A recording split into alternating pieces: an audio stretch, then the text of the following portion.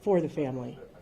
And at this time, last night we did receive some information of the recovery of the vehicle that we've been searching for, and it was located inside the Prosser Lake. It was located within a search zone that we have been searching since the very beginning of our operation. We were very fortunate that we had the assistance of a volunteer group, the Adventures with Purpose, that came out with some very specific expertise and were able to help us in locating the vehicle that we had been searching for several weeks. It's at these times that we really want to recognize the reason why we're all here, and that is for this family. We've said that from day one with our staff, the incredible amount of collaboration that we've received from our partners in this region. Clearly being a mountain town, we're used to having great collaboration, knowing that none of us have enough resources to go around, but when we all work together, I think it is an incredible show of how committed. Are very close and hard to predict.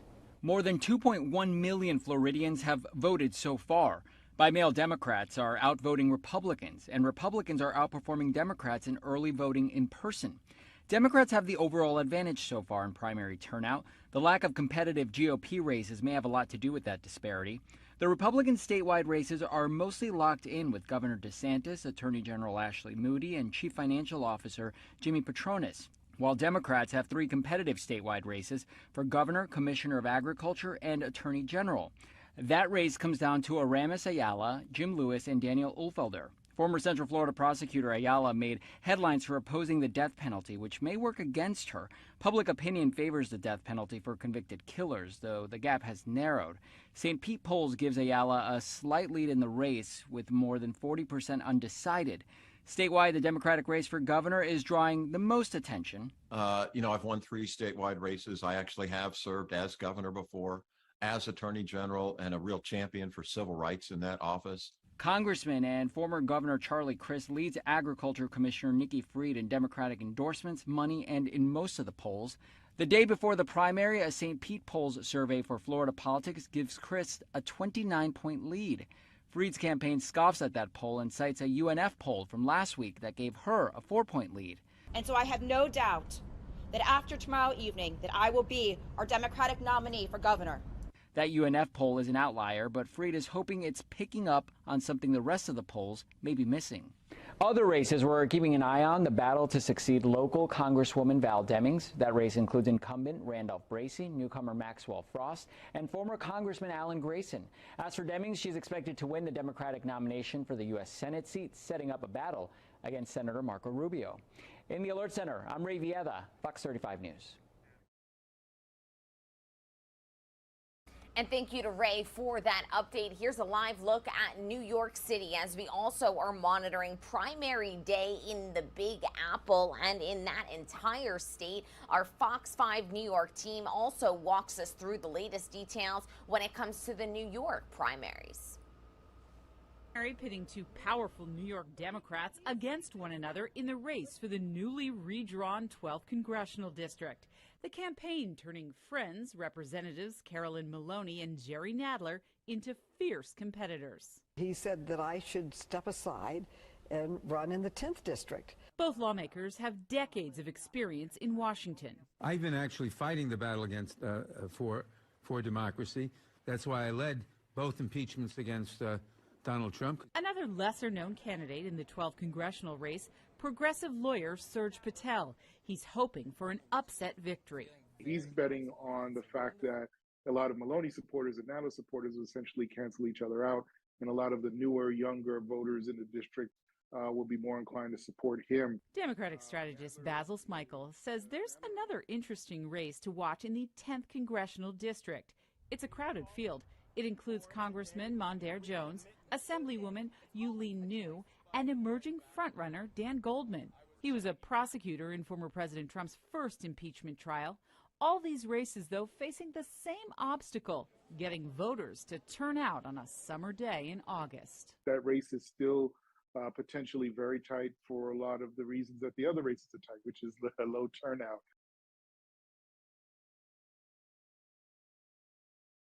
And that is the latest from our Fox 5 New York team. We'll be sure to monitor these races as the morning progresses. Speaking of former President Donald Trump, in that piece, we do want to get you up to speed on the latest when it comes to the investigations into his handling of classified documents and at his Florida residence, that Mar-a-Lago estate. Lawyers from former President Donald Trump are seeking an outside review of files taken from his Florida home. The attorney is asking a federal judge yesterday to stop the FBI from continuing its review of the documents recovered from Mar-a-Lago until a neutral special master can be appointed to look at the records. The request was made in a court filing, the first by Trump's legal team since the search. Our Fox News correspondent David Spunt is at the Justice Department with more.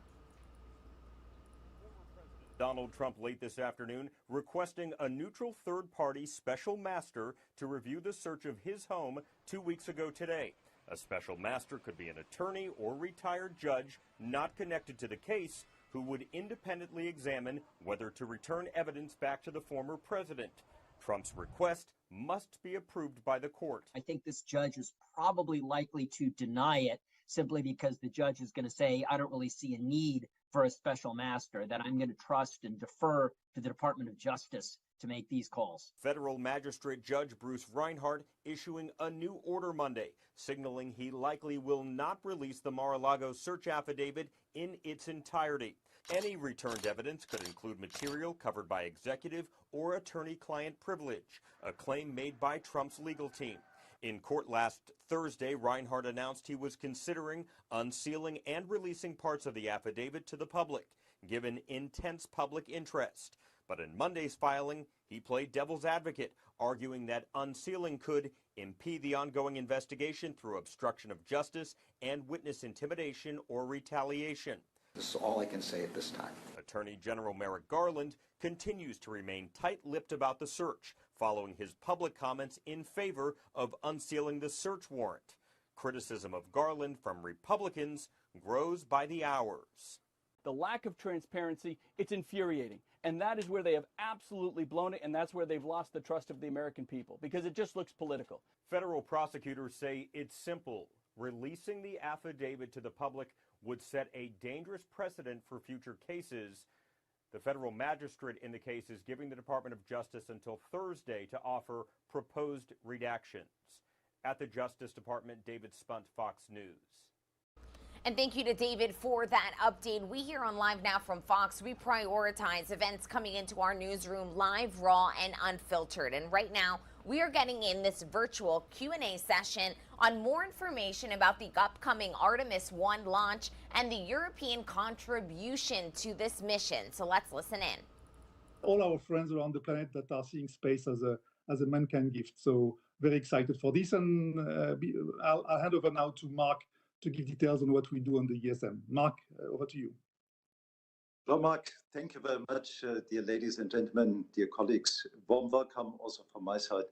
It is really a pleasure of being here today and to provide you some insights into the European Service Module. The European Service Module is really a fantastic project. It is led by Airbus Defence and Space as prime contractor for the European Space Agency, and it has been designed and built over the course of the last 10 years by a team of more than 3,000 people from Airbus Defence and Space and 60 other European space companies. It is a mission-critical element. It is an integral part of the Orion spacecraft. And from its functionalities, it is so essential and vital for mission success, like no other contribution, like no other European contribution to manned NASA mission was before.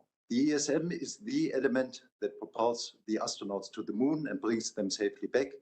Likewise, it provides all the resources necessary for the astronauts to survive on their journey to the moon and back.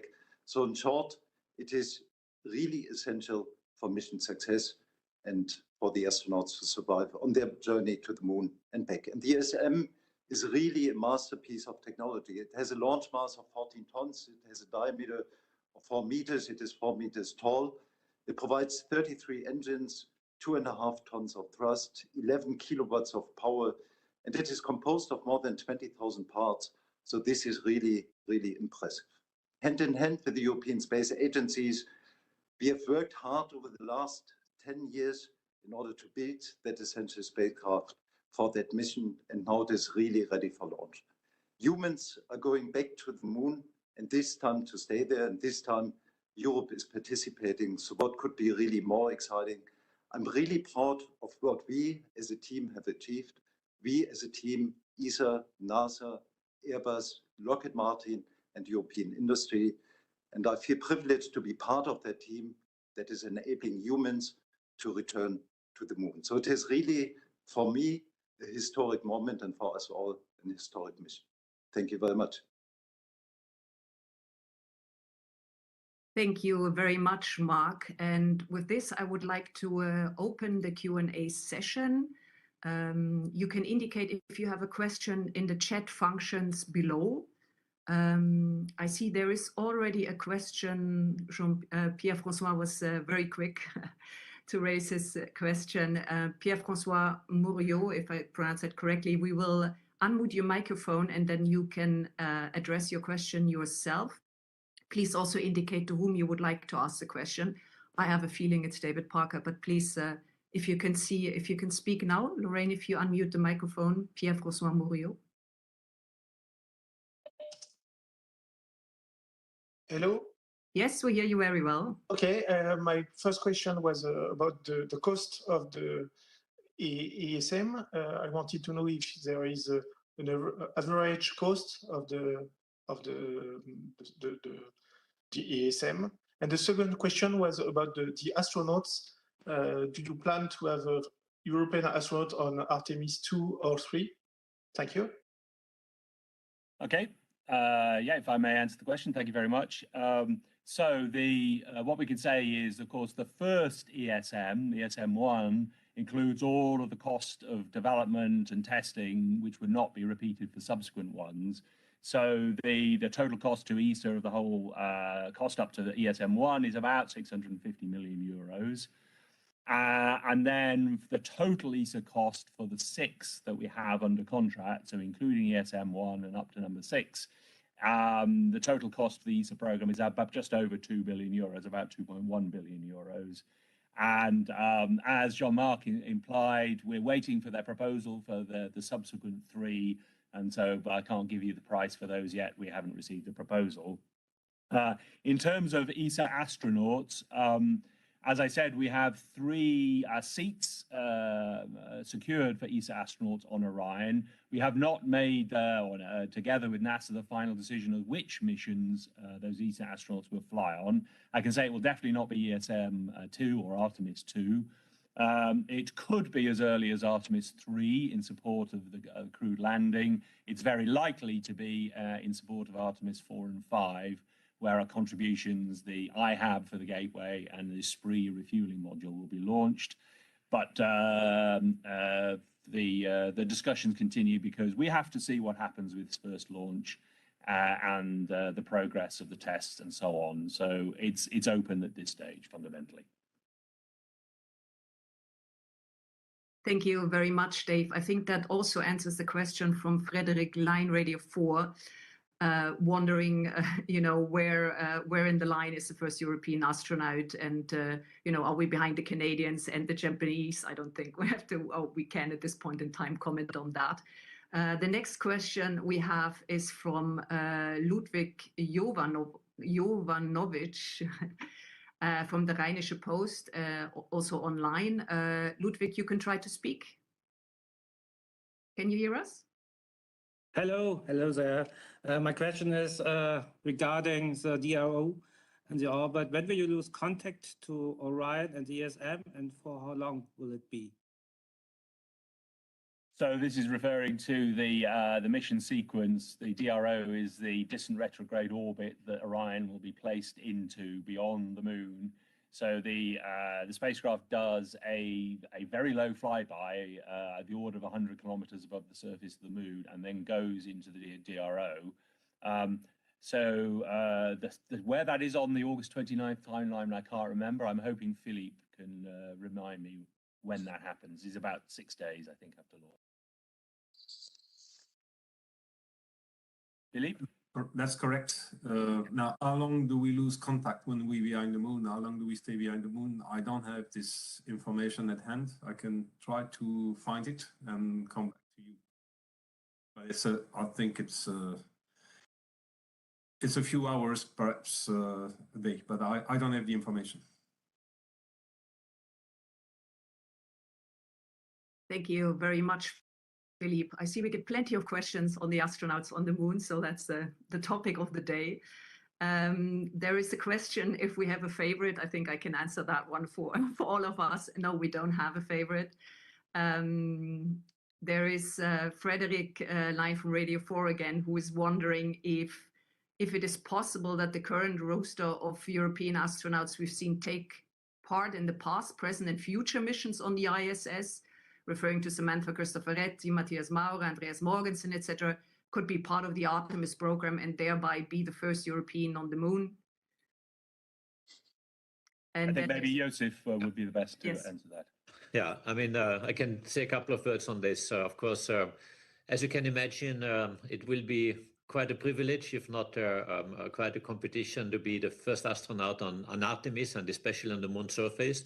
So as David was saying before, the ESA astronaut flights are currently planned for Artemis 4 and Artemis 5, in conjunction also with the IHAB and the Esprit installations.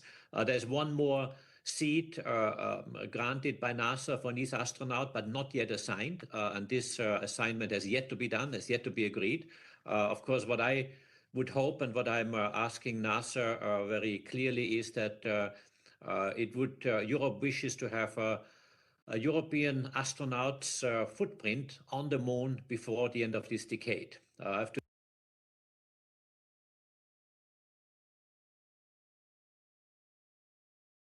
made also very clear. A lot depends on discussions in the next months. On one side, on the success and the Artemis mission itself, but also on the ESA ministerial and our continued commitment to the Artemis mission through the subscription of the ministerial in November this year. Out of a package of about 3 billion, which I plan to propose to member states for human and robotic exploration, there's about 1/3, about 1.1 billion, which will be continuation of ESM activities and gateway activities. And certainly this is crucial also in our discussions with NASA and in obtaining our astronaut slots, as just mentioned before. Thank you very much, Josef. The next question is from Thorsten Wolf, Orbital Plausch. It's a question, I think, for Josef Aschbacher, but Thorsten, feel free to ask the question yourself if you can unmute. Yes, thank you very much. The ESM as the European constitution to the Orion concept is an essential part of the future lunar mission. Mr. Aschbacher counts a number of countries which are involved in the construction of the ESM. What advantage can Europe draw from this technological experience beyond that? Yeah, no, thanks, Thorsten. I think this is a very important part, and it goes a bit back to what I said earlier in my little introductory statement, is that these investments in, I would say, historic missions, inspirational missions like Artemis really draw a lot of capabilities for a country or for the countries involved. On one side, of course, there's the industrial technology development, which goes with it. So in all these 10 countries mentioned, there's new technology being developed and contributed to the ESM, but also on IHAB, on Esprit and other activities. So of course, there's our European industry involved. So one part is really the advancement of technology, which is used, of course, for Artemis, but also other applications in other missions. So this is really the technological knowledge and gaining I would say, a positioning of European industry in the world sector. And this certainly has worked extremely well in many of our ESA missions, not only on Artemis, but across the board, where European industry has profiled itself extremely well.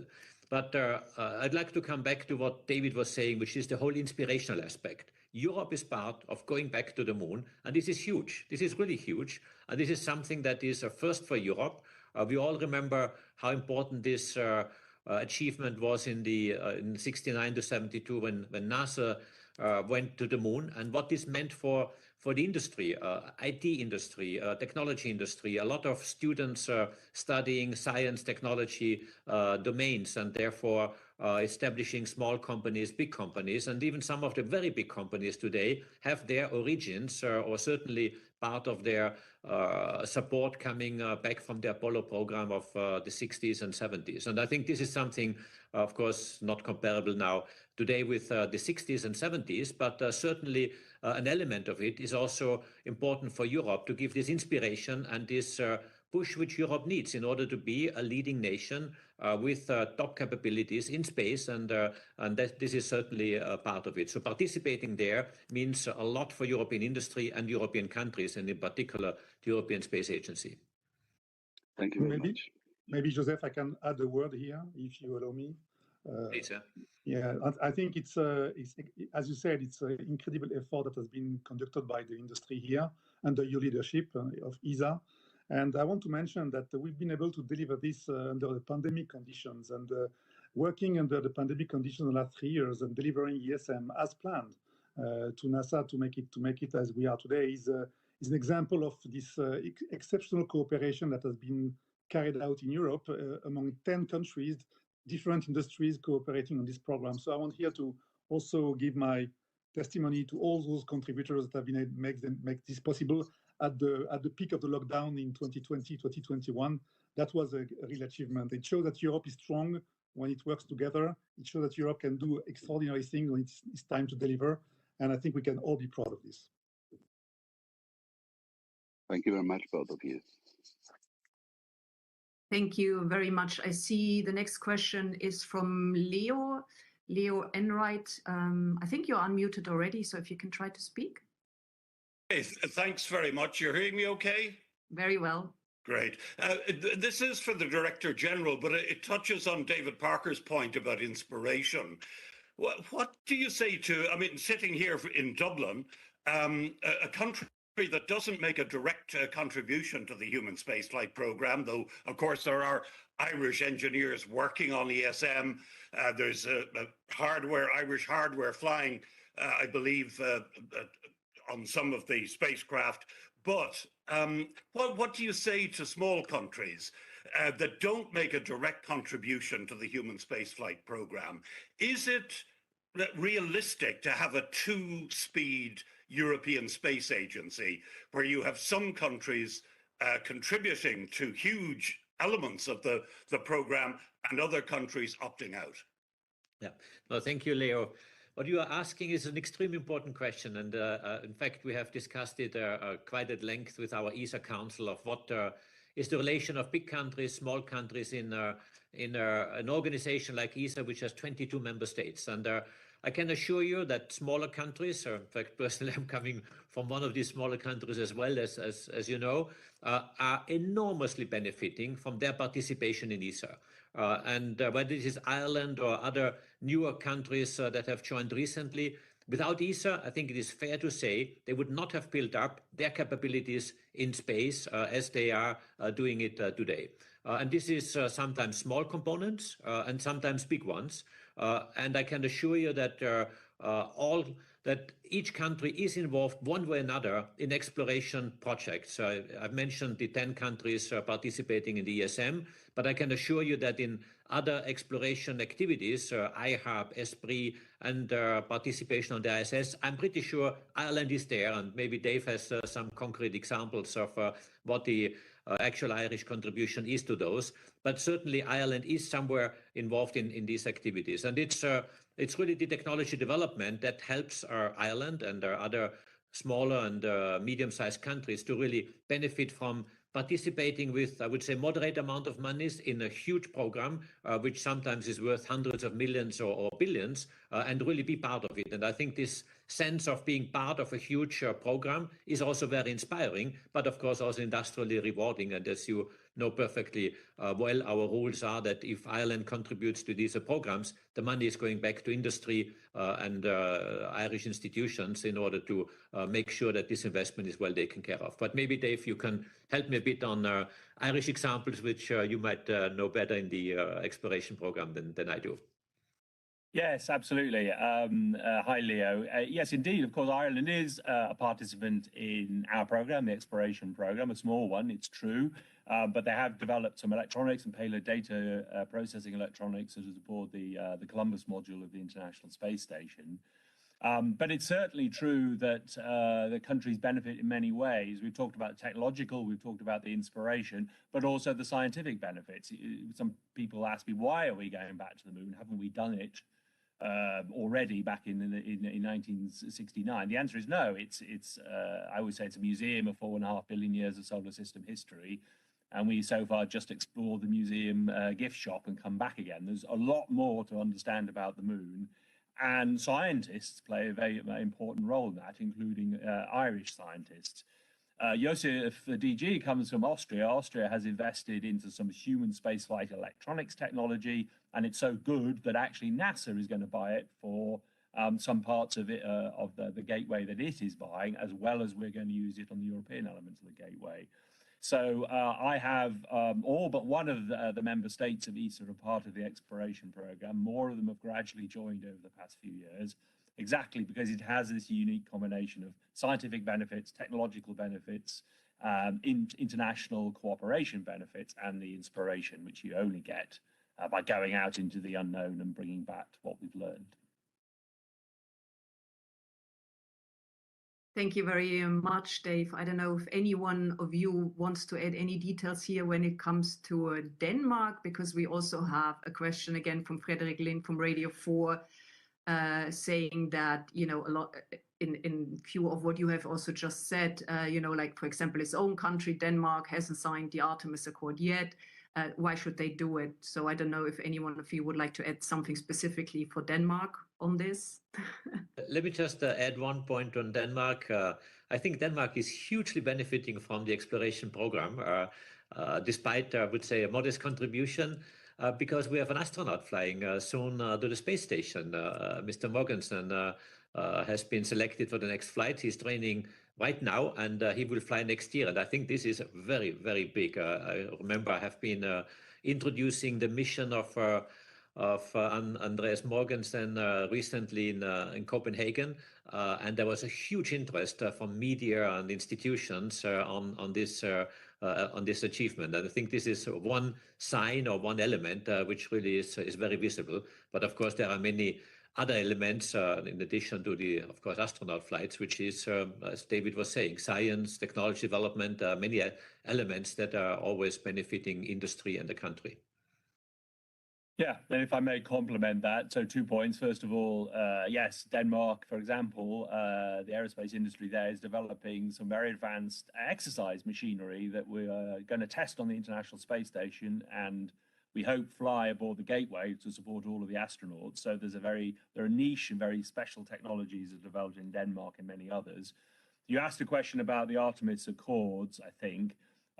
So just to explain, the Artemis Accords are government-to-government, non-binding statements of common interest regarding exploration and science, and they essentially relate back to the Outer Space Treaty of 1967.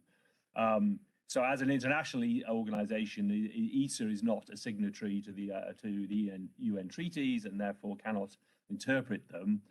Several member states of ESA have signed the Artemis Accords, but they are not something that is necessary to have signed to be part of the Artemis program working through ESA. But nevertheless, they are an expression of common interest, of understanding of how we explore and use space in a peaceful and open and transparent way. So it's a good reasons to be part of it, the Artemis Accords. Thank you very much, Dave. I think this also answers a little bit the questions from Dieter Zürich from the Süddeutsche Zeitung. But Dieter, if you have a follow question, feel free to do so now. We're unmuting your microphone. Thank you very much. I think it's already answered, but does ESA try to convince the ESA members to sign the accord? Can you say something about this topic? I think, as I implied, it's not for us to persuade the member states to do anything. Member states are our governing organisation. We offer our services to advise on legal matters regarding space, but most nations have their own authorities to make those related decisions. Our agreements that we have with NASA are legally binding agreements, such as the MOU we have that covers the development of the gateway, that guarantees that we will provide our commitments in exchange for the benefits that we get. Hope that helps. Okay, thank you. Thank you very much. The next question is from Johanne Montai, who has a question on the Belgium contribution. Johanne, can you hear us? Yes, I hear you. And you hear me too, I think. Yes. Okay. I would like to know which is the contribution of the Belgian state in this program, because you quote Belgium as a European contribution, and I would like to know what did we do? That's great. I suggest Philippe should answer this question. Yes, thank you. Globally, from memory, the Belgian contribution to the program is about 5%, 5 to 6%. And they are contributing with the following hardware. There is Thales Space Belgium, producing the pressure regulator, which is an electronic box controlling the valves that regulate the pressure in the propulsion system. And there is Sonaca, who has been providing a major part of the primary structure, which we call the tank bulkhead. This is a very large aluminum piece of structure, which is holding the propellant tank, and on which is fitting also all the equipment, the thermal equipment, propulsion equipment, and avionics boxes. And there is a contribution also from Antwerp Space in terms of ground support equipment. So these are the main three contributions of Belgium. Thank you. Thank you very much, Philippe Delou. And there is another question from Ludwig Jovanovic from the Rheinische Post. Ludwig, do you want to ask it yourself? Otherwise, I can read it. If you can hear me, then I will ask it myself. Regarding technology development, you're using space shuttle engines for the ESM right now, but they only last for so long. What will be the next engine for the ESM? Regarding ESM 7, I think. So maybe I can try and answer that question from my side. So from European industry side, so we have engines which will bring us up to ESM 6. So we have at least for the ESMs in our clean room sufficient enough hardware. But you're right, then this hardware availability is ending, and currently on NASA side there is a development going on, which is coming up with an engine which we call kind of close replica of the RJ10 engine, the one which is currently flying on ESM 1 to 6. So there will be a new engine from ESM 7 onwards as contribution again from NASA, and it will be a close replica, as I said.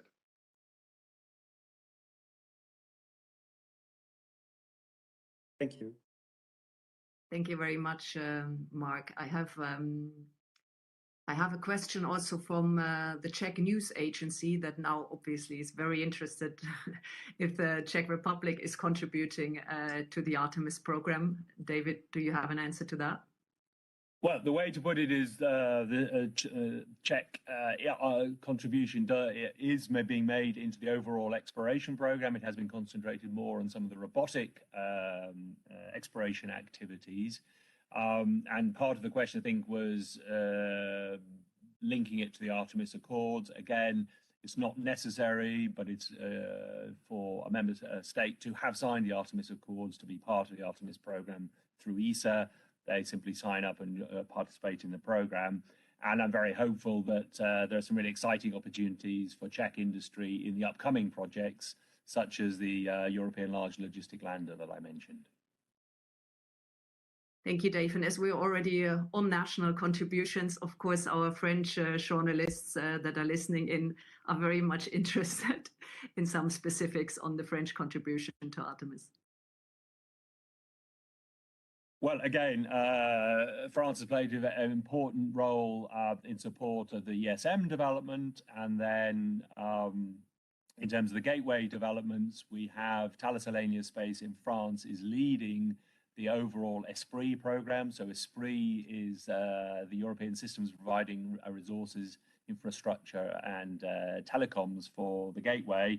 So there is both a communications module that will fly on the Halo and the refueling module that will be linked to the gateway later this decade. And that's the very large module, habitation module and refueling module that will keep the gateway operational well through the 2030s. So in short, very important contributions to Artemis. Thank you, Dave. And the Polish public television would be interested in the Polish contribution. I will have to go check my details on that. I don't believe there's Polish involvement in ESM. I'm happy to be corrected on that, Philippe. But there's absolutely very strong Polish involvement across the whole exploration program. And again, contributions may be related to EL3 in the future. So, Philippe, just yeah, I confirm there is no Polish contribution in the ESM. Thank you. But let me maybe add, if I may, I think this shows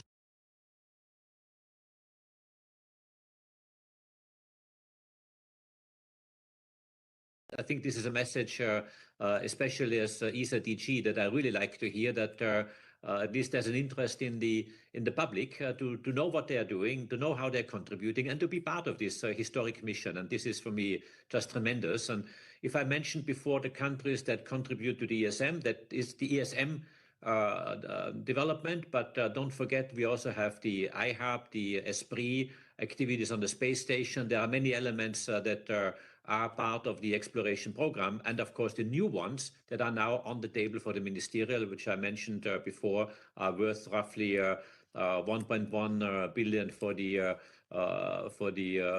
exploration or the Artemis contributions, plus another 2 billion, roughly speaking, so altogether 3 billion for the overall exploration program. And I think there is certainly room for every single country to be part of such major activities, whether this is space station, moon, or eventually going towards Mars, which we're offering in the ministerial in November. Thank you very much, Josef. And with this, I'm closing the member states loop. As a question on the contributions from Italy and Spain as well. Well, Italy, extremely important direct involvement in the European service module, led by Thales Alenia Space, our colleagues in Turin, who've led the primary structure, which is the very structural heart of the ESMs. They've done a fantastic job again through COVID and have recently delivered the fourth structure for the one for ESM number 4, and as well as other contributions that across the ESM program, and of course very important contributions to the whole exploration program. Italy is only in fact the second largest contributor to the program of which I'm responsible. So Italy is really at the heart of space exploration in Europe. If you are just joining us, welcome into Live Now from Fox. We are live with the European Space Agency as they hold a virtual Q&A on the Artemis 1 mission that will use a Space Launch System mega rocket to launch an Orion spacecraft to the moon. The European Space Agency is discussing their involvement in this mission. So let's continue to listen in here. And do our best to provide the systems that are critical for the mission as well. So as I stated, we are providing, as Italy, the primary and secondary, and part of the secondary structure. We are providing all the systems that are distributing the oxygen and the nitrogen, as well as the water, to the crew module. And we are providing the system for the thermal regulation, so both in terms of the HFI, that is the fluid system for the distribution, and pump and radiators. And I would add, in the wider Artemis program, Thales Alenia Space is also leading the development of the habitation module, the International Habitation Module, which is a cooperation also with Japan. Colleagues from Japan are on site here in ESTEC as we speak. It's important to notice that the long-term investment in exploration technologies in Italy is benefiting the Italian economy very strongly. So even the module, the NASA-led module for the gateway, actually the primary structure is being built by Thales Alenia Space in Italy. So it's an export from Europe to the United States. Yeah, and if I can add also the first habitation element, the halo, that is going to be manifested with the PPE that's built here in Italy for Northrop Grumman. So it's out of the, let me say, the ESA programs, but it's still an important provision for the lunar exploration and for the gateway. Thank you very much, Anna Maria. David, I think we skipped the question on the Spanish contribution. Is that correct? I think we did. So maybe Philippe, you'd like to, or yes, I could take it. The Spanish contribution. Well, the main Spanish contribution is the thermal control unit, and this is an avionics box which control the thermal system that Thales Alenia Space Italy is building and providing. I don't know, Matthias, if you want to complement. No, Philip, I think that's right. That's the main contribution, the electronics on the thermal subsystem coming from our colleagues from CRISA. I think that's it mainly. There are other small contributions, but that's the biggest one. Philip. And one thing on Italy contribution, Leonardo is providing the PCDUs, the power distribution and control unit. So it's another avionics box, which is an important contribution from Italy. I mean, overall, in our press kit, there is a summary of all the contributions from all the different countries. So maybe, Nina, you could reattach the link to the press kit that has answers all of these specific questions. Exactly. So you can find a detailed overview of the contributions per country, what each industry is providing. You can find these links already in the media invitation you have received, but we can attach it here as well, or you can just Google it as you wish. There's a question from Sophie de Villiers about the Artemis 5 launch and when it will be launched, if that's already known. Okay, so Artemis 5, as currently foreseen, would be the mission that launches the refueling module for Esprit along with an Orion capsule. It would be a expected potentially to be a moon landing mission, TBD, alongside the Esprit installation. We would hope there to be an ESA astronaut flying to the gateway aboard Orion. And so it's no earlier than about 2027 or 2028 for Artemis 5. Thank you very much. Thank you very much to all the speakers, but of course to all the journalists. I see there's a final question coming in from Christian von Burg just now. Christian, we're unmuting you. Oh, you say you don't have a microphone. I will read it for you. What exactly are the most exciting scientific questions to be answered on the moon? And how big is the scientific part of the mission in total? And how big is the military part? Okay, maybe I should take that question, Nina. So definitely no military part. This is a civilian space exploration program. As I was hinting earlier, there's so much to explore at the moon. Because the moon is a relic from the early days of our solar system. It's essentially a museum which has frozen the history of the solar system over the past 4.5 billion years. So, for example, we can the history of our sun will be imprinted on the moon to be decoded. We know now, I believe, that there is significant quantities of water in the South Polar regions. We've seen that from satellites orbiting the moon over the past 10 or 15 years. So that moon, the question is, where does that water come from?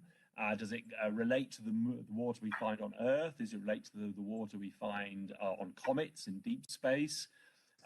Is it to the water some of the water that seeded the water on planet Earth? We don't know. Because of plate tectonics on the Earth, the early history of geology on this planet is irretrievably lost. But because the moon was formed, we think, by a giant impact in the early days of our solar system with the early Earth, there may even be relics of the early Earth lying buried deep beneath the surface of the moon. We talk about paleoregoliths. So, but the moon is also potentially a place to do science, to prepare us for going further, the much bigger leap to Mars, in terms of life support systems, medical considerations, psychological considerations. And as a place to do science, one of the things we're interested in, the far side of the moon could be a great place to put a radio frequency telescope which would complement James Webb by looking at the so-called cosmic dark ages, the very earliest eras of the universe. So I hope that gives you just a flavor of why the moon is a fantastic place to do science. Thank you, Dave. There's a question on the Pangea training program campaign from ESA, and if that has any role to play in the Artemis program.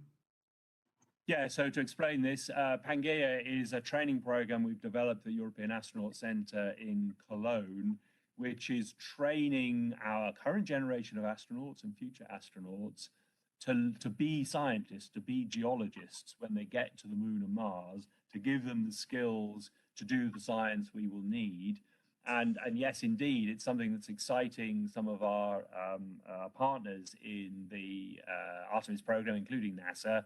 And so, yes, indeed, international astronauts are also starting to be trained on the Pangea program. And they go around different exotic locations in Europe, up into Norway and locations in Spain and so on, to find locations that are a bit like the moon and indeed Mars. Thank you very much. And the final question is from Frank Jordans. Frank, can you hear us?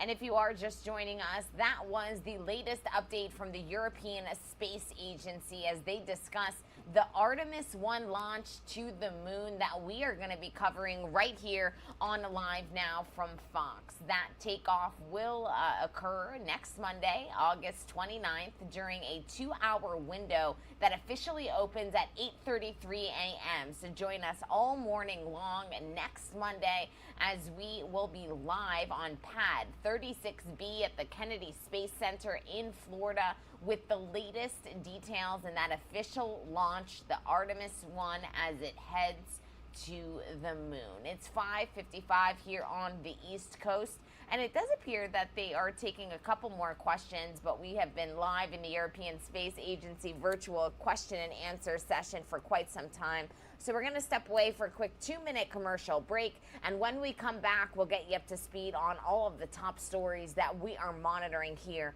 on Live Now from Fox.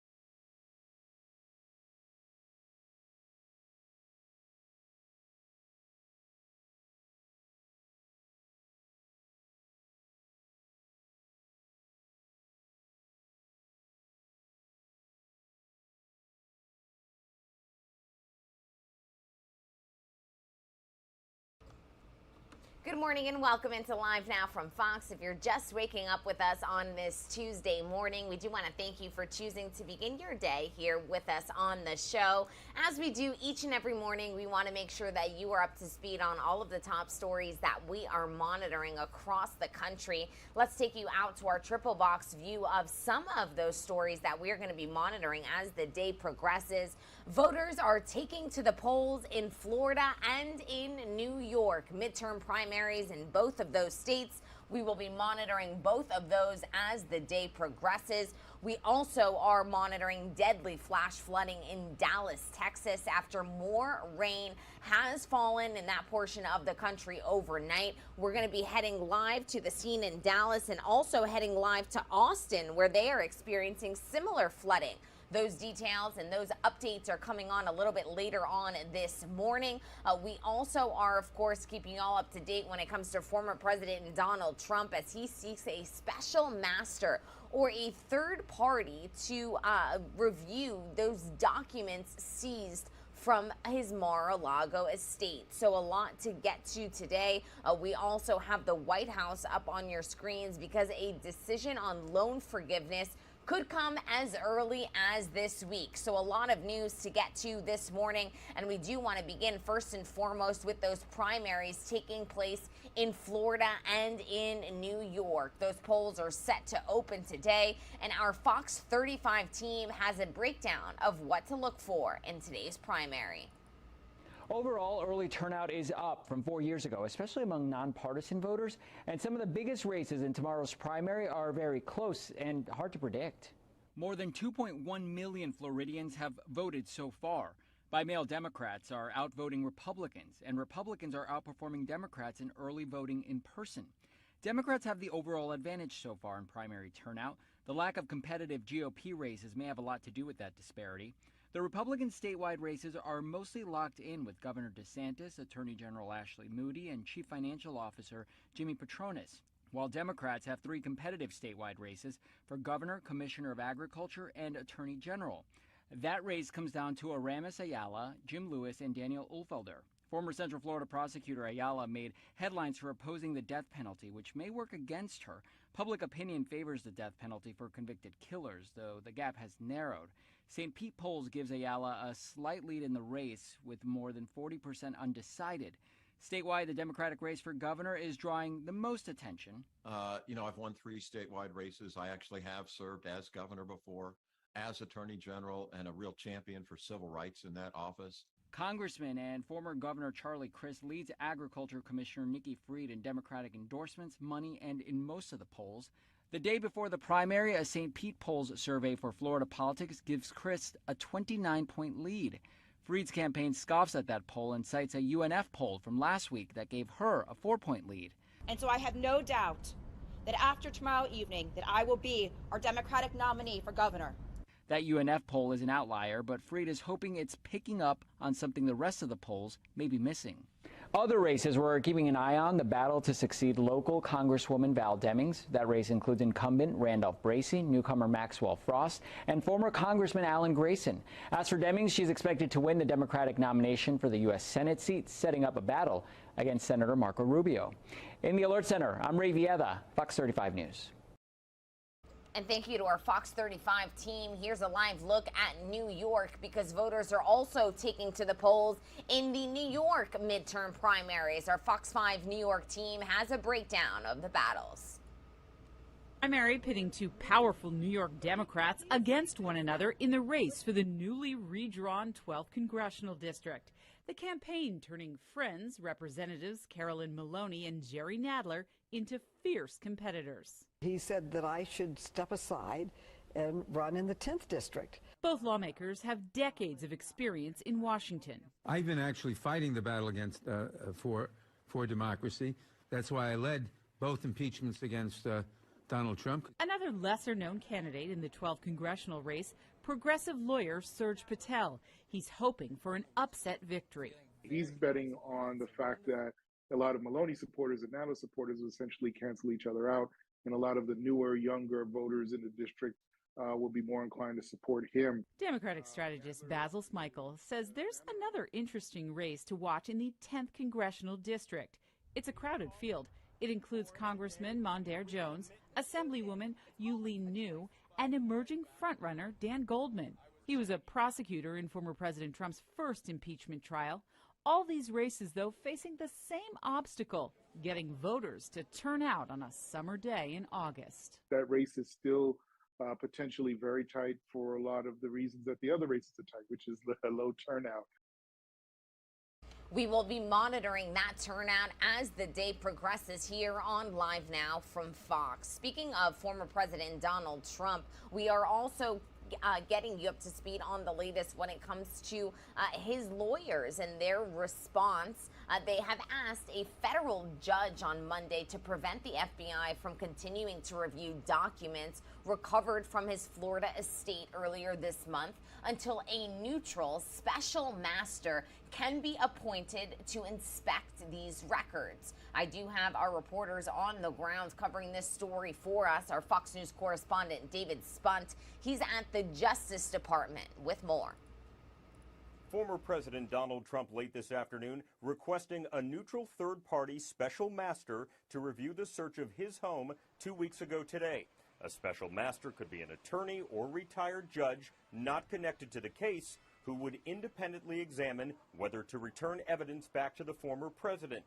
Trump's request must be approved by the court. I think this judge is probably likely to deny it simply because the judge is going to say, I don't really see a need for a special master, that I'm going to trust and defer to the Department of Justice to make these calls. Federal Magistrate Judge Bruce Reinhardt issuing a new order Monday, signaling he likely will not release the Mar-a-Lago search affidavit in its entirety. Any returned evidence could include material covered by executive or attorney-client privilege, a claim made by Trump's legal team. In court last Thursday, Reinhardt announced he was considering unsealing and releasing parts of the affidavit to the public, given intense public interest. But in Monday's filing, he played devil's advocate, arguing that unsealing could impede the ongoing investigation through obstruction of justice and witness intimidation or retaliation. This is all I can say at this time. Attorney General Merrick Garland continues to remain tight-lipped about the search, following his public comments in favor of unsealing the search warrant. Criticism of Garland from Republicans grows by the hours. The lack of transparency, it's infuriating. And that is where they have absolutely blown it, and that's where they've lost the trust of the American people, because it just looks political. Federal prosecutors say it's simple. Releasing the affidavit to the public would set a dangerous precedent for future cases. The federal magistrate in the case is giving the Department of Justice until Thursday to offer proposed redactions. At the Justice Department, David Spunt, Fox News. And thank you to David Spunt for that report. Our very own Live Now from Fox's Andrew Kraft broke down the latest when it comes to these investigations with legal expert Doug Burns. Let's listen in. Let's bring in former federal prosecutor Doug Burns, who has been really guiding us through all of this story. And Doug, we have you via Zoom here. Doug, thanks so much for being with us. My first question to you essentially is, we are hearing from President Trump today in a statement. This is just some video we have of some of his supporters in Palm Beach, outside of Mar-a-Lago. He's filing this lawsuit. He said in a post on Truth Social, he said, we've just filed a motion in the U.S. District Court for the Southern District of Florida, strongly asserting my rights. What does this legal motion mean? What does the former president want to accomplish by it? He wants to accomplish a couple of things. Number one, he's seeking the return of property and items that he claims are beyond the scope of the warrant. That happens quite a bit because sometimes agents will take things. I was on the phone with a friend of mine who happens to be quite liberal, and he said, yeah, apparently they did take passports of his, which they've returned. So the point is there are likely other items that they took that should be returned. So that's one thing he's seeking, and he's sort of seeking court intervention for that. Two, which is a little more interesting, is he's seeking to enjoin or stop the Department of Justice lawyers from continuing to go through the materials. Instead, he wants the court to appoint a special master, which I'll explain in a second. But that's certainly not kind of wild thing to ask any legal experts. Professors and scholars said early on in this, since it's so politically charged and since it's so, adversarial, maybe the court should just put in a special master. A special master is usually a lawyer, not always, but usually a lawyer, who is appointed to work sort of on behalf of the court to make sure that the court orders are being, followed properly. But to put it in real simple English for everybody, you have an objective person, no dog in the hunt in the litigation, so you don't have the adversaries butting heads. You gave me it. No, you didn't give me it. And it becomes like being a babysitter, being the judge. And so here you have a special master, ostensibly independent, to go through it. The other thing, lastly, that they're looking for in the motion is a more detailed accounting, Andrew, of exactly what was taken as against the exact commands and dictates of the search warrant itself. So former President Trump is seeking the court to appoint a special master to do all of that. Yeah, Doug, he's also asserting that his Fourth Amendment rights under the Constitution were also violated by the search itself, and he had maybe, or at least mentioned that in a prior post, I believe, on Friday. And so, of course, this is, typical Donald Trump. In this statement, he has justice kind of in air quotes there, as he wants more and more accountability as to why this raid took place, what was taken, but a special master, and let's go into that a little further, because you and I were talking offline. I essentially thought that maybe, I was, and you pointed out, incorrectly equating it to like a special prosecutor that is appointed, kind of like a Robert Mueller type. You said no. This is appointed by a judge to oversee the documents that were taken, to kind of issue out some type of independent report and to see if anything was taken that shouldn't have been taken, that was not in the remit of the search warrant itself. Do I have that correct? Yes. I mean, look, two people are in a dispute. Let's go to what we call discovery disputes. This happens all the time. You go to court. Judge, we asked them for A, B, and C. They refuse to give it to us. I've literally stood in courtrooms where the other side then says, we gave them A, B, and C. It's quite remarkable that, two lawyers can be asserting just absolutely diametrically opposed positions to the point where it's almost like, well, somebody's not being honest here. But the point is the appointment of a special master. And I'll defend you. I mean, it's analogous to a special prosecutor. A special prosecutor is put in usually by a 3-judge panel to act as a prosecutor instead of the regular prosecutor's office, on the theory that having somebody independent will be more effective. Here, by analogy, if two parties are butting heads in court over a search warrant and what was taken and what should be inventoried and what should be returned, then the court appoints a special master, like an independent counsel, somebody objective and independent, not involved in the litigation, to make an objective review. And again, by way of broken record, what did the warrant call for to be seized and taken? What exactly was seized and taken? What materials are in there, like the passports that have already been returned, that should not have been taken? And can we get a detailed accounting of everything? And by the way, there's also privileges that kick in this highly unusual situation. You and I have discussed this. Executive privilege asserted by the president, attorney-client privilege, if there are such materials in there. So again, I think my view, like a lot of the experts I had heard a week ago, is that the appointment of a special master is a good idea. The question here, which another interesting thing, is that this motion has apparently been assigned to a full Article 3 United States District Judge, as we call it. So the question is, will this be adjudicated by Magistrate Judge Reinhardt, or will it now be handled by this district judge? It's not any big earth-shattering point, but I just wanted to point that out. Now, the Trump side, though, Doug, would say they don't want Judge Reinhardt on this case. They think essentially that he is, bungled this, or he is on the other side of this, and so they would like to see a fresh new face in another a higher jurisdiction, I should say. Also, we learned, there's 2 more updates I want to get to you with, because we heard of Madeline Rivera's story there from Washington, that the Trump side as well essentially is worried that the redactions that are, demanded by Judge Reinhardt would essentially, make releasing the underlying probable cause affidavit moot because we would not really glean anything about the investigation from such redactions. They're worried, lots of it could be redacted and we wouldn't necessarily find out why the probable cause was there in the first place. Do you share those concerns?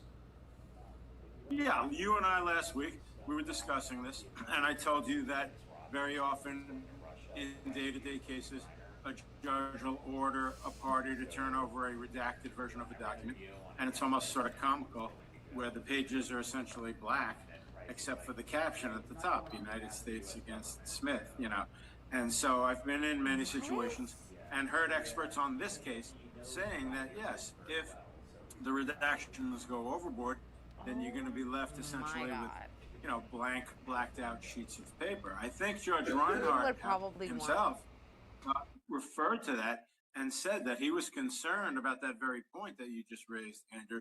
So I think that he, to the extent that he's going to continue presiding over this, it looks to me as though he's trying to have minimal redactions on these points about identifying a witness, that type of thing, but not allowing for the full redaction. Because remember, and we also discussed this, he's asked for the government's proposed, that's the key, proposed redactions by Thursday, but it's the judge who's going to decide how much is or is not going to be redacted. Okay, and Doug, last point I want to make there, because there's a congressional angle to this now as well. So the Gang of Eight, for those viewers who don't know, that is the top leaders in both parties from the House and Senate side, and of course the chairman and ranking members of the House Intelligence and Senate Intelligence Committees in Congress. Republicans are demanding to see the documents that were seized in this raid. Is that quite stunning, I think? Is there any precedent for that? Well, you were saying that some Democrats are seeking to get their hands on it, and then Republicans as well. The point is, welcome to the Rorschach test seminar, and I'm being facetious, but of course, the most troubling or puzzling or difficult thing to a day-to-day practicing lawyer such as myself is that in any dispute, in court, in a hearing, in a trial, one side states their side stridently, the other side states theirs, and then, of course, through that process, we try to get to the truth. When we talk about politics now instead of law, it's just breathtaking, because what they do, and here's where the Rorschach test, they see in it what they want to see, and they just cherry pick. And this applies to both sides, not being political here, right and left, red and blue, Democrat and Republican. And so the point is, they'll take one sentence, one phrase. Aha, you see that? That shows that this is a devastating crime. Then the other side, aha, you see this? It shows that he's completely innocent. It's really not productive in terms of legal methodology or what I'm, trained in and do every day.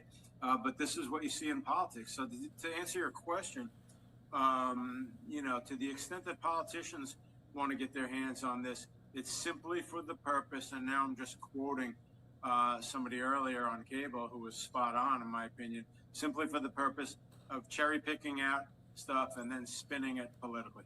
Yeah, I just thought it was, quite something that, especially, Republicans in the Gang of Eight, I don't know what underlying justification or rationale or even approval process that would require to get their hands on these documents. I know, of course, they are high-ranking in these intelligence committees and, of course, in Congress itself. So I didn't necessarily understand.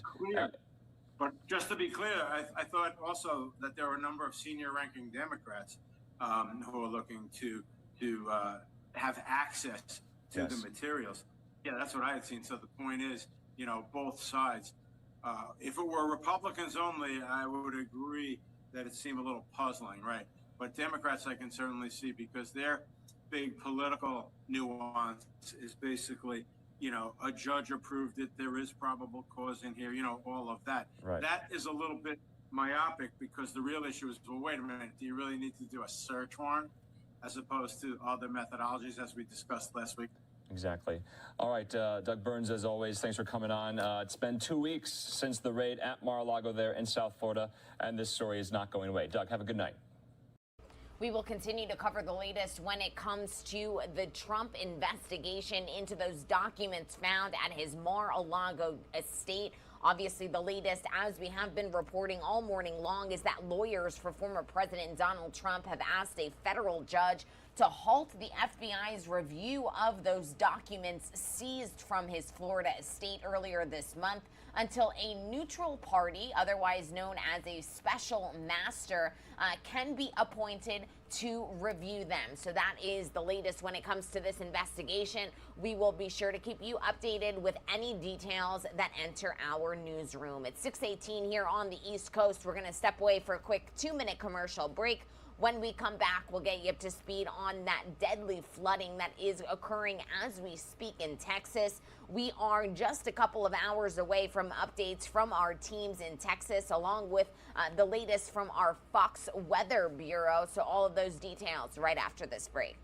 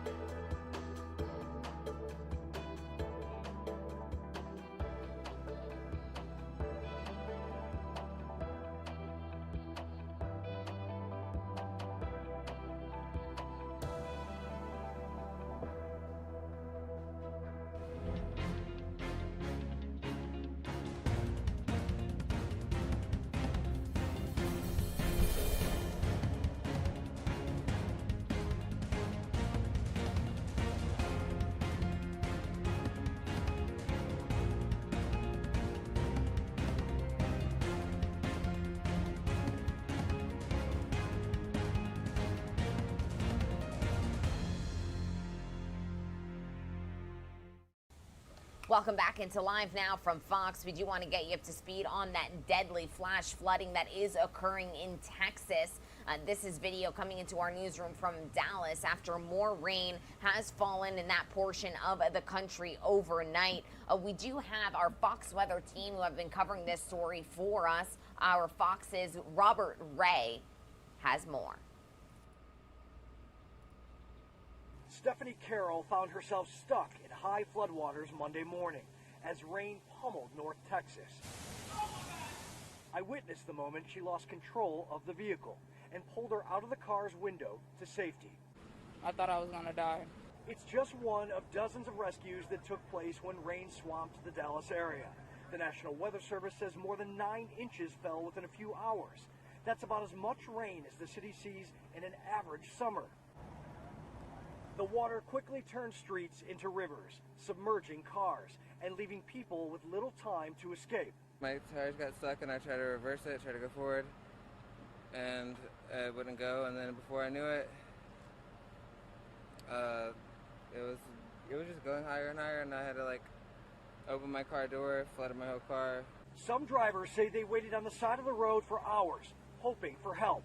I grabbed all I could that was important at the moment, and I just kind of swam out and got to the side, and I've been here since 2:30 in the morning. As these weather conditions move further east, millions of Americans remain under flood watches.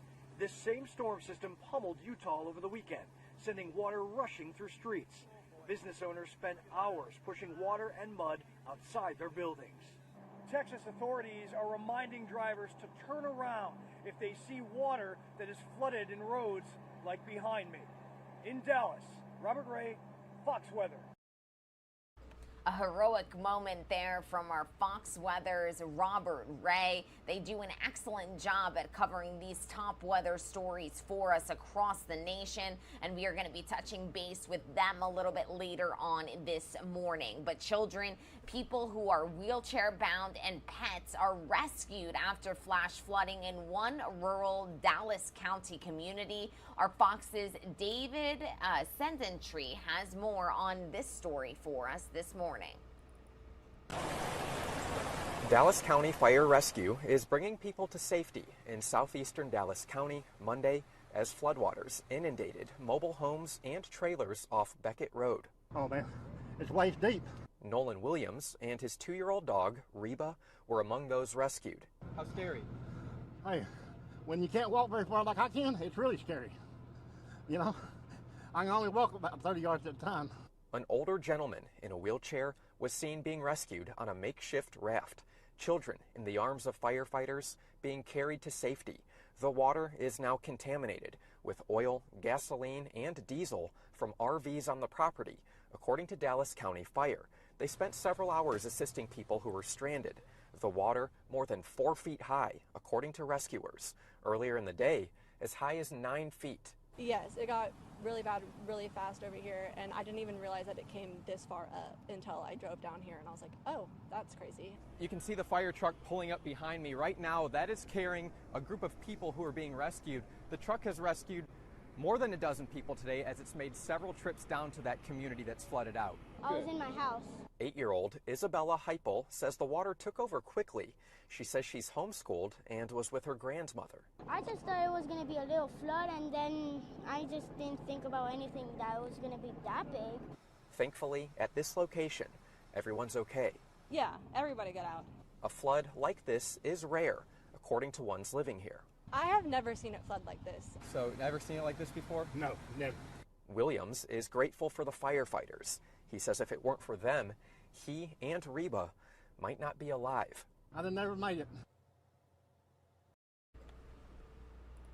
And from Dallas out to California we go, where we are monitoring another story. After more than 2 weeks, the search for a missing California teen has come to an end. 16-year-old Kiely Rodni vanished from a party earlier this month near Lake Tahoe, and police believe they have recovered her body and her car from a lake. Our Fox News correspondent Molly Line has more on this story.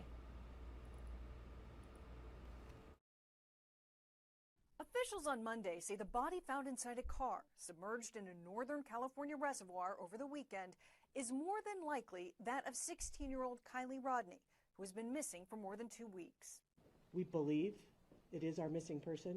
Over the weekend, volunteers with the diving group Adventures with Purpose discovered Kiely's car upside down in Prosser Reservoir, not far from where she was last seen. A body was inside, but has not yet been identified. Nick detected an object underwater. I was able to then confirm that it was, in fact, a vehicle in roughly 14 feet of water and only 55 feet offshore. Kiely was last seen on August 6th when she attended a large party at a campground near Lake Tahoe. She texted her mom saying she was heading home and then disappeared. Multiple law enforcement agencies, including the FBI, along with teams of volunteers, have been searching for the teen since. Despite locating Kiely's car, the investigation into exactly what happened remains ongoing. The FBI has offered up assistance and are going to be helping to conduct investigation regarding the vehicle itself. Her family releasing a statement Monday evening saying in part, quote, "While we accept this sadness cast under death's shadow, the rising sun shines light upon us, reminding us not to mourn our loss, but to celebrate Kiely's spirit and the gift that we all received in knowing her." An autopsy for the body is slated for Tuesday. Officials say final results could take up to 6 weeks. Molly Line, Fox News. We will, of course, keep you all updated on those autopsy results as soon as they are made available. But in that piece by Molly Line, you heard various updates from officials after that body was recovered in the reservoir. We do want to play back for you those remarks live, raw, and unfiltered here on the show. Work did lead us to this time. and being able to focus on the services that we provide to our families here that are impacted. We've recovered the vehicle. We recovered the vehicle last night. We have located a decedent inside the vehicle. We believe it is our missing person. We have not been able to positively identify, but it's more than likely where we are today. And we wanted to make sure that the family had all that information first. The last thing we want to do is have them learn information outside of our team. So I think that is one of the points that I really want to make sure that our communities know, and the folks that are watching today know, is truly how committed we've been throughout these last few weeks in coming to this resolution. It's still an active investigation, and I understand there will be, and we will continue to receive lots of questions regarding our investigation, and we will release what we can. But at this time, our commitment is to this family, and that is where we will consistently reach for making decisions on what we release. And again, it is still a very active investigation. So again, I appreciate everyone being here, getting this information out. It is the reason why we're here is because of the community support and the amount of work that was put into this investigation, to where we could clearly identify very specific areas to search.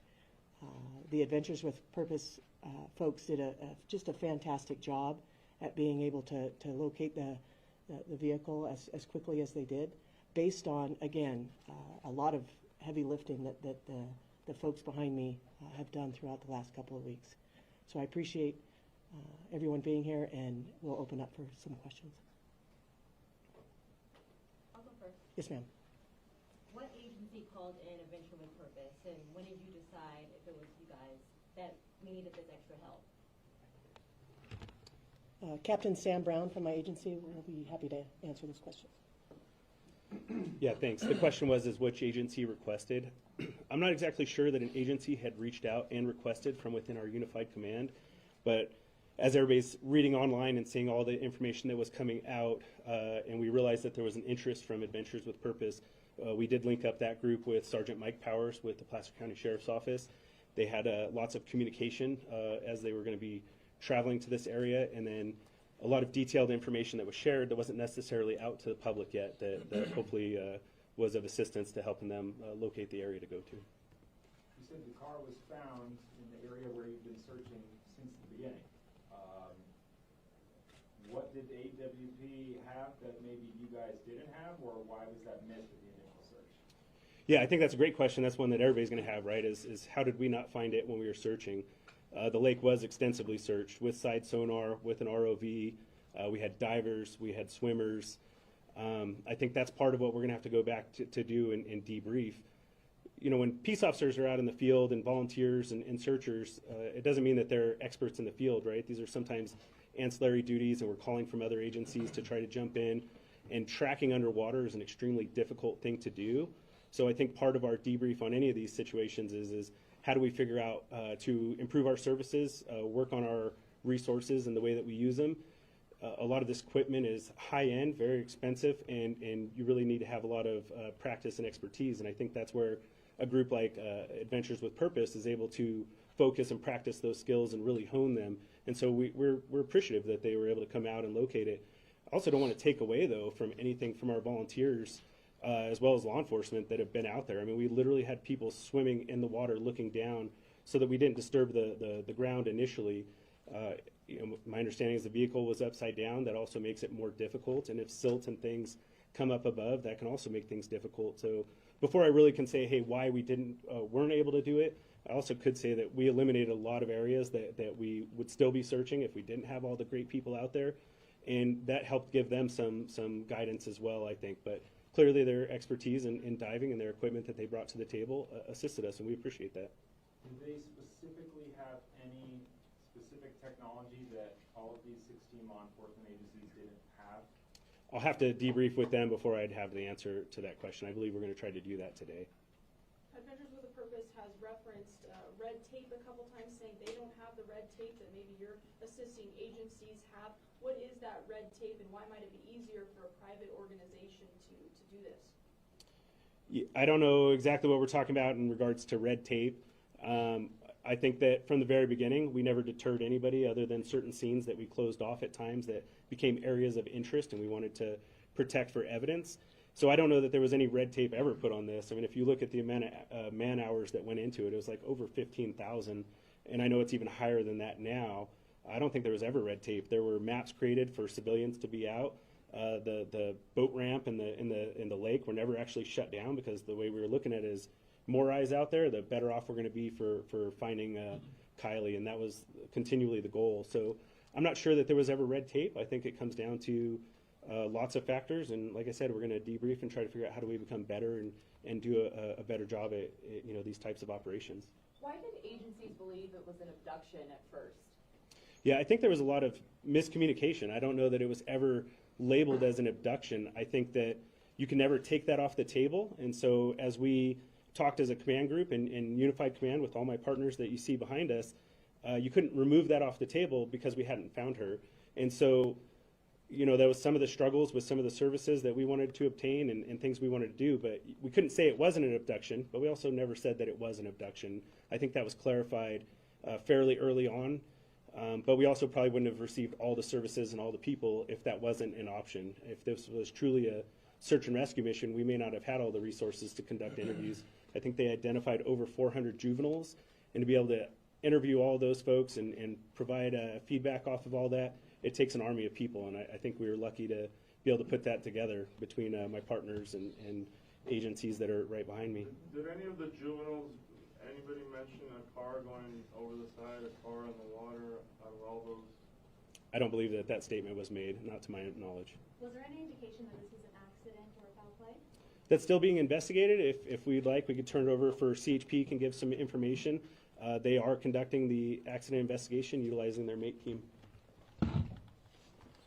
Good morning, Josh Ellers, Assistant Chief of CHP Valley Division based in Sacramento, which Truckey's a part of. I can confirm that our department is conducting a fatality traffic collision investigation. We're harnessing all of our resources, working with all of our partners here. As you see, we're utilizing our MATE team, our multidisciplinary accident investigation team, to harness more data from the vehicle that was recovered. We've utilized all of our air resources to map and video and take photographs of the area in question. And that's currently ongoing, so I can't comment on the nature and details of that investigation, but I certainly appreciate all the partnership that we have here with our local county and state partners, and we'll continue to assist in any overarching way that we can as an agency. Do we know how close the vehicle was to the actual party site? I don't have the exact location in terms of distance, but it was relatively close to the area in question. Like a few hundred yards or half a mile? I couldn't say. I haven't seen the exact data and the mapping. That's still ongoing. Did many partygoers leave by the same route? I can't comment on all of that, but what I can tell you is, and I think it's been discussed, is this is a very popular area. There's a lot of foot traffic, a lot of vehicular traffic on and off road. So certainly crisscrossed and a lot of extensive movement in that area continually throughout this time of year, certainly. Is there any suspicion that it could have been another car who maybe hit this car, or was it a one-person car situation? I don't have that information that I could comment on at this time. What I can tell you is we'll do a thorough investigation. We'll take every bit and piece of information that we have, including what's already been provided to us, and we'll reach some conclusions that will be provided to the parties of interest at that time. Before Adventures with Purpose went out there this weekend, when was the last time that we had swimmers or divers from any of these 16 agencies out there searching that area? I'd defer back to the Nevada County Sheriff for that question. Yeah, I would say that we actually have had divers, not necessarily in Prosser, but in lots of bodies of water up until even the days that they were there. There were many ponds they were following up on Coldstream, as well as other bodies of water. So I don't know that dive teams ever discontinued. It was more of trying to still follow up on all of those things. And I believe Adventures with Purpose also had been diving at other lakes as well within the area. Is there any time frame from the time that Adventures with Purpose started how long it took them to find it? You're talking on Prosser Lake specifically? Yeah. Yeah, I think it was relatively quickly, but I don't have an exact time. Like, again, we're going to have to debrief with them, figure out, between putting equipment down, getting in the water, and identifying where the car was at. Can you talk about what happened last night in terms of taking the car out? What kind of law enforcement was there, and what happened last night? Yeah, I mean, I think most of the law enforcement partners you see behind me were present during that time, trying to do the best they could for ensuring that everything was done correctly, and also trying to add some levels of privacy to the best of the ability in worrying about the family and ensuring that they were covered as well. But I mean, beyond that, I don't know what your specific question is asking. But how do you get a car out that's offshore? How does that happen, and then where does the car go? What happens? What happens from last night when you arrived to today? Yeah, so once the car was located, dive teams were assembled. I believe Placer County was probably still the primary dive team. They have to use lots of devices to lift the car, turn it over, and then the use of tow trucks was what made it possible for pulling the vehicle out of the water. And the vehicle is taken down. The FBI has offered up assistance and are going to be helping to conduct investigation regarding the vehicle itself and making sure that we don't miss something that may be in there that we're not aware of. Are you guys confident the car was in the water since the night of the party? I have no reason to believe that it wasn't, but until we have those answers, I wouldn't know the answer to it. Can you just clarify as far as what teams had been in that area before Adventures with Purpose, if any, on that specific, on Prosser? Yeah, I mean, it's almost so many that it would be hard to link out between the different teams. There were numerous boats, Yuba County, Alameda, Nevada County, Placer County, swimmers came from Washoe County. We had divers from every single one of those agencies and then some. I mean, it was a vast amount of people. And I would just say, unless you've conducted these types of searches and tried to do it, it does take a level of expertise, and nothing's perfect. When you fly a helicopter over the air trying to identify if something is there, most places give that less than a 5% probability of detection, meaning if you flew over, you only have a 5% chance of seeing something. You had trees and brush and bushes and dirt and all these other things, and it becomes a pretty difficult task. Even though once you find the answer, on hindsight, everything looks 20/20, the reality is it's not that simple. It is pretty complex and it's tough. So again, we're just appreciative that the resources came out and were able to help us in locating it. Were there signs that the person in the car tried to escape? I think that's too preliminary for us to be able to determine that at this time. Was there more than one body in the vehicle? No, there was not more than one body in the vehicle. Describe the difficulty of what water does over 2 weeks to evidence. It depends. That's a complicated question. I'm not an expert in water. However, temperature of the water and things like that come into play. But it can add difficulty based on many factors that can cause damage to, obviously, things that we want to look at to investigate, but also to bodies that may have been submerged for a period of time. There likely could have been tire tracks or some type of signal that a car did go into the water there. Did rain impact that? Did this heavy activity in the area impede seeing those signs? I think everything's a factor, but again, that's where we rely on the MATE team from CHP to come in with their expertise and be able to provide some of those answers. And it seems that Adventures with Purpose had pretty sophisticated equipment. Is this something that the agencies here have, or you all still need? Yeah, I'll have to debrief with them to figure out what equipment exactly they use to see if it's items that we have or if it's a matter of training with the items that we have. So until we talk to them and know exactly what they used and how they went about it, I wouldn't be able to answer that correctly. They also said the car was 14 feet deep. Did y'all go that far to look for the car?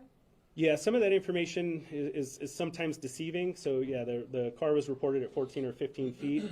However, the water level since the 6th has also dropped a vertical 3.5 to 4 feet, which could be 20 to 25 feet off of shore. So a lot of things have changed in those aspects. Until we really can look into all that information and sort through it, it's difficult to say whether those factors had a play in it or not. I think it's still more important for us to debrief, look at training, look at equipment, look at tools, and look at outside entities that are experts, where this is maybe their full-time gig that they do, and try to see how we have that involvement from the community to come out and help support. At this time, can you tell if there are any signs of foul play? At this time, we're not going to be able to say anything like that. It's It's been said that people were drinking at the party that night. Was anything found in the car that could lead you to believe that she was drinking that when the person found was? Yeah, the investigation's ongoing, so we're not going to be able to comment on that. It seemed like where they found the car, it might have been pretty far from the road. Do you have suspicions that maybe the people were parking on that little island? I wouldn't be able to comment on that either unless somebody gave some statements to that. I hadn't heard any information like that, though. Do you have any theories as to how the car got in the water, and also what gear was the car found in? I think if I make up theories, then I'm just guessing, and I'm going to lead us back into a trail that's not certain, so we'll wait until we have those facts and details. And as far as the car, we're not going to release any information until we've done a solid investigation on it. Who received the first call from Adventures with Purpose, and what was that call like? I don't know that we received a first call. I think we reached out to them after we read it online. And so I'm not sure, you know, I mean, again, with 150 law enforcement officials, it's possible that a call came in and something happened. But from the Unified Command and talking with my partners, none of us were aware of an initial. So we tasked the investigative sergeant with contacting them and reaching out. So I believe, best I know, we did that proactively on our end. And they contacted the family? I think there's still some sketchy details on exactly how that contact went out, so I don't want to speak on behalf of the family. What was it when you heard, you personally, when you heard that they might have found the car? What went through your head? Well, I think what we all are thinking, which is hopefully this is true, and we got a lot of work ahead of us to make sure that we still do right by the family. Our biggest concern is making sure that the family has been aware of everything from day one, and that we're not shielding them, but we're also not bombarding them with things. There's a lot of ups and downs throughout this investigation, a lot of emotional turns throughout the whole thing, and our goal was to make sure we're supportive of the family throughout this whole task and doing our best in that. How long will an investigation into the car, maybe that's for Highway Patrol or FBI, how long does an investigation to look at a car take to figure out what may have happened? I mean, I think there's a lot of factors in that. I don't mind turning it over to CHP and let them. Because obviously we have a multifaceted investigation with multiple agencies, it can take time. You know, the FBI is working, evaluating the vehicle. We have to come in and do that. We want to allow them to work. We'll come in and examine data, examine the vehicle, have all of our investigators look at that car. So depending on circumstances, it can be several days, it could be several weeks. We also want to wait on other information related from the coroner's office and other things that all get compiled into a comprehensive investigation. So the easy answer is it could take a while. All right, we've had an opportunity to hear from most reporters. Most have asked 2 questions. Is there anybody that had a follow-up question that they have not been able to ask yet? Go ahead, sir. There was a report that Adventures with Purpose was told by police that they did not need to search Foster, or at least in the specific area where the car was found, because that had been extensively searched already. Is that true? Yeah, I'd say that's probably not accurate, and we shared maps, ping information, and locations, and so we probably shared that was extensively searched, and sonar was used, and that may add to the level of where they chose to go to first or last. However, nothing was prevented or shared, and I don't believe that we gave any indication that we thought we knew where she was at, because clearly from all of our daily press releases, we reported over and over again that we didn't know where she was at, and we needed anybody's help and assistance in finding that location. But you were working in partnership with Adventure with Purpose? Yeah, I believe that what ultimately occurred was that our sergeant was able to make contact with them, Sergeant Powers with the Placer County Sheriff's Office, come up with a plan and share information on where things were at. And so we're still appreciative, like I said, of them being able to locate the vehicle. Will they get the cash reward for helping find the vehicle and the body? It's not a question I'll be able to answer. May I ask, have you been able to determine a cause of death, and will there be a toxicology report conducted? The question was, have we determined cause of death, and will there be a toxicology inquest? Yes. Autopsy is scheduled for tomorrow. Toxicology results generally take 4 to 6 weeks for a return on those, and at that time we will provide that back over to Nevada County. Does anyone from the family want to make any comments at this point specifically about this massive search and all the tips that came in? Don't believe they do at this point. Yeah. So with that, we'll go ahead and wrap up the press conference. Thank you all for coming here today. We certainly appreciate it, and pay attention to both Placer County and Sheriff's Office as well as Nevada County Sheriff's Office as we continue to share details as they become available. So thank you.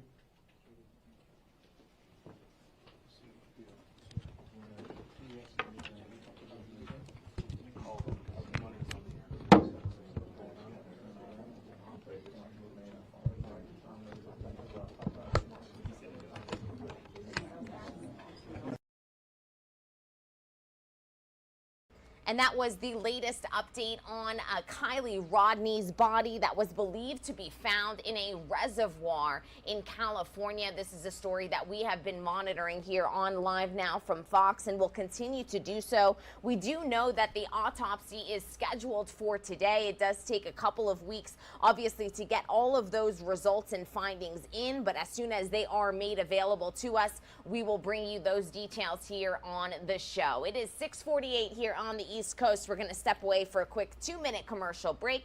We'll be right back.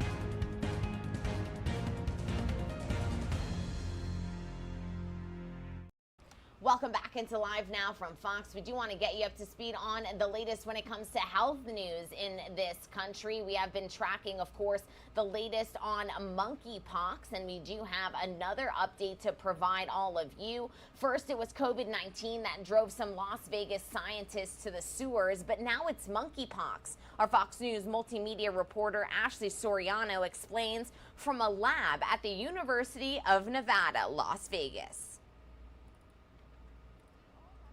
Bathroom. Turns out what goes down the toilet can tell us a lot about diseases spreading in an area. That's how scientists here have been able to detect how widespread the monkeypox virus is even before the health department. They were one of the first in the nation to study human waste to detect cases of the Omicron variant. They found the variant before any cases were officially reported in the area. They're doing it again with monkeypox as the number of cases rises above 14,000 nationwide. We're seeing about something like 3 to 17 days in which an individual may be asymptomatic. We're not going to be able to see lesions on individuals during this time, but when we look into the wastewater, we're going to be able to detect that virus there. Dr. Edwin O heads the wastewater surveillance program. He and his students concentrate in areas where there may be a lot of people, schools, bars, hotels. They use an automated machine to pull samples from the sewers. Then they head back to the lab. It's a conversation that we have to have now and not necessarily wait till we have infections that are at the level of 70,000 or 7 million before we start doing anything. They expect the amount of monkeypox to increase in the Las Vegas area over the next month. In Las Vegas, Ashley Soriano, Fox News. And thank you to Ashley for that update. We'll continue to monitor the latest when it comes to monkeypox. We do want to bring you another health-related update. Anthony Fauci has announced that he is actually going to step down from his position in December. We have our reporters covering this story for us as well. Fox's Lauren Blanchard has more details from the nation's capital. The expert Americans listen to for much of the coronavirus pandemic has announced he is stepping down. When this is all over and it will end, you will see a curve. Dr. Anthony Fauci will leave the National Institute of Allergy and Infectious Diseases in December. He said, quote, "After more than 50 years of government service, I plan to pursue the next phase of my career while I still have so much energy and passion for my field." Fauci has worked under every president since Ronald Reagan, most recently serving as the chief medical advisor for President Biden, who said, "The United States of America is stronger, more resilient, and healthier because of him." Dr. Fauci's time as the nation's top infectious disease expert has at times been met with pushback. One of his loudest critics, Kentucky Senator Rand Paul, has repeatedly sparred with Fauci in congressional hearings. The NIH refuses. Look, we ask them. Senator Paul promises more. Quote, "Fauci's resignation will not prevent a full-throated investigation into the origins of the pandemic." The high-profile resignation announcement comes just after the Centers for Disease Control admitted they fell short on COVID. The CDC director, Rochelle Walensky, says they will be making changes. Clearly, the mandates and the lockdowns and the closing of the schools to virtual learning, all of that was a public health mistake. There's no question. Senator Paul isn't the only one who wants Dr. Fauci to testify. Some House Republicans also want to hold their own hearings. In Washington, Lauren Blanchard, Fox News. And cannot be enforced. That is. We do want to lower that video volume for you. This is video of an abortion rally that took place across the nation. Back to school season is ramping up, but as more students return to college, many are preparing for a dramatically different year. The Supreme Court's decision to strike down Roe versus Wade is causing those in states with abortion bans to now reconsider some of their most intimate choices. Our Fox News correspondent Jackie Ibanez reports. For many college students, this year's unofficial back-to-school checklist may also include contraceptives, as students prepare to start the first new school year since the Supreme Court's decision to overturn Roe v. Wade back in June.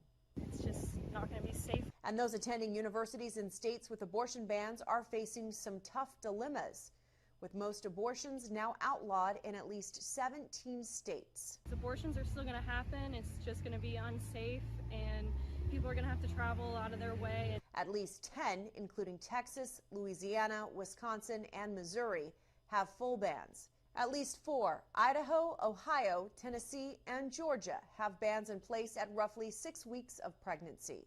And 3 states, Florida, Utah, and North Carolina, now ban abortions at either 15, 18, or 20 weeks. I think it definitely makes me more conscious and careful with contraceptives. Abortion bans are also adding new concerns for victims of sexual assault that result in a pregnancy. You gotta be even more scared walking down the street at night. But students taking a pro-life stance are trying to promote alternative resources to abortions. We all want to help these women. We just have different views. And I think that murder is not the right way to go about helping women. Some of those include calling for support systems for sexual assault survivors and donation bins for young parents in need. Jackie Ibanez, Fox News. Cannot be enforced. And thank you to Jackie for that update. We'll continue to keep you up to date on the latest impact that the Supreme Court decision to overturn Roe versus Wade is having on citizens nationwide. It's 6:57 here on the East Coast. We're going to step away for another break, and when we come back, we'll get you up to speed on all of the top stories that we are monitoring on this Tuesday morning here on Live Now from Fox.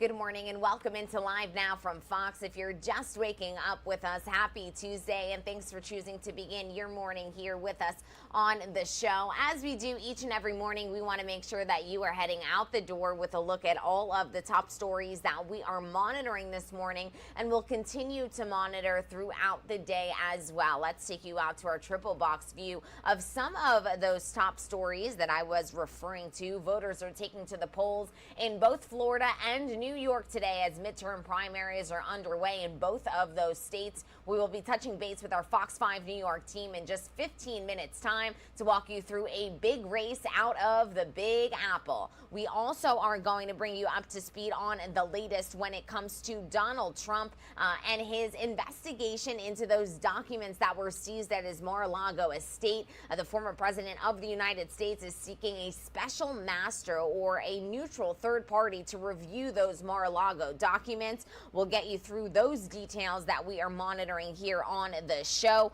We also have been keeping a very close eye on deadly flash flooding in Dallas, Texas, after more rain overnight poured in that state. We're going to head live to Austin, Texas, a little bit later on this hour to walk you through what those citizens of this country are dealing with on this Tuesday morning. We do want to begin, though, with those primary races in 2 states across the nation, Florida and, of course, New York. We will begin in the Sunshine State with Florida, as we have been reporting that voters have and are going to begin to take to the polls as the sun is rising here on the East Coast. Our Fox 35 team walks us through these races. Is up from 4 years ago, especially among nonpartisan voters, and some of the biggest races in tomorrow's primary are very close and hard to predict. More than 2.1 million Floridians have voted so far. By mail, Democrats are outvoting Republicans, and Republicans are outperforming Democrats in early voting in person. Democrats have the overall advantage so far in primary turnout. The lack of competitive GOP races may have a lot to do with that disparity. The Republican statewide races are mostly locked in with Governor DeSantis, Attorney General Ashley Moody, and Chief Financial Officer Jimmy Patronis, while Democrats have 3 competitive statewide races for Governor, Commissioner of Agriculture, and Attorney General. That race comes down to Aramis Ayala, Jim Lewis, and Daniel Ulfelder. Former Central Florida prosecutor Ayala made headlines for opposing the death penalty, which may work against her. Public opinion favors the death penalty for convicted killers, though the gap has narrowed. St. Pete polls gives Ayala a slight lead in the race, with more than 40% undecided.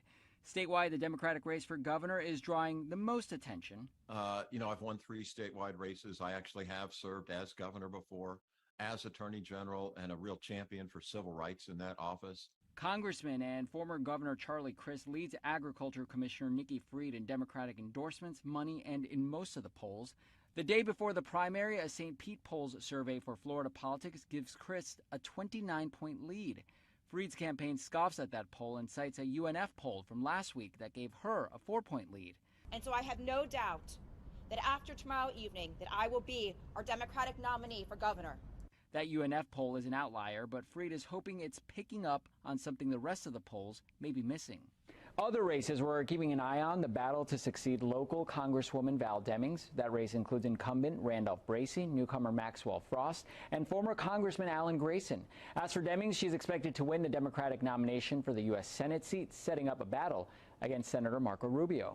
In the Alert Center, I'm Ray Vieda, Fox 35 News. And thank you to Ray for that update. Here's a live look at New York City on this Tuesday morning. Voters are also taking to the polls in New York. We actually are going to have a live hit with our Fox 5 New York team in just about 10 minutes time. But to get you out the door this morning with a full look at this primary race, let's listen in. Tuesday's primary pitting 2 powerful New York Democrats against one another in the race for the newly redrawn 12th congressional district. The campaign turning friends, Representatives Carolyn Maloney and Jerry Nadler, into fierce competitors. He said that I should step aside and run in the 10th district. Both lawmakers have decades of experience in Washington. I've been actually fighting the battle against for democracy. That's why I led both impeachments against Donald Trump. Another lesser-known candidate in the 12th congressional race, progressive lawyer Serge Patel. He's hoping for an upset victory. He's betting on the fact that a lot of Maloney supporters and Nadler supporters will essentially cancel each other out, and a lot of the newer, younger voters in the district will be more inclined to support him. Democratic strategist Basil Smikle says there's another interesting race to watch in the 10th Congressional District. It's a crowded field.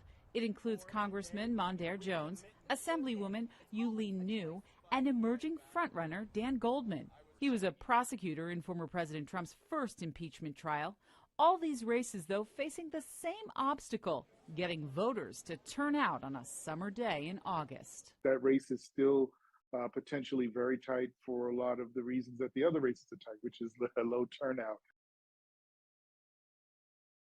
Speaking of former President Donald Trump, you heard him referenced in that piece there. We do want to get you up to speed on the latest when it comes to his lawyers, who have now asked a federal judge yesterday to prevent the FBI from continuing to review documents recovered from his Florida estate earlier this month until a neutral special master can be appointed to inspect these records. Our Fox News correspondent, David Spunt, he's actually at the Justice Department with more.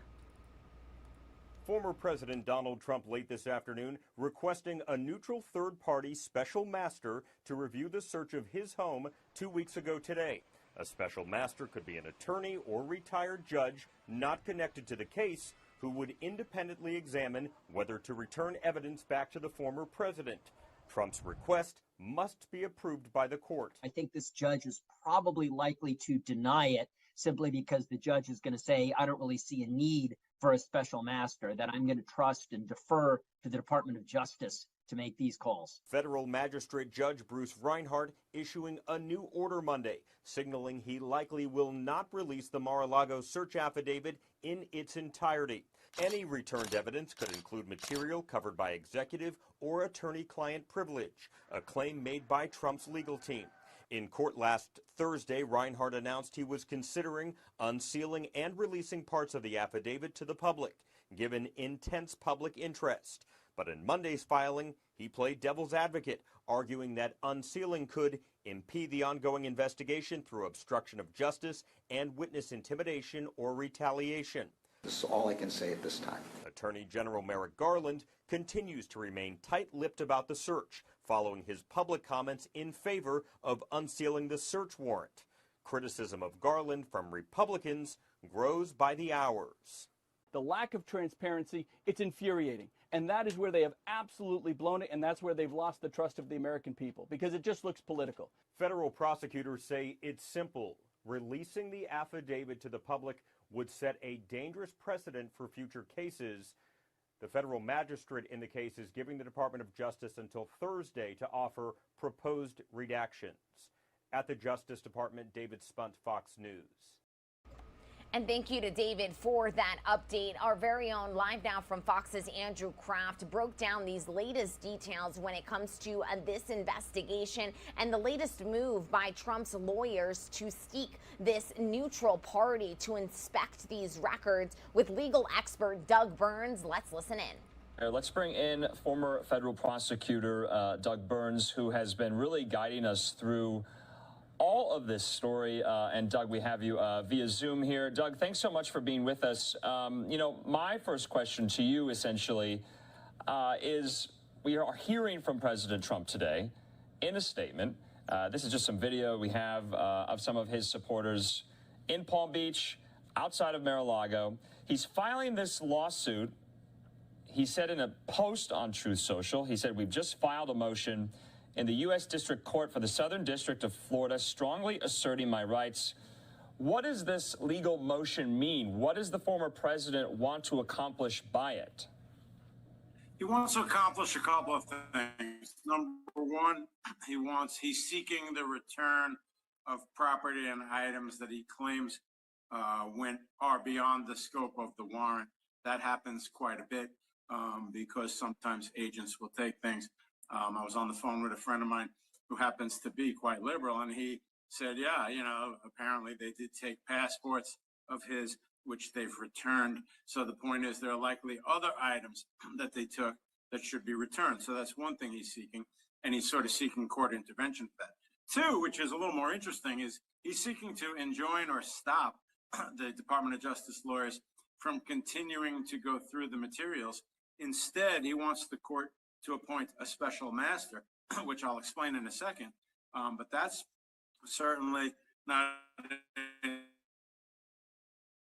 kind of a wild thing to ask. Kiely, professors and scholars said early on in this, since it's so politically charged and since it's so adversarial, maybe the court should just put in a special master. A special master is usually a lawyer, not always, but usually a lawyer who is appointed to work sort of on behalf of the court to make sure that the court orders are being, followed properly. But to put it in real simple English for everybody, you have an objective person, no dog in the hunt in the litigation, so you don't have the adversaries butting heads. You gave me it. No, you didn't give me it. And it becomes like being a babysitter, being the judge. And so here you have a special master, ostensibly independent, to go through it. The other thing, lastly, that they're looking for in the motion is a more detailed accounting, Andrew, of exactly what was taken as against the exact commands and dictates of the search warrant itself. So former President Trump is seeking the court to appoint a special master to do all of that. Yeah, Doug, he's also asserting that his Fourth Amendment rights under the Constitution were also violated by the search itself. And he had maybe, or at least mentioned that in a prior post, I believe, on Friday. And so, of course, this is, typical Donald Trump. In this statement, he has justice kind of in air quotes there as he wants more and more accountability as to why this raid took place. What was taken, but a special master, and let's go into that a little further, because you and I were talking offline. I essentially thought that maybe, I was, and you pointed out, incorrectly equating it to like a special prosecutor that is appointed, kind of like a Robert Mueller type. You said no. This is appointed by a judge to oversee the documents that were taken, to kind of issue out some type of independent report and to see if anything was taken that shouldn't have been taken, that was not in the remit of the search warrant itself. Do I have that correct? Yes. I mean, look, two people are in a dispute. Let's go to what we call discovery disputes. This happens all the time. You go to court. Judge, we asked them for A, B, and C. They refuse to give it to us. I've literally stood in courtrooms where the other side then says, we gave them A, B, and C. It's quite faster. And I'll defend you. I mean, it's analogous to a special prosecutor. A special prosecutor is put in usually by a 3-judge panel to act as a prosecutor instead of the regular prosecutor's office, on the theory that having somebody independent will be more effective. Here, by analogy, if two parties are butting heads in court over a search warrant and what was taken and what should be inventoried and what should be returned, then the court appoints a special master, like an independent counsel, somebody objective and independent, not involved in the litigation, to make an objective review. And again, by way of broken record, what did the warrant call for to be seized and taken? What exactly was seized and taken? What materials are in there, like the passports that have already been returned, that should not have been taken? And can we get a detailed accounting of everything? And by the way, there's also privileges that kick in this highly unusual situation. You and I have discussed this. Executive privilege asserted by the president, attorney-client privilege, if there are such materials in there. So again, I think, my view, like a lot of the experts I had heard a week ago, is that the appointment of a special master is a good idea. The question here, which another interesting thing, is that this motion has apparently been assigned to a full Article 3 United States District Judge, as we call it. So the question is, will this be adjudicated by Magistrate Judge Reinhardt, or will it now be handled by this district judge? It's not any big earth-shattering point, but I just wanted to point that out.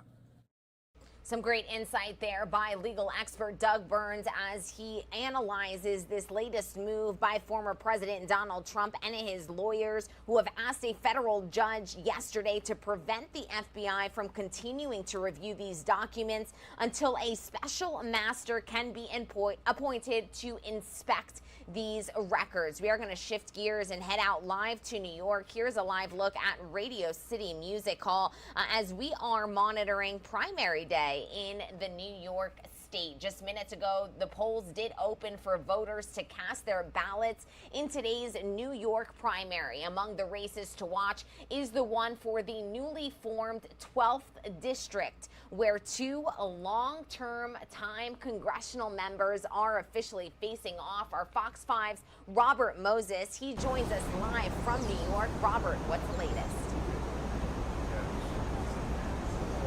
Gabby, as you mentioned, polls are open here. They have been open for a little more than an hour.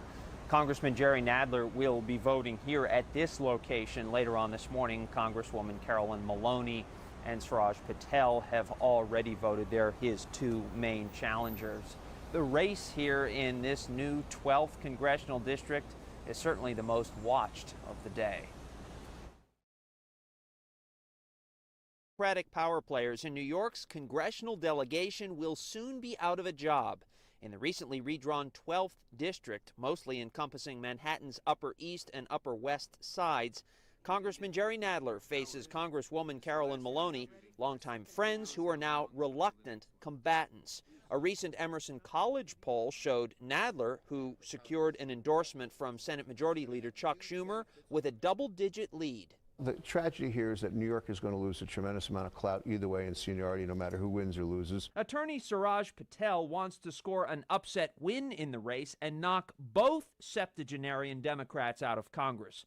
Patel hopes this, his third face-off against Maloney, will be the charm. He's betting on the fact that a lot of Maloney supporters and Nadler supporters will essentially cancel each other out, and a lot of the newer, younger voters in the district will be more inclined to support him. 12 candidates will battle to represent the new 10th district, covering lower Manhattan and parts of Brooklyn. Billionaire Dan Goldman, the lead House lawyer at Donald Trump's first impeachment trial, seems to have the edge over progressives like Congressman Mondaire Jones, State Assemblywoman Yuleen New, and Councilwoman Carlina Rivera. Another candidate, former Mayor Bill de Blasio, bowed out last month. That race is still potentially very tight for a lot of the reasons that the other races are tight, which is the low turnout. Many eyes are also trained on the race in the recently redrawn 17th district, which covers part of the lower Hudson Valley. Congressman Sean Patrick Maloney leads progressive two-term state Senator Alessandra Biaggi. House Speaker Nancy Pelosi and former President Bill Clinton endorsed Maloney. Congresswoman Alexandria Ocasio-Cortez supports Biaggi. With turnout predicted to be low, lopsided-looking contests might become much more competitive since fewer votes will be in play. Because we've never had an election in August, this late in the summer, this is all new territory for candidates and voters alike. So hard to predict what's going to happen.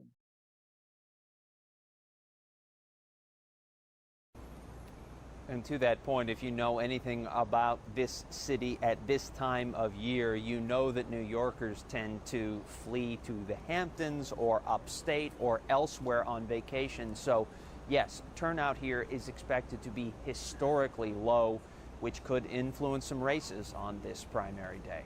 Gabby, back to you. Robert Moses with the latest out of New York. It's certainly something we'll be monitoring as the day progresses. Thank you for the insight, Robert. We do want to take you back out live to this beauty shot of the Big Apple. As Robert said, many people out in the Hamptons over the summer head to their beach houses in New York. So primary turnout is certainly a topic of discussion and one we will be covering here on Live Now from Fox. We do want to take you out to a live feed coming into our newsroom from overseas. Here you are seeing President Volodymyr Zelensky on your screens because this is a virtual summit that is happening right now as we speak. Delegations from over 40 countries attending this meeting to put pressure on Russia over its annexation of Crimea. We are going to hear from Dmytro Kuleba, the Minister of Foreign Affairs of Ukraine, and obviously Volodymyr Zelensky, who is speaking now. So let's listen in. Normal, ordinary life in Crimea. They are being repressed. But we see them, we know about them, we are grateful to them.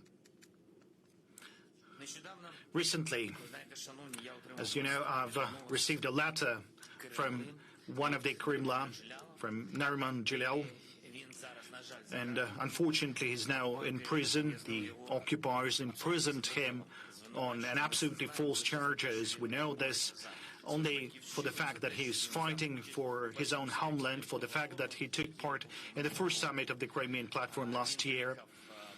So last year he came to Kiev from occupied Crimea to tell the participants of the summit what is really happening on the peninsula and what would be the consequences of all that. Now, 9 days after his return to Crimea, the occupiers have deprived him of his freedom. And he was a free person. Now, that was Russian response. In his letter, Mr. Jalal wrote, "It began with Crimea, it will end with Crimea." And this is really it. And I believe that, like 100%. In order to overcome terror, to return predictability and security to our region, Europe, and the whole world, we need to win. To win the fight against Russian aggression, and therefore we need to free Crimea from occupation. It started in Crimea, and it will end in Crimea, and this will be an effective revival of the international legal order. But this is not just a political and legal task. This is about the specific land, specific people living in Crimea, about cities, culture, about sites, about hopes of specific people, about the fact that someone has invested his whole life in Crimea, and after the arrival of Crimea was forced to either leave it and to seek refuge in other lands, or was forced to fear that he would be taking away of everything, like his house, land, work, or business. So everyone had to force to restrain themselves or risk losing everything. Russia stole a part of life, even from those in Crimea who were lucky enough not to become a victim of repression. It was impossible to imagine, but the occupation turned the Crimea, and that was a paradise for all of us. It turned this paradise into the depressed and dependent region, this region of high fences, barbed wire, and utter lawlessness, to the zone of environmental disaster and a military platform for aggression and the spread of grief. Since February 24th, from the occupied Crimea, they've launched 750 different cruise missiles hitting our cities. Just imagine, 750 missiles over half a year. They've destroyed hundreds of civilian facilities like schools, universities, ordinary residential buildings, hospitals. And therefore, Ukraine's restoration of control over Crimea will be a historic anti-war step in Europe. This will restore security and provide justice, reintegrate Crimea into the modern world, and it will allow every one of us, the participants of the Crimean platform, to tell our children, our relatives, that they can be proud of us as peacemakers. And I want to emphasize for Ukraine, Crimea is not just some territory, not a figure in the geopolitical game, as in case of the terrorist state. For Ukraine, Crimea is a part of our people, our society, like a community of people to whom we guarantee freedom and restore modern existence. Crimea was and is Ukrainian, and after deoccupation, along with our entire state, it will become part of the European Union, and I'm sure about this. The passport of a citizen of Ukraine will also be the passport of the European Union. These are colossal opportunities for all of our people living in Crimea. The roads of Crimea will be the roads of the entire European continent. The ports of Crimea will be the ports of all Europe. Only Ukraine can connect Simferopol with Berlin and Yalta with Naples. Only Ukraine is concerned about the true security of Crimea, that is normal water supply, normal potable water, normal garbage disposal, effective rules of handling waste and sewage. Only Ukraine can build a modern irrigation system in Crimea and integrate Crimean agricultural production and the entire business sector with this enormous European market. Only our state can provide Crimea with a modern and affordable medical system, modern and affordable educational system, a sophisticated digital system of public services. Ukraine will remove the barbed wire that blocks the way for ordinary people to the best spots and places of Crimea. These illegal fences that have torn out these beautiful coastline of our beautiful Crimea, free access to beaches, the real protection of natural reserves, historical objects. Only Ukraine can provide this, and not someone who came to capture, to steal, and to humiliate people.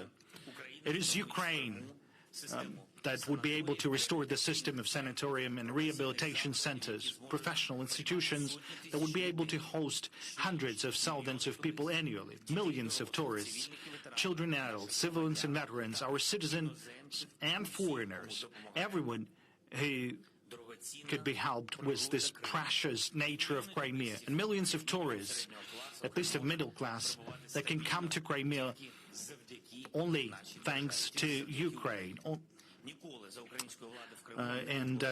There was never a repressions during the Ukrainians' control of Crimea. There was never a lack of freedom or moral suffocation in Crimea, which Russia brought in 2014. And even more so, Ukraine will never ignore the social needs of pensioners or anyone else in Crimea. Ukraine will never tell people there is no money, but you just have to hold on. I think everyone remembers those words, because we respect people, and even this year, despite this bloody war, we have performed the indexation of the pensions for all of our pensioners.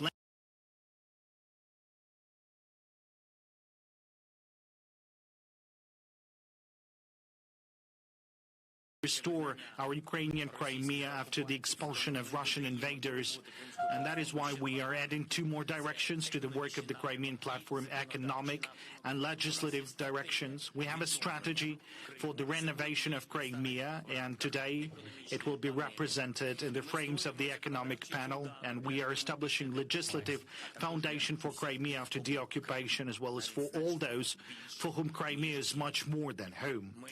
We've adopted the law on indigenous people, which protects the rights of the Crimean Tatar people and Majlis, Karits, and Krimchuks. We are developing the Crimean Tatar language. We've adopted the law on the protection of political prisoners, all those who suffered from repressions of the occupiers. And we're not going to stop there.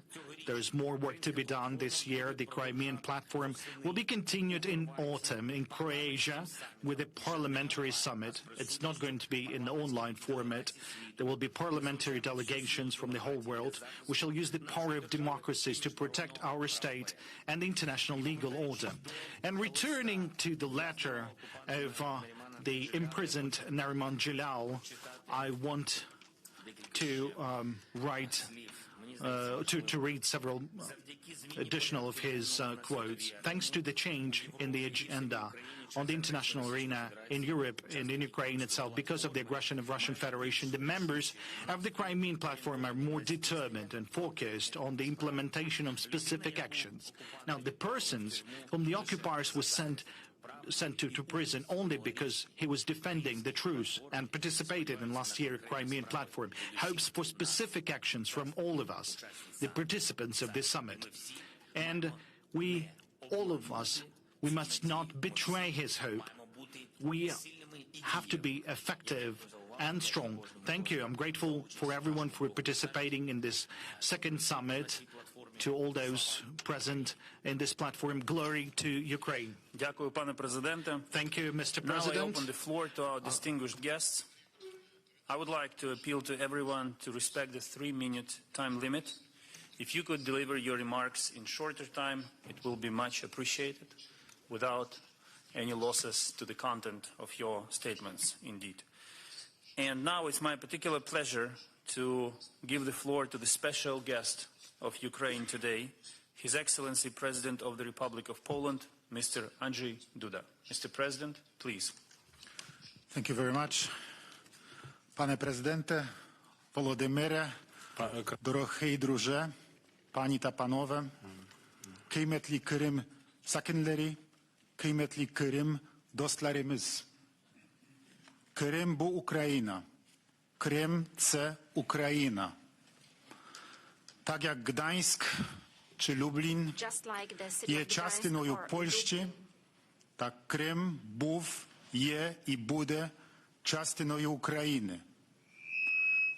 Panie i panowie prezydenci, premierzy, ministrowie, przedstawiciele państw i narodów.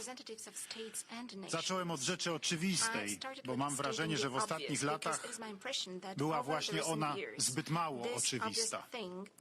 Pamiętam doskonale pierwsze posiedzenie Platformy Krymskiej rok temu i to, że to był czas, w którym nas, prezydentów i premierów, było tutaj raptem kilka, może kilkanaście osób.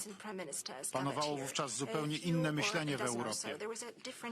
Tak jak gdyby Krym po prostu przepadł i że choć my, Zachód, nigdy tego nie uznamy, to musimy się z tym pogodzić, że Krym jest pod rosyjską okupacją, dla niektórych wręcz, że Krym staje się Rosją.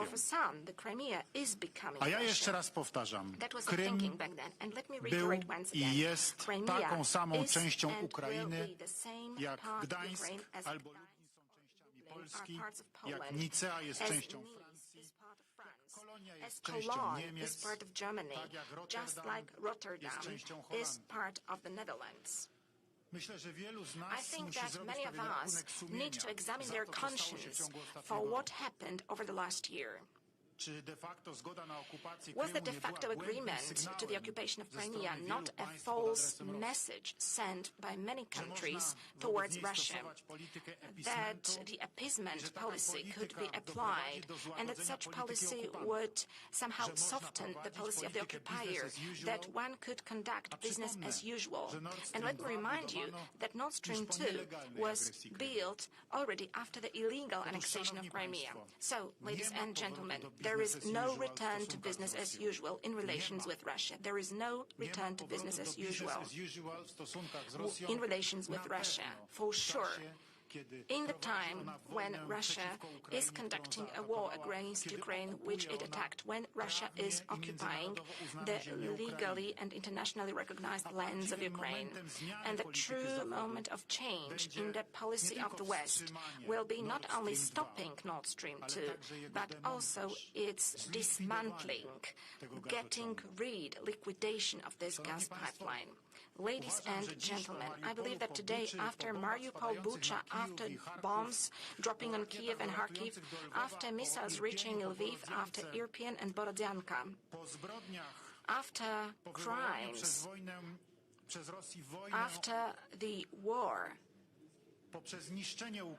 of Russia against Ukraine, through the destruction and degradation of Ukraine, we all have to be clear and say Russia has the duty not only to go back to the line from the 23rd of February, it also has to take into account the right of Ukraine to liberate all of its internationally recognized territory, including Crimea. Let me share a personal reflection with you. I have never visited Crimea myself, although I always wanted to feel its exceptional magic, the magic of that place, so beautifully described by the poet Adam Mickiewicz, a common poet of Poland and Lithuania. I believed that Crimea was so close from Poland, and I believe that I always have the time to reach it. And as long as after 2014, I could just for a while think that I missed the moment, then in 2022, I believe that I will see Crimea, the Ukrainian Crimea. I believe, Volodymyr, that you will show Crimea to me. I will be there. However, today we are facing up to the Russian invasion. Ukrainian men and women are protecting Europe with arms in their hands against tyranny and totalitarianism. They are paying the highest price for Warsaw, for Prague, for Berlin, for Paris, for London. In this war, Poland is your background, Ukraine. Poland is your ally. Poland is your home.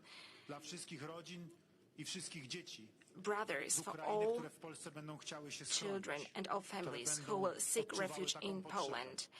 All those who will feel such a need will find home in Poland, and there is no dispute about this in Poland. If any of my predecessors and successors of the President of the Republic of Poland was sitting in my place, he would say exactly the same thing. As long as you need us, we are there and we will stay at your side. Szanowny panie prezydencie, mій друже Володимире, дорогі українські браття, ще не вимерла Україна, jeszcze Polska nie zginęła. Poland has not yet perished. And Volodymyr, dear friends, Ukrainian. Thank you, Mr. President. And now, with great pleasure, I invite Prime Minister of Canada, His Excellency Mr. Justin Trudeau, to take the floor. Friends, President Zelensky, Volodymyr, Mustafa Aga, leader of the Crimean Tatar people, partners, allies, I'm joining you today from Toronto with the German Chancellor, my friend Olaf Scholz. Last year, when Canada participated in the first Crimea Platform Summit, no one yet knew that Vladimir Putin would launch a full-scale, unprovoked invasion of the rest of Ukraine. Today, on the eve of Ukraine's Independence Day, we're here to reaffirm our steadfast support for the full restoration of your independence, territorial integrity, and sovereignty. We're here to remind the world that within Ukraine's internationally recognized borders, there is Crimea. Crimea is a part of Ukraine, not a part of Russia.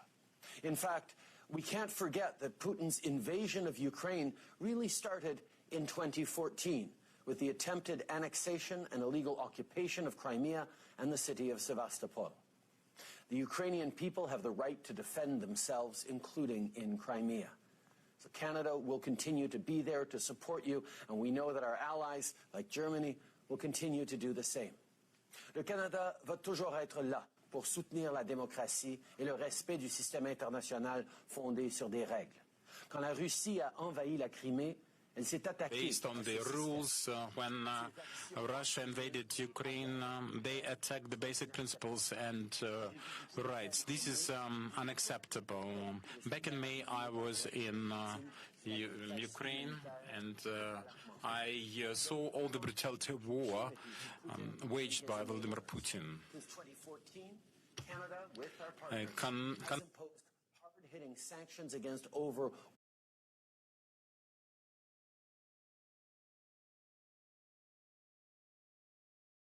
and Belarus. And today we're announcing new sanctions on 62 additional individuals and one defense sector entity that is complicit in Russia's war in Ukraine. We should all be deeply concerned about the consequences of Russia's war, both in Ukraine and around the world. This includes inflation as well as economic, energy, and food insecurity. Through the IMF, we recently provide $450 million in loans to Ukraine to support the purchase of necessary heating fuel before winter. We've now disbursed the complete $1.95 billion in loans committed this year. For food security, Canada proposed an initiative with the Food and Agriculture Organization of the United Nations, and we're investing $52 million to help address grain storage shortages in Ukraine. I want to repeat yet again that there are no sanctions on food. When the Russian regime blames sanctions for the food crisis around the world, they're engaging in disinformation. We need to continue fighting Russian disinformation. That's why Canada will create a dedicated team to help increase our capacity to monitor and detect Russian and other state-sponsored disinformation. With this initiative, we will enable deeper international collaboration, including through the G7 Rapid Response Mechanism. Canada will also provide additional support to Ukraine's security sector institutions through two different projects. The first will support the National Police of Ukraine and Ukraine's state emergency services, including with the provision of essential equipment and supplies. And the second is focused on providing technical advice and support to Ukraine's Ministry of Defense. On ne doit pas s'habituer à cette guerre de la Russie et à ses horreurs. On doit continuer d'être là pour nos amis ukrainiens Merci de m'avoir donné l'occasion de parler aujourd'hui et merci à tous les participants de continuer à faire leur part. We all remain steadfast. Thank you for participation in this and the opportunity to participate in this meeting. Я хочу передати слово Олафу Шольцу. Thank you, Your Excellency, and naturally, the floor now goes to the Federal Chancellor of Germany, Olaf Scholz. Sir, please.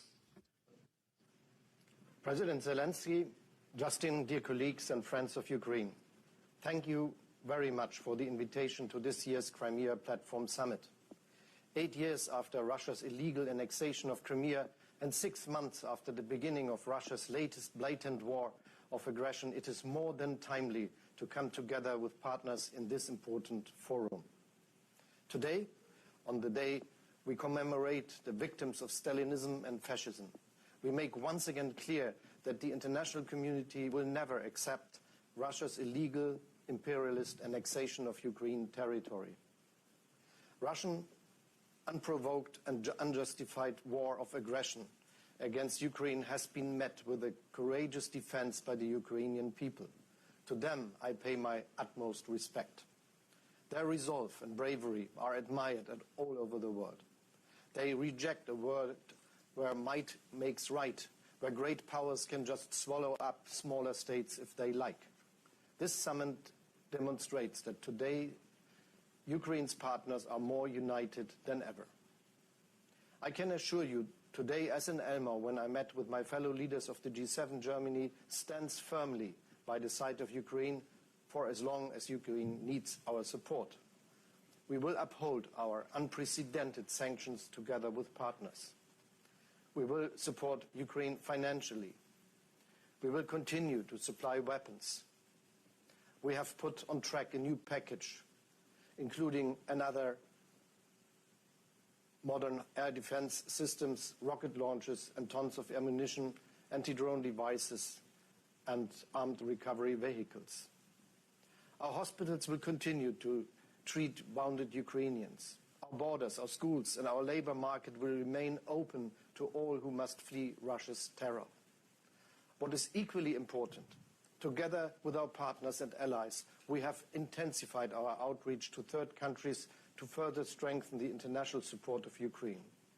Under the German G7 presidency, Argentina, Senegal, South Africa, India and Indonesia were invited to the Elmau summit as partner countries and were closely involved in our discussions on the repercussions of the Russian war of aggression.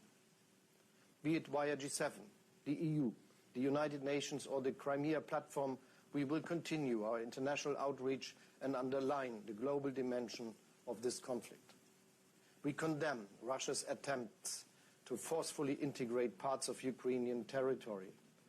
Our message is clear. Any sham referenda or other attempts to alter the status of parts of Ukraine territory will never be recognized, and that such steps preclude any negotiation approaches. It is Russia, with its war of aggression, that is responsible for worsening food security, with grave implications for people worldwide. As a reaction to this crisis, at this year's summit in Elmau, the G7 provided an additional $4.5 billion support for global food security. We welcome the recent United Nations agreement on grain exports via maritime safe corridors. As European Union, we have facilitated grain exports via land and rivers, thus exporting over 8 million tons of Ukrainian grain between April and early August through our solidarity lanes. We also see that storage capacities in Ukraine are still under pressure. To address this, Canada, Germany, and Japan are financing with over $60 million a new program of the Food and Agricultural Organization. This program will, in coordination with the Ukrainian government, support small and medium-sized farms with temporary and fixed storage solutions for grain and oil seeds. In addition, the international community also has to engage actively in the long-term reconstruction of Ukraine. Bearing in mind the size of the challenge, we need to accelerate the work that we started in Lugano. In support of this process, In my capacity as president of the G7 and together with the European Commission, I will host an international high-level expert conference for reconstruction in Berlin in October. We want to bring in international expertise as early as possible and take forward the proposals that are already on the table. Ladies and gentlemen, I'm certain Ukraine will overcome the dark shadow of war because it is strong, brave, and united in its fight for independence and sovereignty. If you are just joining us, welcome into Live Now from Fox. We were just listening to remarks made by Justin Trudeau and Olaf Scholz at this summit that we are listening to live, raw, and unfiltered out of Brussels, Belgium, a summit on the Russian annexation of Crimea. But we are going to switch gears because we have been covering what has been a very treacherous amount of rain that has poured on the state of Texas. We were live in Dallas yesterday, and today we are going to head out live to Austin, where our Fox 7 Austin's Kiely Rodni joins us live right now with the latest on the ground. Kiely, welcome into the show. How are the recovery efforts there in Austin? Yeah, right now this looks very different than it did yesterday. We're in downtown Austin, an area called, this is North Lamar here. We're by Shoal Creek, and the water behind me is about 100 to 150 feet away from that main road that I just mentioned. But the water had reached all the way up, covering this parking lot of the business that we're at right now. I'm going to paint you a picture of how fast the water picked up. It went from 0 to approximately 6,000 cubic feet per second, which is equivalent to going from less than 6 inches to 16 feet deep.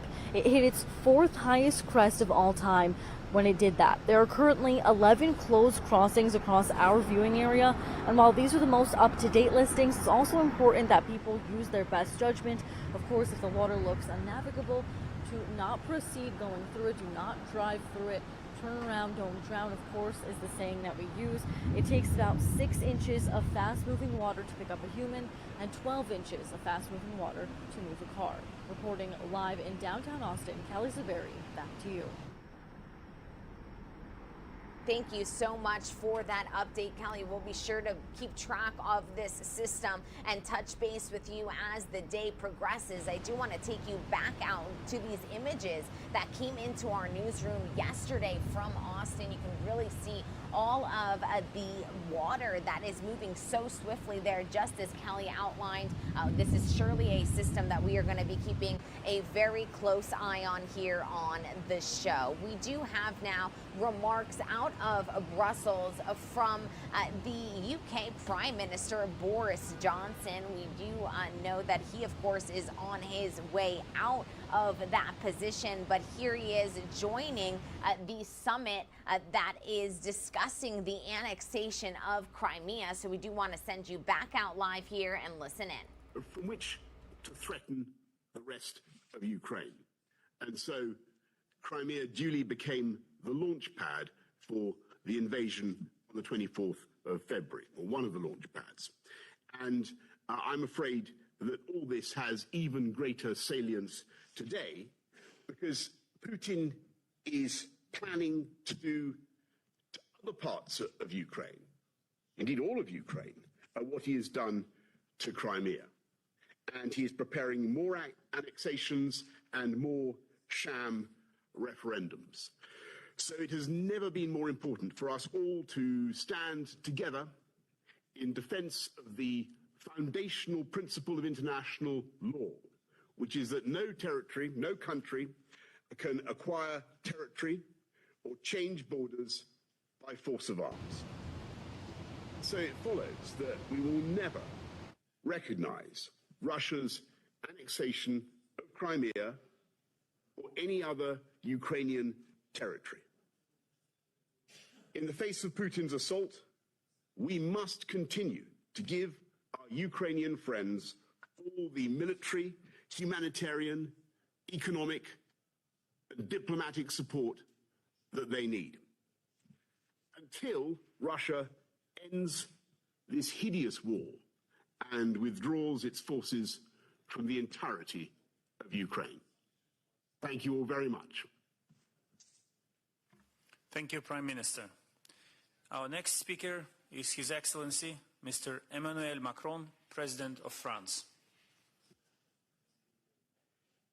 Monsieur le Président de l'Ukraine, cher Volodymyr, Mesdames et Messieurs les chefs d'État et de gouvernement, Mr. President, ladies and gentlemen, dear heads of states and governments, ministers, ambassadors, dear friends, it's been 8 years since the Russian illegal annexation of the part of Ukraine, more specifically the Autonomous Republic of Crimea and the city of Sebastopol.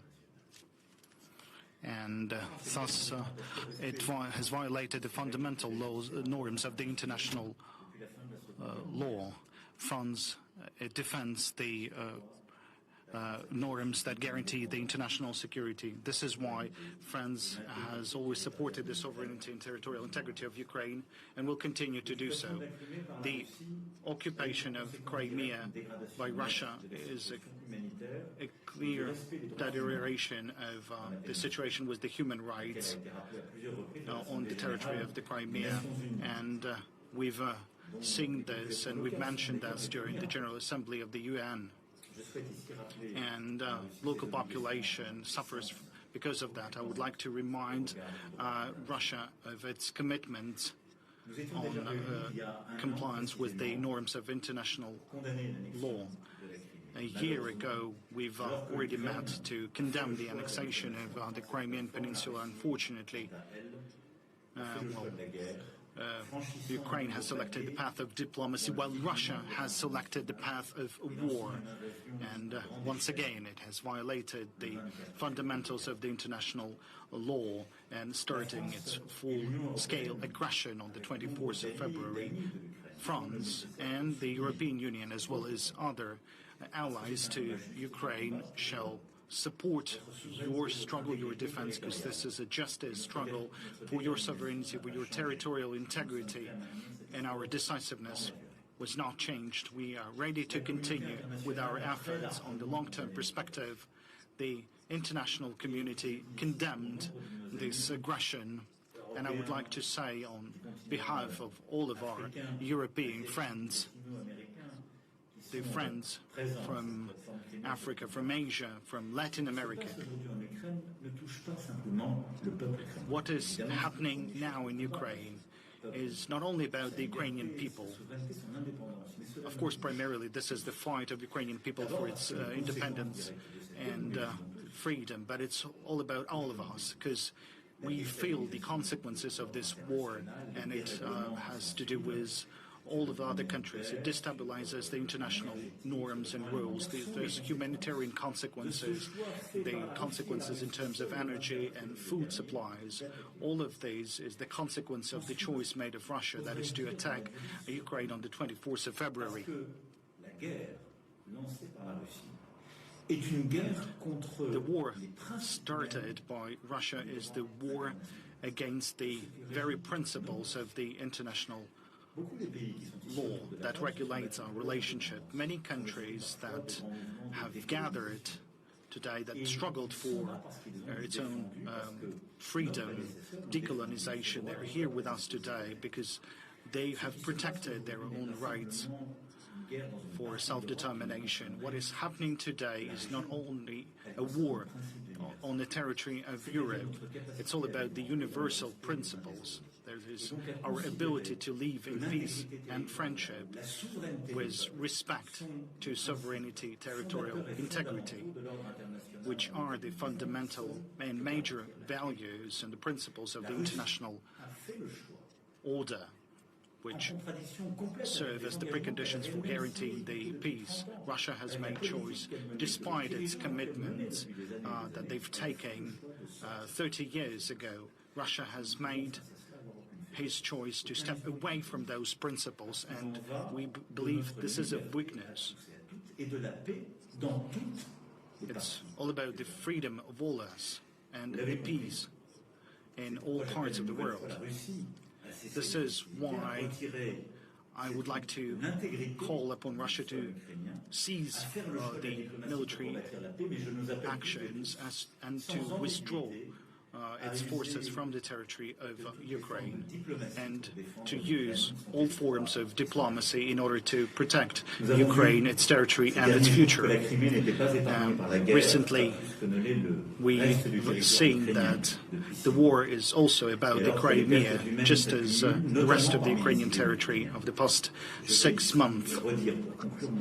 And today, we've seen a lot of victims and casualties among the Ukrainian population, and I would like to express words of condolences to the families of the victims of this aggression. Mr. President Volodymyr, allow me once again to reaffirm my respect, the respect of the people of France with the struggle, with the defense waged by the people of Ukraine every day. This is the fight for your sovereignty, your future, your children, and this is the fight for our universal principles. This is what I wanted to say today in my statement through video conference. Today, the future of Ukraine is being decided. And we shall stay together with you today, tomorrow, the day after tomorrow.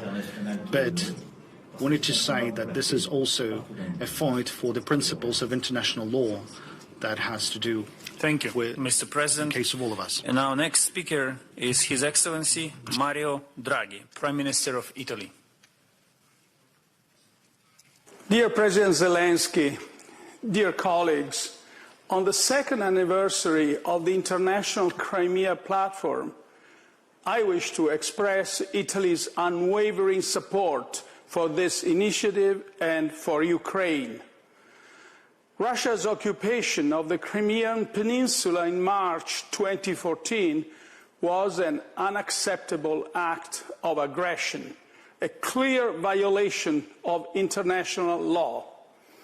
Italy has constantly condemned Russia's illegal annexation of Crimea and Moscow's gradual militarization of the peninsula.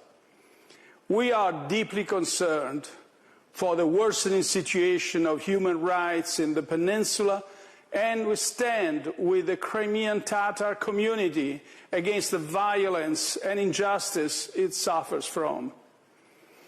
The fight for Crimea is part of the struggle to liberate Ukraine.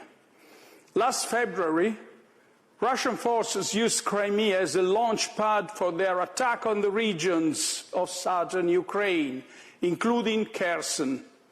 They continue to use Crimea to put military pressure on other areas, notably the port cities of Mykolaiv and Odessa. As Russia attempts to subjugate more parts of Ukrainian territory, the international community cannot look away.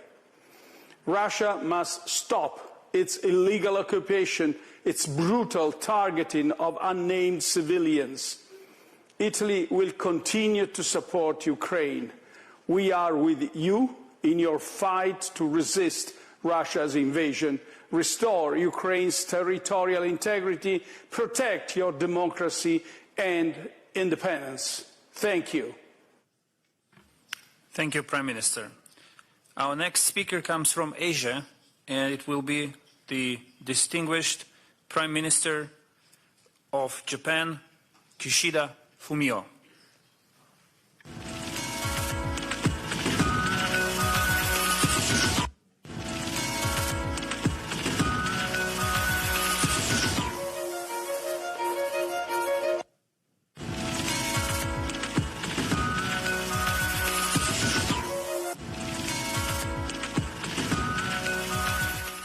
Good morning, everyone, and thank you so much for joining us here on Live Now from Fox. My name is Josh Breslow. It is 7:59 in the morning on the East Coast and 4:59 in the morning if you are joining us over on the West Coast. Thank you so much for waking up with us here on this Tuesday morning, August 23rd, 2022. What you are watching right now are remarks from over 40 countries that are attending a virtual meeting to put pressure on Russia over its annexation of Crimea. This, of course, a big deal here out of Brussels, Belgium. So I do want to listen back in to see what those world leaders have to say. I had the occasion to convey last year when I had the occasion to take part in the first Crimea platform in Kiev that you initiated, dear Vladimir.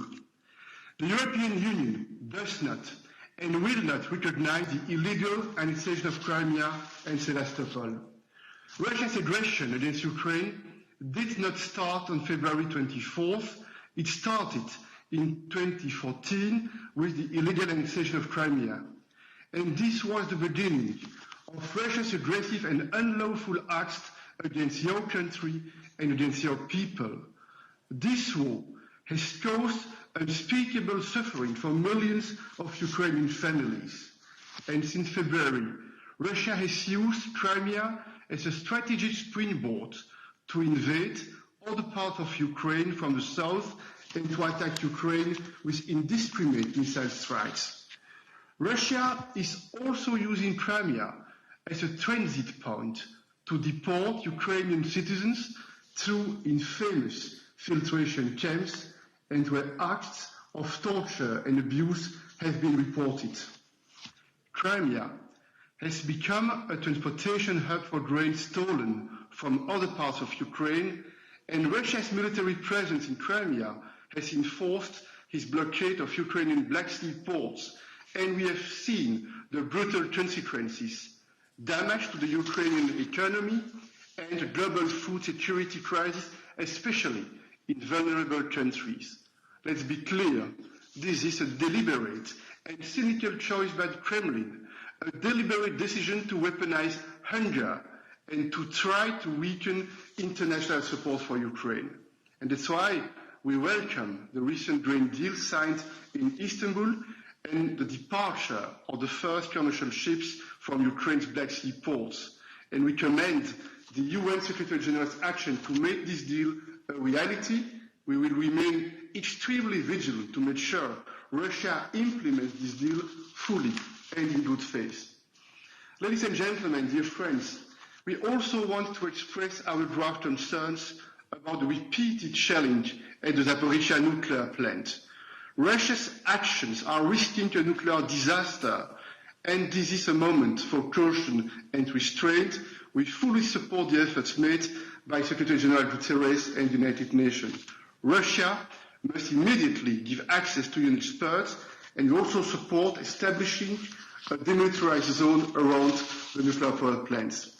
Finally, ladies and gentlemen, dear Vladimir, dear friends, the European Union has been rock solid in our support for Ukraine's sovereignty and territorial integrity since 2014, and our support for your country is unprecedented. We have repeatedly condemned this war in the strongest possible terms. We have called out Russia's atrocities against Ukrainian civilians, and we've demanded that Russia fully respect international humanitarian law. We are also actively supporting the ICC investigation into war crimes, and we have also adopted the most hard-hitting sanctions ever against Russia. We have also bolstered our already substantial support to Ukraine with humanitarian aid, with microfinancial assistance, with support for refugees, and with unprecedented military support. We are also committed to Ukraine's bright and prosperous future, and we are ready to play a major role in international efforts for the reconstruction of Ukraine. Dear President Zelensky, since March, the European Council has clearly stated that Ukraine belongs to our European family, and in June, we formally granted candidate status. Dear Ukrainian friends and brothers, let me repeat one more time, loud and clear. Your future lies within the European Union, and your bravery is an example for all of us. And dear Andrzej Duda, I have the same dream, I hope. I have also the occasion to pay a visit with you, Vladimir, to Crimea. The EU is right by your side in these dramatic times, and we will stay there for as long as it takes. I call on all countries around the world to clearly condemn Russia's illegal actions. Ukraine's full territorial integrity within its internationally recognized borders must be restored. Crimea is Ukraine. Ukraine is Ukraine. You can count on us. Slava Ukraini. Thank you. Heroyam Slava, Mr. President.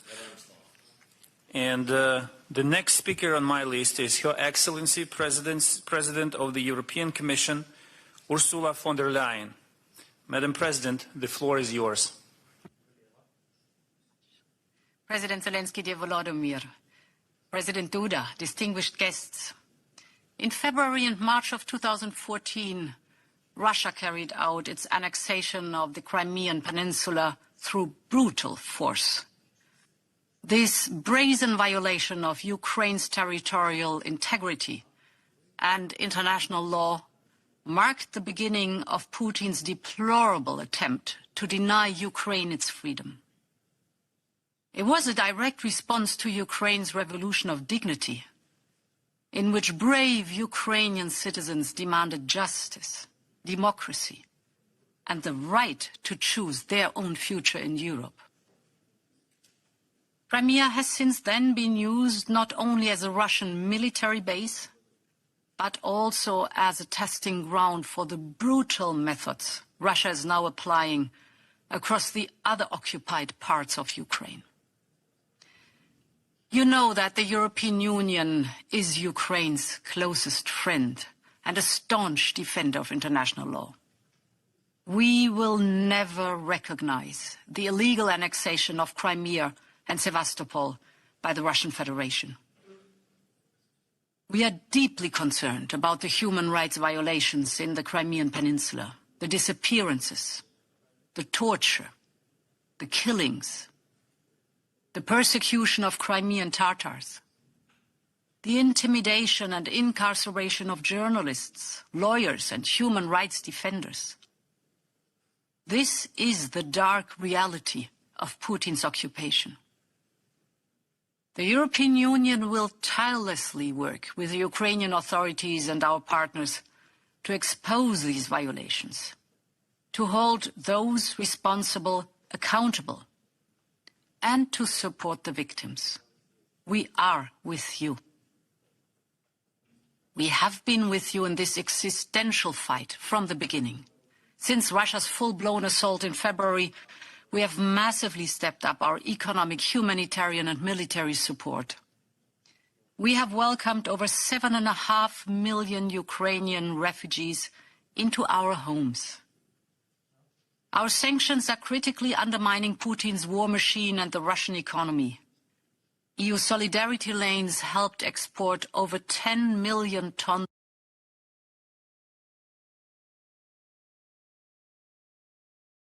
to get the grain out that has been stuck in Ukrainian ports due to Russia's cynical blockade. The European Union will continue to stand with Ukraine for as long as it takes. Putin wanted to thwart Ukraine's independence and break your belief in a better future. The opposite has happened. Not only is Ukraine celebrating its 31st year of independence tomorrow, but you have also become a candidate to join the European Union. Our people have never been closer, and our commitment to a free and democratic Ukraine has never been stronger. Slava Ukraini. Thank you, Madam President. As President Zelensky mentioned in his remarks, we will become members of the European Union together with Crimea, and Crimeans will be part of Europe as citizens of Ukraine. We have fixed technical problems which allows us to go back to Asia and to listen to the remarks of His Excellency Prime Minister of Japan, Kishida Fumio. Please. 日本国総理大臣の岸田文雄です。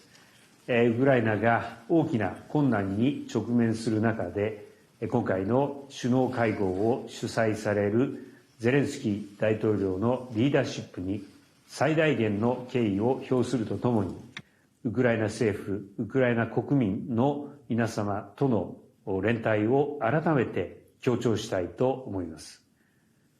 ロシアによるウクライナ侵略は、欧州のみならずアジアを含む国際秩序の根幹を揺るがす暴挙です。日本はクリミアを含めたウクライナの主権及び領土一体性を一貫して支持し、一方的な現状変更の試みには断じて反対します。特に広島出身の総理大臣として、All right, good morning, everyone. Thank you so much for joining us here on Live Now from Fox. My name is Josh Breslow. It is 8:10 in the morning on the East Coast and 5:10 in the morning on the West Coast. What you are watching right now is a live feed coming in from Brussels, Belgium. That is where there is a virtual ceremony here, a discussion that includes delegations from over 40 different countries. They're attending this virtual meeting to put pressure on Russia over the annexation of Crimea. You're hearing several different languages, and there are some translations. The last one you were hearing did not have a translation with it, but we are playing this in full. However, we will step away in the next little bit as we are expecting to get a live report coming up from our Atlanta station relating to a shooting that happened yesterday in Midtown Atlanta. You may have been watching us here on Live Now from Fox as we brought you that as breaking news and stayed in that coverage. We know 2 people were killed, 1 person wounded, and a suspect is in custody. Again, we are waiting here. Our Fox Atlanta team should have that report coming up for us in just a few minutes. But for now, I do want to listen back in here as delegations from over 40 countries attend this virtual meeting to put pressure on Russia over the annexation of Crimea. Let's listen back in, and then I'll send some of you to a 2-minute commercial break. の機会を捉えたアフリカ諸国への働きかけなど、これからも我が国独自の取り組みを全力で進めていきます。日本は来年 G7 の議長国を務めますが、ウクライナにおける一刻も早い平和の回復及び復興の実現に向け、国際社会と緊密に連携しつつ、また日本の経験を生かし、最大限の努力、積極的な貢献を続けていきます。Thank you, Prime Minister. And we will now go to the entire Euro-Atlantic space. And I cordially invite His Excellency, Secretary General of NATO, Jens Stoltenberg, to take the floor. Thank you so much, President Zelensky, President Duda, friends of Ukraine. 8 years ago, Russia illegally annexed Crimea, transforming it into one of the most militarized areas in Europe, and using it as a launch pad for a full-scale invasion of Ukraine 6 months ago. President Putin thought he could crush the Ukrainian people and armed forces. He thought he could divide our democratic nations, and he thought he could dictate what others do. President Putin was wrong. The presence of so many friends of Ukraine here today proves this. Ukraine has suffered 6 terrible months of war, but you have also shown your incredible ability to resist brutal aggression, to strike back, retake territory, and impose major costs on Russia. NATO stands in full solidarity with Ukraine. Allies fully support Ukraine's sovereignty and territorial integrity.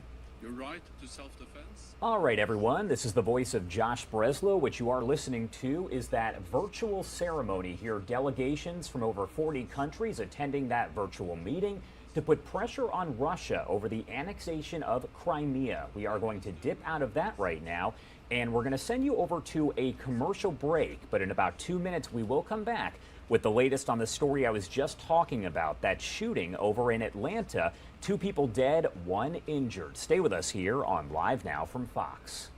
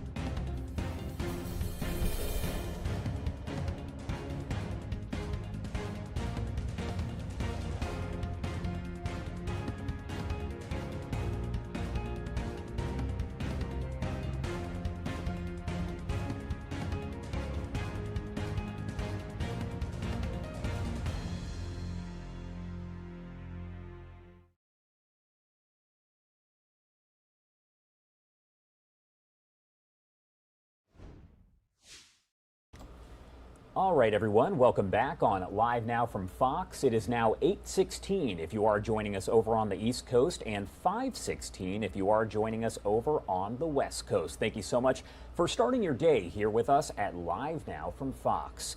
2 people were killed and another wounded after a shooting in Midtown Atlanta Monday. You're looking at video there of the scene, leading to an all-out search for that shooter. Police now say the female suspect targeted those 3 victims, and the shootings essentially locked down the Midtown neighborhood for several hours. That, of course, in the heart of Atlanta. Fox 5's Brooke Zahner is live for us here with the latest. Brooke, thank you so much for joining us here. Yeah, thank you for having me. This was quite a chaotic scene that played out here in the Midtown area. There were 2 separate shooting scenes that took place, one of them happening just down the street from where we're standing here on West Peachtree Street, the other one happening about a half-mile away. And while all of this was going on, police locked down this area. They told people who were working and living around here to shelter in place as they searched for the suspect.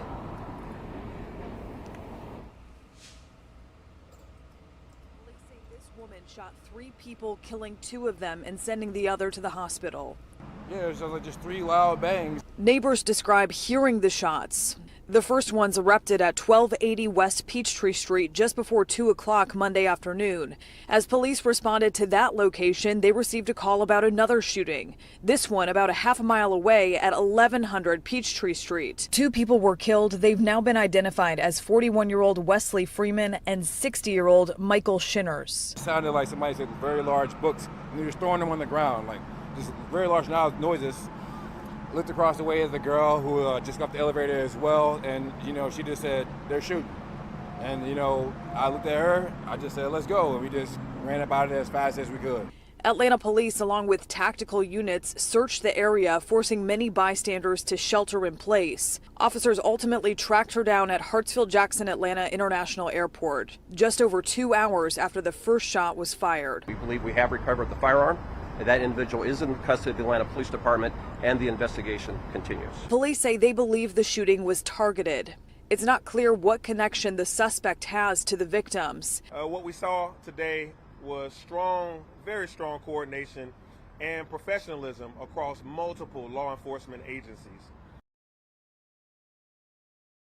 Mayor, who you just heard from there, Atlanta Mayor Andre Dickens, he went on to say that security at the airport was never compromised. She never got into any controlled areas, and they were able to take her into custody without incident. At this time, we are still waiting to confirm her identity and what charges she'll be facing. We do expect that she'll have a first court appearance possibly today or in the coming days. Again, we're still waiting to get those details, and we will pass them on to you as soon as we have them. All right, Fox 5's Brooke Zahner, thank you so much for joining us there with the latest information. I'm sure we will be in touch. That was a scary situation for everyone there in Midtown Atlanta yesterday. Thank you again. Thank you. All right, everyone, time now 8:19 if you are on the East Coast and 5:19 on the West Coast. We are going to step away right now for a quick commercial break, but we will be right back with a live look at all of your top stories from across the country and across the world. Stay with us.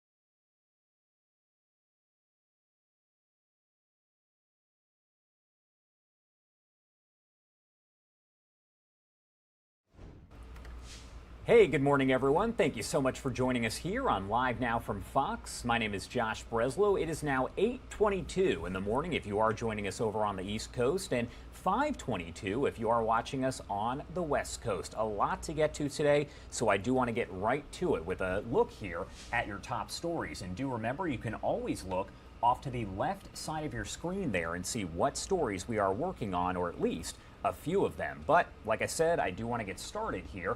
A state of disaster has been declared in Dallas County, Texas, after extreme flooding killed at least one person. That video hard to watch there.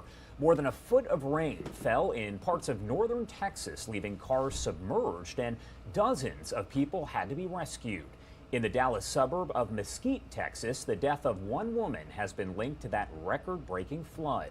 First responders say that 60-year-old woman was in her vehicle when it was swept away by rushing water from the South Mesquite Creek. Dallas County's Judge Clay Jenkins has declared that state of disaster, requesting federal and state assistance for those who are affected. An autopsy planned for today on the body believed to be that of a California teen missing after a large party earlier this month. Investigators said 16-year-old Kiely Rodni had been last seen near the Prosser family campground at a party attended by more than 100 teens and young adults. Her phone last pinged just after midnight August 6th near the Prosser Creek Reservoir, where a volunteer dive team found a body inside of a vehicle in the water this past weekend. Investigators said Monday they do believe the body is that of Kiely. Her disappearance had initially been treated as an abduction. Lawyers for former President Trump have asked a federal judge to halt the FBI's review of documents seized from his Florida estate earlier this month until a neutral party can be appointed to inspect the records. The request for what's known as a special master was included in a federal lawsuit Monday. The FBI said it recovered 11 sets of classified documents from Mar-a-Lago during that raid August 8th. Trump maintained the documents were all declassified. The Justice Department had asked a federal judge not to release the affidavit supporting the raid, saying it could compromise that investigation. So the judge ordered the Justice Department to put forward proposed redactions, giving them until this Thursday at noon to do so. It is primary day in Florida and in New York. So in Florida, voters will decide which Democrat will take on Republican Governor Ron DeSantis in November, and which Democrat will go up against Republican U.S. Senator Marco Rubio. That race more important than ever, as control of the entire 100-person chamber is now at stake. Our Fox 13 Tampa team breaks down those Florida races for us. Val Demings will likely crush lesser-known candidates in the Democratic race for U.S. Senate. And State Senate President Wilton Simpson is heavily favored to win the Republican Commissioner of Agriculture race over James Shaw.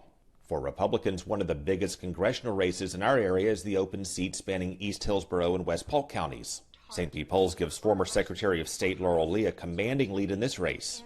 But state lawmakers Kelly Stargell and Jackie Toledo are hoping to prove that poll wrong and beat expectations, as Toledo has done in the past. The other key Republican race to watch in the Tampa Bay area is the open congressional seat in Pinellas. It has been redrawn now to favor Republicans.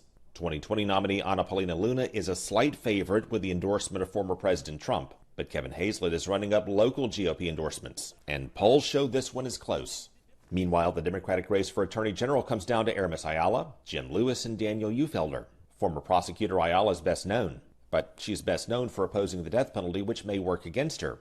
Public opinion favors the death penalty for convicted killers, so the gap has narrowed. Attorney Jim Lewis is running against the influence of money in politics, but faces a lack of money as a result.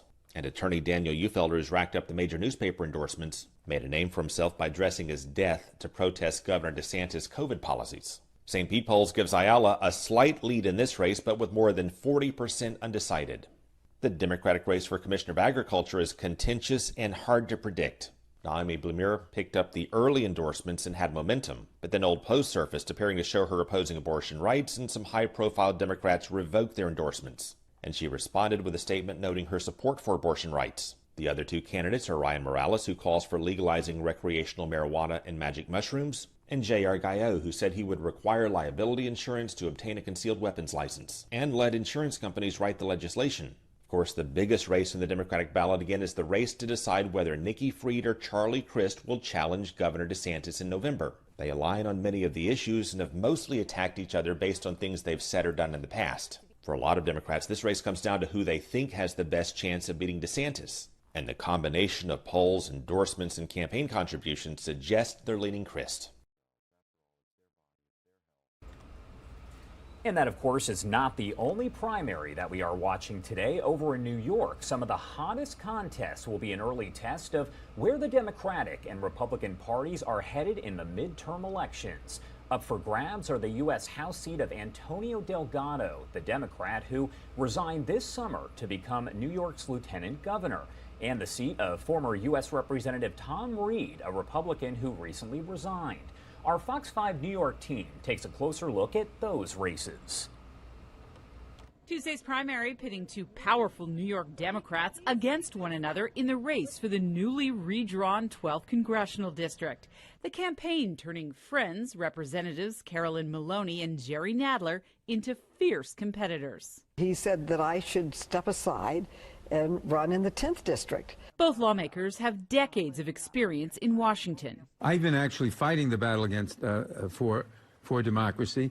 That's why I led both impeachments against Donald Trump. Another lesser-known candidate in the 12th congressional race, progressive lawyer Serge Patel. He's hoping for an upset victory. He's betting on the fact that a lot of Maloney supporters and Nadler supporters will essentially cancel each other out, and a lot of the newer, younger voters in the district will be more inclined to support him. Democratic strategist Basil Smikle says there's another interesting race to watch in the 10th congressional district. It's a crowded field. It includes Congressman Mondaire Jones, Assemblywoman Yulee New, and emerging frontrunner Dan Goldman. He was a prosecutor in former President Trump's first impeachment trial. All these races, though, facing the same obstacle, getting voters to turn out on a summer day in August. That race is still potentially very tight for a lot of the reasons that the other races are tight, which is the low turnout. And of course, we will keep an eye on those races and anything going on in Florida and New York. You can watch us throughout the day here on Live Now from Fox, and it's likely we will have even more tomorrow morning here, so watch for those results. The latest now on the FBI raid at former President Trump's Mar-a-Lago estate 2 weeks ago. Trump's lawyers are asking a federal judge to halt the FBI's review of documents seized until a neutral party known as a special master can be appointed to inspect the records. The FBI said it recovered 11 sets of classified documents from Mar-a-Lago during that raid August 8th. Trump maintains the documents were all declassified. The Justice Department had asked a federal judge not to release the affidavits supporting that raid, saying it could compromise that investigation. The judge gave the Justice Department until noon Thursday to put forward those proposed redactions. Fox's Alexandria Hoff is in Washington to follow the latest for us on that case. Trump's legal team wants the FBI and Justice Department to stop its review of documents seized from Mar-a-Lago until an independent third party can review what was taken. Former President Trump called the August 8th raid of his Mar-a-Lago residence shockingly aggressive, saying in a statement that agents demanded security cameras be turned off and that documents covered by attorney-client and executive privilege were seized along with his passports.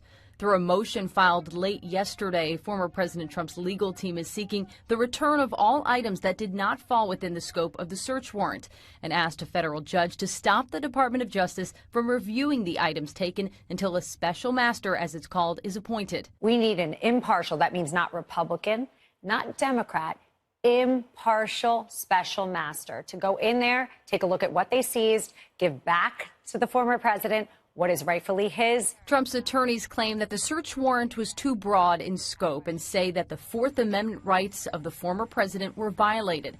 According to the DOJ, the documents found at Mar-a-Lago supports its criminal investigation into what they believe was the mishandling of federal records. From the Intel Committee perspective, though, we're just really frightened of what's in that stockpile particularly those that are marked top secret, SCI, sensitive compartmented information, because those generally mean that there's a very sensitive source involved. Former President Trump claims that he declassified the documents. The Justice Department's request to keep the affidavit sealed has been rejected by a federal judge. A redacted version is due on Thursday. In Washington, Alexandria Hoff, Fox News. All right, Alexandria, thank you so much for that information. We will keep on top of that story as we do here on Live Now from Fox. U.S. Senator Lindsey Graham will not have to testify this week before a Fulton County special grand jury. The panel is investigating whether then President Trump or anyone else broke the law while trying to overturn Georgia's 2020 presidential election results. An appeals court agreed to put a temporary hold on a lower court's order that required Graham's testimony. A U.S. district judge quashed that subpoena last week, but over the weekend, a three-judge panel of the 11th Circuit issued an order temporarily pausing that order. A state of disaster has been declared in Dallas County, Texas, after extreme flooding killed at least one person. That video hard to watch there. More than a foot of rain fell in parts of northern Texas, leaving cars submerged and dozens of people having to be rescued. In the Dallas suburb of Mesquite, the death of one woman has now been linked to that record-breaking flood. First responders say the 60-year-old woman was in her vehicle when it was swept away by rushing water from the South Mesquite Creek. Dallas County's Judge Clay Jenkins has declared a state of disaster, requesting federal and state assistance for those who were affected. Fox Weather's Robert Ray was in Dallas and helped one woman to safety as she was trapped in that high water. He filed this report. Stephanie Carroll found herself stuck in high floodwaters Monday morning as rain pummeled North Texas. I witnessed the moment she lost control of the vehicle and pulled her out of the car's window to safety. I thought I was gonna die. It's just one of dozens of rescues that took place when rain swamped the Dallas area. The National Weather Service says more than 9 inches fell within a few hours. That's about as much rain as the city sees in an average summer. The water quickly turned streets into rivers, submerging cars and leaving people with little time to escape. My tires got stuck and I tried to reverse it, tried to go forward, and it wouldn't go, and then before I knew it, it was just going higher and higher, and I had to open my car door, flooded my whole car. Some drivers say they waited on the side of the road for hours, hoping for help. I grabbed all I could that was important at the moment, and I just kind of swam out and got to the side, and I've been here since 2:30 in the morning. As these weather conditions move further east, millions of Americans remain under flood watches. This same storm system pummeled Utah over the weekend, sending water rushing through streets. Business owners spent hours pushing water and mud outside their buildings. Texas authorities are reminding drivers to turn around if they see water that is flooded in roads like behind me. In Dallas, Robert Ray, Fox Weather. Well, hundreds of flights were canceled or delayed as a result of that catastrophic flooding. More delays and cancellations there again today at both airports in the Dallas area. We just checked and you can see quite a few of them. So if you are going to be heading to the airports there, make sure to check ahead of time. Dozens of people, as you saw there, had to be rescued from that high water, and among those rushed to safety, children. Fox's David Centendry has more. Dallas County Fire Rescue is bringing people to safety in southeastern Dallas County Monday as floodwaters inundated mobile homes and trailers off Beckett Road. Oh man, it's waist deep. Nolan Williams and his 2-year-old dog, Reba, were among those rescued. How scary? Hey, when you can't walk very far like I can, it's really scary. You know, I can only walk about 30 yards at a time. An older gentleman in a wheelchair was seen being rescued on a makeshift raft. Children in the arms of firefighters being carried to safety. The water is now contaminated with oil, gasoline, and diesel from RVs on the property, according to Dallas County Fire. They spent several hours assisting people who were stranded. The water more than 4 feet high, according to rescuers. Earlier in the day, as high as 9 feet. Yes, it got really bad really fast over here, and I didn't even realize that it came this far up until I drove down here, and I was like, oh, that's crazy. You can see the fire truck pulling up behind me right now. That is carrying a group of people who are being rescued. The truck has rescued more than a dozen people today as it's made several trips down to that community that's flooded out. I was in my house. 8-year-old Isabella Heipel says the water took over quickly. She says she's homeschooled and was with her grandmother. I just thought it was going to be a little flood, and then I just didn't think about anything that it was going to be that big. Thankfully, at this location, everyone's okay. Yeah, everybody got out. A flood like this is rare, according to ones living here. I have never seen it flood like this. So, never seen it like this before? No, never.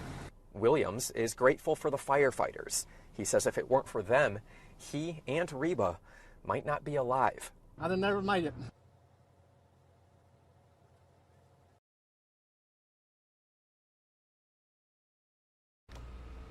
All right, so we've been mentioning throughout the morning here that it is primary day over in Florida and in New York. I believe we do have video from Geneva, Florida, that actually shows a polling location, a person taking a photo there in front of many, many voting signs for different candidates throughout the state there. But again, Florida and New York both having their primaries today. We will keep in touch and let you know as those results come in later on today. But as we've mentioned, there are some big races that we will be watching in Florida. They're going to decide here which Democrat will take on Republican Governor Ron DeSantis in November, and which Democrat will go up against Republican U.S. Senator Marco Rubio. That race more important than ever as control of that entire 100-person chamber is at stake. All right, we are going to step away for a quick 2-minute commercial break, but when we come back, we will talk all about the economy. Stay with us.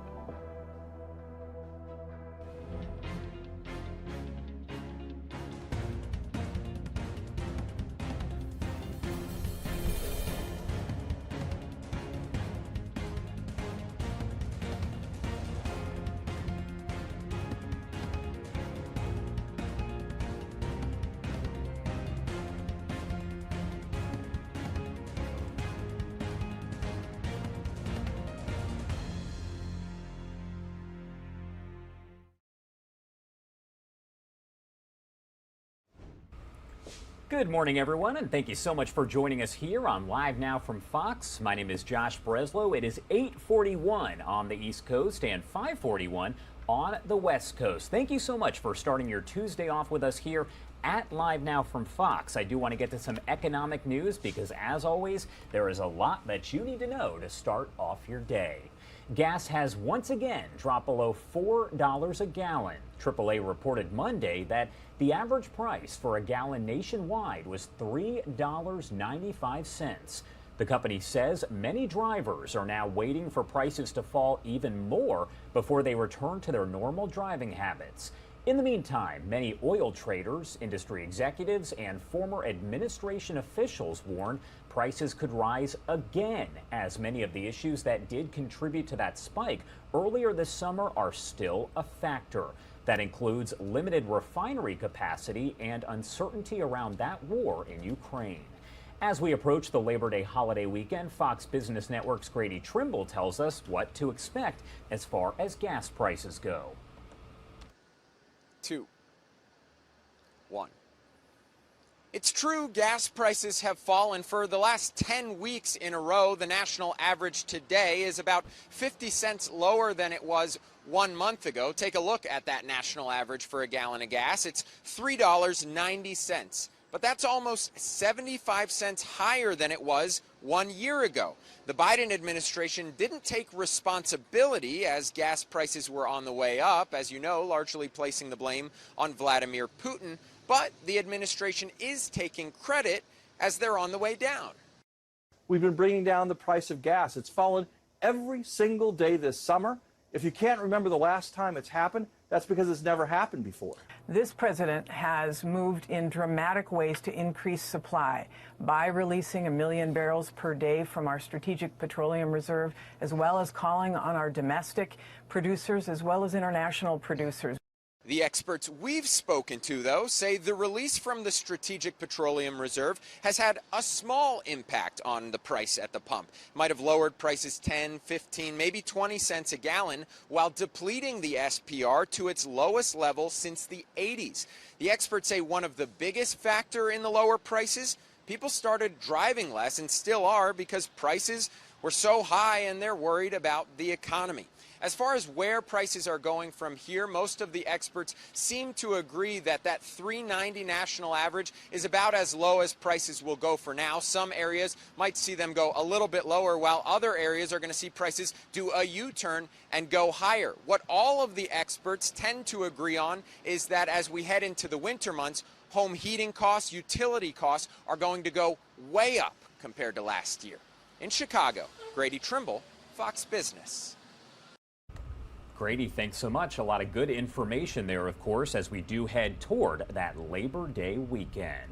Airlines are still in chaos. Nearly 9,000 flights were delayed just over the weekend. The government solution? New rules. Fox Business Network's Madison Allworth has the details. The government wants you to be compensated when your flight is delayed or canceled. In a letter to airlines released at the end of last week, Secretary of Transportation Pete Buttigieg asking airlines at a minimum to include meal vouchers for delays of 3 hours or more and offer a hotel room for passengers who must wait overnight because of a delay or cancellation. Most U.S. airlines do provide meals or hotels if a flight is moved to the next morning. That is, if the disruption is their fault. But they are not yet legally required to do so. It's been a year of disrupted travel. 24% of flights have been delayed. And while things have gotten better since the spring and early summer, long-standing problems like staff shortages still stand in the way. Looking at the list of worst airports for delays and cancellations, 4 out of the top 10 for delays are in Florida. Unlike other places in the country, Florida is a very attractive destination for travelers. And so when you have that much demand on the airspace, certainly the FAA has their hands full in terms of coming up with new ways and new ideas of handling that increased traffic. The Department of Transportation also plans to release an interactive dashboard before Labor Day weekend. It will show travelers what each airline offers when it comes to delays and cancellations. Right now, what you are entitled to depends on what airline you are flying. In Tampa, Florida, I'm Madison Allworth, Fox Business. All right, Madison, thank you so much for that report. We do appreciate it. If you're having a hard time finding a car to buy, don't expect it to get any better anytime soon. Toyota's Executive Vice President of Sales, Jack Hollis, says that he expects the supply shortage to last until late next year.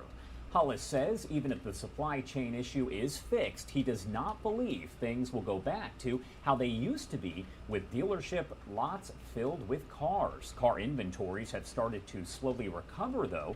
Software company Cox Automotive estimates there was a 37-day supply in July. That was up from a 29-day supply a year prior. However, it is still about half of that historical average. I do want to head to what appears to be possible wildfire. We do have feeds that are all over the country and all over the world, and this is just coming in. It looks like it may have gone to black now. There it goes. All right, what you can see is Skyfox. They're Skyfox LA over a fire near Lombardi Boulevard. It is scorched 6 acres, but firefighters are hoping to have that fire out soon. No structures have been threatened there, but again, this is a live look as Skyfox LA is over that fire near Lombardi Boulevard. We're likely going to keep this up here for the next little bit so we can take a look. However, they do expect that they should have that fire out shortly. No word if there are any injuries or how that fire started, but no structures are threatened. And right now, that is what's most important as you see those wildfires that are popping up all over the country where you do tend to see structures burned. You can see off, though, if you look to the bottom left side of your screen, there is a firefighter there who is working to put that fire out. We will keep an eye on this feed here and bring you any updates as we do get them here into our newsroom. I do want to get back to some news right now as far as the economy goes, so let's head back that direction. Inflation impacting people's decision to purchase a new smartphone. Overall, worldwide smartphone shipments dropped nearly 9% in the second quarter of the year compared to last year. That's according to research firm International Data Corps. However, sales of smartphones that cost more than $900 are up 20% in the first half of this year compared to the same time period last year. That's according to a research firm. Meanwhile, many large mobile carriers say they are seeing more customers default on their payments as inflation does hit people's wallets. The Biden administration weighing what to do with student loans. The moratorium on federal student loan payments is set to expire at the end of this month. Millions are waiting to see if the administration extends the pause or even goes further. Fox's Madeline Rivera reports from Washington, where talk of student debt forgiveness is heating up.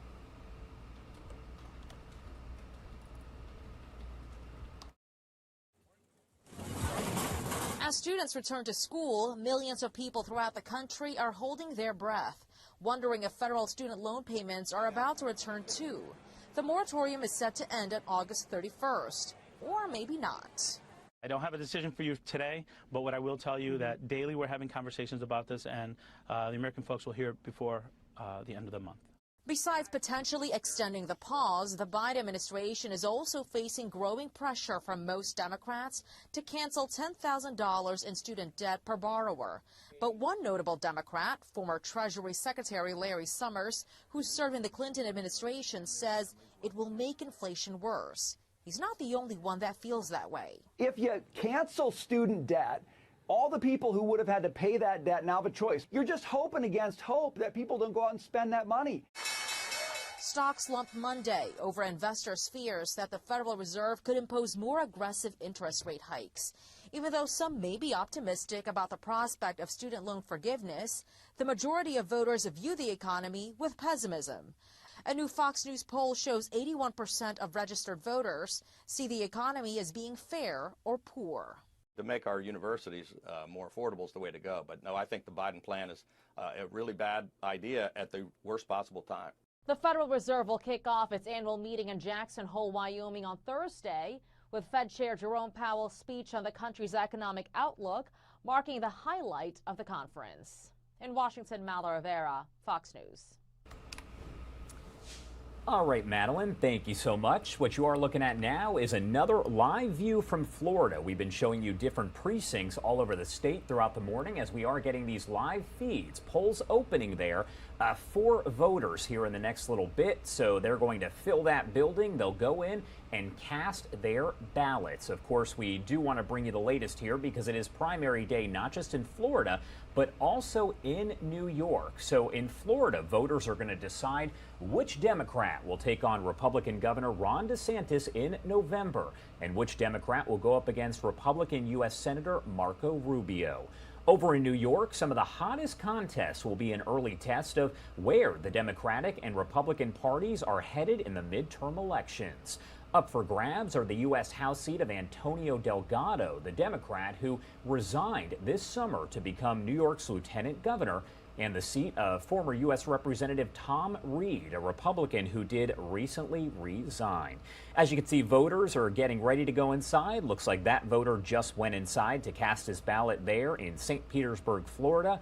We will keep an eye on these feeds, and we'll bring you results tonight here on Live Now from Fox, so be sure to stay with us because that is what we do. Time now 8:52 on the East Coast and 5:52 on the West Coast. That is gubernatorial candidate there, Charlie Crist, who just cast his vote there.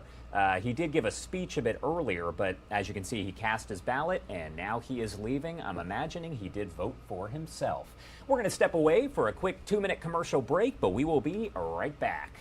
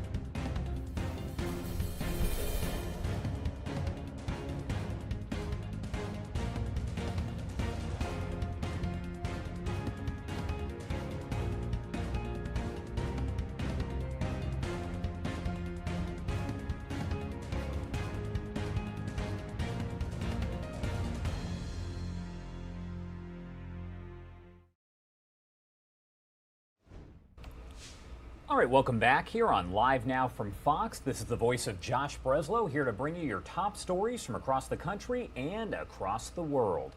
After spending several decades in government service, Dr. Anthony Fauci did announce Monday that he's going to step down in December. Fauci said he has no intentions of retiring, but wants to spend his time inspiring the next generation of scientific leaders. Fox's Lauren Blanchard has more details for us from Washington. The expert Americans listened to for much of the coronavirus pandemic has announced he is stepping down. When this is all over and it will end, you will see a curve. Dr. Anthony Fauci will leave the National Institute of Allergy and Infectious Diseases in December. He said, quote, "After more than 50 years of government service, I plan to pursue the next phase of my career while I still have so much energy and passion for my field." Fauci has worked under every president since Ronald Reagan, most recently serving as the chief medical advisor for President Biden, who said the United States of America is stronger, more resilient, and healthier because of him. Dr. Fauci's time as the nation's top infectious disease expert has at times been met with pushback. One of his loudest critics, Kentucky Senator Rand Paul, has repeatedly sparred with Fauci in congressional hearings. The NIH refuses. Look, we ask them. Senator Paul promises more. Quote, "Fauci's resignation will not prevent a full-throated investigation into the origins of the pandemic." The high-profile resignation announcement comes just after the Centers for Disease Control admitted they fell short on COVID. The CDC director, Rochelle Walensky, says they will be making changes. Clearly, the mandates and the lockdowns and the closing of the schools to virtual learning, all of that was a public health mistake. There's no question. Senator Paul isn't the only one who wants Dr. Fauci to testify. Some House Republicans also want to hold their own hearings. In Washington, Lauren Blanchard, Fox News. All right, Lauren, thank you so much. There are now more than 15,400 confirmed cases of the monkeypox virus in the U.S. Wyoming, which did remain the only state without a case, now has one. New York has 2,900, California 2,600, and Florida has about 1,600 cases. The U.S. did make an additional 1.8 million doses of the monkeypox vaccine available for order starting Monday. The Department of Health and Human Services announced last week that it had accelerated phase 4 of its national vaccine strategy by making those doses available to jurisdictions that have used 90% or more of their current supply. The virus has some scientists in Las Vegas checking the sewers there. Fox News multimedia reporter Ashley Soriano has that story. We all have to use the bathroom. Turns out what goes down the toilet can tell us a lot about diseases spreading in an area. That's how scientists here have been able to detect how widespread the monkeypox virus is even before the health department. They were one of the first in the nation to study human waste to detect cases of the Omicron variant. They found the variant before any cases were officially reported in the area. They're doing it again with monkeypox as the number of cases rises above 14,000 nationwide. We're seeing about something like 3 to 17 days in which an individual may be asymptomatic. We're not going to be able to see lesions on individuals during this time, but when we look into the wastewater, we're going to be able to detect that virus there. Dr. Edwin O. heads the wastewater surveillance program. He and his students concentrate in areas where there may be a lot of people, schools, bars, hotels. They use an automated machine to pull samples from the sewers. Then they head back to the lab. It's a conversation that we have to have now and not necessarily wait till we have infections that are at the level of 70,000 or 7 million before we start doing anything. They expect the amount of monkeypox to increase in the Las Vegas area over the next month. In Las Vegas, Ashley Soriano, Fox News. All right, thank you so much for that report. We appreciate it. We will stay on top of that story. Of course, more than 15,000 confirmed cases of monkeypox here in the U.S. What you're looking at right now is out of Los Angeles, where you can see just how many crews are out there right now. I want to turn down the volume, but it does sound like they might be about to do a report there from the air. There is a wildfire that they were battling a bit earlier on, but you can see just how many crews are out there. If we do have a reporter who That's right, Tony, talking, and they did a great job. LA City Fire Department arriving here quickly. Ernest Debs Park, that's actually where that fire was. It's really near the cross of Eastern and Lombardi, if you're familiar with the area. Sun's coming up, and now you can actually see some of those scars that are on that hillside where that fire was. Acres are what they're saying is total right now. Those might change, but the fire department's still here on scene. You can see that one helicopter just surveying it, and a lot of these ground crews are going to be out here making sure that all those hot spots are taken care of and this fire cannot reignite. This is happening, like again I said, on a hillside in the Ernest Debs Park area. It is near a neighborhood, but no homes were threatened while they were battling this fire. They did name it the Eastern Fire, and while this firefight still continues technically, even though most of that fire is out, you can see the number of fire resources out here on Eastern. Eastern at Lombardi going to be closed both directions for those firefighting vehicles that are here on scene. Again, though, as it stands, the fire is out, forward progression stopped, and no homes were damaged and no injuries that we can talk of. I'm Stu up in Skyfox. Back to you guys in the studio. All right, thank you so much to Skyfox there for that report out of Los Angeles, where it does appear that that large wildfire does appear to be under control there in L.A., and it seems fire crews are just kind of putting out the hot spots there. No injuries reported, so that is great to hear.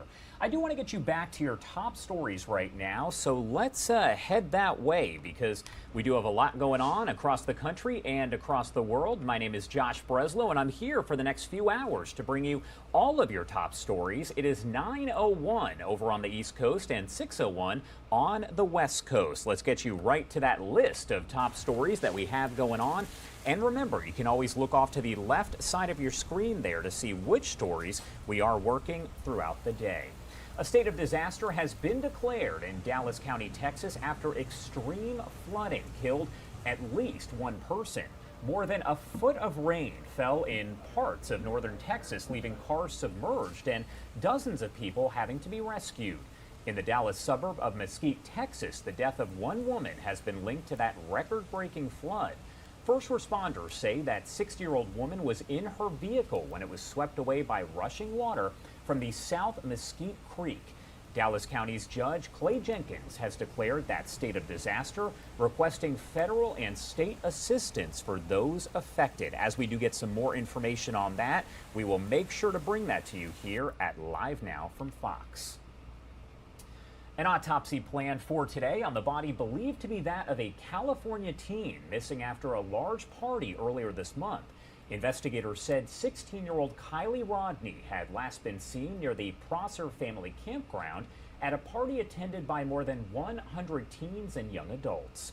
Her phone last pinged just after midnight August 6th near the Prosser Creek Reservoir, where a volunteer dive team found a body inside of a vehicle in the water this past weekend. Investigators said Monday they believe the body is that of Kiely. Her disappearance had initially been treated as an abduction. We are expecting a live report from our Fox News associates who are over there. That's coming up around 9:15 Eastern this morning, so be sure to stay with us for that. Lawyers for former President Trump have asked a federal judge to halt the FBI's review of documents that were seized from his Florida estate earlier this month until a neutral party can be appointed to inspect those records. The request for what's known as a special master was included in a federal lawsuit Monday. The FBI said it recovered 11 sets of classified documents from Mar-a-Lago during that raid August 8th. Trump maintains the documents were all declassified. The Justice Department had asked a federal judge not to release the affidavit supporting that raid, saying it could compromise the investigation. So the judge ordered the Justice Department to put forward proposed redactions, giving them until this Thursday at noon to do that. We've mentioned it all throughout the morning here, but it is primary day in Florida and in New York. Two big ones here. In Florida, voters will decide which Democrat will take on Republican Governor Ron DeSantis in November, and which Democrat will go up against Republican U.S. Senator Marco Rubio. That race more important than ever, as control of the entire 100-person chamber is now at stake. Our Fox 35 Orlando team breaks down the races for us right here and right now on Live Now from Fox. Overall, early turnout is up from 4 years ago, especially among nonpartisan voters. And some of the biggest races in tomorrow's primary are very close and hard to predict. More than 2.1 million Floridians have voted so far. By-mail Democrats are outvoting Republicans, and Republicans are outperforming Democrats in early voting in person. Democrats have the overall advantage so far in primary turnout. The lack of competitive GOP races may have a lot to do with that disparity. The Republican statewide races are mostly locked in with Governor DeSantis, Attorney General Ashley Moody, and Chief Financial Officer Jimmy Patronis, while Democrats have three competitive statewide races for Governor, Commissioner of Agriculture, and Attorney General. That race comes down to Aramis Ayala, Jim Lewis, and Daniel Ulfelder. Former Central Florida prosecutor Ayala made headlines for opposing the death penalty, which may work against her. Public opinion favors the death penalty for convicted killers, though the gap has narrowed. St. Pete polls gives Ayala a slight lead in the race, with more than 40% undecided.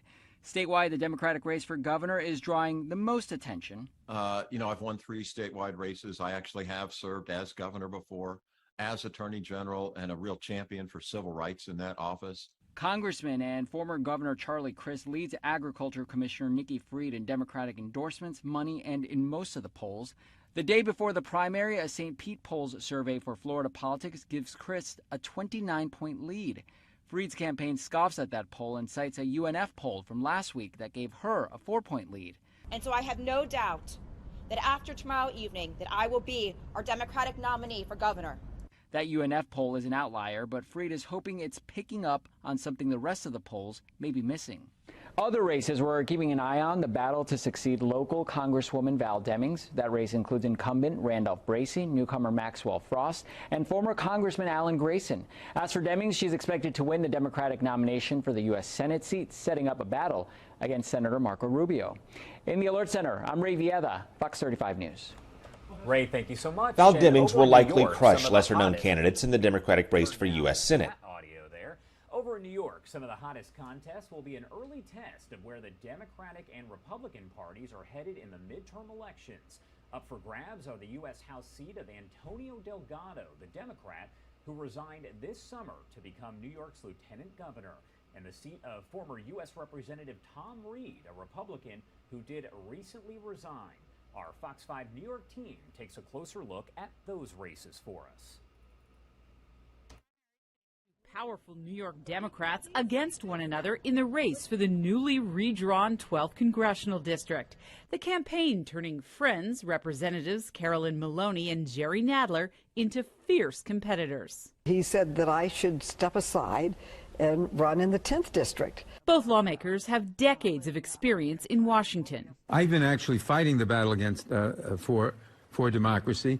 That's why I led both impeachments against Donald Trump. Another lesser-known candidate in the 12th congressional race, progressive lawyer Serge Patel. He's hoping for an upset victory. He's betting on the fact that a lot of Maloney supporters and Nadler supporters will essentially cancel each other out, and a lot of the newer, younger voters in the district will be more inclined to support him. Democratic strategist Basil Smikle says there's another interesting race to watch in the 10th congressional district. It's a crowded field. It includes Congressman Mondaire Jones, Assemblywoman Yuleen New, and emerging frontrunner Dan Goldman. He was a prosecutor in former President Trump's first impeachment trial. All these races, though, facing the same obstacle, getting voters to turn out on a summer day in August. That race is still potentially very tight for a lot of the reasons that the other races are tight, which is the low turnout. Thank you so much. Of course, we will keep you updated throughout the day. And tonight, be sure to stay with us here on Live Now from Fox. As those results do come in, we will bring them to you because that is what we do. We are all about that breaking news here on Live Now from Fox. The latest on the FBI raid at former President Trump's Mar-a-Lago estate 2 weeks ago. Trump's lawyers are asking a federal judge to halt the FBI's review of documents seized until a neutral party known as a special master can be appointed to inspect the records. The FBI said it recovered 11 sets of classified documents from Mar-a-Lago during that raid August 8th. Trump does maintain the documents were all declassified. The Justice Department had asked a federal judge not to release the affidavits supporting the raid, saying it could compromise that investigation. That judge gave the Justice Department until noon Thursday to put forward proposed redactions. Fox's Alexandria Hoff is in Washington following the latest on that ever-changing case for us. Trump's legal team wants the FBI and Justice Department to stop its review of documents seized from Mar-a-Lago until an independent third party can review what was taken. Former President Trump called the August 8th raid of his Mar-a-Lago residence shockingly aggressive, saying in a statement that agents demanded security cameras be turned off and that documents covered by attorney-client and executive privilege were seized along with his passports. Through a motion filed late yesterday, former President Trump's legal team is seeking the return of all items that did not fall within the scope of the search warrant and asked a federal judge to stop the Department of Justice from reviewing the items taken until a special master, as it's called, is appointed. We need an impartial, that means not Republican, not Democrat, impartial special master to go in there, take a look at what they seized, give back to the former president what is rightfully his. Trump's attorneys claim that the search warrant was too broad in scope and say that the Fourth Amendment rights of the former president were violated. According to the DOJ, the documents found at Mar-a-Lago supports its criminal investigation into what they believe was the mishandling of federal records. From the Intel Committee perspective, though, we're just really frightened of what's in that stockpile, particularly those that are marked top secret, SCI, sensitive compartmented information, because those generally mean that there's a very sensitive source involved. Former President Trump claims that he declassified the documents. The Justice Department's request to keep the affidavit sealed has been rejected by a federal judge. A redacted version is due on Thursday. In Washington, Alexandria Hoff, Fox News. All right, Alexandria, thank you. U.S. Senator Lindsey Graham will not have to testify this week before a Fulton County special grand jury. The panel is investigating whether then President Trump or anyone else broke the law while trying to overturn Georgia's 2020 presidential election results. An appeals court agreed to put a temporary hold on a lower court's order that required Graham's testimony. A U.S. district judge quashed his subpoena last week, but over the weekend, a 3-judge panel of the 11th Circuit issued an order temporarily pausing that order. Time now is 9:12 if you are watching us over on the East Coast, and 6:12 if you are watching us on the West Coast. As you can see right now, we are going to take you to a live view that shows voters who are arriving at the polls this morning because it is primary day over in Florida and in New York, as we told you about just a few minutes ago. And tonight we will have all those results here on Live Now from Fox. We are going to step away for a quick 2-minute commercial break, but stay with us here for the latest top stories from across the country and across the world.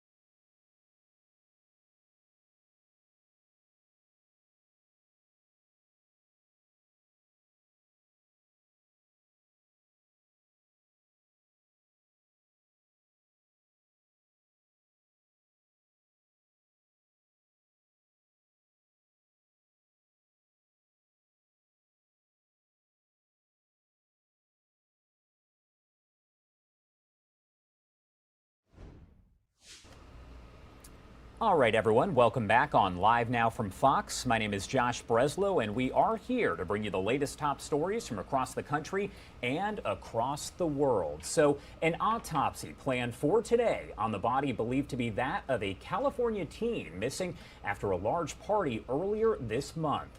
Investigators said 16-year-old Kiely Rodni had last been seen near the Prosser family campground at a party attended by more than 100 teens and young adults. Her phone last pinged just after midnight, August 6th, near the Prosser Creek Reservoir, where a volunteer dive team found a body inside of a vehicle in the water this past weekend. And investigators said Monday that they do believe that body is the body of Kiely. Fox's William LaJeunesse is live for us here to bring us the latest. Thank you so much, William. Hey, Josh. Indeed, police did find the car. The car is the one that belongs to the Kiely Rodni's family. They have yet to confirm that the body found inside is indeed her. However, the family issued this statement last night, quoting, "While we accept this sadness cast under death's shadow, the rising sun shines the light upon us, reminding us not to mourn our loss, but to celebrate Kiely's spirit." Also, the sheriff's office indicated that it is likely her, but they are waiting for that confirmation today. Also, they have not suggested foul play, but an autopsy today should provide a cause of death. Toxicology on the blood for drugs and alcohol will take several weeks. So the focus now is on several things. One of them, of course, was this simply an accident? Did she drive her car off the road into the lake? Was she conscious at the time or impaired or something else? Also, her boyfriend posted on Facebook yesterday saying, "Kiely wants us to be happy, to be safe. She wants us to have a good life. That's all she ever wanted, for us to live the way that Kiely would want us to." Josh? Yeah, thank you so much. Of course, a lot of questions, as you did mention there, and a big one is this dive team was able to find her. They went out there this weekend, found her pretty quickly, while investigators searched that area and hadn't found her. Have they responded to say, I guess, why that is? Yeah, so volunteers and police put in about 20,000 man hours over 2 weeks, a little over more than 2 weeks. And they did search this lake because, of course, it's adjacent to the campground where the party was held. Dive teams went in from several different agencies and they did not find her. However, after 35 minutes, this volunteer group, Adventures with Purpose, they had 2 side sonars and some pretty sophisticated equipment, and they found the car in about 35 minutes, about 50 feet off the shoreline in about 14 feet of water. So the question obviously is going to be, why did sheriff's divers fail to find it earlier?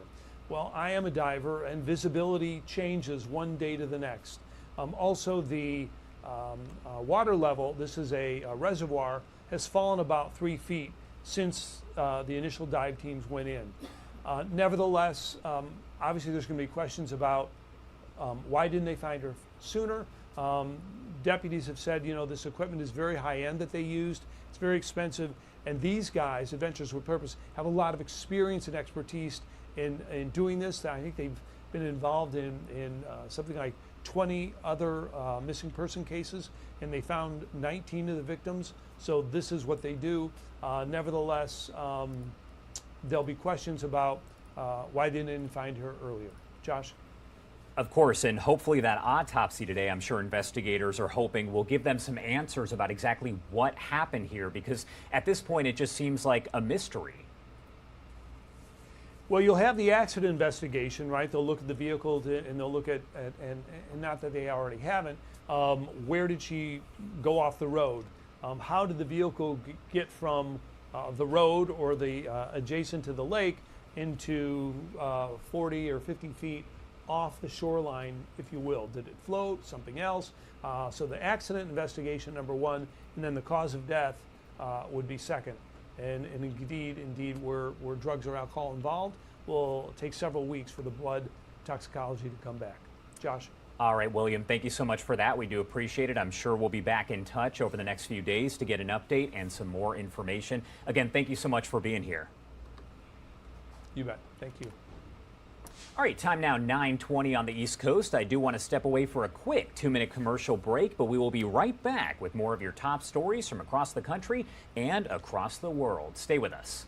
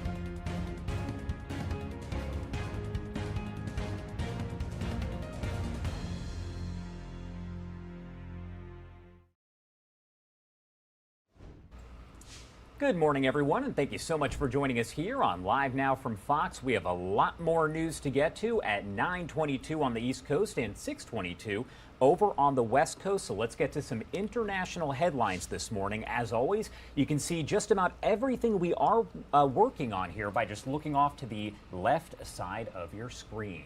Dozens of destroyed Russian tanks on display on Main Street in Kyiv, Ukraine on Monday. Residents stopped by to view the weaponry. Some parents even brought their children to take a look. They say history is being made right now, and the display represents an important learning experience. This comes as Russia's war on Ukraine will reach its 6-month mark tomorrow. The same day, Ukraine marks the 31st anniversary of its independence from the Soviet Union. Public celebrations have been banned due to concerns they could be the target of Russian attacks. In the meantime, the Kremlin is accusing Ukrainian intelligence of carrying out a car bombing that killed the daughter of an ally of Russian President Vladimir Putin. He's the man nicknamed Putin's brain. Ukrainian officials are denying their involvement. Fox News senior foreign affairs correspondent Greg Palcott has the latest. A fiery car bomb blast outside of Moscow over the weekend that could pack a regional punch.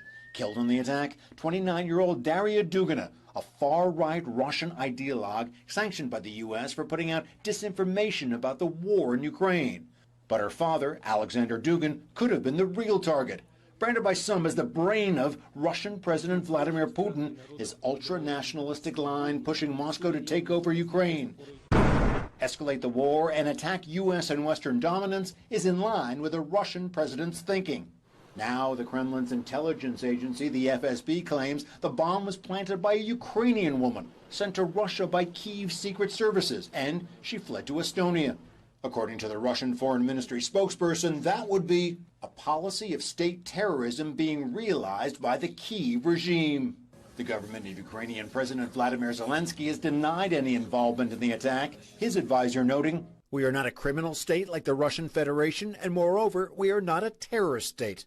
In fact, some analysts say Putin's government itself could be behind the bombing to provide a reason for Moscow to go after Ukraine even more aggressively. The fact that Putin is using it as leverage, political leverage against Ukraine, we shouldn't be surprised with at all. In the past week, Ukraine has been escalating its attacks on Russian-held territory. President Zelensky has warned of new strikes by Russia ahead of Ukraine's important Independence Day on Wednesday. One more possible reason for the attack, bare-knuckled Moscow infighting. In a condolence statement, Vladimir Putin called the killing of Daria Dugina a vile, cruel crime, cutting short the life of a talented person with a real Russian heart. Her father's statement may be more to the point. Our hearts yearn for more than revenge and retribution. We only need our victory. Things in Ukraine could be getting uglier and messier. In London, Greg Palcott, Fox News.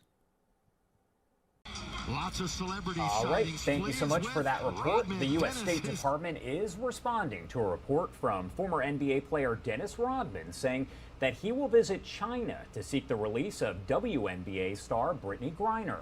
Department spokesperson Ned Price said Monday that he's only heard about the trip through media reports and that, quote, he would not be traveling on behalf of the U.S. government.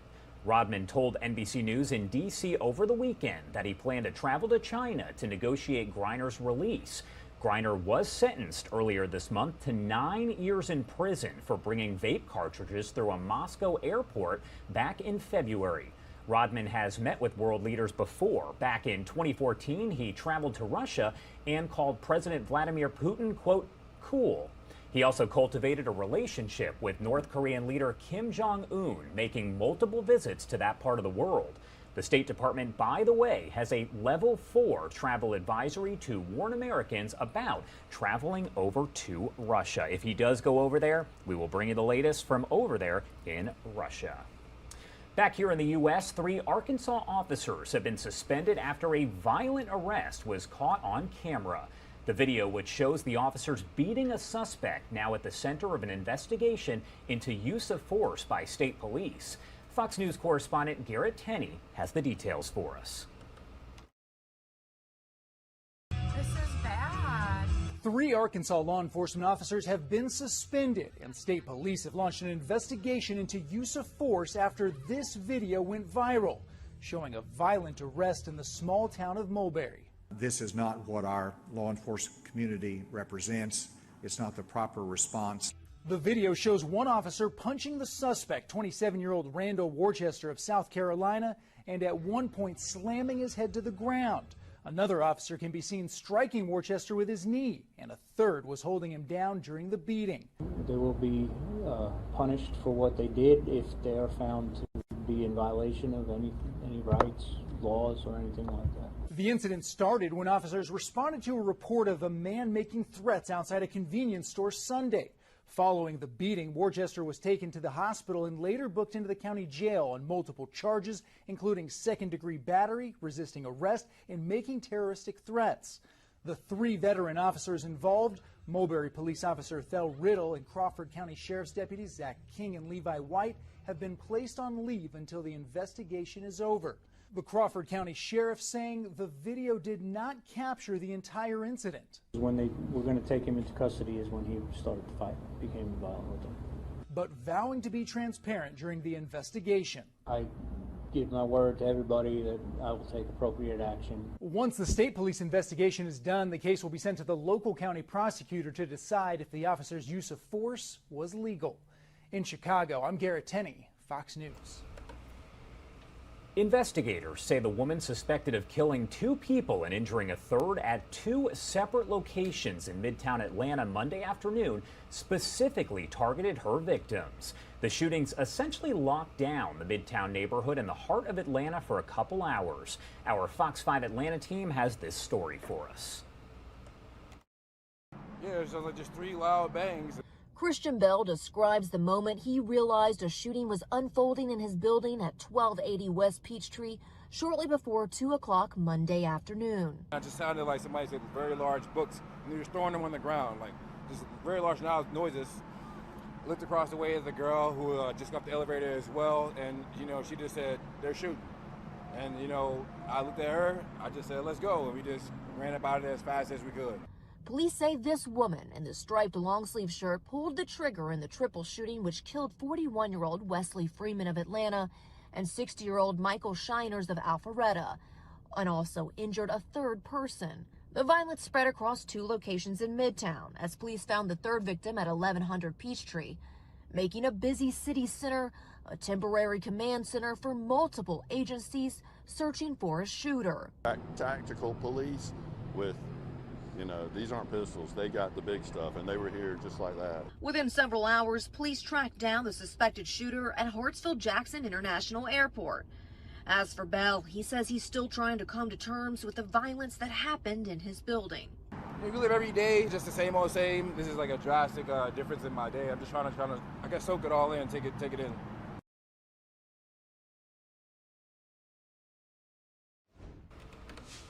All right, thank you so much for that report. 9:31 on the East Coast and 6:31 over on the West Coast. I was just checking out our cameras to see if we had any cool views that we could show you from around the country, but unfortunately, nothing to show right now. We will keep an eye on those and let you know, though, as we do see something cool show up on the feeds. We will take a quick 2-minute break, but we will be right back, so stay with us for a live look at all of your top stories from across the country and across the world.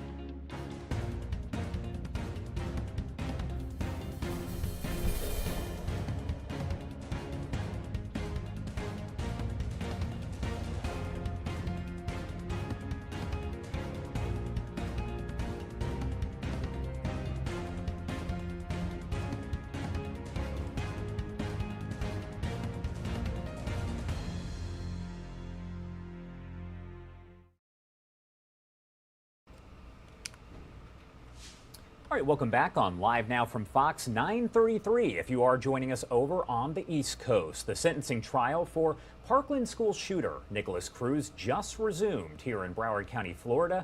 Cruz, who was 19 at the time, opened fire at Marjorie Stoneman Douglas High School back in February 2018, killing 17 people. Now 23 years old, Cruz did plead guilty in October to 17 counts of first-degree murder. The jury in the trial will decide whether Cruz is sentenced to death or to life in prison. Yesterday, the defense gave its opening statements after the prosecution spent 3 weeks presenting its case. The judge does appear to be talking, so let's listen in to see if there is audio there. Her knowledge of the Cruz family, and it's in response to testimony that Linda Cruz was an ineffective parent. That is the sum of the argument that was made by both sides. So you didn't bring that up. I'm not prepared to bring it up right now. I did my part. If you want to file another motion, that's fine, but you know, I don't know what to tell you. It's not going to happen right now. We have the jurors ready to come in. I understand. I believe that what I've handed the court, what I've provided, the state gives the court all the information that the court needs to make that decision. I understand that you don't want to make it now, but I believe that this is sufficient because it outlines the objections and it has the page numbers attached to it. State, are you opposing what they're asking for? Or are you in agreement? Well, based on what the court just said, I don't think that the record would be clear. The state had filed a motion, SF-202, state's motion for pretrial ruling on admissibility of rebuttal evidence. So that included the swastika evidence. And as you may recall, Dr. Brannon testified in that hearing. We technically do not have a ruling on that motion. So in the Finney Browd testimony, when we did the perpetuated testimony, I did cross-examine about materials that I hoped would be admissible, which included the swastika. In rebuttal? Well, no, this was cross-examination of their witness. It is the state's argument. I'm not trying to argue it. I'm just trying to give an outline of what it was.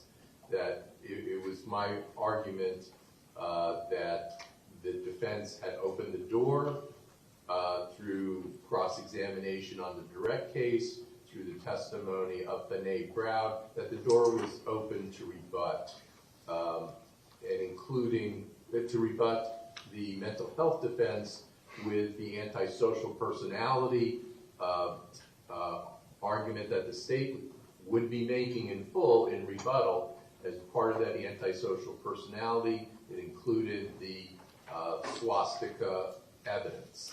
And now that the defense had what they had done, it would be open now to introduce in cross-examination.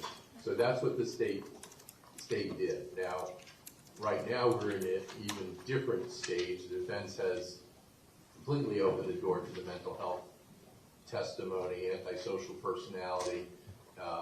We're not even yet at the point where Finney Browd is testifying, so whatever else is presented to further open that door as to mental health, which the state can rebut. The state argument was that the swastika evidence is part of antisocial personality. I think the defense argument was that it's too prejudicial. But at any rate, the court, given the court's remarks just now that you didn't fully consider that when ruling on the Finney Browd, I think the court has to do that before Ms. Browd's testimony is presented. I agree. And I'm not trying to argue either, but both sides told me, Judge, you don't even have to read this stuff, because we can walk you through it. It's easy and most of it's agreed to, and then no one brought this issue up. I'm doing the best I can. I know you all are too, but you know, it's frustrating when I have to now go back and do another order. I apologize if I misled you. That you didn't. I think I did when I think about it, because the first part of it I thought was pretty, we agreed on a lot of it. It wasn't until my cross-examination that it got more contentious. It was both sides. I'm sure no one did it on purpose, but I didn't read that I didn't read those specifics. I read the parts that were pointed out to me, and I wasn't focused on the mention of the swastikas. Now I am made aware. I've been made aware of it, and I will consider the arguments that were made by both sides in the hearing that we had regarding the swastika material, and I'll try to fashion an order over lunch. But I agree, she can't testify until I figure that out, okay? Do you have certain page numbers that you want me to look at? They're attached to that pleading that I handed, Your Honor. Okay. The content that I wrote is literally only 2 pages. The remainder of it is the transcript pages 157 through 174. But the swastika information is not mentioned all through there. It's mentioned probably 5 times. Okay, where? I can tell you in just a second. Judge, we could do a word search and give that to you between witnesses if you'd like, if you don't want to keep the jury waiting. Sure. Yeah, I can. If you want to hand me your copy back, I'll highlight them and give them back to you, Your Honor. That sounds good, thank you. Thank you. Are the jurors ready? Yes. And you have your next witness ready, defense? Yes, ma'am. Okay, we're gonna bring in the jury. Judge, stay with invoke the rule. Okay, the rule of sequestration has been invoked. I would ask both sides, if you have anybody that is present in court that is also a witness, please advise them now what the rule means. All right, so what you are listening to there is the sentencing trial resuming for the Parkland school shooter Nicholas Cruz. They were doing a little conversation there about what can and can't be presented to the jury. The defense saying they are ready to bring the jury in and present their next witness. So there should be some testimony here in the next little bit. We will keep listening in to see if that does happen, but we also are expecting to head around 9:45 Eastern time over to Shreveport, Louisiana, where there is extensive flooding. We, of course, reported earlier about that extreme flooding in Dallas, so we do want to show what's going on in Louisiana as well. We will bring that to you here shortly, but for now, let's listen back in as that sentencing trial does resume in Broward County, Florida. No, I understand. To let their witnesses know. Right. Is that including, maybe the defense wants to, maybe we can, well, you know, the mental health experts, maybe they want, because oftentimes mental health experts are allowed to listen to. Well, sure, that's an exception. Are you asking that your mental health experts be allowed to listen to the other testimony? Yes, Judge, consistent with the rules. And State, are you asking for the same? Yeah, that's why I mentioned that yes, they might want to do that too. So, but, you know, there's a whole bunch of witnesses that we all would have to contact. Most of our witnesses already testified. Okay. So, and the defense can speak for themselves, but I'm sure they have people all over that may be watching this. So I understand. And the rule has just been invoked for the first time during this trial, the rule of sequestration. Quite frankly, I hadn't thought of the fact that this is being televised, so essentially you can watch this from your own living room. So if either side feels they need a few minutes this morning to contact their witnesses, or if you want to have one person from your respective side step out and contact the witnesses while we start, we can do it either way. So we can start doing that, Judge, but we have about 80 witnesses. So we can start doing that process. Certainly tell them to stop watching TV. They don't have to stop watching TV, but don't watch the trial. The trial, that's and right. Explain to them that they can't listen to the testimony of other witnesses, and if they do, the state can cross-examine them on it and say, I understand. You know, so I know you have 80 witnesses, but you're the one that invoked the rule, so you... I didn't invoke the rule. Who did? The state did. Okay, We didn't think it was I invoked the necessary. rule. The state motioned to invoke the rule. You know, this is something that should have been anticipated, so... We don't have any problem contacting our witnesses, Judge. We didn't invoke the rule because we wanted people to be here that needed support when they testified. So we can certainly start making those phone calls. We don't have a problem with that. I'm just letting the court know it's a lot of calls to make, but we will set it in motion. And I believe that Ms. O'Shea has already spoken to the witnesses that will be testifying first. And then when the other witnesses that are on deck, we'll reach out to them immediately. Or you can give me a list of who you're gonna call, and I'll read the names and say, if you're listening, if you're observing this trial, you need to turn it off. You're not allowed to do that. It might be quicker. We can consider that, Judge. I mean, I can tell you, well, the rule wasn't invoked yesterday, but I believe there was a gentleman that was here also for the motion to compel by the state. He had dark brown hair, kind of like a blonde cut. That's Richard Moore, and he's been out. He's been here during a lot of the proceedings to support Mr. Cruz. But he is, in fact, a listed witness, so I understand the state's concern. But if the rule wasn't invoked, so that's fine. You're not in violation. But if you know of any witnesses that are that, well, let me just say this: if there is any witness that intends to testify in this courtroom in the matter of the state of Florida versus Nicholas Cruz, you may not watch this trial proceeding. You could conceivably be asked about it by either lawyer, either the defense or the state. All right, thank you so much for joining us here on Live Now from Fox. It is 9:44 in the morning on the East Coast and 6:44 over on the West Coast. What you are listening to right there was the sentencing trial resuming for the Parkland school shooter, Nicholas Cruz. It appears they have not brought the jury back in just yet, but when they do, we will, of course, bring that to you so you can listen in and hear who the next witness is. The defense did their opening statements yesterday, and they are going to call witnesses today. So stay in touch. We'll, of course, let you know. All right, I do want to get back to some other headlines that are going on here across the country and across the world. And we told you earlier about that extensive flooding over in Dallas, Texas, a state of disaster declared there after extreme flooding killed at least one person. More than a foot of rain fell in parts of northern Texas, leaving cars submerged and dozens of people having to be rescued. In the Dallas suburb of Mesquite, Texas, the death of one woman has been linked to that record-breaking flood. First responders say that 60-year-old woman was in her vehicle when it was swept away by rushing water from the South Mesquite Creek. Dallas County's Judge Clay Jenkins declaring a state of disaster, requesting federal and state assistance for those who are affected. And Shreveport, Louisiana has seen its own heavy rain coming through. We're talking moderate to heavy rain, records being broken. Fox Weather's Mitty Hicks joins us live from Shreveport to bring us the latest on what's going on there. Thank you so much for being here.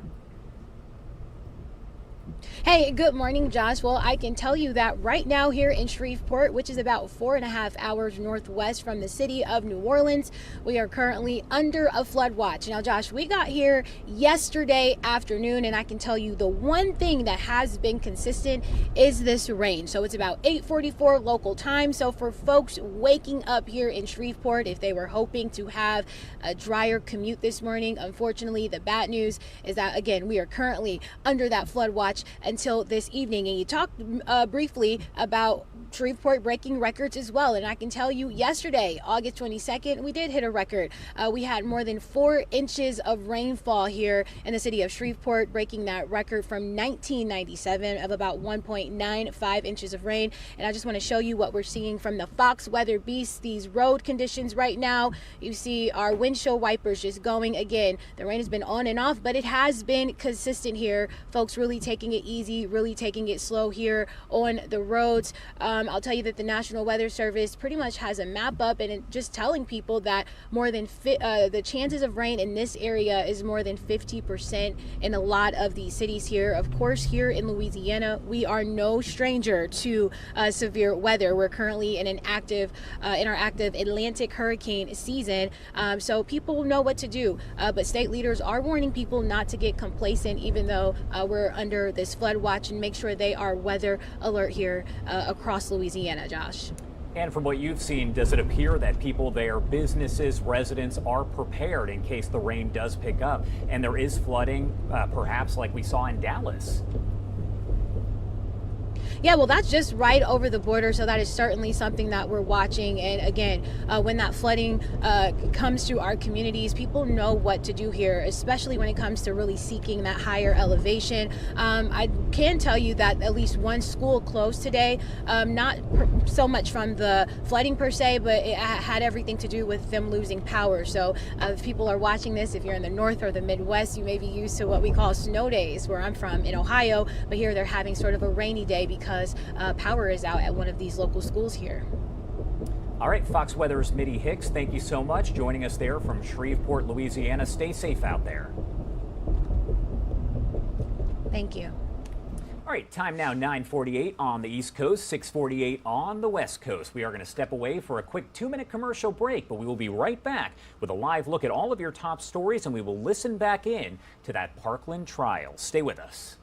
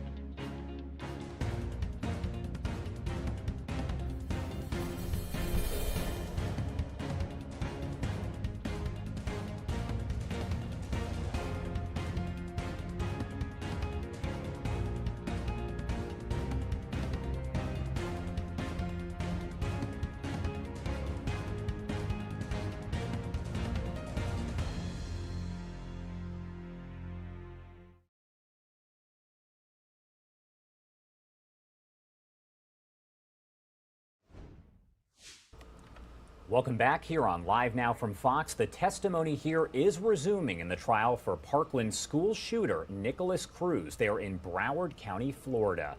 The defense giving their opening statements yesterday after the prosecution spent 3 weeks arguing why Cruz should be sentenced to death. His attorneys, though, saying he should instead be sentenced to life in prison without parole. I do want to listen in as that testimony for the defense is now underway. About a little over 5 years. Okay, and that entire time as a director? Yes. Okay. And what type of school is Young Minds Learning Center? Young Minds was a preschool. We started with 6-week-olds, and children left us to go to kindergarten, and we had an after-school program there. Okay. And was this a private preschool or family-owned? Okay. And it was regulated through the state of Florida? Yes. Okay. Had all the proper certifications that you would need to? Mm-hmm. Yes? Yes. Okay. And did you follow any type of educational curriculum? We followed, it was a developmental age appropriate and high scope. High scope? Mm-hmm. Yes? So I keep repeating yes or no to you, and I'm just doing that because Ms. Bailey, she's recording everything that we're saying. Okay. And she can't record it Here. now, so I don't mean to interrupt you. And do you remember how the classes were structured back in the late 1990s? As far as the school Yes. or per children? Yes, the school had 6 classrooms. And how were they designated? It was 6 years to 1 year old. 6 months? 6 weeks, sorry, 6 weeks to 1 year old. Then 1 to 2, 2 to 3, 3 to 4, and 4 to 5. And did the number of students to teacher ratio change depending on the age group? The infant room had 8 children with 2 teachers. The one room had 18 children with 3 teachers. The 2-year-old room had 21 children, I believe, with 3 teachers. And the 3 to 4 had 20 children with 2 teachers, and so did pre-K. Okay. So I'd like to draw your attention to a family called the Cruz family. And the parents were Linda and Roger Cruz. Do you remember Linda and Roger Cruz? Yes, I do. Do you remember their children, Zachary and Nicholas Cruz? Mm-hmm. Yes, I do. Your Honor, may I approach the witness? Sure.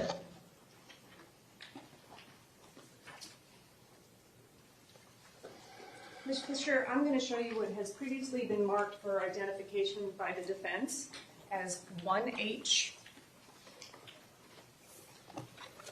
1I, and 1J. I'm going to ask you if you recognize these photos. The first photo I'm going to show you is 1H. Do you recognize that photo? Yes. I don't want you to describe it, but how do you recognize that photo? It's a school and a classroom in Young Minds. Okay. And do you recognize any of the children in that photo? His name is Tristan, and that is Nicholas. Do you believe that this photo accurately reflects that classroom in that time period at Young Minds School? I believe so. I'm going to show you 1I. Do you recognize this photograph, ma'am? That's Mary Van Hamel. She was the owner with her husband of Young Minds Learning Center. Okay, and do you recognize the child in that photograph? Nicholas. And does that photograph accurately reflect that time period in which the photograph would have been taken and the people that are in it? Yes. Now I'm going to show you photograph 1J. Do you recognize this photograph? Yes, I do. And how do you recognize that photograph? The Cruz family. Okay. And does the individuals that are in that photograph accurately reflect the individuals that you remember from that time period? Yeah, Mr. and Mrs. Nicholas and Zachary. Okay. Your Honor, at this time the defense would move in 1J, 1I, and 1H. Is there any objection from the state? No, Your Honor. Okay, states 1H without objection will be received as, defense 1H will be received without objection as defense 9, defense 1I will be received without objection as defense 10, and defense 1J will be received without objection as defense 11. So while the clerk marks those, I'm just going to ask you a couple more questions. If you could just let me know when they're available. Do you remember Nicholas Cruz as a student at Young Minds Learning Center? Yes, I do. Okay. And as your role as the director of that particular school, what would your responsibilities have been for not only Nicholas, but all the other students? In general, is to provide them a safe and learning environment, make sure they, their paperwork meets the criteria of Department of Children and Family Services, to observe the classrooms and the teachers, to make sure they're providing an age-appropriate classroom learning environment. Okay. And were you also responsible, for making referrals if you observed any developmental issues or behavioral issues? Yes, I did, with a program called Fiddlers, and the same thing as Early Steps and Child Find. If I saw a child that had some kind of delays in any way, without being the professional of that regard to be able to diagnose them or be able to provide them help, I would send them for assessments. Okay. So let me show you some of these pictures that I had you identify earlier. This is Defense Exhibit 9.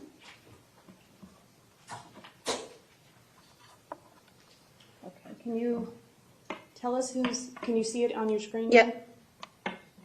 Okay. Okay, can you, I don't want you, if you recognize any of the other children, I would ask that you don't give us their last name, but do you recognize anybody in that picture that's in this courtroom? Besides Nicholas? Yeah, just Nicholas. Yeah. Okay, and Yes. Which one's Nicholas? Nicholas is in the red chair sitting with what looks like overalls on with his back to the wall. Can, Mr. Ian, could you please show Ms. Fisher how she can mark that? Mhm.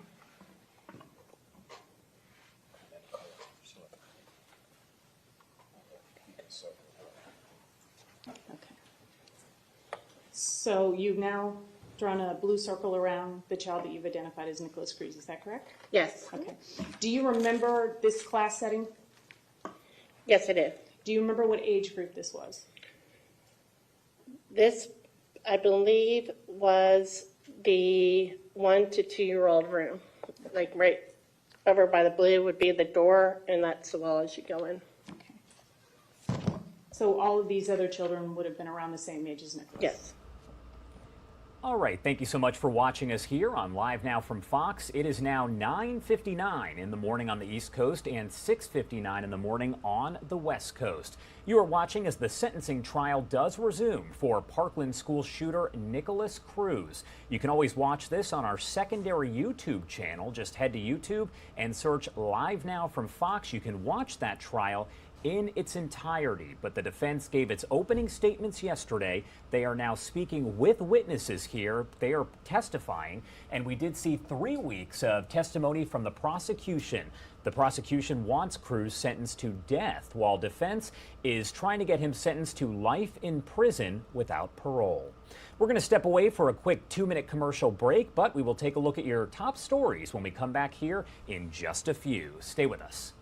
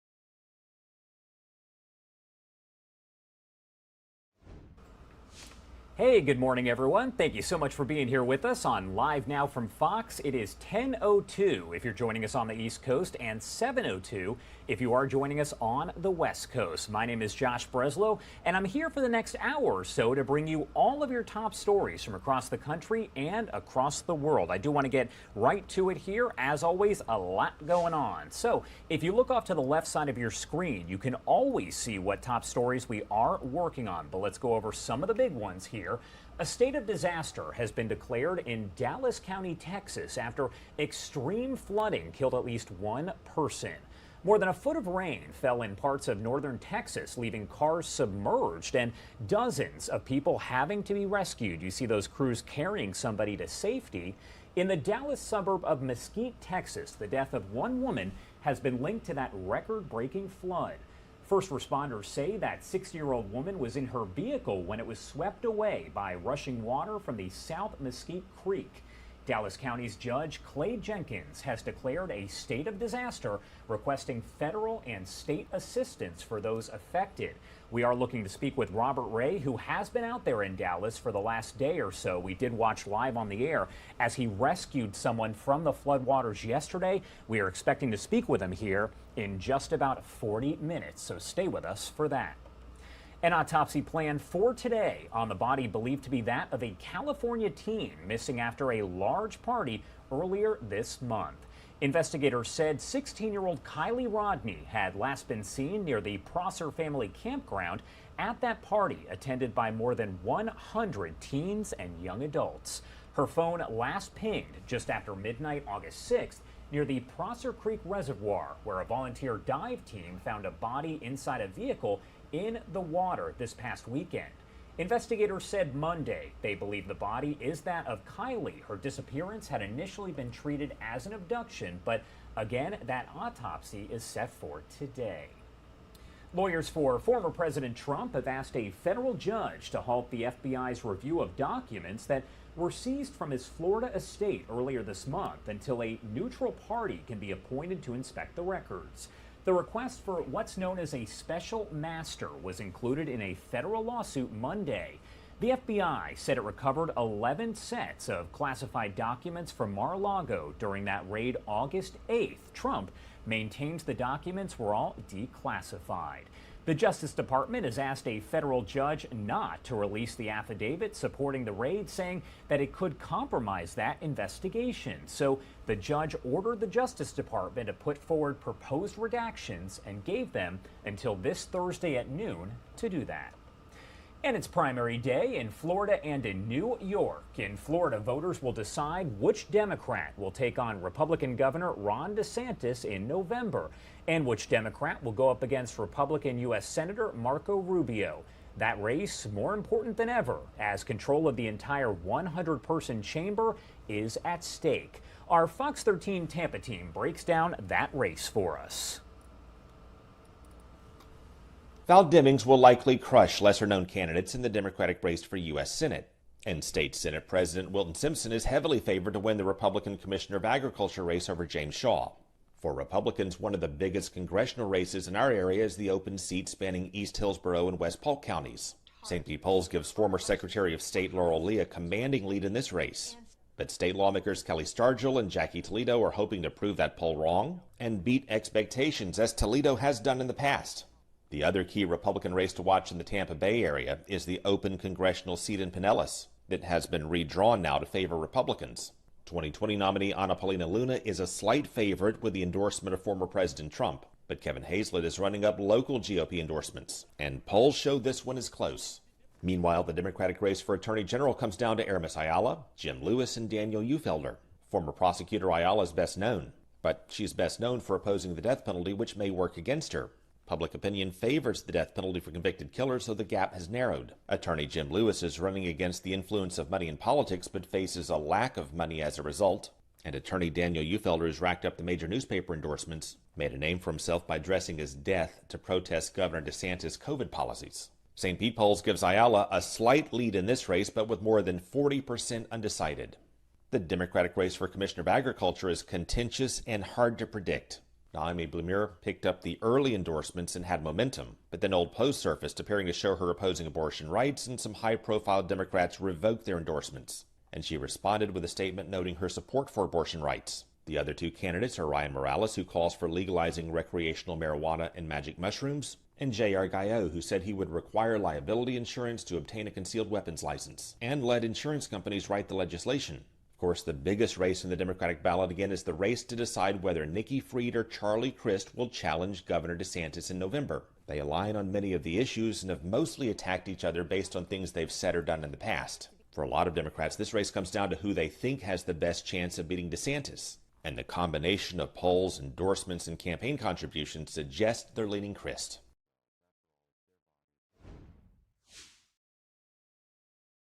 All right, so I do want to stick around in Florida right now, where you can see there is a news conference / discussion going on right now regarding the 30th anniversary of Hurricane Andrew. This is in Homestead, Florida.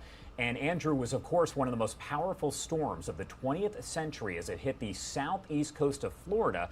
The anniversary is August 24th, so tomorrow they are holding this news conference to discuss that anniversary, so I do want to listen in.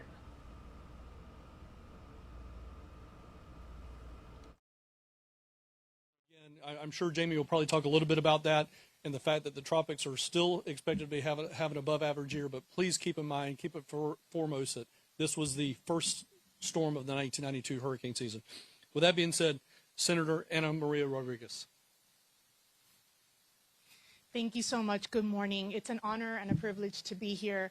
I think the governor summed it up nicely. I think, it's important to not only remember what many of us here experienced 30 years ago, but moving forward, that we have the open mind and the preparedness that we need to have in order to prevent this type of tragedy from happening again. As Director Guthrie just said, the season is still slow and it's expected to be above average. And so I encourage everyone to take the precautionary steps needed to make sure that their homes and their businesses are protected in the event that a hurricane comes in our direction. Thank you all so much.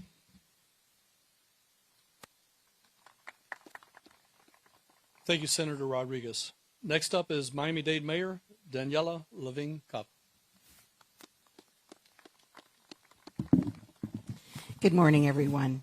I'm Daniela Levine-Cava, Mayor of Miami-Dade County, and I am very grateful to be with you on this sober day. I want to thank the members of our Miami-Dade delegation, Senator Ana Maria Rodriguez, our FDEM Director, Kevin Guthrie, and of course our Lieutenant Governor, Jeanette Nunez, for being here as well, along with other dignitaries and elected officials. We are happy to have you here in Miami-Dade. It is really hard to imagine that it was 30 years ago when this terrible storm hit us here in South Dade, striking this very city, Homestead, especially hard and wreaking havoc for our southernmost residents. Together with our state and federal partners, our county worked to recover from the storm's devastating impact, and while much of the storm's effects were felt for years to come, especially here in South Dade, Hurricane Andrew forever changed the way we look at building codes, disaster preparation, and safety. In the wake of Hurricane Andrew, children and families were displaced throughout South Dade, and thousands of local homes were uprooted. Often less acknowledged was that children in our foster care and child welfare system were also tragically displaced. And at the time I was serving as Deputy Director of the Guardian Ad Litem program here in Miami-Dade County, I was asked by the State Department of Children and Families to find the children and the families who were at risk. Their cases had been disrupted by the storm, the investigations disrupted by the storm. And that effort was only a sliver of the quiet work that continued in our community for months after the storm had passed, and leaders from across the region mobilized in every way to support Miami-Dade in our recovery. So we quickly learned how to better prepare for a storm. We learned how to house our workers, how to feed our people, and where best to stage resources and supplies. But it was our county builders, our engineers, our local experts, our permitters who led Miami-Dade into a new era of building safety. This was the most devastating storm to hit our county to date, in fact, all of Florida, as you've heard. Its strength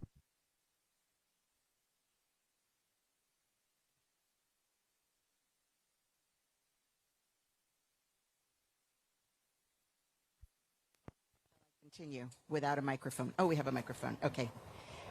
So this was the most... We are on the base. Let's remember, we're on the base.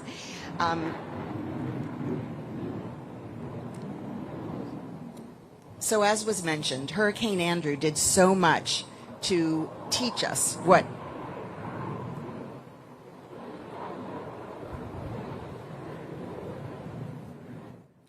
Hurricane Andrew did so much to teach us what we need to do to be safe. All right, so it does appear they're having some technical issues out there with that ceremony, but again, they are honoring 30 years since Hurricane Andrew left a path of destruction there in South Florida. They are in Homestead, Florida. Tomorrow is actually the anniversary of Hurricane Andrew 30 years ago. It's 10:13 here on the East Coast and 7:13 on the West Coast. We are going to step away for a quick 2-minute commercial break, but we will come back and talk all about the economy. Stay with us.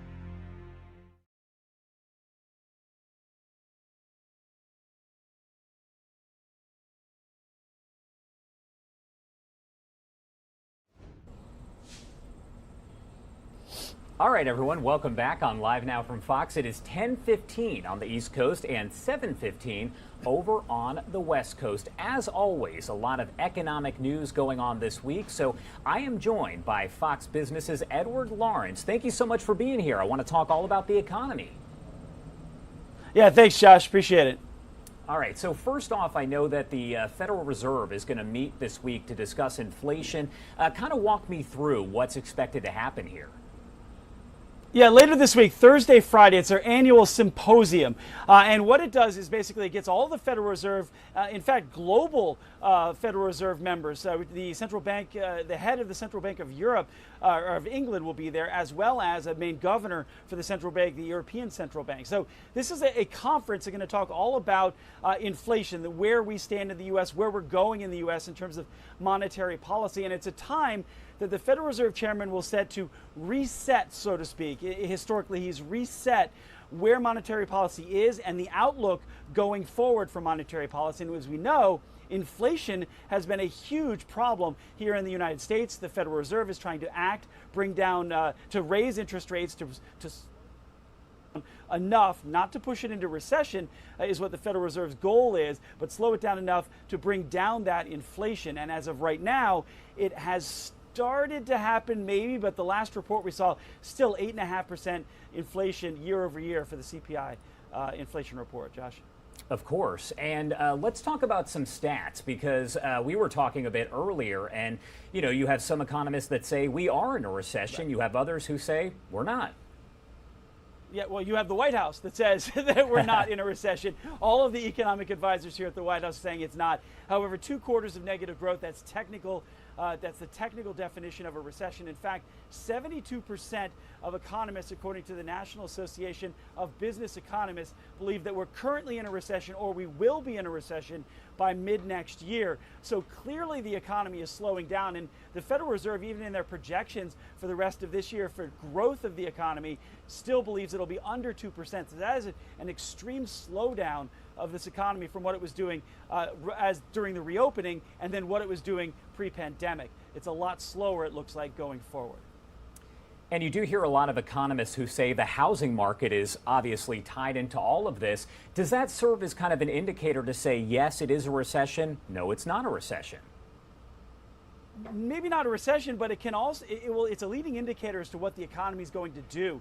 And the latest report actually came out today for new home starts, and it decreased much more than expected. New housing starts, as well as new housing, people buying new homes, basically fell off a cliff. And that's partly because the Federal Reserve is raising interest rates. Big raises in interest rates mean big increases in the mortgage payments that are happening and the interest that you get on mortgages going forward. So it is an indicator that the economy may be slowing down, because when you stop buying houses, it has a ripple effect in the economy, because you don't buy a refrigerator. That person who made the refrigerator maybe doesn't have that job or that extra job, and it just ripples down from there. I'm thinking about all the things that are inside a house and how many industries that will support. So if home sales really start to slow down, you're going to really see the economy start to slow down later on, and that's something that economists and the Federal Reserve is looking at.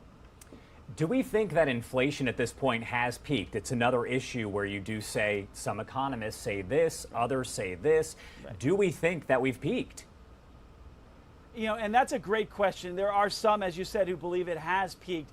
We saw 9.1% inflation year over year 2 months ago, 8.5% last month, but that's mainly because energy prices have come down.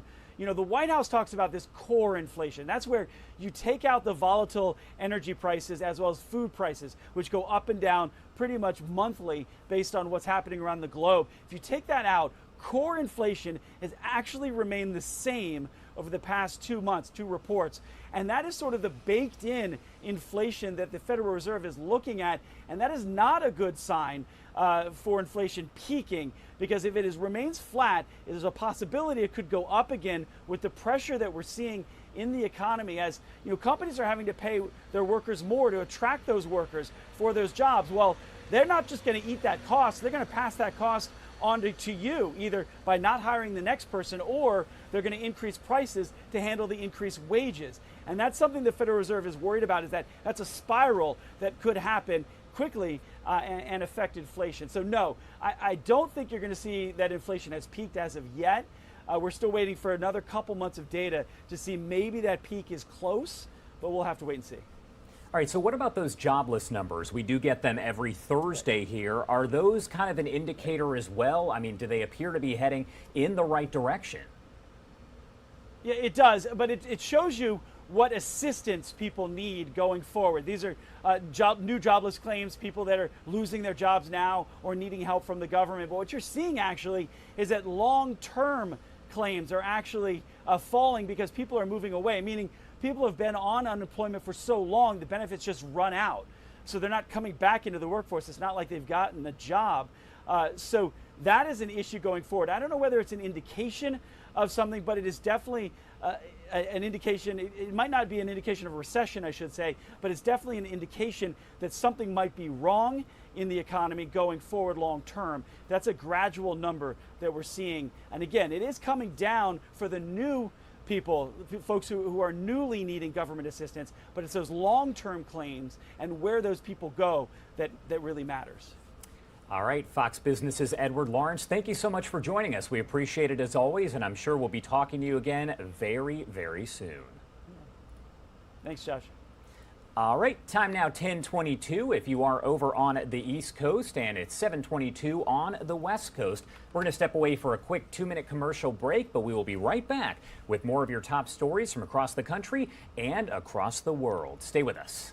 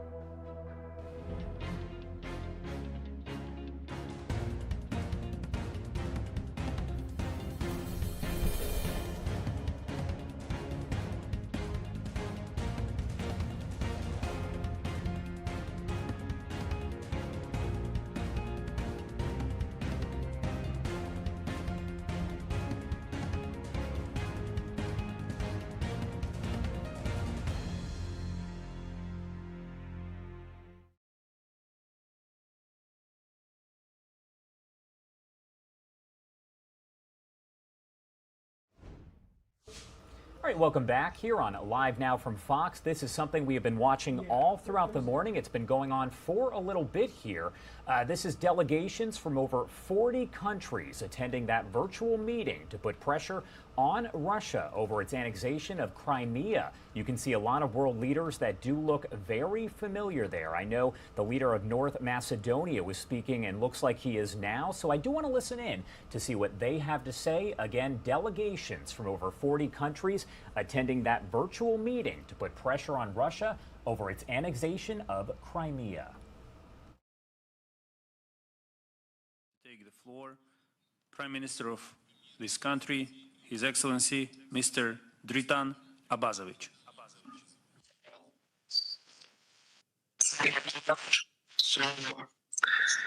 President Zelensky, Your Excellencies, distinguished guests. In August 2021, Kiev hosted the inaugural summit of the Crimea platform. To step up the efficiency of international response to the occupation of Crimea, respond to growing security challenge, increase international pressure on Russia, prevent further human rights violation, protect victims of occupation regime, and achieve the main goal of the deoccupying Crimea and restoring Ukraine's sovereignty over the peninsula. We can all agree that it managed to achieve it all the more as Crimea platform become an important diplomatic forum for a crucial instrument of Ukraine to coordinate international efforts aimed to assure its territorial integrity. Montenegro has supported these initiatives since the very beginning. I would like to remind that in 2014, Montenegro was among many of other international partners to condemn the illegal annexation of the Crimea and the city of Sevastopol, and now 8 years on since the illegal annexation of Crimea, we continue to do so, in line with relevant UN resolution and EU Council decision. Unfortunately, this year's summit is taking place amid full-scale military invasion of Ukraine by Russia Federation, which brutally started on February 24th. I would like to repeat, as I have done many times so far, that we firmly stand by Ukraine and its people as they face an unpredicted military aggression. We deplore the loss of lives, humanitarian suffering, and destruction of the country. Apart from the devastating consequence for Ukraine and its citizens, the war has a strong impact in international order and careers with its numerous geopolitical, economic, energy, and security implications. In a world that the war in Ukraine created a new geopolitical reality. Montenegro welcomes Ukraine's commitment to ending the occupation of Crimea and the city of Sevastopol through peaceful means, and pledged to support diplomatic efforts to the end. We express solidarity with Ukrainians, including Crimea Tatars, civic activists, journalists, human rights defenders, who continue to oppose Russian occupation on the peninsula. At the end of my intervention, I would like to stress that protecting the world order based on norms and principles of international law, as well as protecting the human rights, will serve the interests of democratic community as a whole. To the end, we are committed to supporting this platform to the success. Montenegro, along with its allies, will continue to call for end of the Russia aggression against the sovereign neighbor.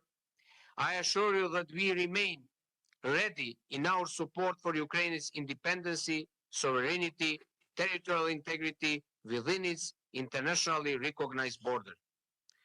On the eve of Ukraine's 31st anniversary of independence, we stand together with Ukraine. Above all, I sincerely hope that soon, with joint international efforts, we will contribute to the reconstruction of this country, creating a bright future and new opportunities for the friendly Ukrainian people and for Ukrainian to prosperous, free, and prosperous country. You have the truly friends in people of Montenegro. Thank you very much. and Slava Ukraini. Thank you, Prime Minister. We received a kind request from Liberia to give them another opportunity to connect with us. So with the kind agreement of other participants of the summit, I'm giving the floor to Liberia, to the Foreign Minister of Liberia. Please, sir, unmute your microphone and we will be happy to listen to you.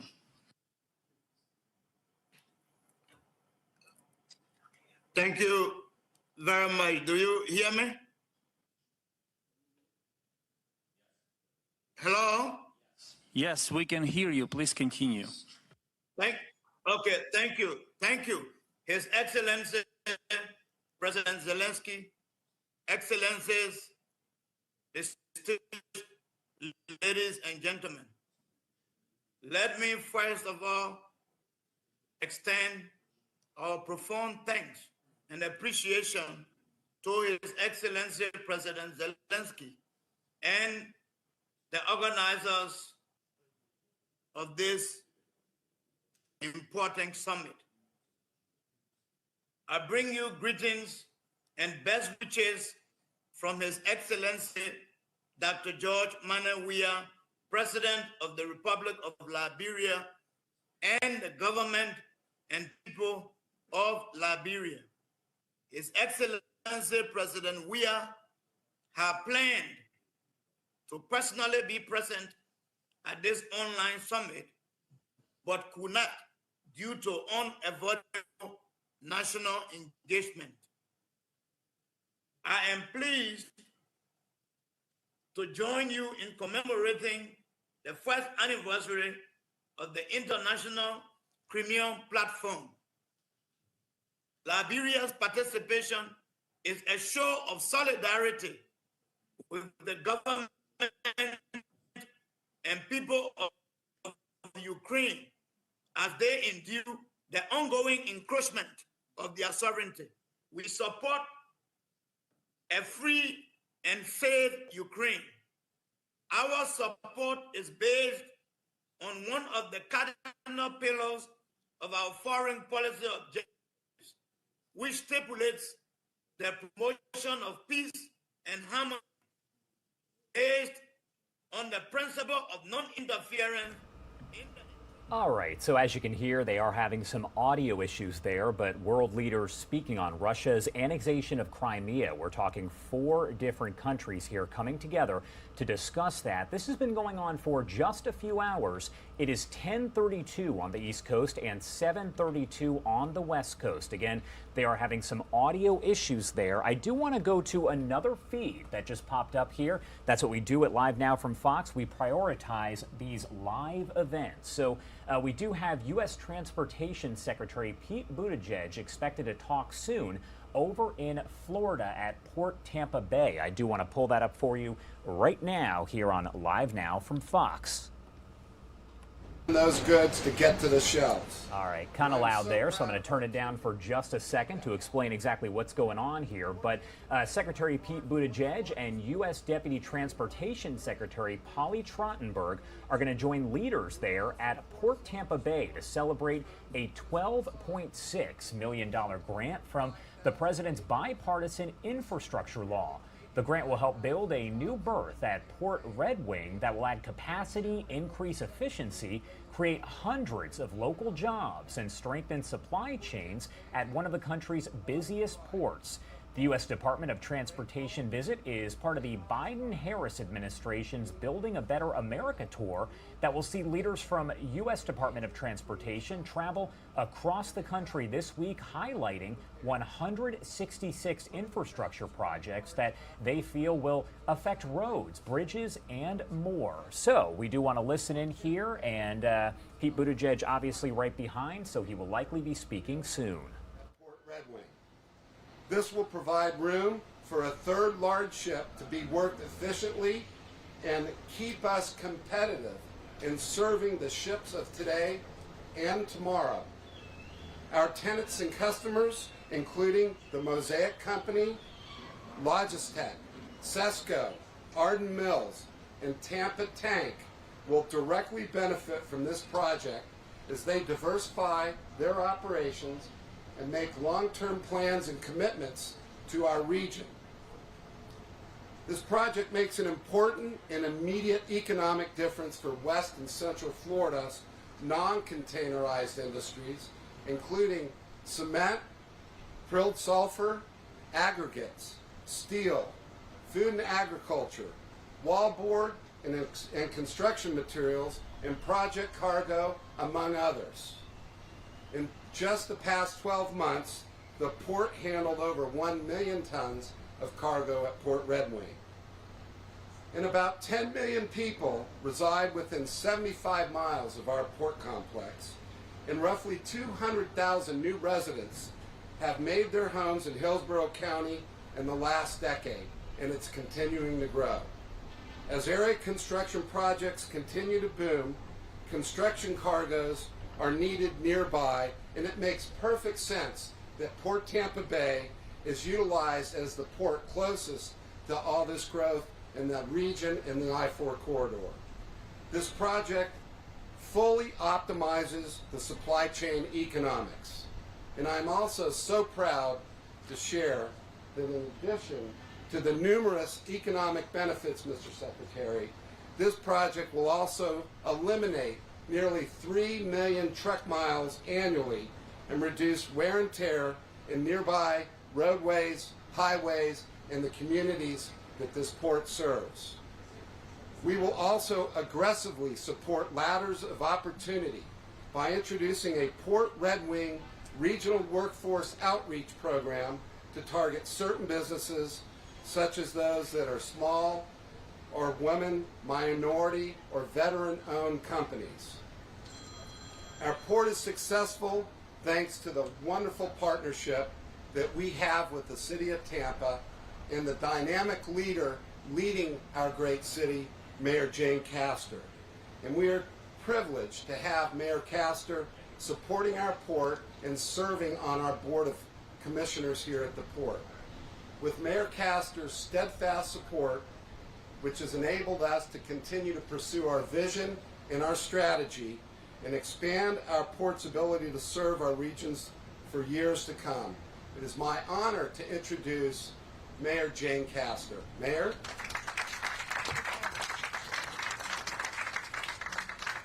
Much appreciated. Thank you, Paul. Secretary Buttigieg, thank you so much for making time out of your incredibly busy schedule to be with us today. And Deputy Secretary, thank you so much. It's very exciting to welcome you to our beautiful city, what I feel in my heart is the most wonderful city in the entire nation. But to be here down on our port celebrating such a great announcement.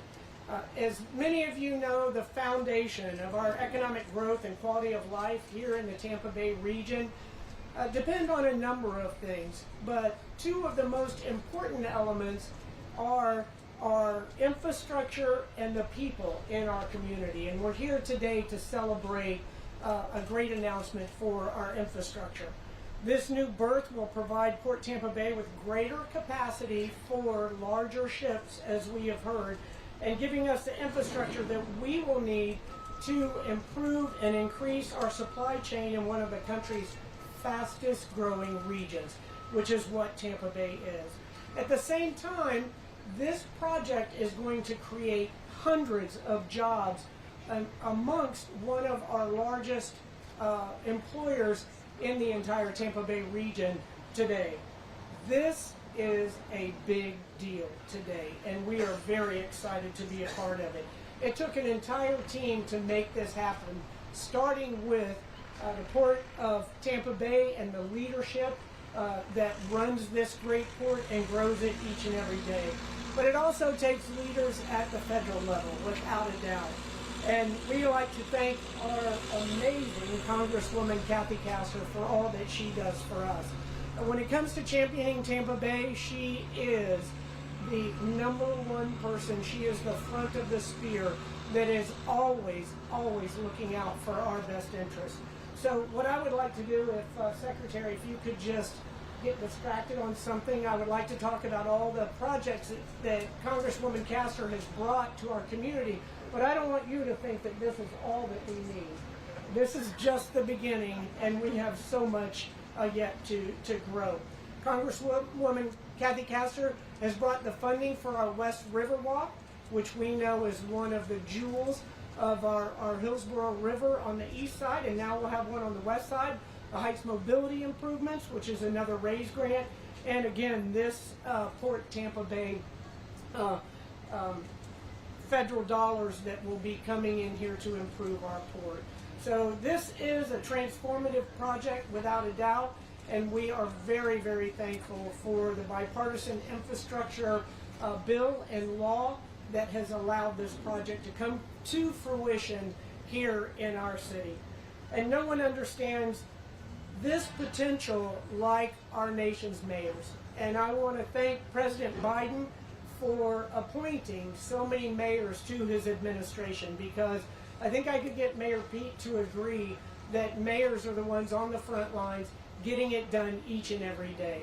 And I have had an incredible relationship with Mayor Landau and Marty Walsh, and also Mayor Pete as well. So we are very, very thankful that you're in the position that you are in and all that you have done for our community. But let's bring up right now our star representative, Congresswoman Kathy Castor. Well, good morning, everyone, and welcome Secretary Pete Buttigieg and Deputy Secretary Trottenberg to Port Tampa Bay and the Tampa Bay community. This is just what we intended when we passed the Infrastructure and Jobs Act. Resources to help lower cost for our neighbors, create good-paying jobs, often union jobs, and create a more resilient and stronger community. And as Secretary Buttigieg travels America, touting how we are building a stronger America, it is clear that we're building a stronger and more resilient Tampa Bay area as well. And Mayor Jane Castor, who is often talks about her vision of transforming Tampa's tomorrow, this fits right within that vision to transform this community and invest in our people and our infrastructure. Thank you, Mayor Jane, for recognizing that we are going to fight for every dollar to come to this community, whether it's for safer streets, sidewalks, roadways, the Riverwalk. The other big RAISE grant was for I-75 and Big Bend Road. Also here in another last year for the Tampa Heights Mobility Project, and just a couple months ago, a grant here at the port for international ship and repair for the maritime industry grant of over $880,000 to create good-paying jobs. And my partner, Congressman Charlie Crist, was there with me by my side as we passed the Infrastructure and Jobs Act. And it's so heartening to see it come to fruition here in our community. I have to tell you a little secret. I saw Secretary Buttigieg just last week at the White House for the signing of the other historic investment package, the Inflation Reduction Act. And he told me this morning, he said, Kathy, every time I see you, there's good news. And Secretary Pete, I want that to continue over and over again. But that Inflation Reduction Act also is a historic investment where people win over politics, where we're going to lower the costs for people, but particularly, Paul, they're going to have significant new funding to clean up port operations, to electrify the port, reduce pollution, reduce emissions. And we talked already with Secretary Pete about how important that will be to cleaning up the air, cleaning up Tampa Bay, and that's what we're doing, transforming Tampa's tomorrow, lowering costs, creating good-paying jobs, building a more resilient Tampa Bay area. And I couldn't be more thrilled that we can celebrate together today. Thank you.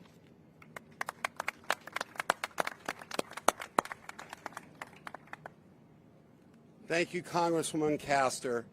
You're so right. Every time you show up, good things are happening here. Kathy, please keep coming back.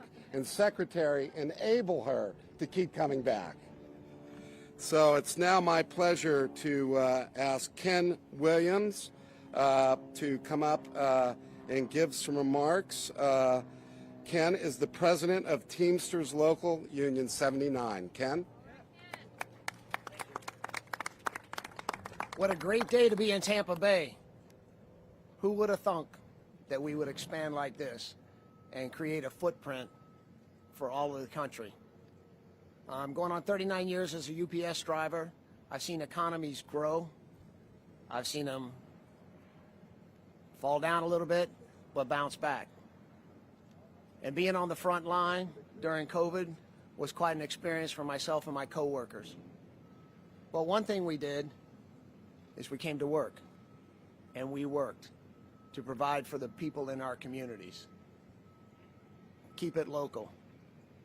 I'm also excited about the possibility of expanding our container service here in Port Tampa Bay, because I know that when factories start manufacturing in this country again, they'll need to get it to port. There's the brown truck. We can help. And we know that in my years of coaching high school wrestlers at a boys' school, that not every student was college bound, but you have to find a vocation. So I strongly support apprenticeship programs. In the last couple of years, STEM has been on the lips of a lot of folks, but I'd like to expand it to STEAM and throw apprenticeship in there, because we can do that. Sit on Career Source in Pinellas. We have the WIOA Act. There's avenues of relief for people to have good paying jobs with benefits and a retirement. And with benefits, you don't rely on the government services. We can do that. And I'd just like to thank the Secretary and the Assistant Secretary for coming down and visiting us here in Tampa Bay, because I know it won't be their last visit. And the Mayor, the Congresswoman, and you also for bringing our welcoming committee on the ship. So thank you, Paul. So just think about what we can do. We can do great things, especially with the funding that we've received, and leave a strong footprint for working people. Thank you.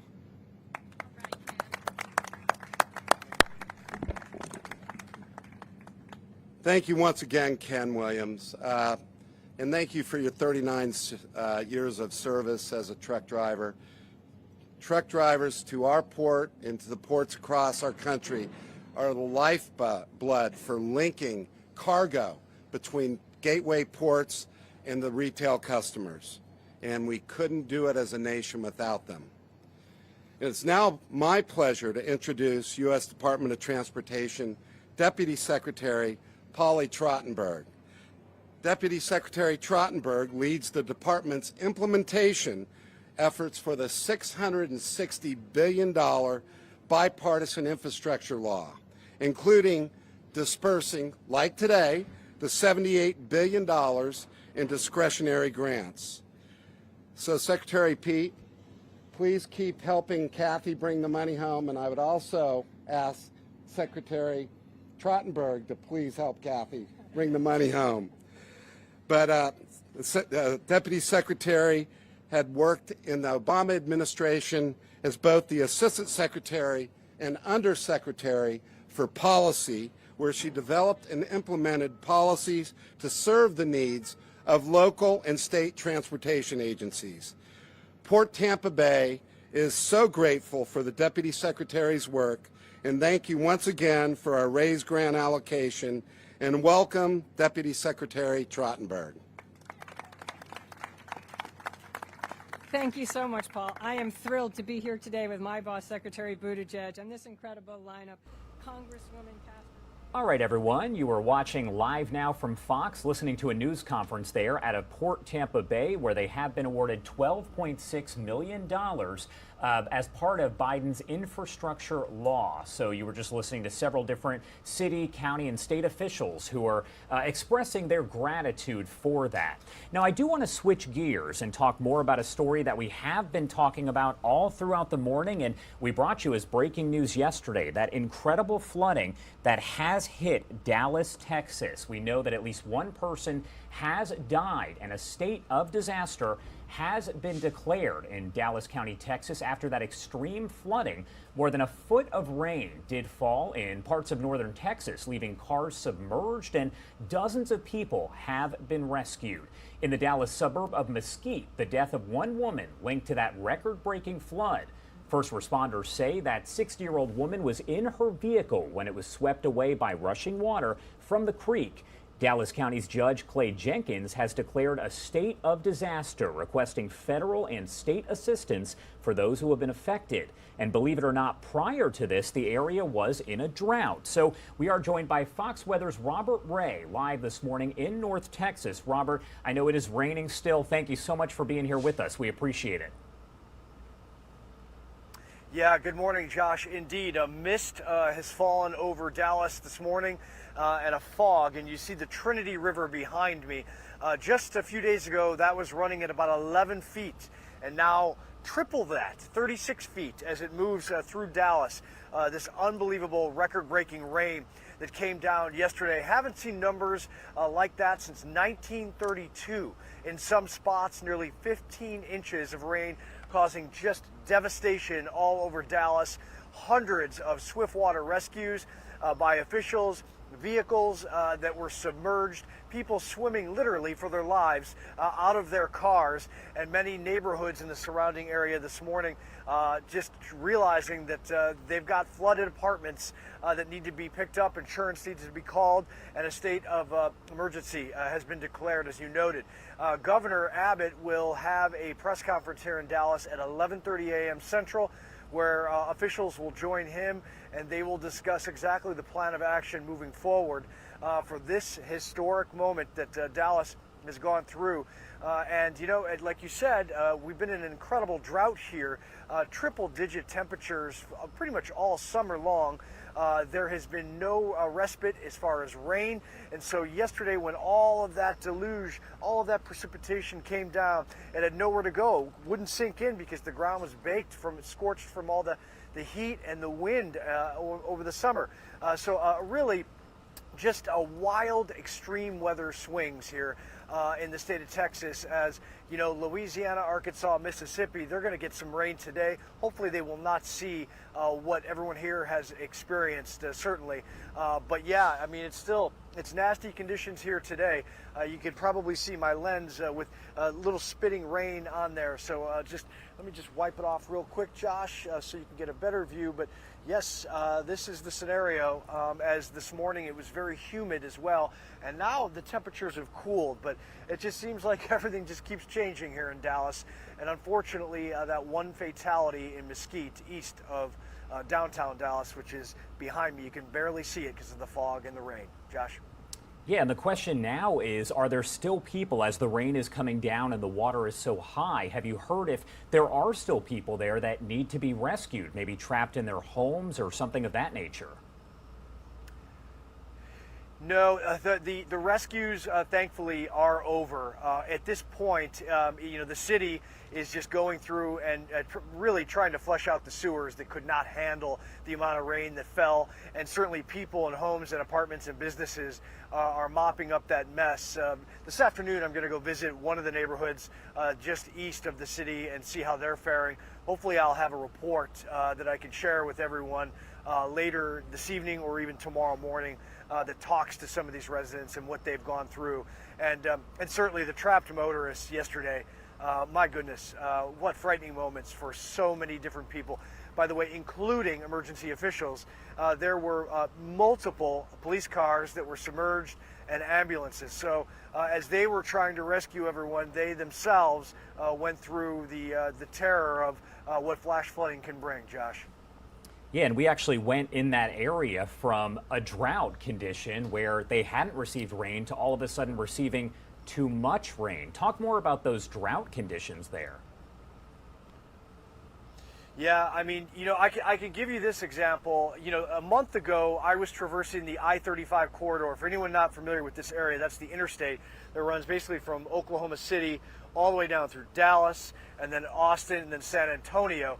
I hit every single one of those cities, reporting on not only the urban environments in the drought, but ranchers and farmers.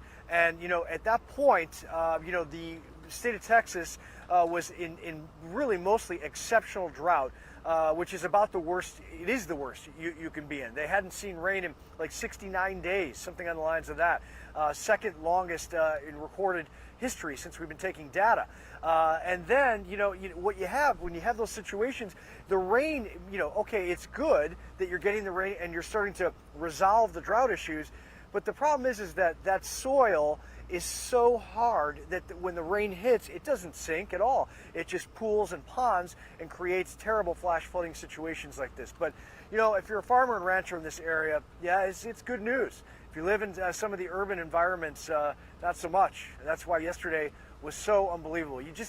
No city in America can keep up with 12 to 15 inches of rain, over the course of, 12 or so hours. It's just impossible. We don't have the engineering for it anywhere. All right, that's Fox Weather's Robert Ray. You can see, obviously, his camera getting fogged up there. Thank you so much for joining us, as always, and please stay safe out there. Thank you. All right, time now 10:55. If you are joining us over on the East Coast, and it is 7:55 in the morning on the West Coast. We're going to step away for a quick 2-minute commercial break, but we will be right back in just a few.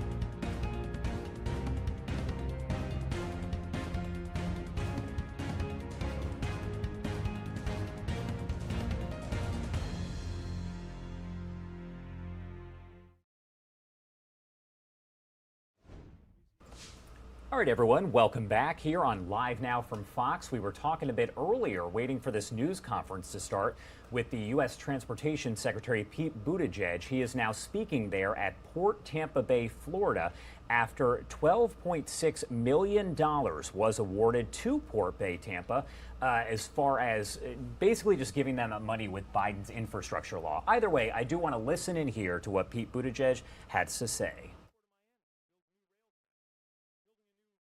Terminal in Clearwater and adding new safety features to save lives along nearly 200 miles of the East Coast Railway here in Florida. In fact, Florida is getting nearly $100 million from this year's grants in that program alone. And that's just 6 of the 166 we're celebrating. I just want to emphasize in closing that this is part of a broader vision of delivering for the American people. That's what knits together these infrastructure investments and the other laws the president has signed to save families hundreds or even thousands of dollars on health care, prescription drugs, and energy. The biggest investment ever in the fight against climate change, where so much is at stake here in Florida. Strengthening health care and benefits for America's veterans, and supporting manufacturing so that we can make more things right here in America and export them to Port Tampa Bay. And of course, this community stands to benefit from all of this. Making everyday life better in ways seen and unseen. So thanks again and congratulations to Representative Castor, to Mayor Castor, to this whole community and Port Tampa for your terrific work, which we are proud to support. And like any mayor, the one thing I love more than an award announcement or a groundbreaking is a ribbon cutting. So I'm going to keep an eye out for when this great project is complete. Thanks again for the chance to be here.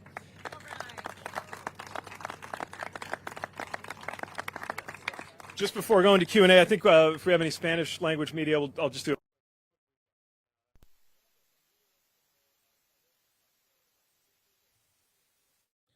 All right, everyone, you're watching Live Now from Fox. We appreciate you joining us here as always. That was Secretary Pete Buttigieg. We were listening in there a little bit, talking about some key upgrades coming to Florida as well as Tampa and other parts there. It's part of a 6-state tour talking about the infrastructure package that was recently passed. Of course, we got you covered, as always, right here on Live Now from Fox. Show you the markets right now. You can see we are down about 113 points there in the red. We'll continue to take a look at it for you right here throughout the day, bringing you always top stories and headlines from across the country. I want to go out to Houston, though, in Harris County, where we're getting an update on monkeypox concerns.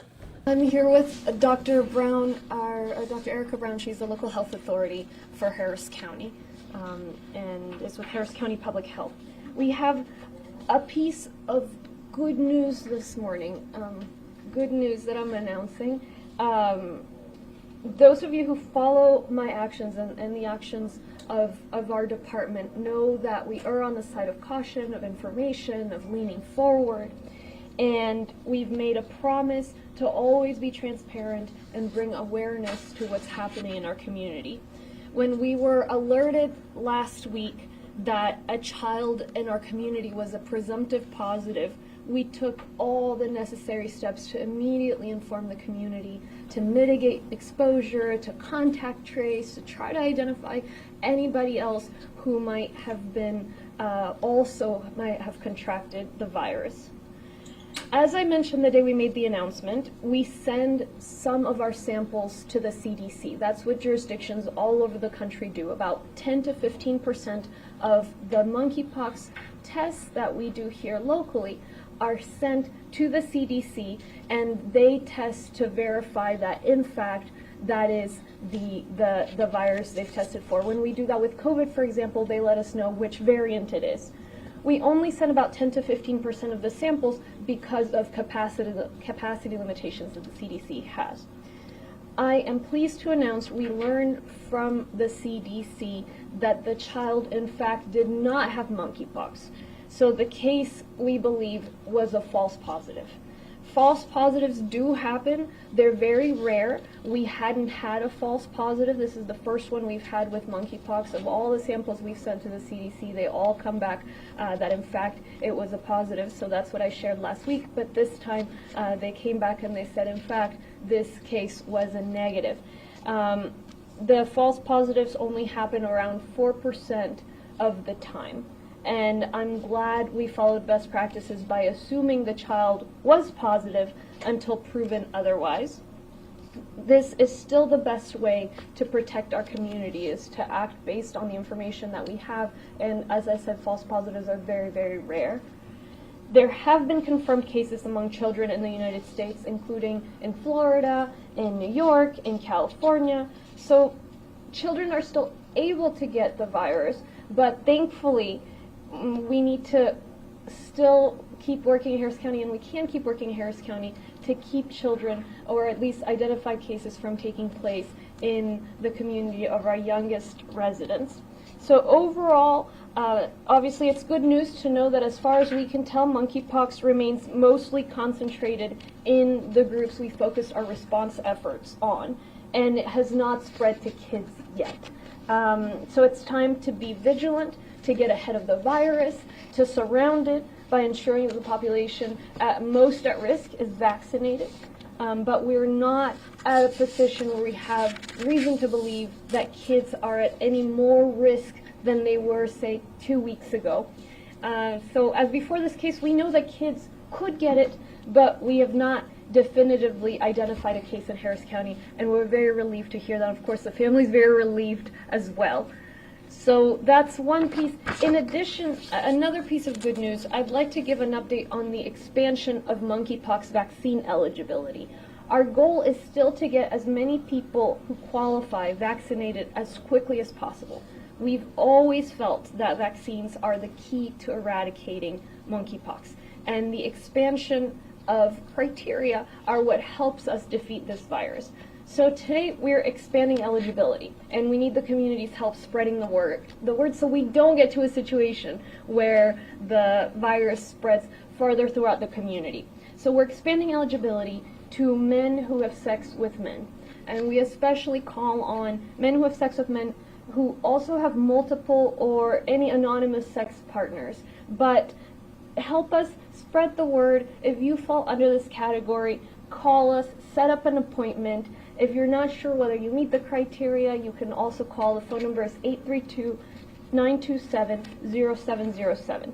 The full eligibility also includes people who are HIV positive, who are on HIV PrEP, people who've got a diagnosis of chlamydia, gonorrhea, or early syphilis. So it's good news that we're able to provide the vaccine to more populations. And together with the city, our health departments, our medical community, our larger community, we're working every day to learn as much as we can about this virus, to work to outsmart it, and try to stay ahead of it. Final piece of news for today's court, we're expected, I hope, we've got a proposal that is very, very exciting, very, very important, and I hope that my colleagues will join me in supporting a $20 million investment in behavioral and mental health today. We will have media availability heading your way later in the week if in fact we're able to pass that proposal. But it's very exciting, important for our community, especially in a state that ranks last in mental health. So let me repeat briefly in Spanish and then we'll hear from Dr. Brown.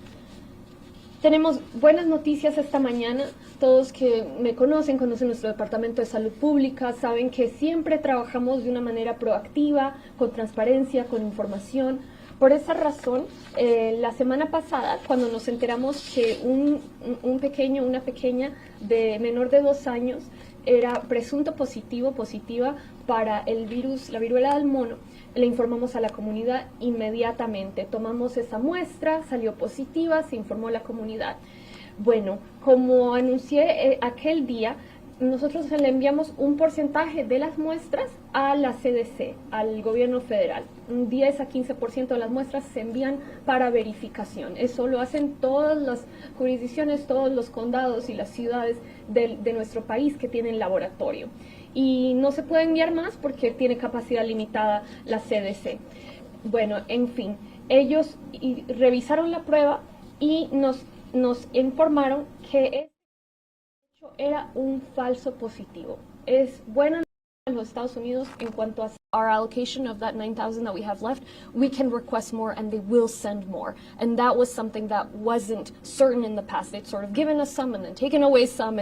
And so we're at a place where we're saying, please come get vaccinated. If you fall under this criteria, if you're a man who has sex with men, please help us out, help your community out, put yourself in a safer situation by getting the vaccine. And we are ready. We've got some mobile vaccination sites, we've got fixed vaccination sites, we've got an expansion plan that we were already drawing up and building up for, with the hope that we would receive more vaccines and have more demand. So now it's the turn of the community to do their part. And if we see an explosion of demand, we will adjust and we will ask the federal government for more vaccines. But frankly, that would be good news. And we also have experiences with COVID doing a randomized system, so that's also what we would probably move to. But right now we just have to see what the response from the community is going to be. So given that change from the federal government, do you feel like going forward, you feel more confident in being able to expand vaccination efforts and have a more steady supply, I guess? Yes, that commitment that they made, that if we hit 85 to 90%, that was a game changer. And so if they abide by that, we're in a good place because we know that we're not going to give people first doses and then not have second doses to give them. So we're comfortable expending all of the doses, or most of them, 85%, and then getting another shipment so that we can meet that second dose commitment 4 weeks later.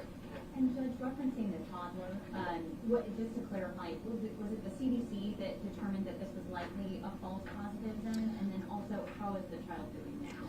Correct. The CDC determined that it was likely a false positive. So with COVID, we do the same thing. We take the sample here, and then some of them get sent to the CDC, and they confirm, yes, in fact, it was COVID, and it's this variant. With monkeypox, they say, yes, in fact, it was monkeypox, and in this case, they said, actually, we're not getting that same result. I know at the time, the most the child had was a rash, a little bit of a fever. The latest, I'll give an opportunity for Dr. Brown if you have any latest information. Yeah. Thank you, Judge. We're unable to comment on the status of the child, but everything has surpassed. You had mentioned 9,000 doses. Just to make sure I have it right, that means 4,500 people can get it at the 2-dose shot, correct? Correct. But as I said, we're looking to spend 85% of that. So actually, we're hoping to get to the vast majority of that, and then ask for another shipment to get those second doses. And we're just now beginning to administer the second doses because we're barely a month into having started vaccinating people against the virus.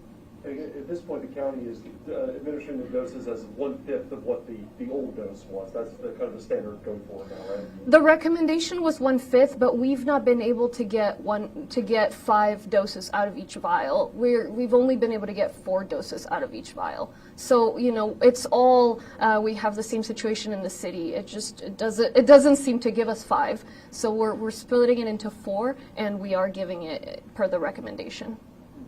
Any idea why there's that discrepancy? Why it's not able to? Sure. So it's not a discrepancy. It is very common when you have a vial and in drawing up, you have, because it's such a small dosage, it's 0.1 ml dosage, which is just as efficacious as the previous 0.5 ml.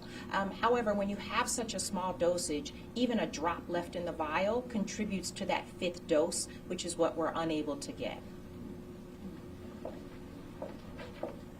I guess maybe another question either for the judge or Dr. Brown. Do you know the total number of cases so far of monkeypox in Harris County, and also the number of vaccines that have been administered so far? I have the numbers here. Let me see if I can pull them up. So cases, we have 451 cases in Harris County, including Harris County outside the city of Houston and the city of Houston. And as far as vaccines, we have vaccinated 2,150 individuals with the first dose. That's only Harris County Public Health. The city of Houston has vaccinated, I would think, somewhere around that number, or perhaps more. I know that they have a higher concentration of the population that's currently at risk, but I don't have the numbers. All of those numbers are on our website, readyharris.org. Folks can always see those numbers, and we're working on putting out even more detailed graphics. And Judge, is Commissioner's Court planning any steps today in regards specifically to monkeypox and the response to it? We're waiting to see with the Public Health Department if they're needing more resources for expansion of this testing. In the past court, we did commit an additional $1.5 or $1.7 million for them to ramp up testing, and I know they're running down information, so that might be something we could consider. And Dr. Brown, can you talk a little bit more about just how these false positives happen? How was it that the child tested positive here, but the CDC was able to verify that the child was not positive? Yes, so at this time, again, we're not commenting specifically on the pediatric case. We would like to, again, focus on the expansion of criteria and making sure that the public has access to education already. You're watching Live Now from Fox, everyone. That was the latest from Harris County, Texas officials. We're going to take a quick 2-minute break. Stay right here with us. Coming up next.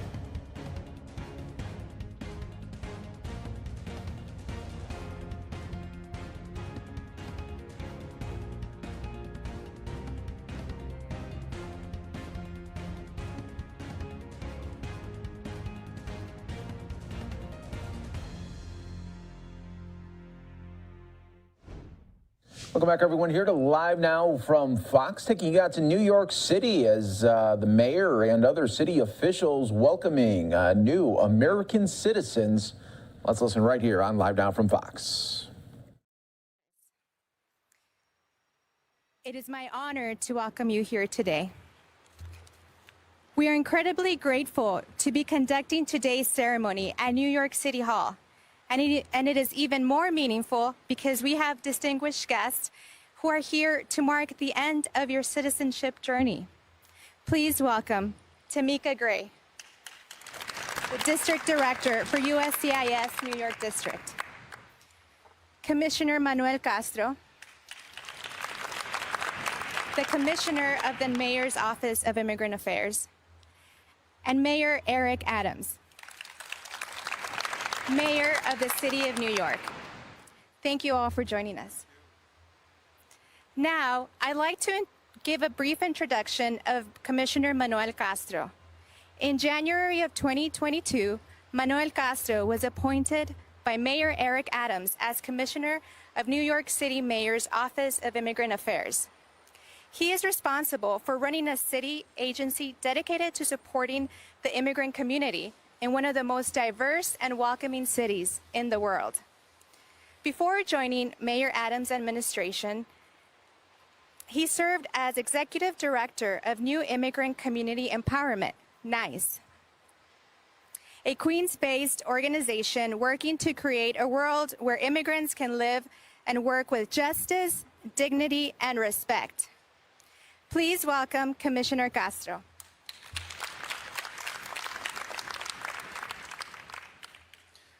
Welcome, everyone. My name is Manuel Castro, and I am the Commissioner of the Mayor's Office of Immigrant Affairs. Today, as you reflect on your journey that led you to this moment and begin your life as citizens of the United States of America, I want to encourage you to use your new privileges as citizens of this country to support your neighbor, your fellow New Yorker, and especially the most vulnerable amongst us, such as newly arrived immigrants, who, like you at some point, aspire to one day stand here to fully be welcomed as Americans. I want to congratulate you, your family, and your community who supported you along this journey. Thank you to the team at the New York office of the United States Citizenship and Immigration Services. And thank you to the team at the Mayor's Office of Immigrant Affairs. I'm joined here today by Misotes Munoz, our Deputy Commissioner of External Affairs, Shaina Coronel, our Director of Communications.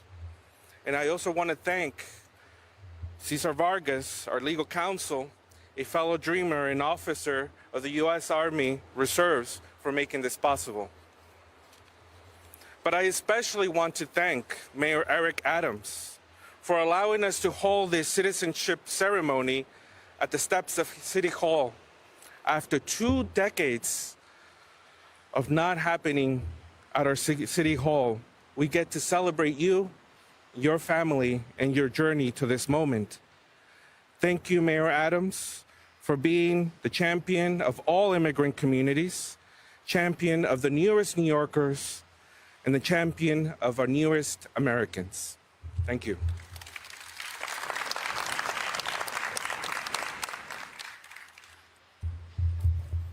Thank you, Commissioner Castro.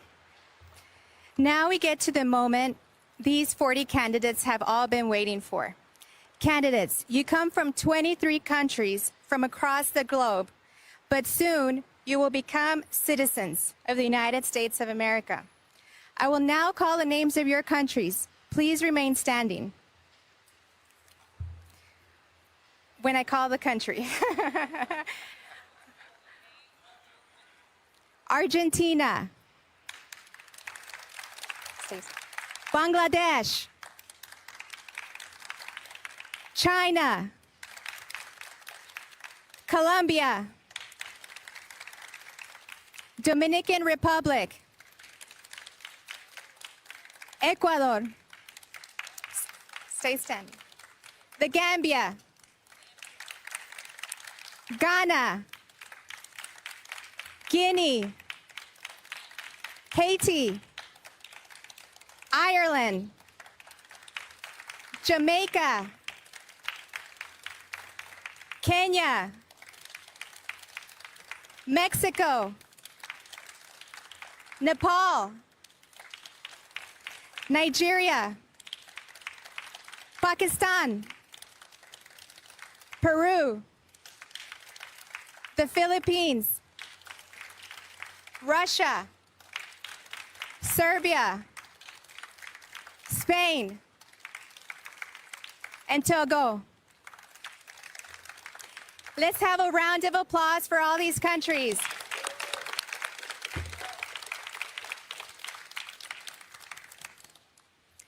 District Director Gray, I would like to invite you to the podium.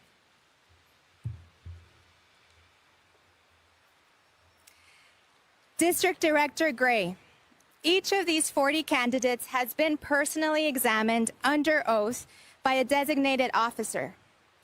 Each has demonstrated an understanding of English, unless exempt, and knowledge and understanding of the fundamentals of history and principles of the government of the United States.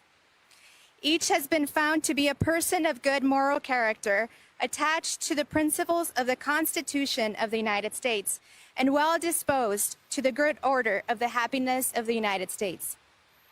The investigations of the government have been completed in their cases, and each has been found to meet all the criteria of the law to be naturalized. District Director Gray, the candidates are ready for oath. Thank you. Good morning. Good morning.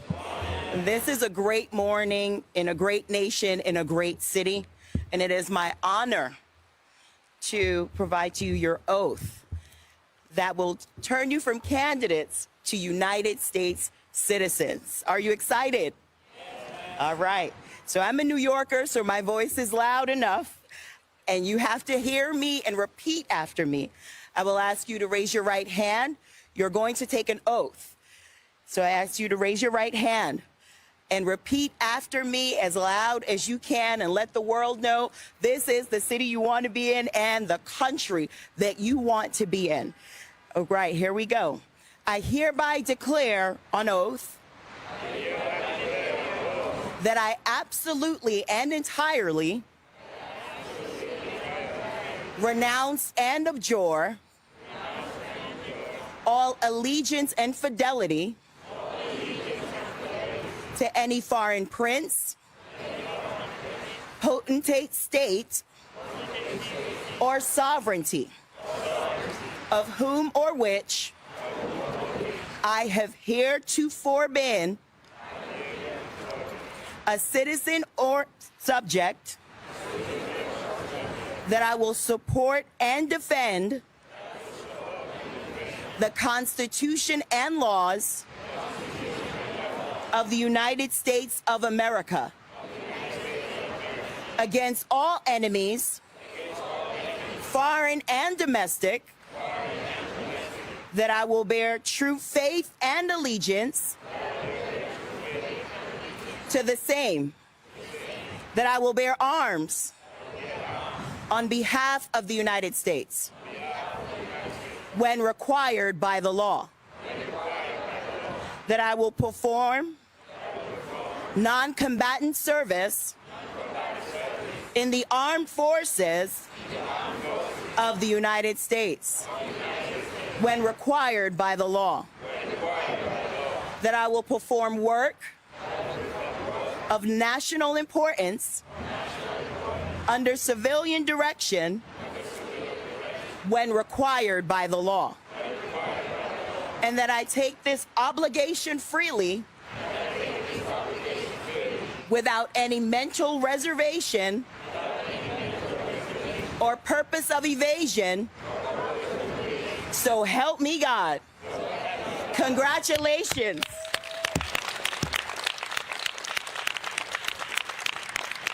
With those words, you are now officially citizens of the United States of America.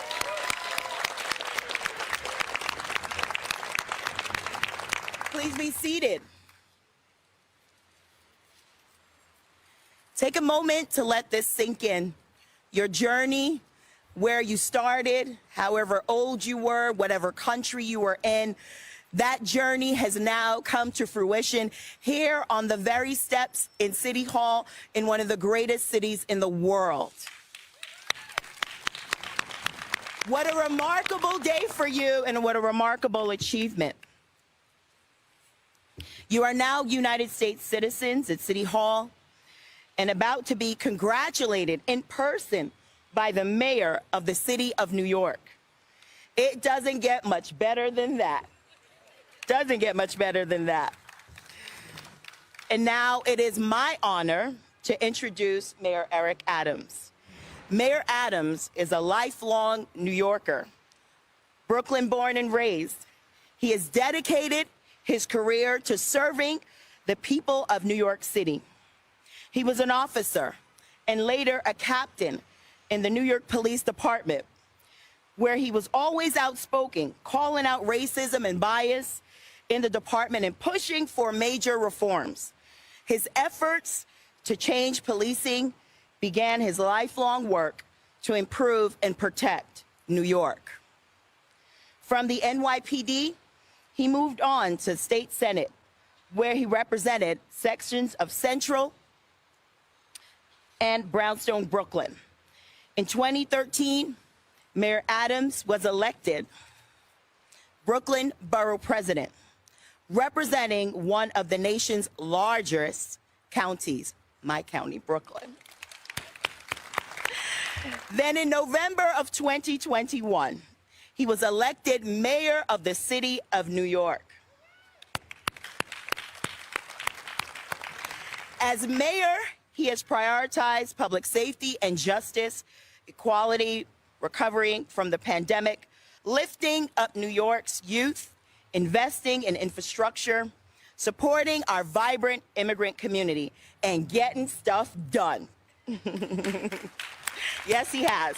Please welcome the 110th mayor of the city of New York, Mayor Eric Adams. I want to thank District Director Gray, Commissioner Castro, and all those behind the scene who are making this possible. Such a significant moment. And I am 61 years old and have been a citizen from the date of birth. But my number of years being a citizen does not matter, because day one, you have all the rights and privileges of being a citizen of the United States. It doesn't matter if it's 60 years, if it's 1 year, if it's 2 years, you are now citizens of this country, and you are a part of this elite membership, and you should be proud of that. But let me ask you this question. You tell me, who am I talking about? Come to the America, may leave family members home, take any job to provide resources, go to school maybe at night, may start a small business, willing to do whatever is possible to participate in the American dream, willing to stand up for the country. If I were to ask you what group am I describing, you'll have a difficult time telling me, because that's the pathway of every immigrant group that has ever come to this country. If you look under the fingernails of every group, you'll see that they climbed up the mountain of opportunity and hope one hand at a time, and you see the dirt and grime of saying, I want to be part of the American dream. The uniqueness of America. This is the only country where dream is attached to its name. Only place else. There's no other place where you have attached dream to the country. But there's something else unique about this country.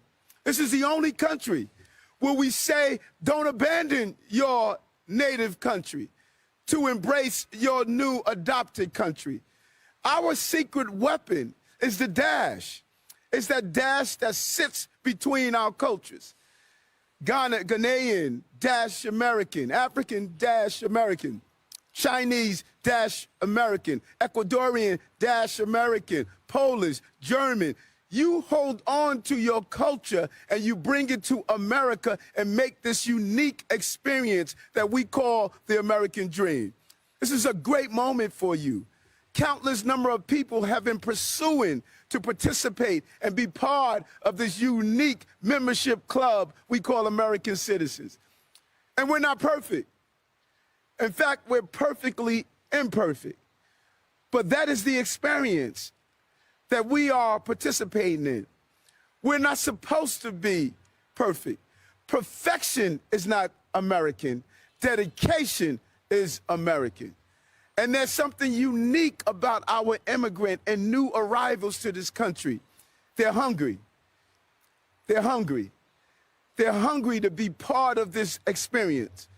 During the height of COVID, as I moved around COVID and saw businesses shut down and lack of participation, you know what I saw?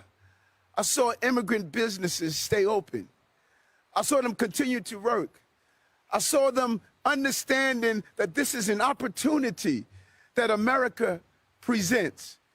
And you should be proud of that. You're so much part of this country now as not only citizens, but even prior to being citizens, fighting in the armed services.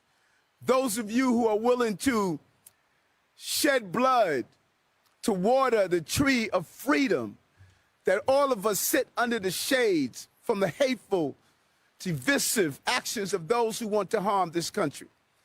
But we need a renewal of patriotism. There was a survey that came out that stated 52% of Americans will not defend this country if it's attacked on by foreign enemies. I know and you know that you would defend. I know and you know that you would stand up for this country. I know and you know that there's something great about this country. And I know when you said that pledge, you felt something special in your heart. You wanted to say, at last, at last. And then you are a twofer. You don't win just by becoming an American citizen. You won because you're an American citizen in the greatest city on the globe, New York City. So you are winning all the way around. I'm so excited for you. And I know in the audience, I believe Francisco Moya's mother is here. His dad came and fought in Vietnam to eke out a living. And now he is the councilman that represents his councilmatic district. Or how about Commissioner Castro? Came here as a dreamer, crossing the border with his family. Now he's the first Mexican-American to head the Office of Immigrant Affairs, from a dreamer to making dreams for other people. And when you look over my administration, Adonis Rodriguez came here barely been able to speak English, still have his Dominican accent, but he is the first Latino to head the Department of Transportation, and the largest transportation in the most important city in this country. And when you look all over my administration, you see yourselves. You see individuals who came here in pursuit of a dream, and now they are in place to ensure that you can get your dream. That's the secret weapon of America. It's not no matter where you start out, it's where you can end up. You believe, you pursue, you take advantage, you defend, you stand tall. And nothing you will enjoy more than when you travel back to your native land and you're able to pull out that passport with the blue cover and back and the gold lettering, and they ask you, who are you? You say, I'm an American citizen. I'm an American citizen. And that's respected and admired all over the globe. And this is the first time in 20 years that we've allowed this ceremony to take place here on these steps. To 24, 23 nations who are here. You are now ambassadors for others who want to come and participate in this American dream. You pursued the dream. That is your dream, but it is the dream. Too many people who are attempting to pursue the dream are living a nightmarish reality as they attempt to cross borders and come and participate in the dream. They're turned away by other states, but not here in New York. In New York City, we're the keeper of the dream. This is America's city. And you must go out and ensure everyone who attempts to get the dream has an opportunity to acquire the dream. And so I thank you on behalf of every New Yorker, every American, everyone who has fought to protect the Dash. You are now members of the club, the defenders of the Dash. Bring your uniqueness, bring your culture, bring your energy, bring your spirit.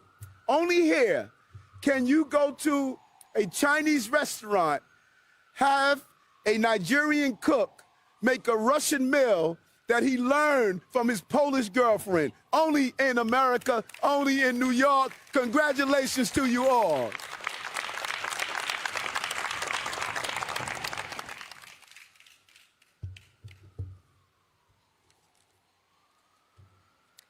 Thank you, Mayor Adams. Now, Mr. Cesar Vargas, Special Counsel and Senior Advisor, will lead us in the Pledge of Allegiance.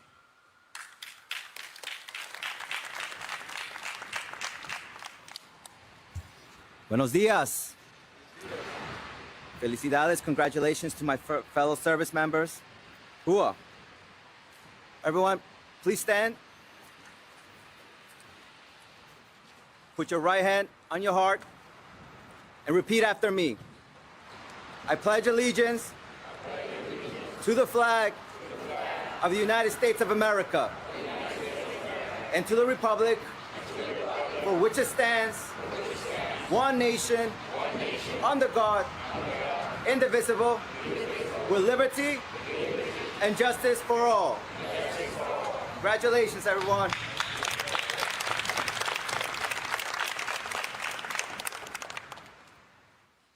Thank you.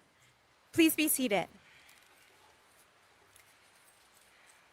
New citizens, we will now present you with your certificates. Okay. Our staff will guide you as you come forward to the receiving line.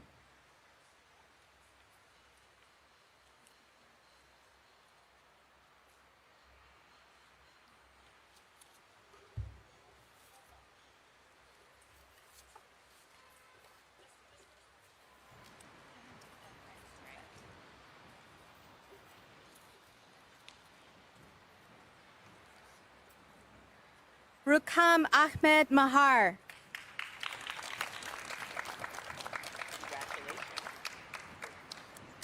Kini Simone Kalkaben Patala.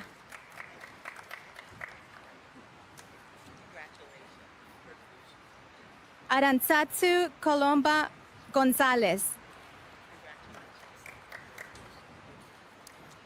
Habibata Ba.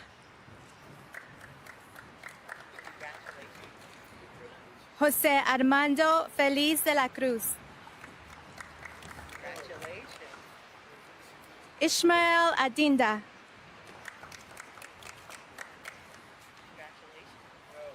Bailey Raquel Damien.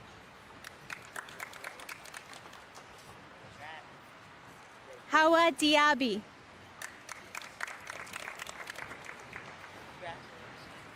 Caroline Atieno Odada.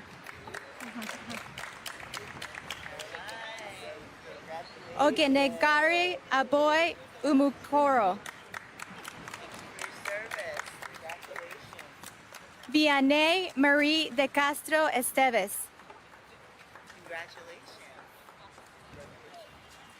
Rosinia Gabriela Campos Armijos. Osmarlin Brito Alberto.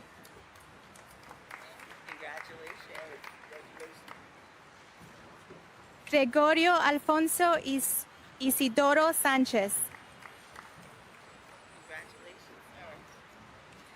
Marco Tatarak.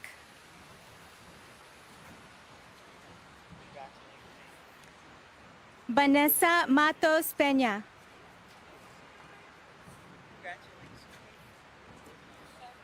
Darlene Cherestal. Hussein Mohammed Abdullah Chowdhury. Angela Mabel Reyes Fernandez. Ana Eugenia Blanco. Kulsuma Akhtar Ruby.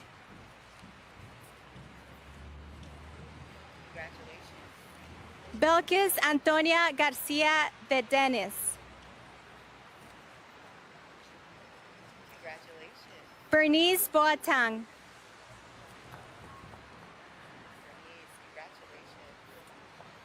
Luis Radhames Villafana Reyes.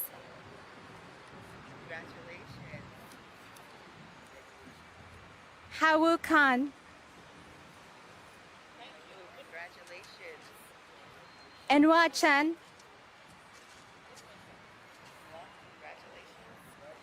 Sandra Francisca Santiago Rodriguez. Patrick John Kelly.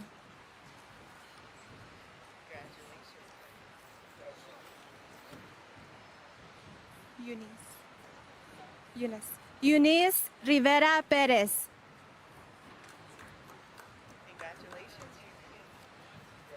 Santosh Kadra.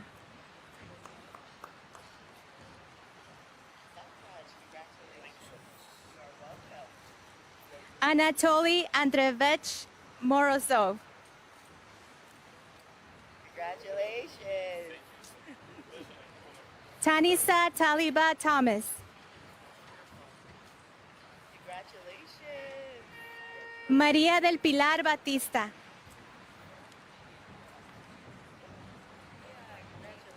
Andrew Dale Giovanni Blair. Congratulations. Freddy Flores Ramos.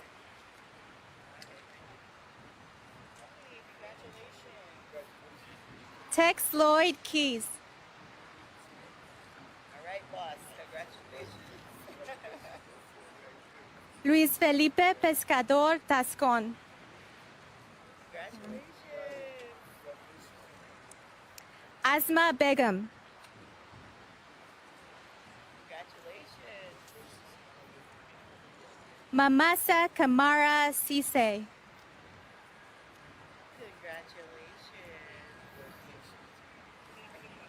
And Demoy Shanice McCollin. Made it. Congratulations.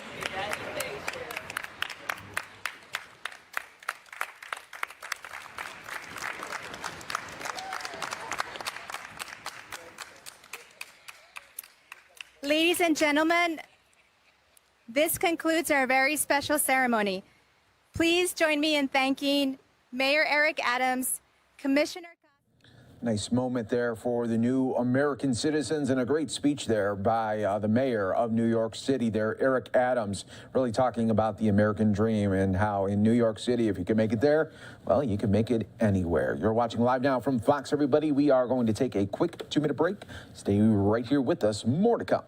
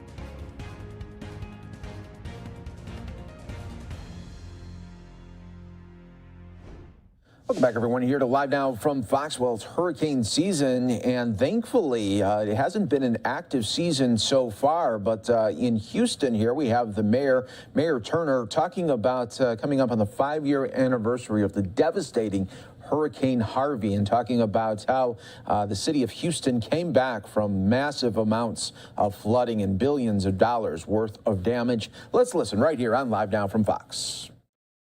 And anything that we can do. So it's all about building a resilient, sustainable, stronger community. And the reality is you can't do that by yourself. And so this is a pretty good morning. And I hope you're excited about it. I certainly am excited about it. This will be an outstanding day for the city of Houston and the Houston Community College, HCC. And I'm excited about the MOU we are signing today. It is a powerful example of a partnership that will move Houston forward together. And I want to underscore that because Houston can't move forward with all of its component parts moving forward at the same time. And the city itself, in terms of municipality, certainly is not in a position to do it itself. Today's symposium, Embracing Resiliency on the 5th anniversary of Hurricane Harvey, falls on the week that we are reflecting on a storm that dumped literally 52 inches of rain on this city. More than 150,000 homes were impacted. A lot of people were displaced, and the George R. Brown hosted, I would say, 10,000 of our neighbors, along with 700 of our pets right there. The MOU we will be signing would not be possible without the leadership of Houston Community College, and I really, Chancellor, want to underscore this partnership with HCC.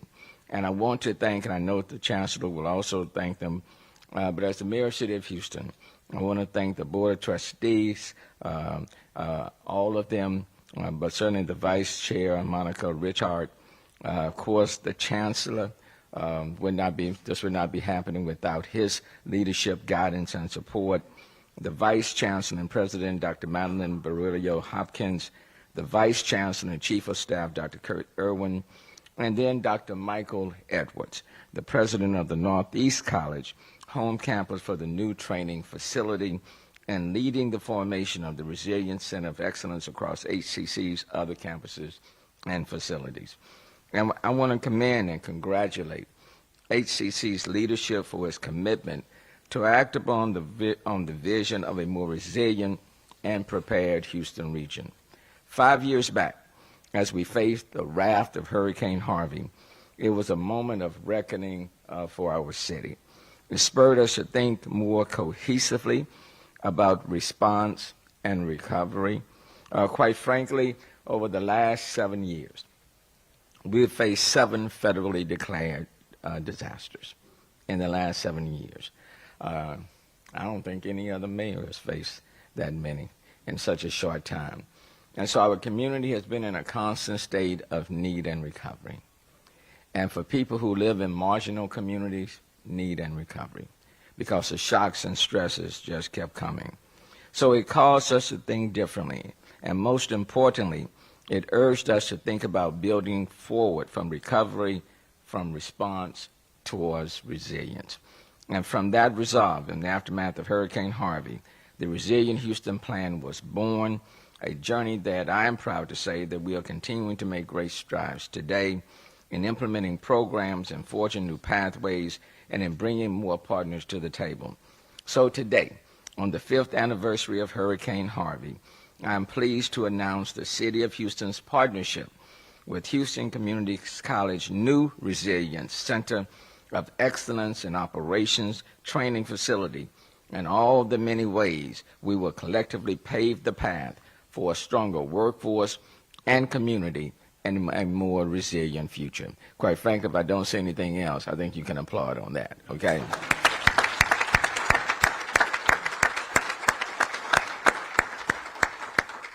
And through this partnership, Houston Community College is making a commitment on the explicit goals stated in the city's Resilient Houston plan to train 500,000 of our citizens and employees to be better prepared, more informed, and certified in specific areas of resilience and sustainability. HCC's leadership and staff have been working with the City of Houston and also with our community, philanthropic, and volunteer organizations to deliver a curriculum covering a breadth of opportunities for upskilling current employees and creating a pathway for future employment that is inclusive, diverse, and welcoming. It demonstrates collaboration as we train our current workforce to be climate ready, to meet the energy transition, to adopt new design and construction standards, and to weatherize and harden our infrastructure.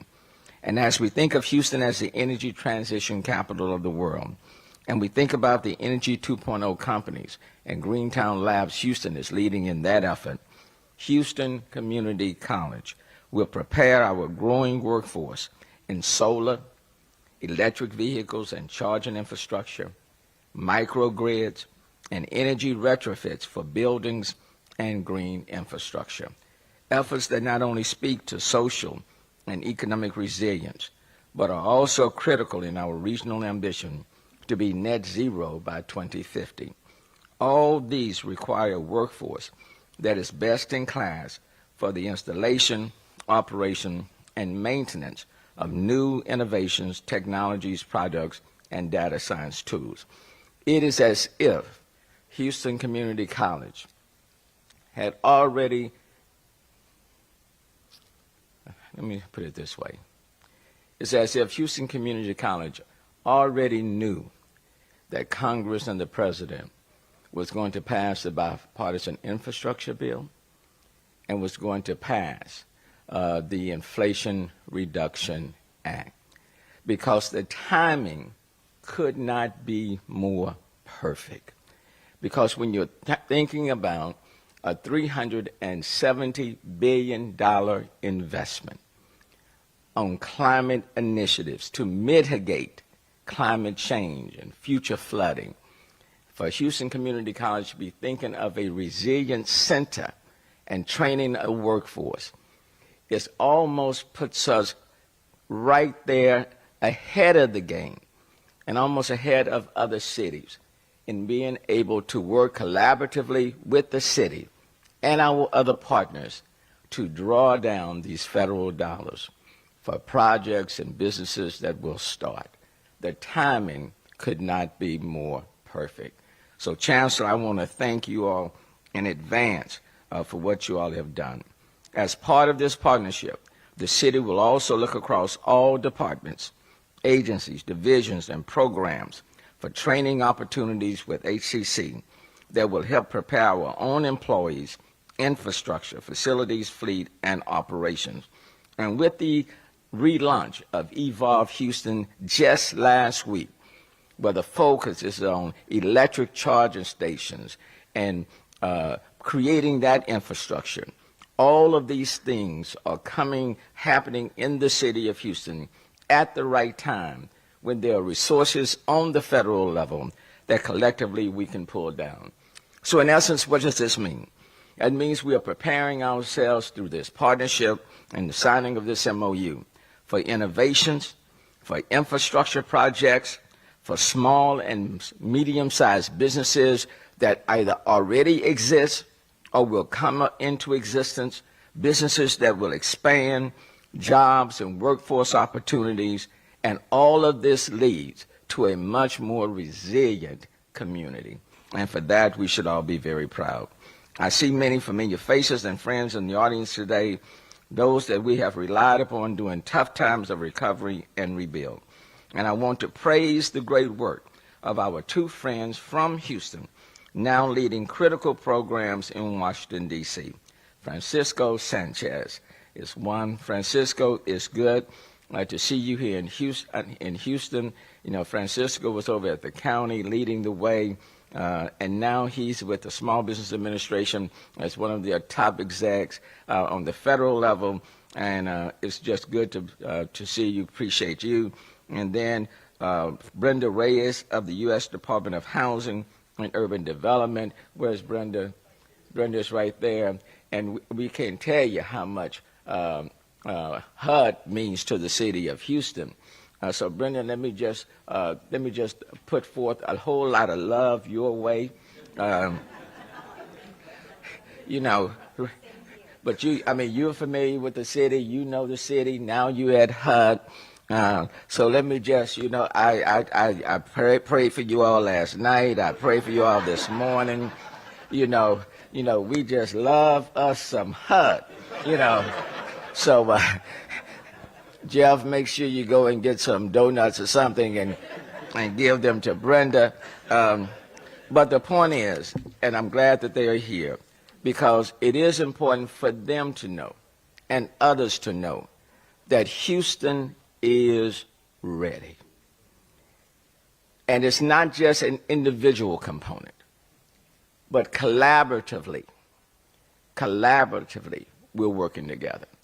And you won't find a better community college to work for, to collaborate with than Houston Community College, and then Amegy Bank and our financial institutions, and so many others. So lastly, as I wrap up, I also want to welcome, of course, the symposium speakers that will spark not just new ideas, but partnerships that we will benefit from immensely.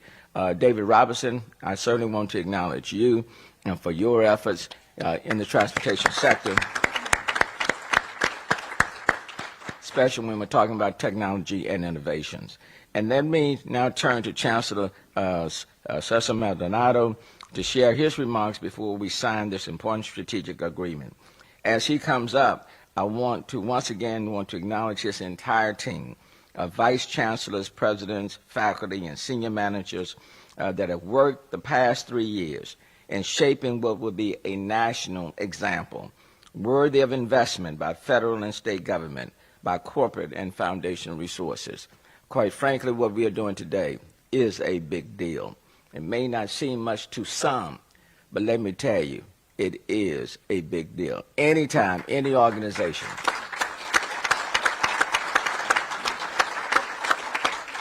when you're looking at training 500,000 people in our community and providing that innovation and support, it is a big deal, and it doesn't happen without leadership. So I believe that on this 5th anniversary of Hurricane Harvey, Houston's Community College is and will be a driving force for resilience for this and future generations. And for that, on behalf of the entire city, I want to say thank you to HCC. Dr. Maria, always good to see you.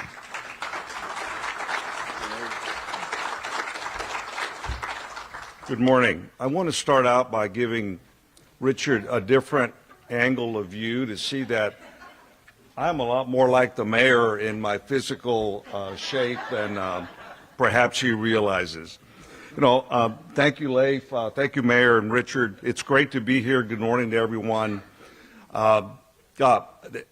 It takes the collective effort of all of us to realize the tremendous assets that we have.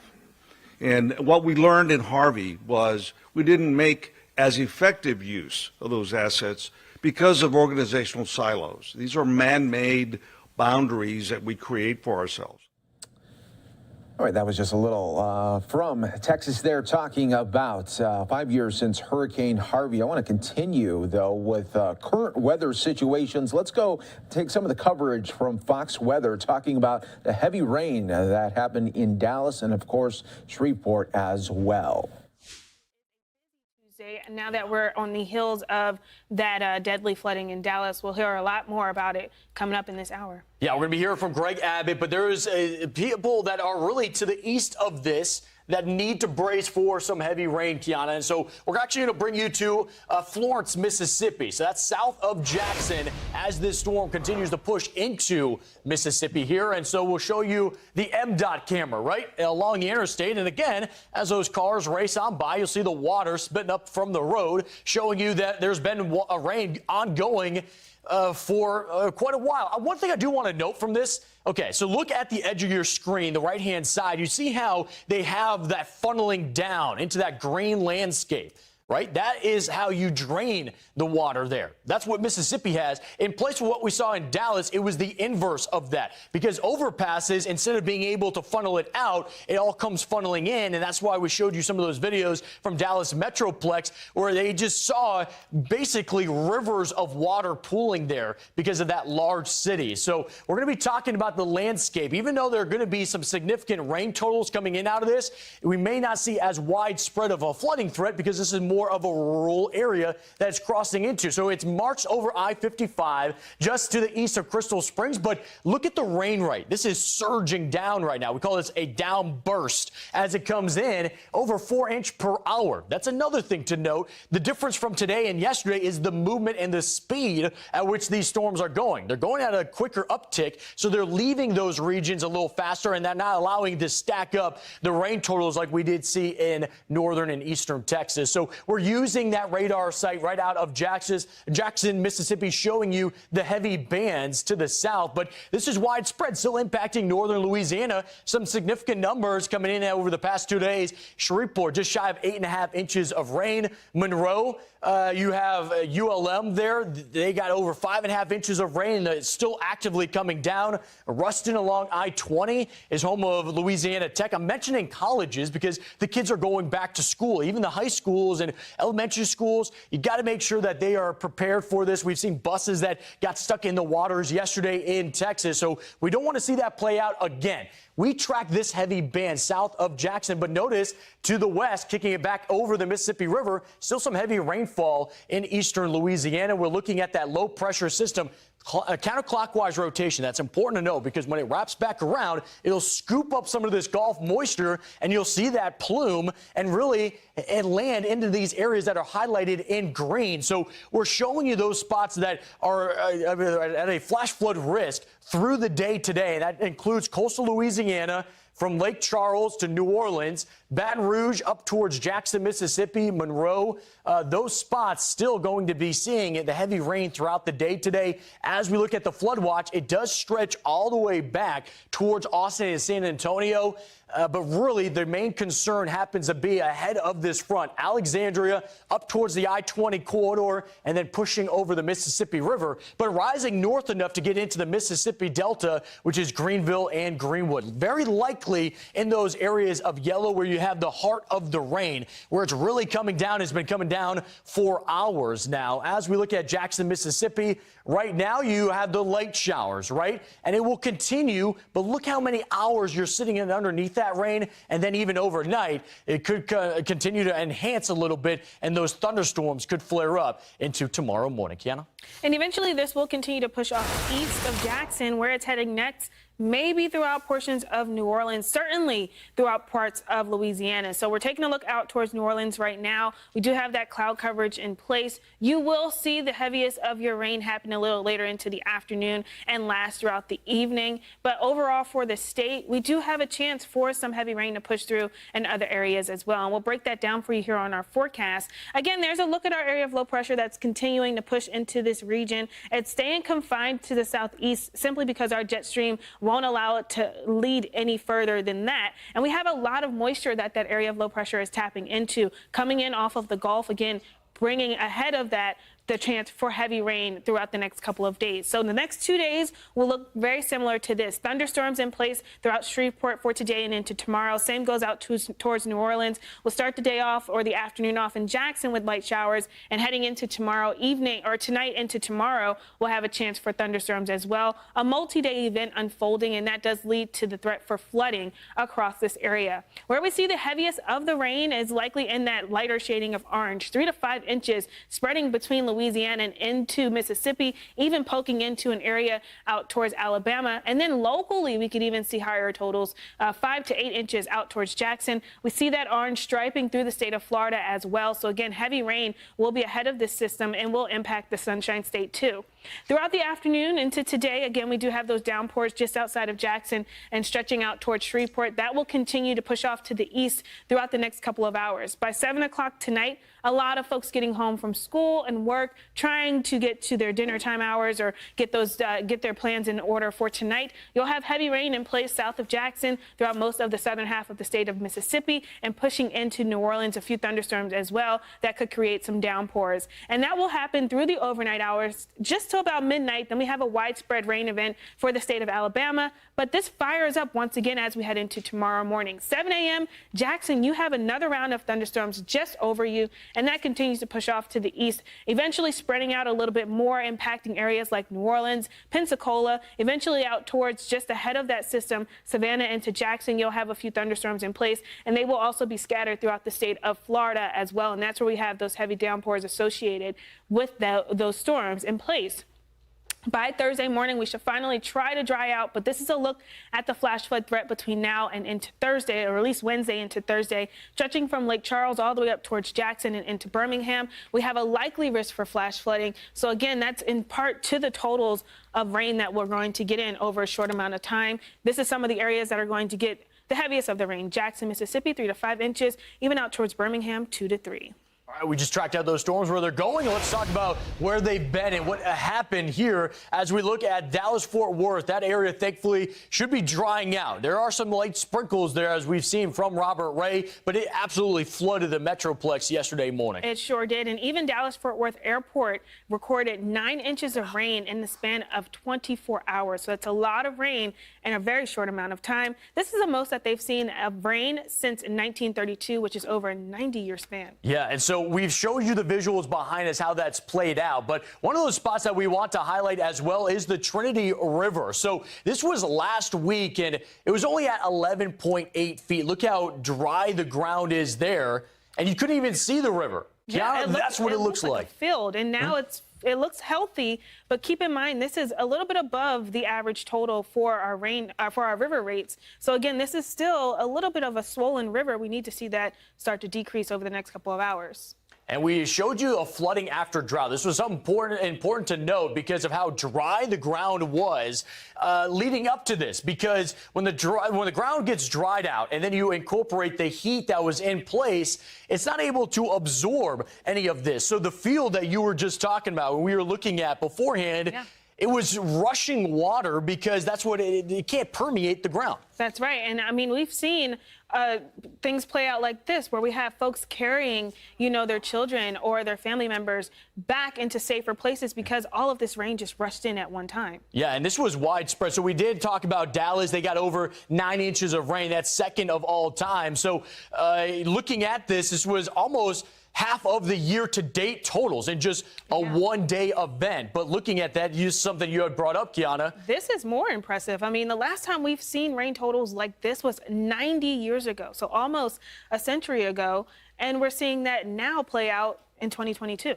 Yeah, so the question is, what does it look like today, right? We just showed you everything that unfolded yesterday. Let's get over to North Texas, where they're trying to get the recovery efforts now after that historic flooding. That's right. We're going to send it out to Fox Weather's Robert Ray. He's live in downtown Dallas with the latest updates there.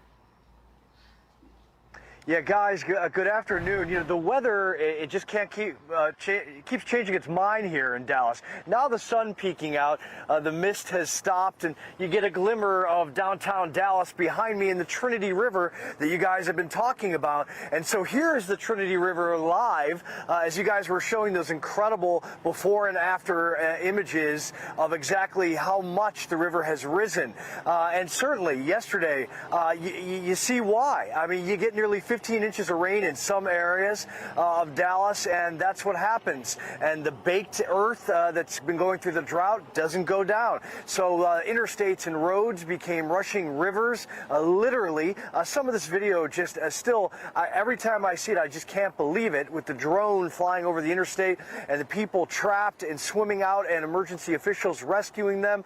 Hundreds of people rescued by officials yesterday. Unfortunately, one woman did lose her life in the town of Mesquite in a vehicle. to the flash flooding, and it just shows you exactly how dangerous all that can be.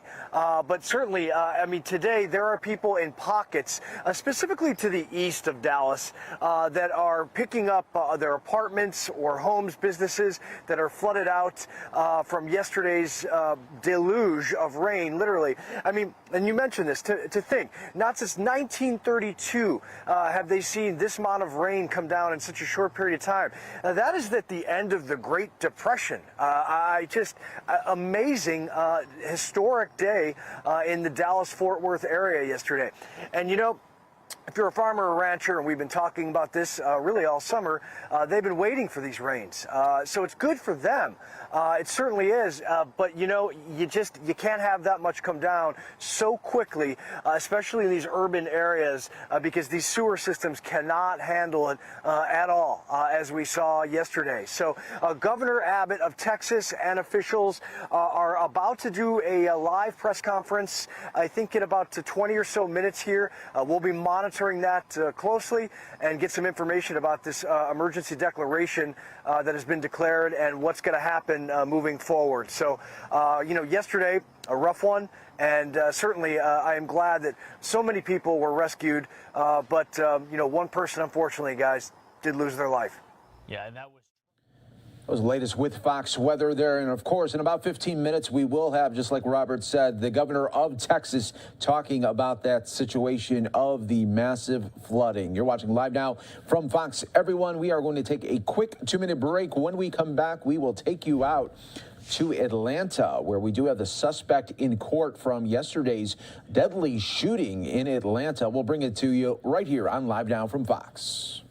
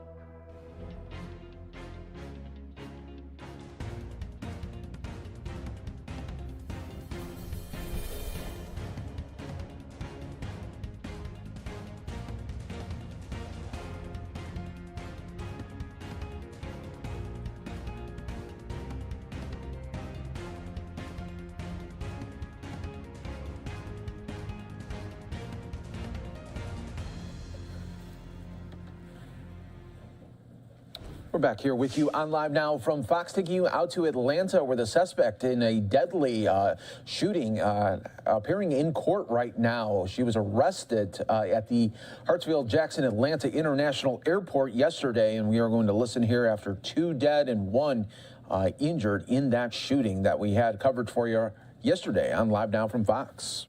Move Samantha back and Ethan check.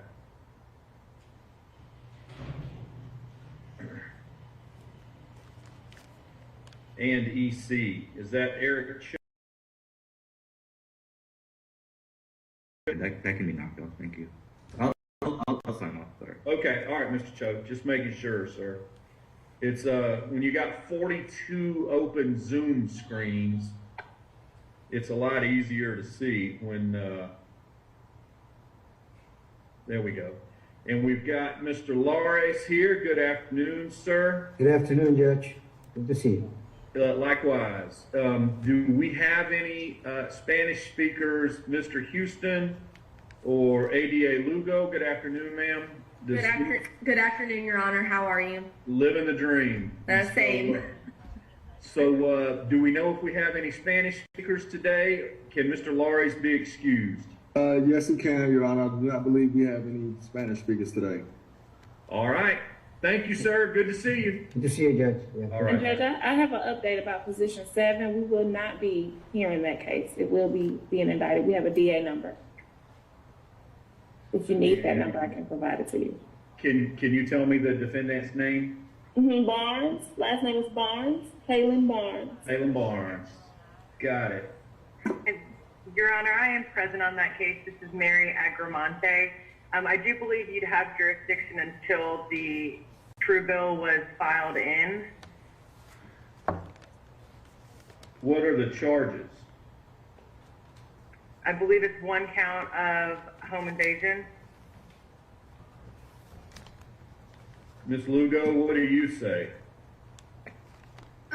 Your Honor, just for convenience purposes, we would just ask that this case be held until the end of the calendar in case that true bill would be filed in. I don't believe that we would run into any Riverside issues if so, just so that there's not two things, going on at once. Well, so here's the deal. And it gets the SC number. It immediately goes on the wheel and gets assigned to a Superior Court judge, correct? Yes, Your Honor. So, sorry, maybe I was, what I meant was, the state doesn't have an objection to, if the court would just hold it in case the true bill came in, then we wouldn't need to hear the case at all. But just so that we're not handling it now while that's pending, maybe we could just hold it until the end, and so that maybe we don't have to hear it at all. I'm just not sure. I don't think I want to do that. I don't think Ms. Agramani wants to be here for 5 hours while we determine whether or not I have jurisdiction. So, Ms. Lugo, short answers, ma'am. Was the case true bill?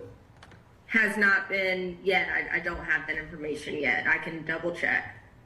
Then why does Ms. Parham think it doesn't need to be heard at first appearance, Ms. Lugo? Well, it might be up right now at the grand jury is what I'm understanding. Judge, I apologize. I was told that they are working on the indictment right now. They were adding charges to that CP case. Oh. It's being processed right now. That's why I asked. But I don't know if that means an indictment's being drafted, if it's been sent to the grand jury. I don't have. I'm out, Ms. Lugo. Ms. Parham, what is the DA number? It's 22 DA 08610. Okay. Ms. Agramonte? Yes. Are you going to hear our motion for bond? Well, what I'm going to do, first of all, is see what the added charges are. Because there, as I'm sure you're aware, certain charges that I have jurisdiction for and certain ones that I don't. And I don't know anything about the case. So here's what I'm going to say. I'm going to give the DA, if you want to log off and log back on at 1:15, Ms. Agramani, I'm going to give them an hour. And then I'm going to make a decision and do something one way or the other, okay? Okay, and just for the record, I do have another court appearance at 1:30, but I will be back on at 1:15. I will not, if you're on at 1:15, we will be done in less than 2 minutes, I guarantee it. Okay, thank you, Judge. I'll be back at 1:15. Yes, ma'am. Thank you. Thank you. Okay, y'all, are we ready to get started on the remainder of the cases? Yes, Judge. Thank you. Position number 18 is first, please. All right, position 18.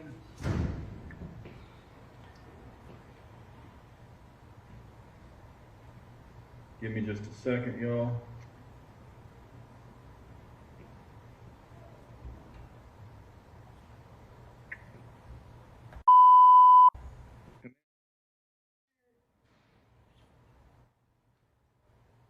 Okay. Is this Miss Raisa Kingmay?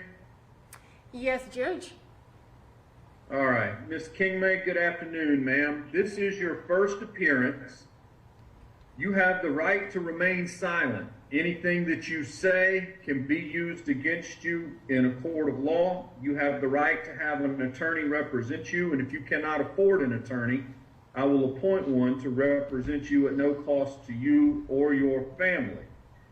We are here today to consider whether or not probable cause exists to support your continued detention and what bond will be set, if any. State, what are the warrants? What is the probable cause in this case? Yes, Your Honor. I'm pulling up the warrants now. I apologize.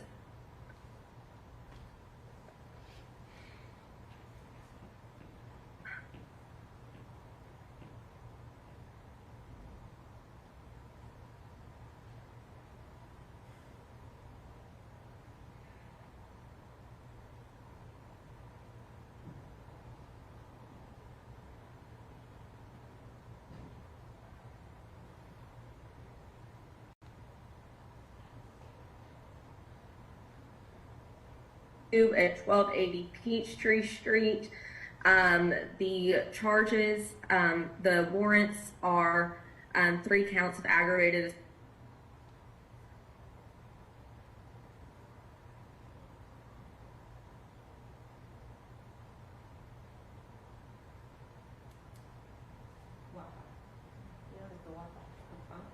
of a crime.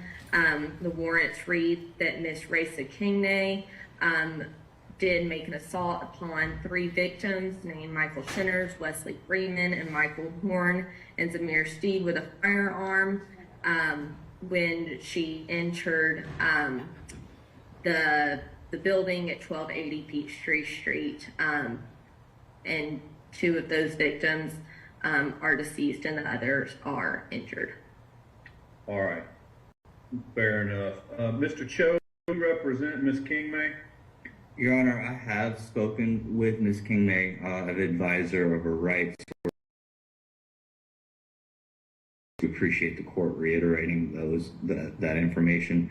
She does not qualify at this moment. I have spoken with Ms. Markowitz about this case several times today already.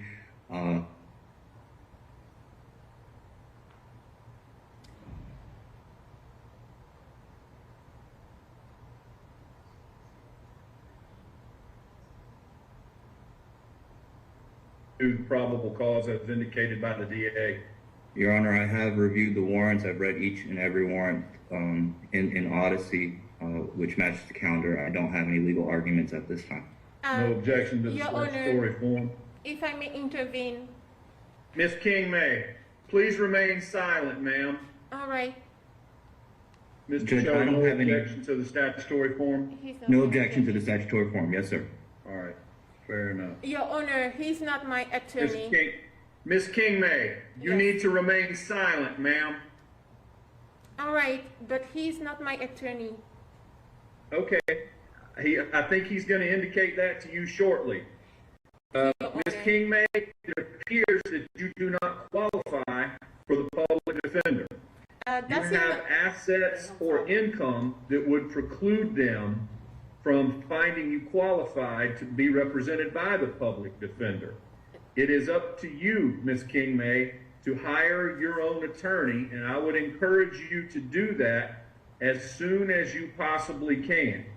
If you delay or stall hiring your own attorney, under Georgia law, it is possible that you could be deemed to have waived your right to an attorney under the case of Longo versus City of Dunwoody.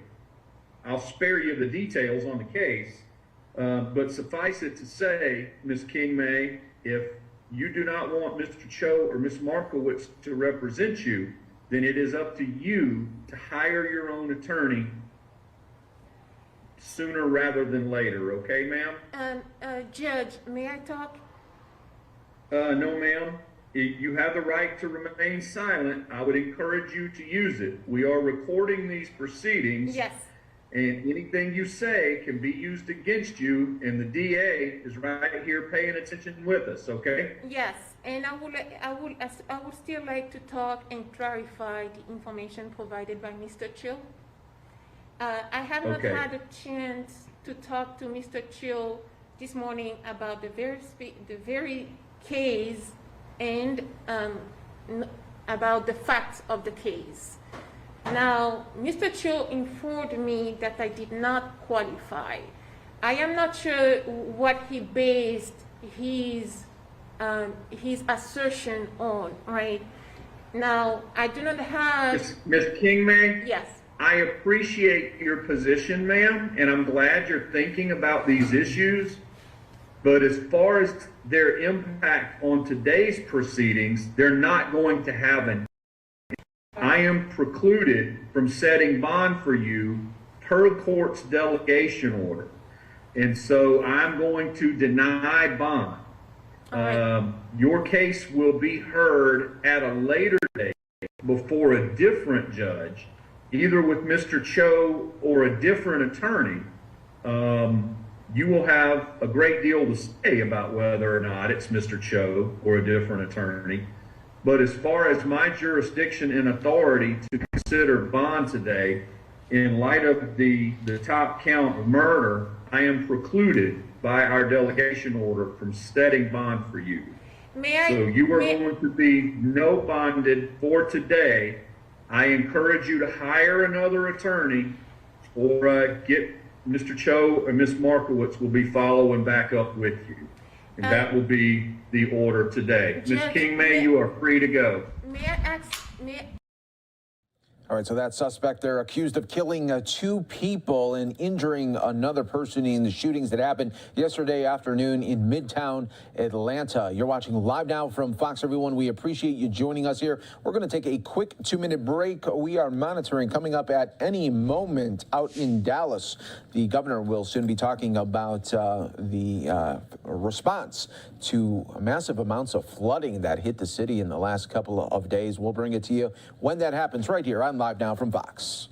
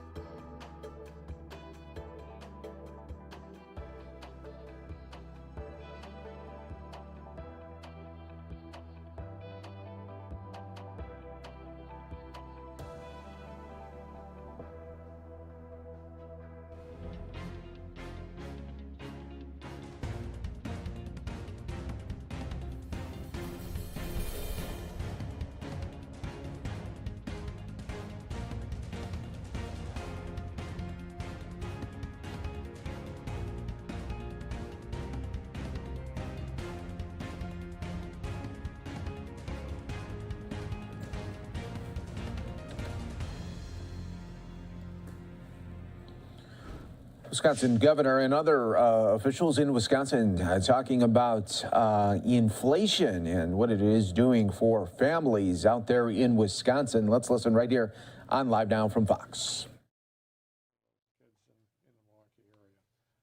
I also just want to recognize and thank the many local leaders and elected officials who are with us today, including Mayor Johnson, County Executive Crowley, as well as Senator Taylor and Representative Bowen, who are welcoming us to their district, and the rest of the Milwaukee legislative delegation for joining us.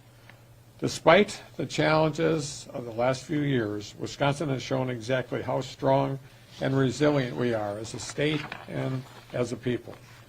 With an unprecedented revenue surplus and near historic low unemployment numbers, Wisconsinites are getting back to work, small businesses are opening their doors and hiring workers, and we're expanding job training and removing barriers to work for many. That said, Wisconsinites have been through a lot, and I know that people are still worried about rising costs and about filling up their gas tank and taking care of their families. Earlier this year, when we first learned of the state's 3.8% revenue surplus, Wisconsin Republicans refused to act on my plan and denied working families the support they needed at the time when they frankly needed it the most. Well, folks, that was months ago now. In the coming days, the Department of Revenue is anticipated to release new projections that far exceed even those announced at the beginning of this year, which will show our state is expected to end the fiscal year with more than $5 billion in our state coffers. This obviously tells us several things. One is our state is in a strong fiscal position, and there is no reason for these dollars that they should sit in state coffers when families could use the immediate relief now as well as long-term support into the future. That's why today I'm glad to be here in Milwaukee to announce a new plan to use our state's revenue surplus that builds upon the plan I announced earlier this year by providing over $600 million a year in tax relief for families, seniors, caregivers, and veterans across our state, reducing barriers to entering the workforce, and providing immediate relief to working families facing high rising costs. Through the tax cuts I've signed during my time in office, I'm proud that 86% of Wisconsin taxpayers will see an income tax of 15% or more, delivering on my promise to provide a 10% income tax cut to middle-class families. The plan I'm announcing today builds on this important work, cutting taxes to working families by 10%. With this tax cut I'm providing today, nearly 2 million individual filers will see an additional tax cut, with the average person saving $221 a year, and a median family will see over $375 annually. That's money coming back to households to help defray the costs of their family needs today and into the future. While we're at it, we're also going to cut taxes for low-income seniors and individuals with disabilities on fixed incomes by increasing the income limit for the homestead credit, which hasn't been adjusted for inflation since 2011. We're going to provide support to our nation's heroes by expanding eligibility for the veterans and surviving spouses property tax to help more veterans and their families, helping nearly 8,000 taxpayers. We're also going to address the rising costs for families by repealing the state's minimum markup law. Right now, gas is required to be marked up, costing Wisconsin drivers an additional 18 to nearly 30 cents a gallon. And we're going to cap the copay for insulin at $35, period. No one should ever have to choose between affording bills or groceries and picking up their medications, but we know so many insulin users, that's the reality for them. Folks, it's not right, nor is it fair. There's no reason that we can't get this done. At least 21 states, including our neighbors in Illinois and Minnesota, have passed the legislation to implement an insulin copay cap, and we can use our surplus to do that right here in the great state of Wisconsin. Finally, we're going to provide some support to folks who take care of our most vulnerable. Finding and providing high-quality care for kids and loved ones can not only be a major expense for families, but it can be a real barrier to reentering or entering the workforce. So we're going to create a caregiver tax credit, with most family caregivers receiving up to $500 to help with increased costs and expenses while caring for a loved one. And we're going to expand the new child and dependent care credit from 50% to 100% of the federal credit. That translates to $30 million in tax relief for 107,000 Wisconsinites who claim the credit, or about $274 each. Under my plan, most eligible parents will receive up to $600 or even $1,200 to help with expenses depending on how many kids and dependents they're caring for. Wisconsinites have been through a lot. Like I said, there is no reason that these dollars should sit in Madison when we can be putting them to work for the people of our state. We can provide $600 million in tax relief to working Wisconsinites across our state, and we can make sure that we're making smart investments while still making sure we have the resources to tackle pressing issues.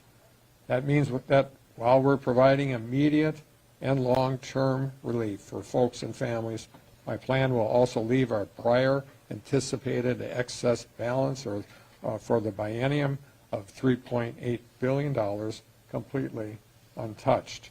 That ensures we will get help to folks who need it today and the days ahead, while still having plenty of resources readily available to invest in education, good roads, and other pressing needs in the next biennial budget.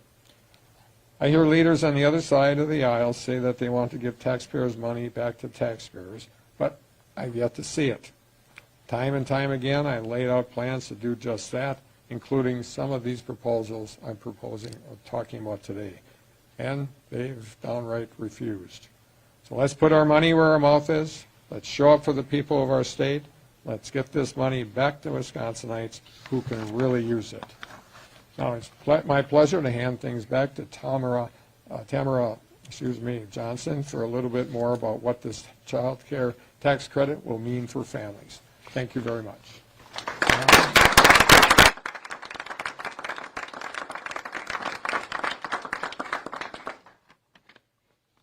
As Governor Evers spoke, the meaningful effects of the tax credit and what I've heard from families is it's been really, really helpful in receiving the monthly payments because they've been right on time in real life cash flow issues. As we all know, we've all had some unexpected expenses in life, and as families continue to move through these uncertain times, what I've heard from the families that we serve is that it really, really supports their family and helps for things such as utilities and just the needs in life. Another comment that I've heard from families is that the unexpected expenses that they've had always would set them back in life. So in addition to families being able to survive, they're now able to thrive. What working families need in our community, in addition to the tax credit, affordable and adequate housing is definitely a must for our families. And consistency will come along with those that affordable housing. Jobs that provide a livable wage. And again, consistency, those jobs being consistent for our families. Affordable, safe, and quality learning experiences regardless of a child's age. We primarily focus on early education, but families need to know that their child is in a safe place. No parent should ever go to work wondering if their child will be safe. And last but not least, families need access to transportation. This helps with employment, and by all means, our families definitely need access to all of the above, including transportation, to be able to get to work. And without further ado, I'm going to hand it over to Secretary Barker.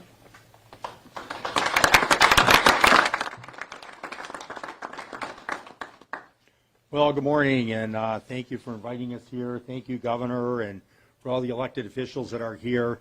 Today is an important day, and it's a great day for Wisconsin. You know, as I travel around the state and talk to Chamber of Commerce's, economic development organizations, labor groups, I say I have only good news to share about the state of the economy and our financial position here in Wisconsin. When I came back to the legislature in 2008, we had deficits as far as the eye could see. Legislators even took furlough days. Now we have surpluses as far as the eye can see. And as a matter of fact, we're in the best fiscal shape that we've been in over a half century. And it's a tremendous place to be. And of course, we welcome and appreciate the governor wanting to share this with hardworking middle-class people and those people struggling to get into the middle class. His tax credit that he has been promoting since he ran for office, this 10% credit to go to the heart of the middle class, has never been more important, because obviously inflation has eaten into people's paychecks. It's made it more difficult, especially for those people in the lower to middle class avenue. So they desperately need this revenue, and this would hardly touch our surplus. It would be less than 15% of the surplus that we now are sitting on. We will be releasing numbers in the next day that will show that our surplus, as we sit here today, is well over $4 billion. And our economists project that at the end of the next fiscal year, as the governor indicated, it'll be well over $5 billion. So we are in the strongest position we can be in, and therefore it's just only right and important, in fact, to help the economy, to give this kind of help. As I travel the state, the other issue I hear about more than anything else, and I'll bet you here at this daycare center is no exception, and that's the issue of workforce. And this plan the governor is putting forward would help enormously on workforce issues, because obviously with this plan to help with child care and caregiving, that makes it much easier for people to go back to work. What our economists have found is that the people who have had the toughest time getting back in the workforce have been families that have infants in particular, where child care is so expensive. So this would make such a difference. Also, his plan in regard to making an effort to suspend the minimum markup could amount to about 30 cents at the pump. That's another avenue that would make it much easier for people to commute to work. And so many of the other provisions, even the income tax cut, would make it easier as well for people. So this is a plan that is something that I hope and trust the legislature, who have always talked about tax cuts, should embrace. If they truly care about the middle class, this goes to the heart of the middle class. And, when the governor ran, he talked about a 10% income tax cut. He's already overachieved because we're at 15%. You add this to the mix, and Wisconsin will be in a tremendous place. So that was Wisconsin officials talking about trying to combat inflation there for working families in Wisconsin. We are going to stay right here on Live Now from Fox, but take you from Wisconsin to Dallas, Texas right now, where we're getting an update from the governor there, Greg Abbott, to talk about the flooding that caused so much impact there, including a death of a woman. Let's listen right here on Live Now from Fox. Emergency personnel to update us on what happened yesterday and where we are today and where we are going forward. I'll start out by making 2 points, and that is, as we were briefed earlier, as our understanding that what happened yesterday is the second worst rainstorm and flooding in Dallas since 1932, and the second worst on record. And so what people in the Dallas area, as well as this entire region, sustained was an extraordinary challenge.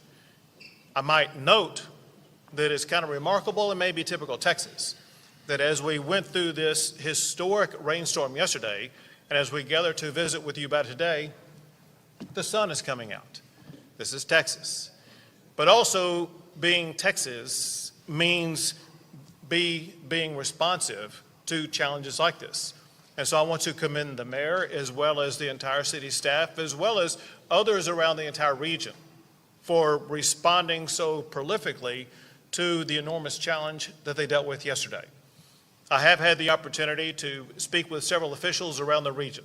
I did speak with Fort Worth Mayor Parker to visit with her about the challenges that Fort Worth was dealing with. And she told me what Dallas told me, and that is, as of this time, they have no unmet needs. Another official that I spoke with was the mayor of Mesquite.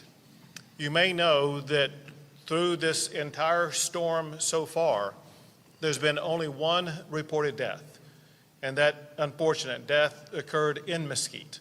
And I wanted to visit with the mayor about it and make sure that he and his city had everything they needed to respond to the challenges that they are facing. So some facts and figures, and then I will turn it over to the mayor. In addition to talking with those other local officials, I've also visited with the FEMA administrator. One thing that happens in the aftermath of a storm like this is we work with all local jurisdictions to determine the extent to which there has been any damage, so that damage can be aggregated and then reported to FEMA to determine whether or not the state as well as the local regions will qualify for a federal disaster declaration as well as any type of potential federal assistance. Also, I will add with regard to effects across the entire region. The mayor will talk about what happened in Dallas. I will talk to some extent what happened in Dallas, but a little bit more geographically about the regions of the state of Texas that have been affected. We have more than 100 homes being damaged or impacted in some way. We also have statewide, and what the state has provided is, for one, water rescue boats and personnel. There are 11 Texas A&M Task Force swift water boat squads and 1 floodwater boat squad that have been deployed, which includes 24 boats and 81 personnel. DPS has sent out tactical marine units. The Texas Parks and Wildlife has also sent out search and rescue teams and boats. In addition to that, damage assessments are being made across the entire region. Let me get into this because I want to provide you information that is very important to get out to the public. Once again, in order for the state and the region to qualify from federal assistance, the federal agencies need our damage assessments. There is a reporting system that I want to provide to you to provide to the public. And that is, once it is safe to return, and if you have insurance, call and make a claim for your insurance recovery. Then use the Texas Division of Emergency Management Self-Reporting Damage Assessment Tool. It's called ISTAT. It can be found at this web address, damage.tdem.texas.gov.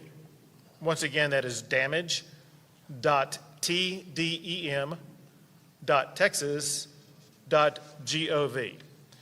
Well, needless to say, the effect of this storm has been dramatic here in Dallas, in Fort Worth, but across multiple regions around the state of Texas. And as a result, I'm about to sign a state disaster declaration. This declaration includes 23 counties across Texas due to damaging winds and heavy rainfall, including flash flooding and river flooding. Right now, it includes 23 counties: Kemp County, Culberson, Dallas, Duval, Ellis, El Paso, Henderson, Hopkins, Hudspeth, Kaufman, Kerr, Live Oak, Marion, Montague, Navarro, Pecos, Raines, Smith, Tarrant, Upshur, Van Sant, Webb, and Wood. Importantly, additional counties may be added as the storm system works its way through the state. I will sign it at this time.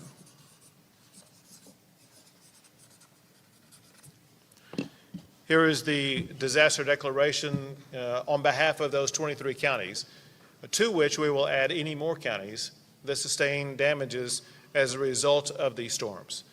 At this time, I'd like to pass it off to the Dallas Mayor, Eric Johnson. Good afternoon, or good morning still, I suppose, and thank you, Governor Abbott. I want to welcome you home, first of all, and second, I want to say thank you for being here. You know, it's one thing to send your well wishes, it's another thing to physically be present. I've learned that as mayor. Being there is important, and I appreciate you always being willing to show up for us at times like this. I want to thank your team as well, Chief Nim Kidd, who I've gotten to spend a lot of time with over these past 3+ years as we've dealt with a series of unprecedented, so-called unprecedented disasters in this city. And I want to thank all of you for being here, everyone who's behind me here today. Yesterday, our city was tested once again by extreme weather. I've heard this called a once-in-a-thousand-year weather event. And we also know, as the governor mentioned, that this was the first time in 90 years that we've had this much rain in a 24-hour period. But whatever you want to call it, whatever time frame you want to put on it, we got hit pretty hard, and we got hit in a historic way. The sky opened up, and soon after, our streets closed down. The storm was immense.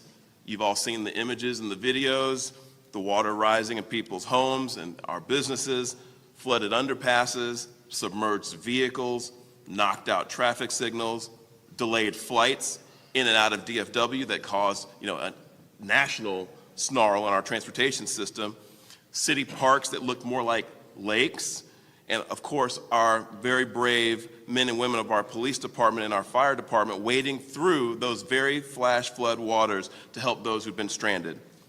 The flood waters receded quickly yesterday evening, and for most people in our city, I'm happy to report that today is a return to normalcy. For them, Monday will be nothing more than an unusually wet and dreary memory, and for that I'm very glad. Anytime that we get out of something like this without a single fatality or any catastrophic damage to our city, we should all be grateful. And God knows we needed the rain after all the heat in this past summer. But for some people, this is important, for some of us, the effects of this storm are going to linger for a while. This storm meant for some of our residents, Governor, that their lives have been upended. Some people's cars that they depended on to get to work aren't going to be running. For some of our parents who have to miss work and business owners who have to close shop, this is a serious problem for them. And these impacts are going to be felt all over and throughout our economy. For example, by way of personal anecdote, the daycare where my daughter attends is actually closed due to flood damage. That's something that my family is fortunate enough to be able to withstand, but it's something that I know many people in our city will have a hard time dealing with. For those who are just struggling to get by, who are trying to scrimp and save and do everything they can, this flood could be a significant setback for them. And while we are in the midst right now of a full damage assessment of our city, we do need people, as the governor mentioned, to report their damage to the Texas Division of Emergency Management. And we're going to do everything we can to help folks who've been impacted by this storm. So again, I want to thank Governor Abbott for coming here, physically being here with us in Dallas as we assess and deal with the impact of the storm. I also want to take this time to give heartfelt thanks to all the elected officials and their staffs that I've heard from personally asking what they could do to help. So I want to thank the White House, Congressman Veazey, Mayor Turner in Houston, and even Mayor John Cooper in Nashville, Tennessee, all reached out with their offers of support and help.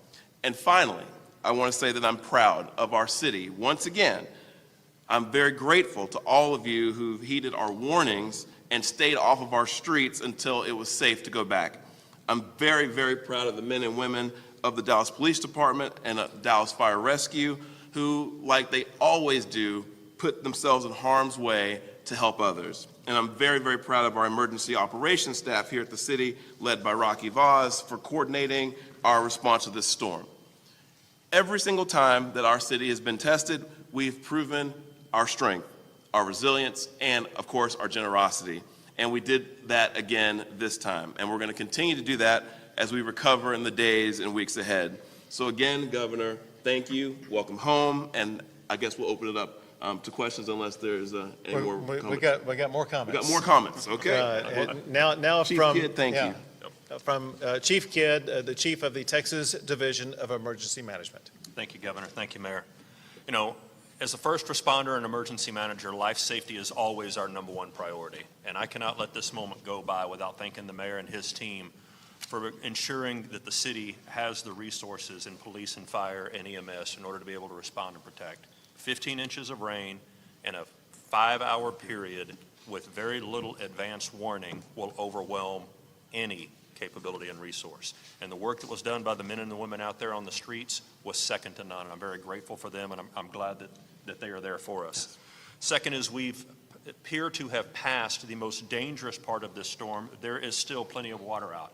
I highly encourage parents to keep their kids out of floodwater and make sure that we don't get out there and start playing in floodwater. Even though we may have a little bit of a blue sky today with a little bit more rain, we still have many flood dangers that are out there that we need to be aware of.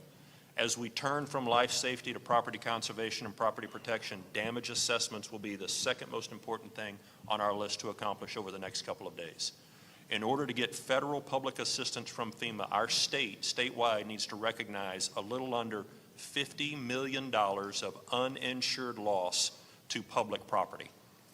From an IA perspective, the amount of homes that are damaged, the thumb rule is about 800 that don't have insurance. But as the governor said, he spoke to the FEMA administrator this morning, and she has pledged her support for anything that we can do. She can't do anything until we give her the damage assessments. That's why it's so critical that, Mayor, we be working with your team and all the cities to get that information in front of the governor as fast as we possibly can. Finally, if you were impacted by flood damages, file with your insurance company first if you have flood insurance. We'll be sharing that information as well.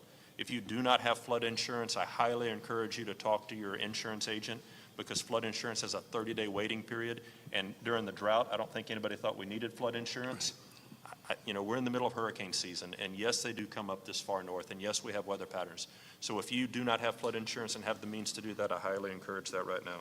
Once again, I'll mention damage.tdem.texas.gov is the location for you to file your reports with us. Thank you, guys. Thank you, Chief. Now we'll take some questions. Go ahead.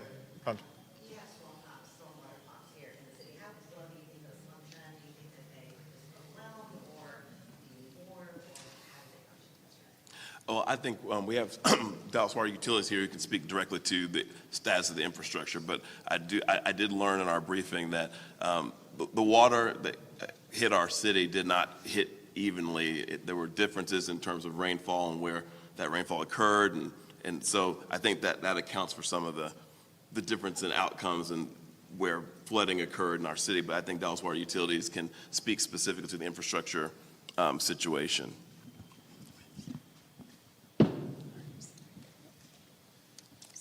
Thank you, Mayor Johnson. I'm Terry Lowry. I'm the Director of Dallas Water Utilities. Yes, exactly what the mayor said. The quantities of rainfall that fell within the time period that they fell, I don't care what kind of system we had in place, there was going to be flooding.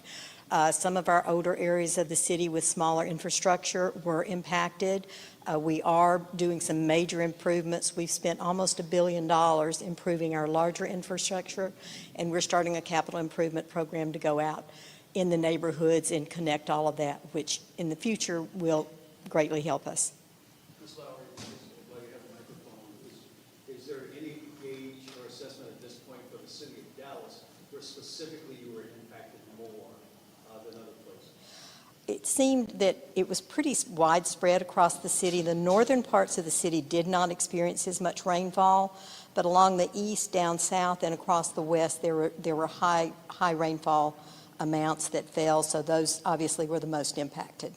The area around Baylor Hospital was particularly a concern. That area has flooded again and again and again. At what point does the city of Dallas say we may have a problem?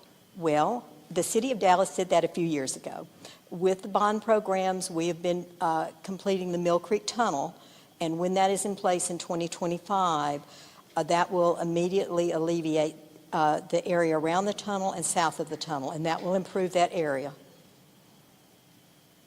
Governor Abbott, I know you went through where people should file in order to get some relief from this, but for people that are at home, how long is that process, and how long will they be waiting until they can say, okay, here's a check, I can really start fixing things?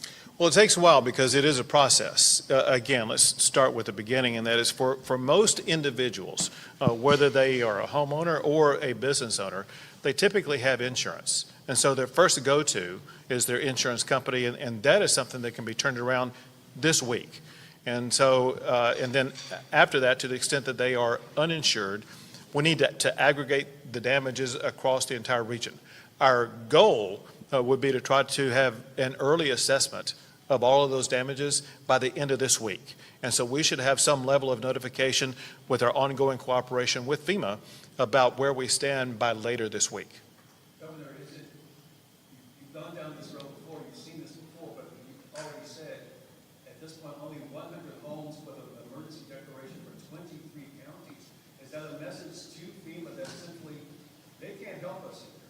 Well, first, I don't know if you're making reference to this, but you may remember the tornado that came through Dallas. And there was significant damages to many homes, some homes completely lost, but it did not qualify for FEMA assistance because most of those homes were insured.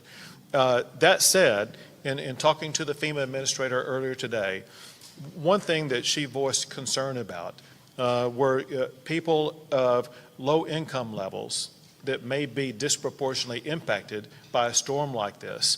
And FEMA may be taking a different approach in the way that they respond to this so that they can provide more assistance to low-income Dallasites or Texans. But that said, we still need to aggregate the information and provide it to them before they can begin the assessment process. My question is, where is the wherewithal of the state of Texas to intervene where FEMA cannot?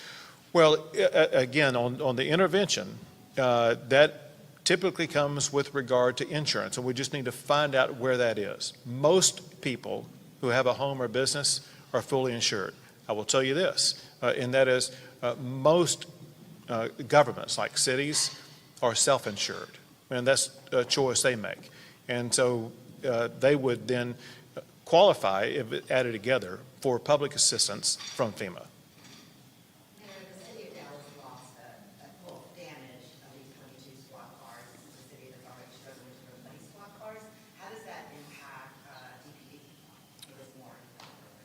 No, well, okay, we always have all the experts back here who can always go a little deeper in any of these questions that you want. But I will tell you, it certainly has an impact because we need those squad cars. We need more squad cars. That's why we've been pushing to have that added to the budget.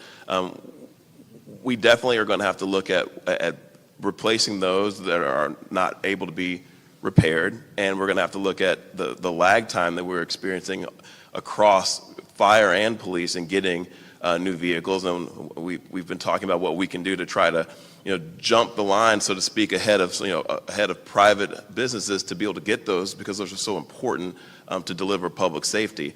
Again, I'll let someone from the police department, if they want, to speak to that directly. But no, we can't afford to lose 25 squad cars and not replace them. We would definitely need to do that. And so it's something that we'll be looking at in this budget cycle for sure. But I know John Fortune is back here and Chief Garcia are back here if they'd like to speak to it more directly. So actually the tally is actually up to 28 cars that were damaged that we don't know the extent of the damages are. We did our very best to get vehicles that were under routine maintenance, like oil changes and such, to get out of maintenance, to get back in service as quickly as possible. The car issue obviously is an issue that has been front and center for us. We're listening there to Texas officials there talking about the record amounts of flooding there in Dallas, in the Dallas metro area. And we heard from the governor, just one person dying, a woman there, but unfortunately that was the case there. But of course, it could have been a lot worse when you saw just that powerful video. You're watching Live Now from Fox, everyone. We're setting up a new hour here. I'm your host, Mike Page. Thanks so much for joining us here as we bring you top stories, headlines from across the country. We're going to go out to Phoenix, Arizona right now, where the official Super Bowl countdown clock is about to happen here. This is the big countdown because in February of 2023, just not too far away, Arizona will once again host the Super Bowl. Let's listen right here to officials speak on that. The Bidwell family, the Arizona Cardinals Football Club, and the endorsement from the National Football League, we are hosting Super Bowl for the 4th time in 2023. Having previously hosted in 1996, in 2008, and 2015. We have seen some epic Super Bowls at State Farm Stadium, so we want to keep that streak alive. And we are also an elite company because only 4 other U.S. markets can make the claim of hosting Super Bowl for 4 times. Arizona knows how to host Super Bowl. Okay, let's see. What's going on? I was expecting a special guest. I don't see or hear my special guest yet. It was kind of a surprise visit. I can't tell. Oh. The official mascot of the Super Bowl host committee is back. Please welcome Spike. Spike, you're looking good, yeah. You are looking good and frankly better than ever. It'll be good to have you along the ride for the next 173 days. Let's go. Thank you, Spike. Okay, Spike always tries to steal the show, but it's my pleasure to welcome Super Bowl host committee board chair David Rousseau to the stage. David's day job is president of Salt River Project, the power and water company. Please welcome David.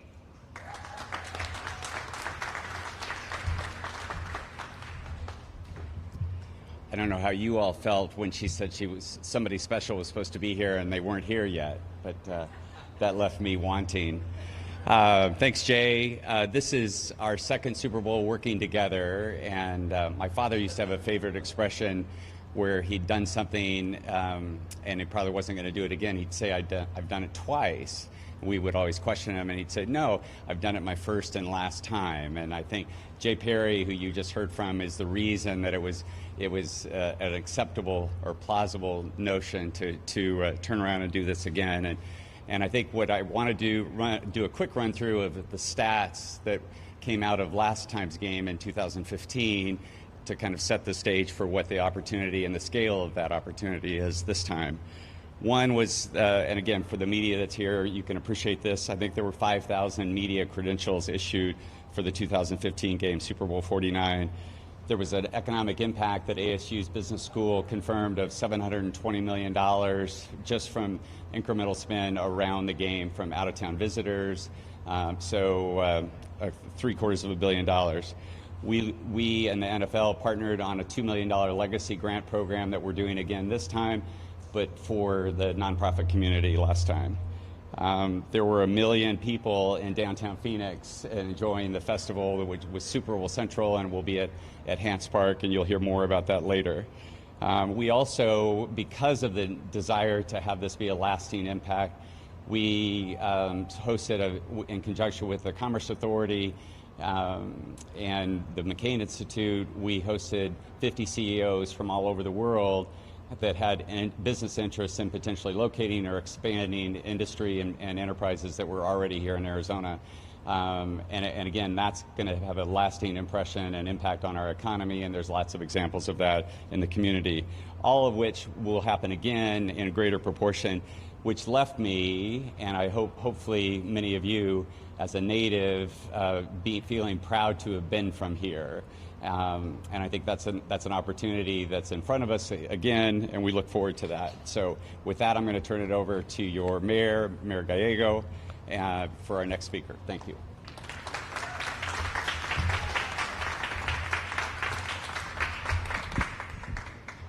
Super Bowl season in Phoenix starts today. We are so excited to unveil the countdown clocks at Phoenix Sky Harbor. Everyone who comes through the airport will get to see how the Super Bowl is coming right away. We at the City of Phoenix are preparing. We are excited.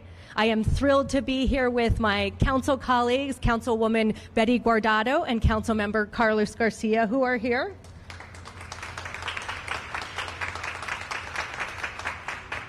Our entire city council is committed to making sure that this is the best Super Bowl ever. We want it to be a win for the people of Phoenix, the people who work at the airport, at the Super Bowl, at so many events, as well as for the small businesses that will really power this Super Bowl. When I talk to members of the team at Sky Harbor, many of them say the last Super Bowl in 2015 was one of their favorite times at work, that it was fun to hand a coffee cup to an Academy Award winner or just see the diversity of amazing people who will be in Phoenix coming from the airport to see our wonderful community. We think that the last Super Bowl in Arizona was incredible. I want to recognize Jay, David, and the entire team for setting a very high bar that I think are going to really exceed. Super Bowl 49, the day after, was the busiest day at Sky Harbor Airport, but we expect we will break that record again. The last Super Bowl was also the busiest ridership for our light rail system. So many Phoenix records stand from the 2015 Super Bowl. With today's unveiling, we are beginning the process of perhaps even exceeding those. We have so many new treats with this Super Bowl. There'll be many announcements to come. But for me, the day we do the countdown clock is really when the season begins and the excitement only grows from here. Phoenix does tourism well. We are committed to being a welcoming city that delivers a great experience. That's why so many Super Bowls and other large events choose this community to visit. Our residents benefit from that. Many of the business leaders who've invested in this community said they first fell in love with Phoenix when they visited for the Super Bowl. So from bioscience companies to some of the consumer products that make our city great, those companies really first saw us during the Super Bowl. They're going to have a very different city to visit and a very different airport to visit since the 2015 unveiling. Sky Harbor has made major investments. We have a wonderful new concourse that is a leader in sustainability and so many other areas. We'll have a new great Sky Train going to the rental car that will be available for Super Bowl visitors. We will have Waymo on our city streets with autonomous electric vehicles. None of that was available the last time we have Super Bowl. They'll also get a chance to visit the many Phoenix restaurants that have topped international and national lists for best restaurants, many joining since the last Super Bowl. We've grown as a community. We have a great story to tell. It will begin at Sky Harbor and end with a great football game. We're committed to putting on an incredible Super Bowl, and we're so excited to share it with the world. I am excited to next announce that we'll be joined by our leader at Visit Phoenix, who helps make all of the hospitality magic happen. Please welcome Ron Price.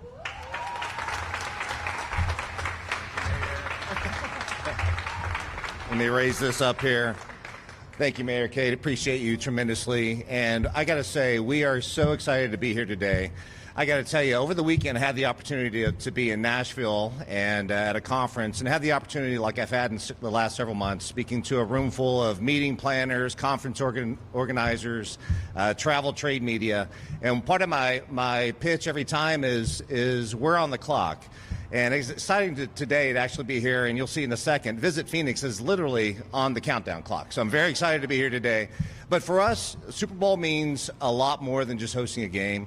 There's only a handful of events that we can say that are on the world stage. Super Bowl is one of those. Millions of people around the world will have the opportunity to see Phoenix, the greater Phoenix area, get a feel for what it's about. Like Mary said, a lot of those people that will come here will choose to stay here, bring the businesses here. So a major impact, more so than just hosting the one event. And for us, it gives us a great opportunity to tell what is special about Phoenix and the greater Phoenix area. From our downtown that is so rich and vibrant and growing, to our urban areas. Some of the best known resorts in the country are right here in Phoenix. Over 200 golf courses and spas are right here in the Valley area. So with that, we're so excited to roll out the red carpet to welcome all these new visitors and new companies into the area. As you all know that you live here, Phoenix, I would say we would all believe that this is the best place to live, work, and enjoy life. And I got to tell you, I cannot wait till next February. We're able to let those bright lights of the Super Bowl shine on us. So with that, I'm going to hand it back over to Jay Perry. Thank you all so much. Excellent. Well, thank you all. The moment you've been waiting for, we are going to unveil the official Arizona Super Bowl 57 countdown clock. So I'm going to ask everyone to join me on stage. And on behalf of the City of Phoenix, Visit Phoenix, and the Arizona Super Bowl Host Committee, get up here because we're going to start the countdown. Where's Debbie Johnson? Debbie, we're not going ahead without you. Get up here, Debbie. Make your way to the front. All right. Where's my... Okay. All right. All right, we ready? Okay. We start on 5. And 5, 4, 3, 2, 1.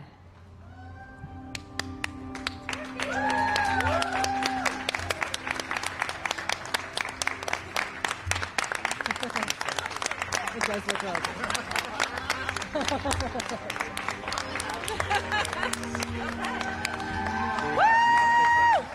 All right. We are official. Thank you all for coming. Have a great day. And there we go. At Phoenix Sky Harbor as we all get ready there for the big Super Bowl coming right here to Arizona, and it will be a big one as always there. I know a lot of Arizona Cardinals fans are hoping that they'll have that home field advantage for the Super Bowl. All right, everyone, we will take a quick 2-minute break. Stay right here with us. A lot more to come on Live Now from Fox.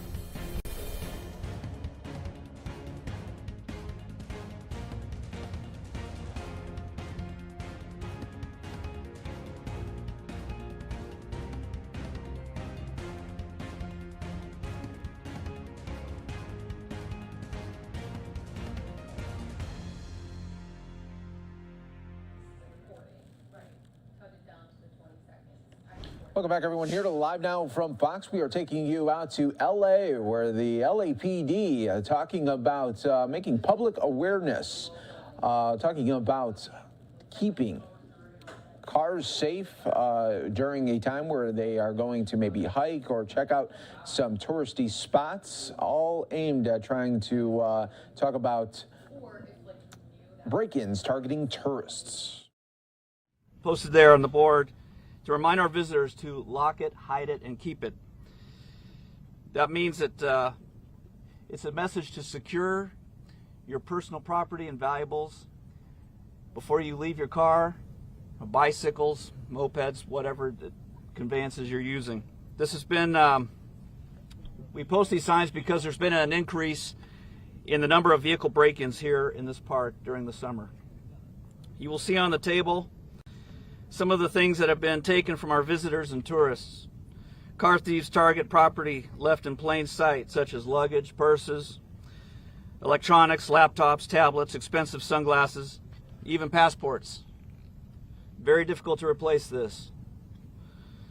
You can see our crime maps and crime statistics here to my left and right.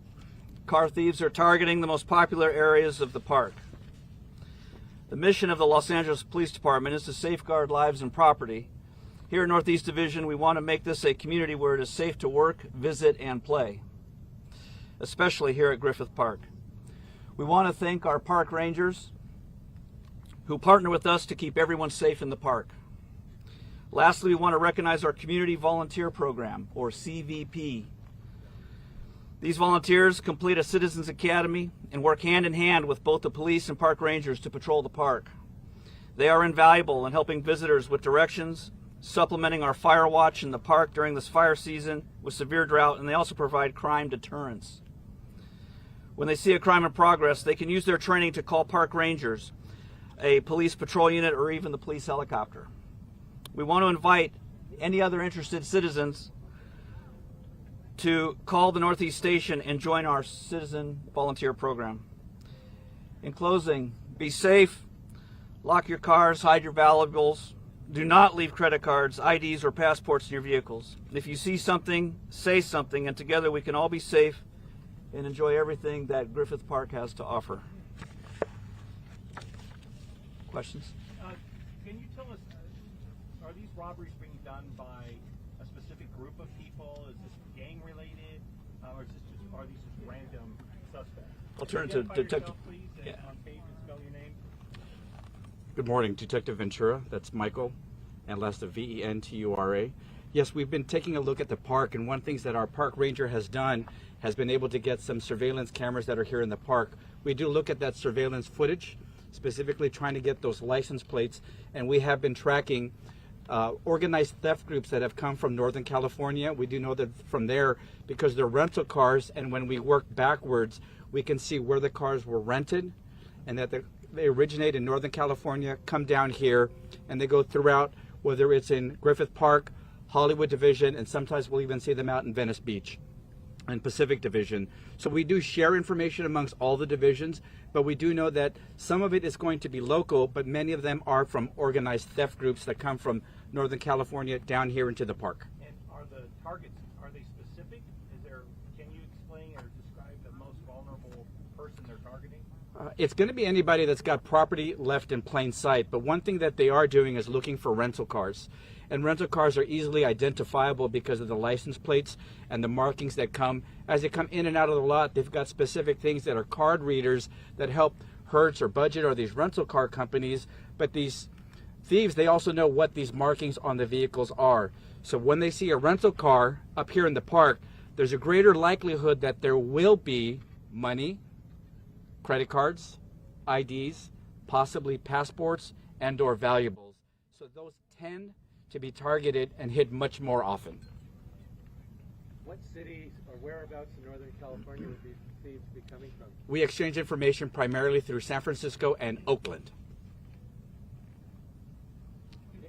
Any violence involved in this? At this point, it's a non-violent crime, which we are grateful for. We've had a number of follow-home robberies in the Hollywood Hills. None of that has occurred here. So there aren't actual contacts between my suspects and my victims. So I'm grateful that nobody's hurt. We're here today to try to reduce these incidents of crime. Whether you're a victim of violent crime or property crime, you're still a victim.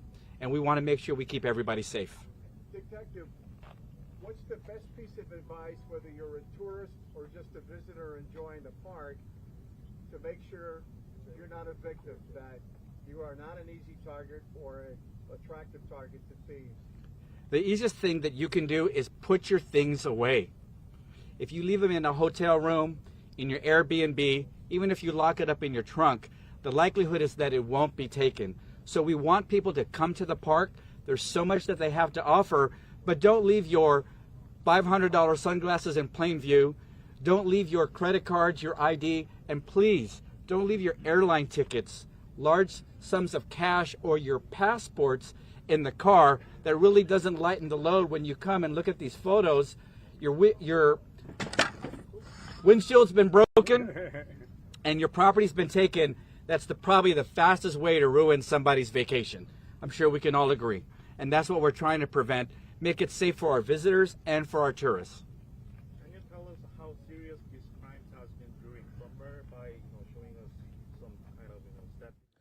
We're going to take another quick 2-minute break here on Live Now from Fox. Stay right here with us. More to come. But what has happened, it's proportionate. COVID is ending.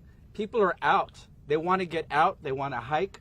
They want to socialize, and they want to enjoy everything that the park has to offer. So the more visitors we have, proportionally the more crime we've had, and we're trying to make a difference. We're trying to interdict that.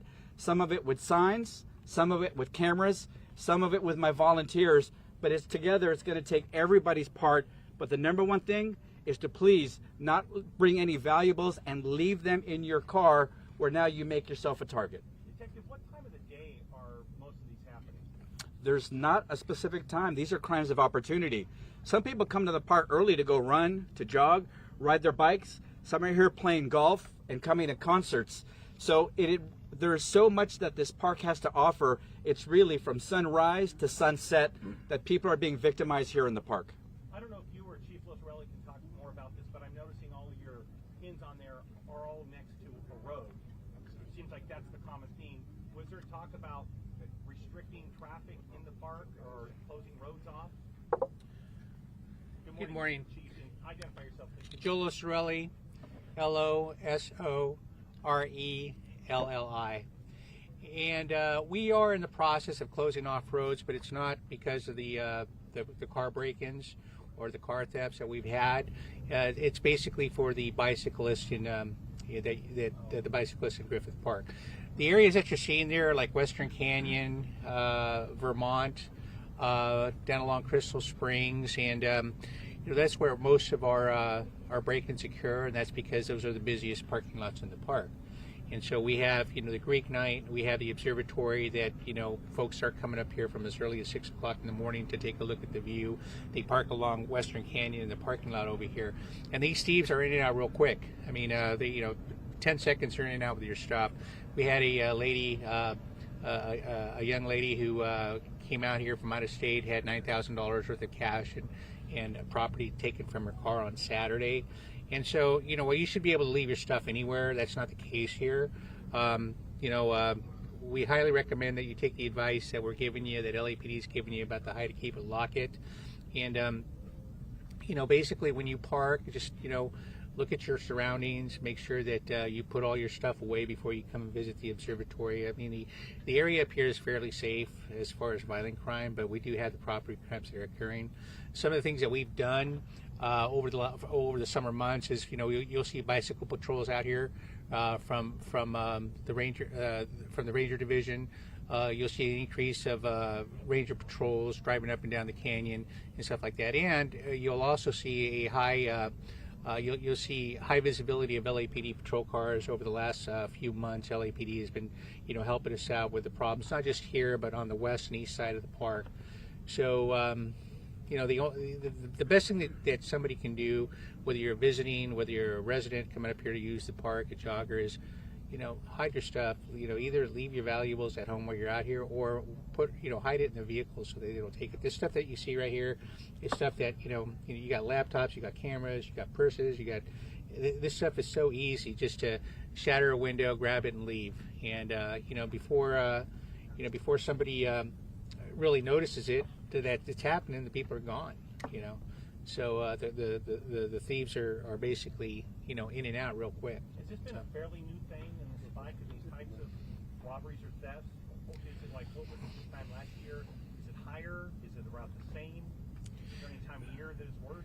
Well, summer is usually our high months, but for whatever reason, this year has been extremely busy, for us in regards to the car break-ins at the golf courses. And this is the reason why, we're having this press conference, is basically to educate the public in regards to, keeping their valuables. So. Chief, I know they're scouting the cars, basically. That's fine. Are there any particular types of cars that these guys seem to be picking or taking a look at? Lexuses, Mercedes, whatever. The ones that we see that are usually targeted are rental cars, because a lot of these crooks know that what families like to rent. The Mustang is really popular, but yeah, it's usually rental cars that are hit. But it's everything. But mostly what I've been seeing, and the victims that I've been talking to are people who are here visiting from out of town. When you talk about the idea of what's being done, smashing a window is one thing. What about a trunk? How long is it taking thieves to pop those? Or are they noticing more window smashes than trunk pops? Most of it is window smashing. Very rarely do we see where we get them where they pop the trunk, but that's rare. Can you speak on what's happening on the prosecution side of things, and how, are you working with your local prosecutors to, I'm assuming some of these are repeat offenders that you might be dealing with? What are we doing on that end? Well, you want to hit that? Sure.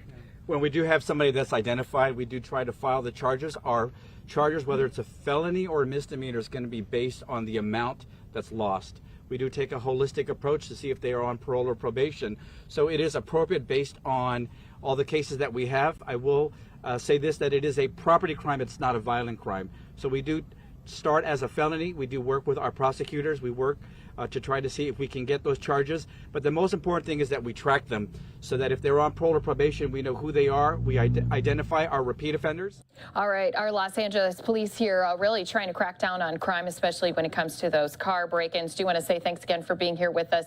On Live Now from Fox, I want to take us out to Atlanta, where we're hearing from our prosecutors. They are ruling on whether those Atlanta police officers involved in the Rayshard Brooks case back in 2020 are going to be charged. Let's listen in. Information that we requested. Same with the Atlanta Police Department. There were portions of the file that we asked them to go back and pick up, policies that we wanted to look at, and they were able to do that as well. So thanks to the Atlanta Police Department. I also want to thank Attorney General Carr for having faith in me and appointing the case to me in my office, and allowing us to do our job as we saw fit and to do what is right. I also want to express my thanks to Mr. Danny Porter. When I first got the case, Danny Porter, you may or may not know, is a former district attorney for Gwinnett County. He served as the elected district attorney for 28 years. Prior to that, he was another, I think, 11 or 12 years in the office. He brings 41 years of experience to the plate here, and the information he brought was invaluable, and he is the co-counsel with me on this case. And I want to go over with you just how we're going to handle this. We do have a PowerPoint presentation that we will be presenting. I'll be going through part of it, and then we're going to do a video analysis. That will be Mr. Porter's part. He will go through the video with you step by step, and we'll go over what the evidence is. And once we do that, we'll have concluding remarks, and we'll open up the floor for some questions. So if you have any questions, we'll be glad to answer those questions.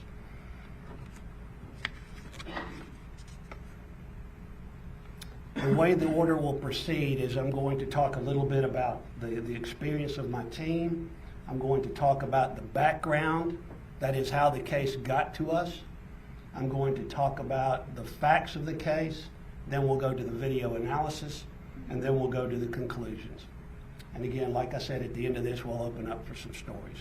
So when we were handed the case in July of 2021, I brought together a host of experienced prosecutors, investigators, and a victim advocate in my office. We had, combined with my 37 years of experience, we brought to the table about 137 years of prosecutorial experience and experience in the field of criminal law.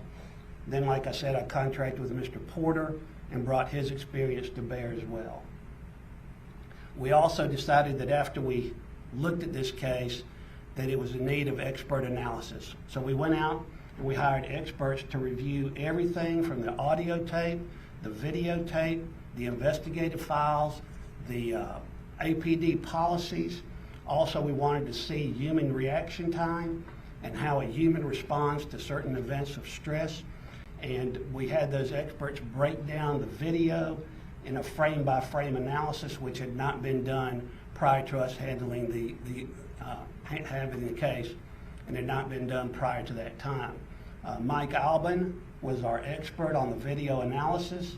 We hired Force Science with Dr. Lewinsky and Von Klein for our expert analysis. And we requested that they put their findings in writing, and those will be available to you. Not at the end of today, but we will make those available to you at some time. Background of this case, and I think the background of this case is important. And I think it's important because we have to remember what mood our country was in 2020 when this happened. And we have to remember what mood our state was in.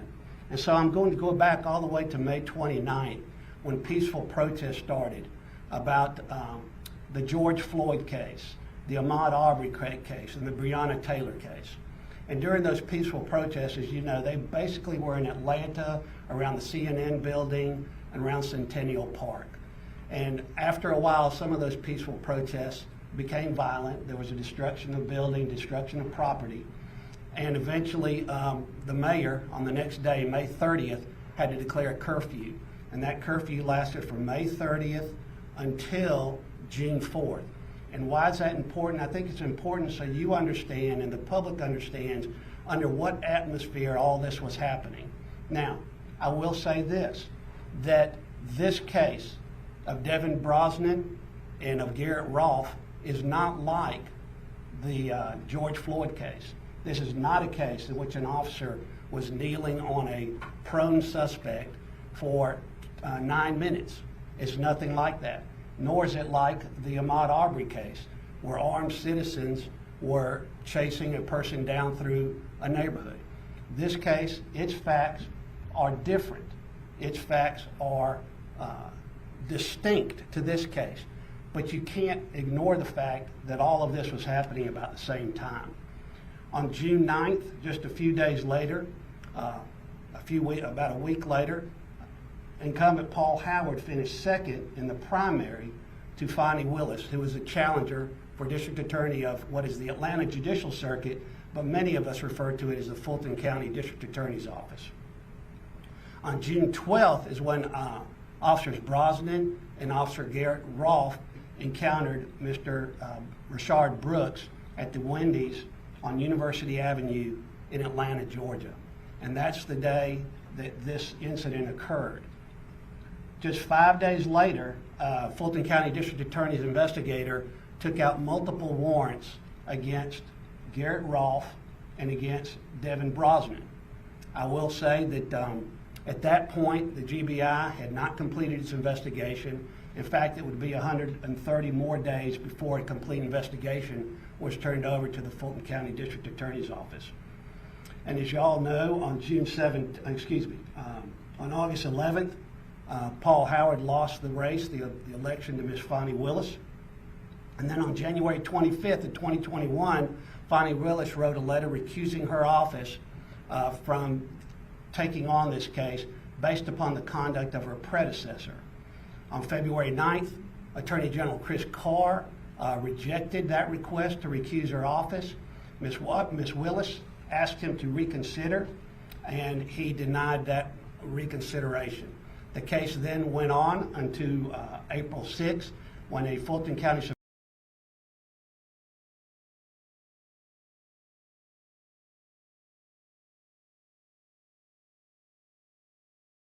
All right, guys, we've been listening in here to this prosecutor making a decision about whether these officers will be charged when it comes to the death of a 27-year-old black man. He was killed back in 2021 after failing a sobriety test, fighting with two officers, taking a taser away from one of those officers, running away. Now, while he was fleeing, Brooks had turned his back and appeared to aim the taser at one of those officers, who then shot Brooks twice, killing him. So we've been listening in here. Some viewers are going out to a 2-minute break as we continue listening in to this prosecutor laying out the case in front of us ahead of announcing whether these, if the charges will be dropped or if they are going to continue to proceed with what they've charged the officers with.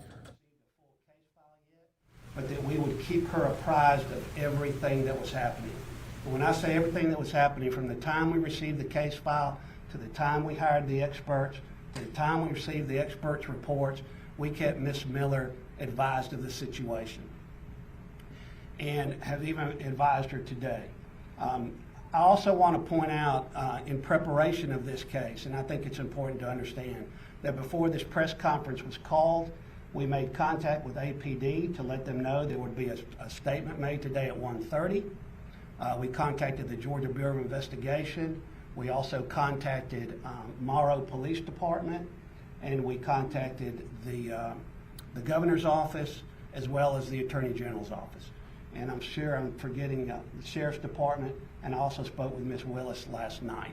So we have contacted all those people in preparation of this press conference.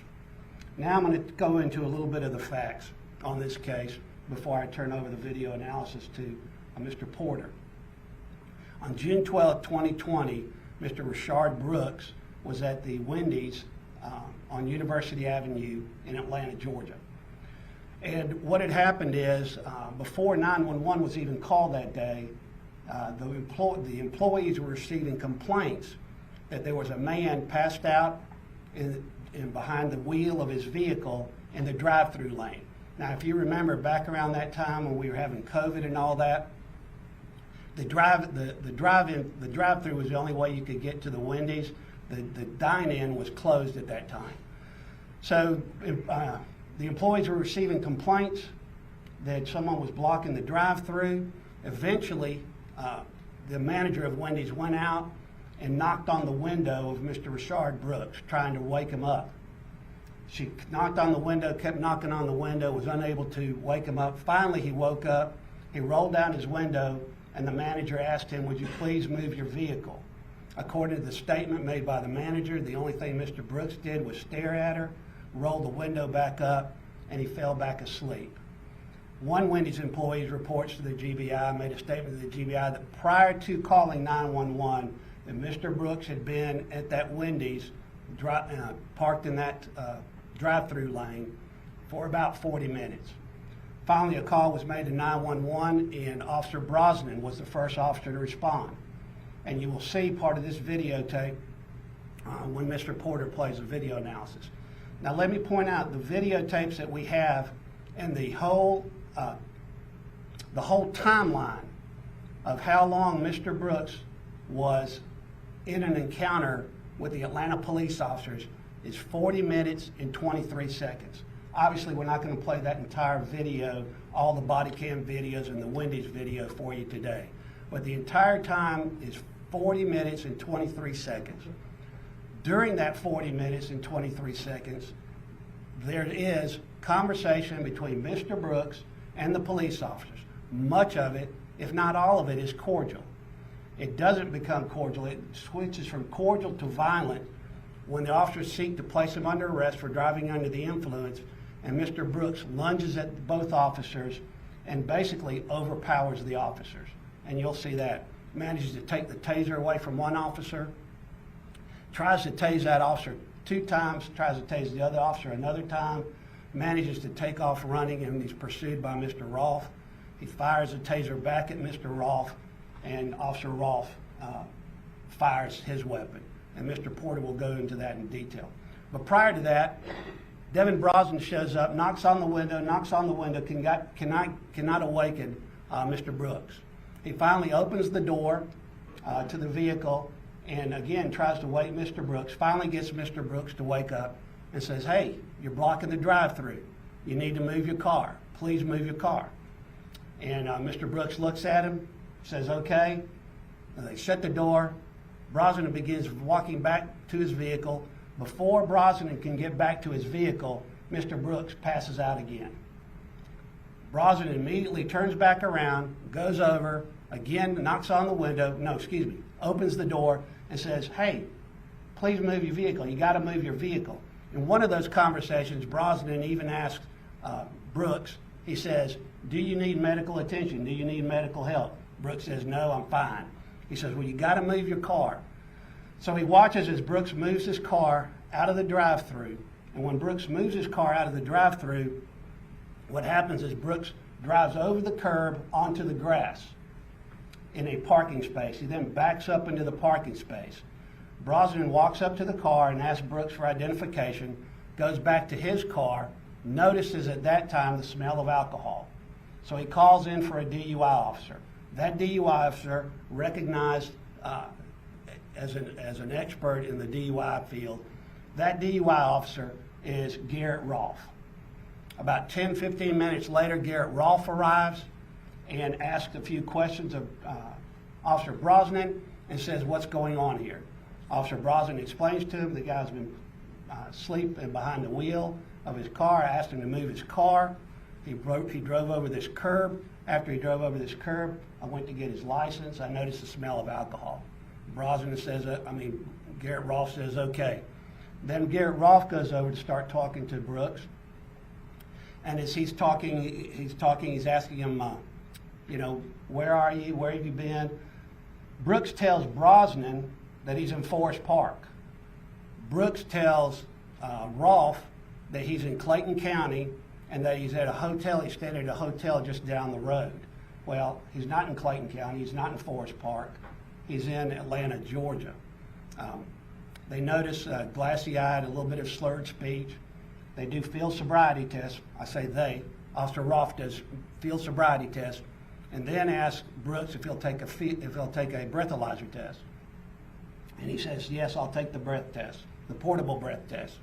He takes the portable breath test, and again, let me point out now, we're over about 39 minutes into this whole situation. The conversation's been cordial. Mr. Brooks has been very cooperative. The officers have been professional. Everything is going as planned. He takes the portable field test. It comes back .108. And as y'all know, over .08 in Georgia's over the legal limit, and you're presumed to be under the influence at that point. It comes back .08. Officer Ross tells him, I think you've had too much to drink to be able to drive. And Officer Rolfe goes to place handcuffs on Mr. Brooks. And Officer Brosnan goes to get the other hand. When he does that, Brooks lunges forward and manages to get out of being handcuffed. He then is able to get Brosnan basically on his back. As he gets Brosnan on his back, he is getting control of Brosnan's taser. He grabs control of the taser. He finally gets control of the taser. And you'll also see in the video, and Mr. Porter will point this out, that at one time he strikes Officer Rolfe across the back of the neck, across the neck and the face. He gets the taser from Brosnan, and he tries to dry stun. He puts the taser against Brosnan's neck and tries to dry stun him. He then takes the taser, he aims it at Officer Rolfe and fires at Officer Rolfe. He also then, Brosnan now is on his knees. It's important to note that when all of them went down on their knees, Brosnan was on the bottom. Brosnan's head struck the concrete, the pavement of the Wendy's parking lot.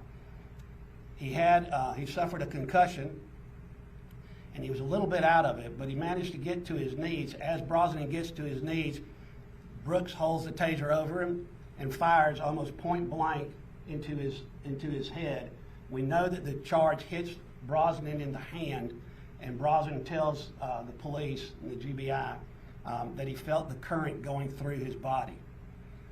Again, Rolfe is trying to tase Brooks, but what happens, and again Mr. Porter will go through this with you, is the taser leads do not connect to make a good current.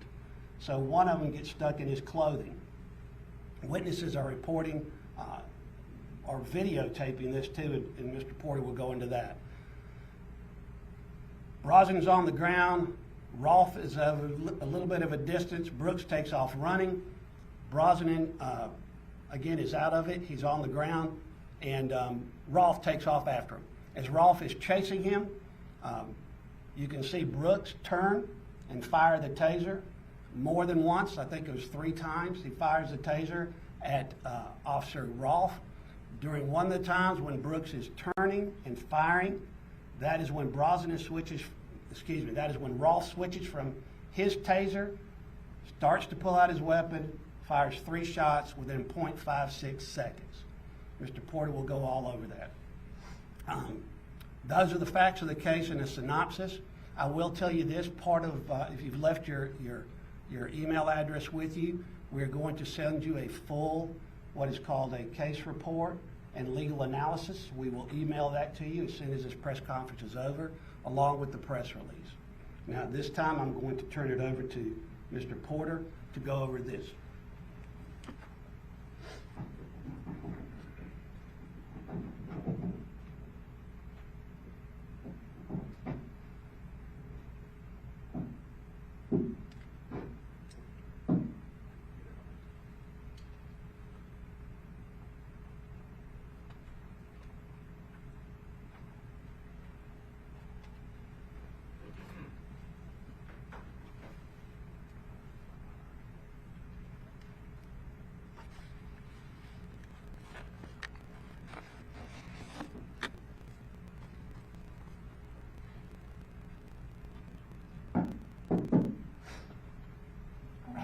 Good afternoon. My name is Danny Porter. I was elected as district attorney in Gwinnett County in 1992. I left office after losing the election in 2020, and I retired at the end of 2020. I started as a prosecutor in 1981.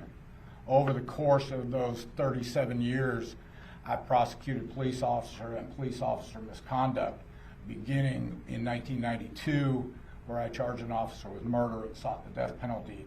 I've tried officers that have assaulted women on the side of the road during traffic stops. I've prosecuted officers who assaulted motorists. One of them was my last year in office, which was publicized here in Atlanta, where 2 Gwinnett County officers assaulted a driver. So that's more or less what Pete asked me to do in this case, was to review the case and actually try and determine whether either of these officers face criminal charges.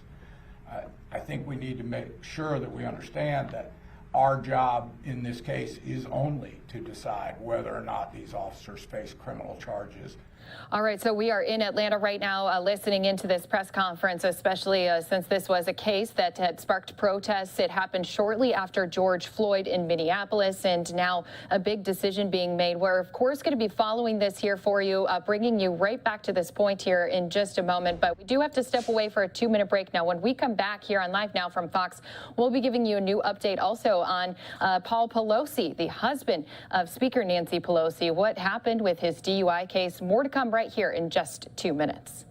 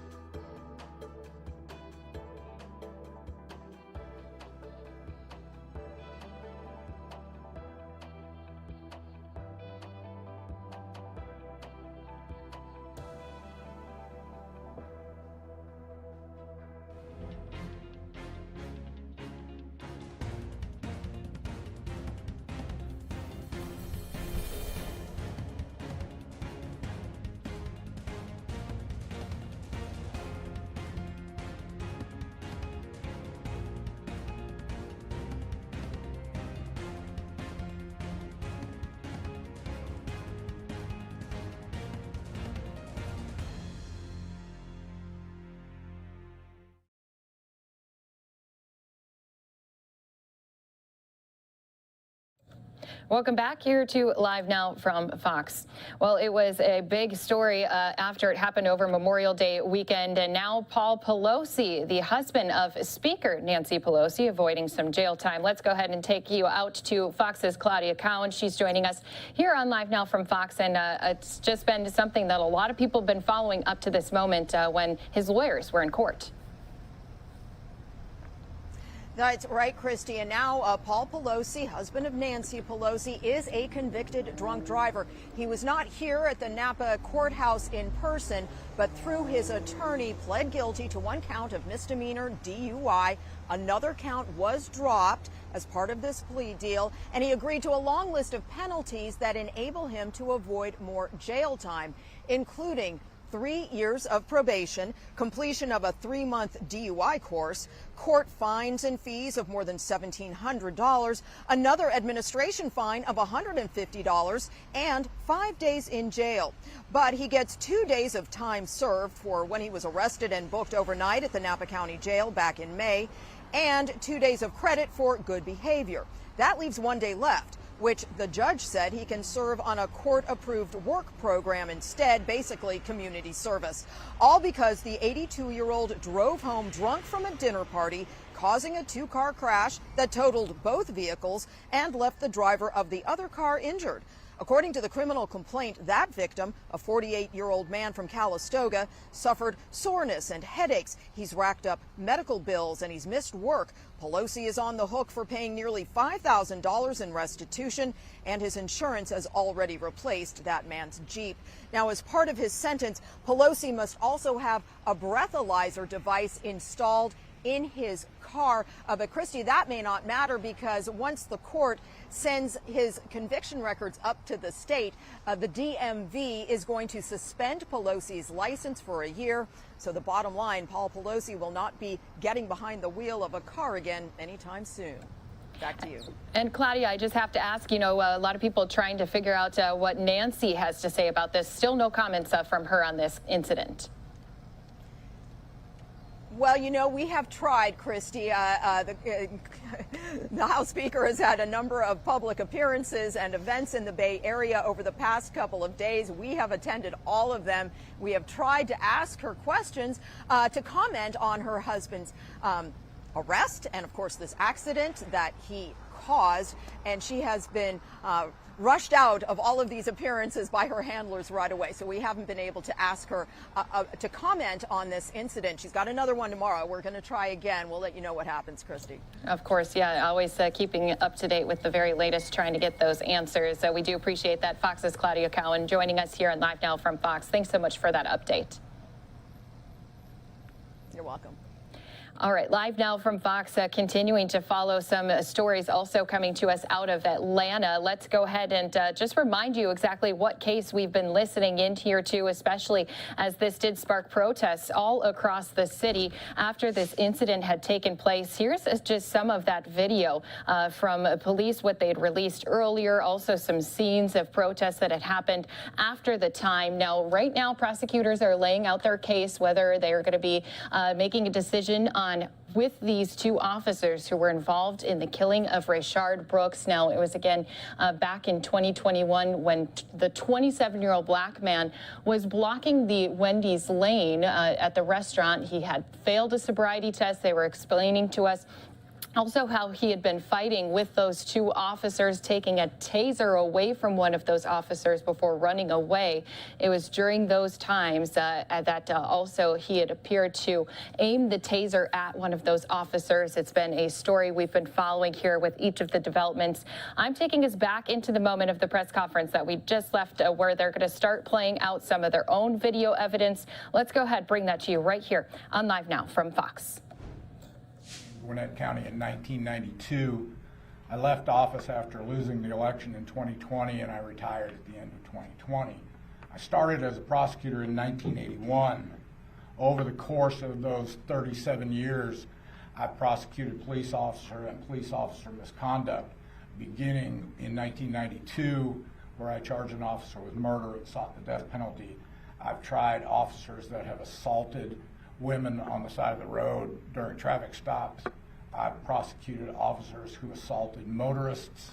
One of them was my last year in office, which was publicized here in Atlanta, where 2 Gwinnett County officers assaulted a driver.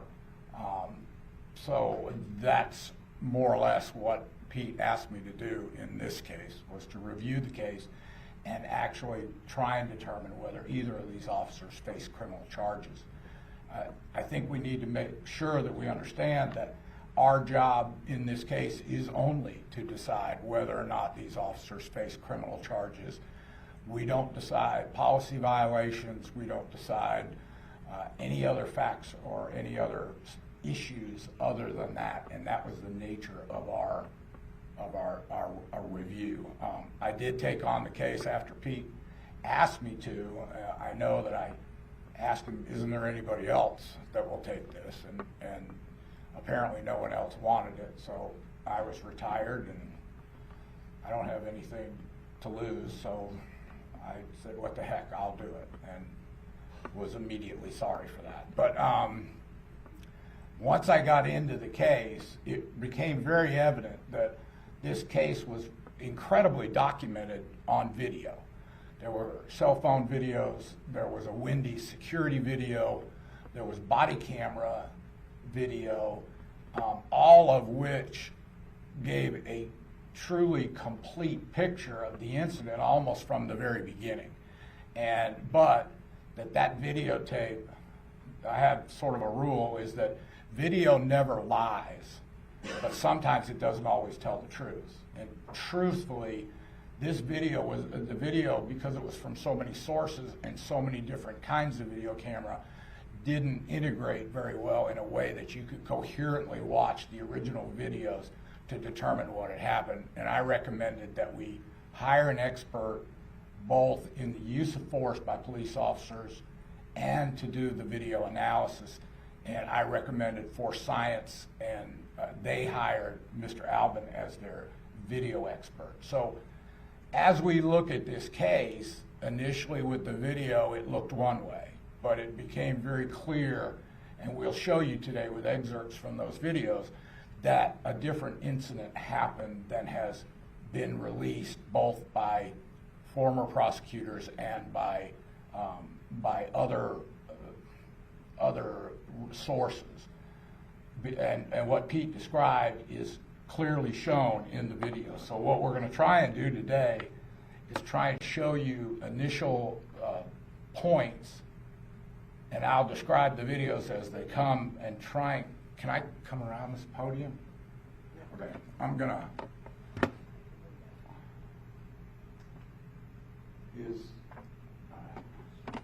So basically what we're going to talk about here is whether or not the officers had probable cause when the conflict began and their initial encounter. So the first video that we want to show you is, this is Brosnan. This is Brosnan actually when he pulled up, and as police officers say, he went 1080.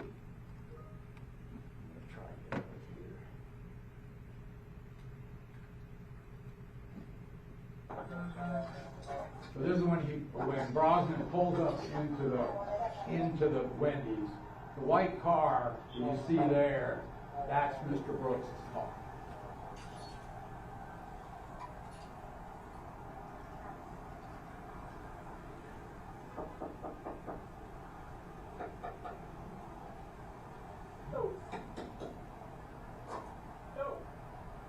Come in. Hey. Come in. Hey. Hey, man, you're parked in the middle of the drive-thru line here.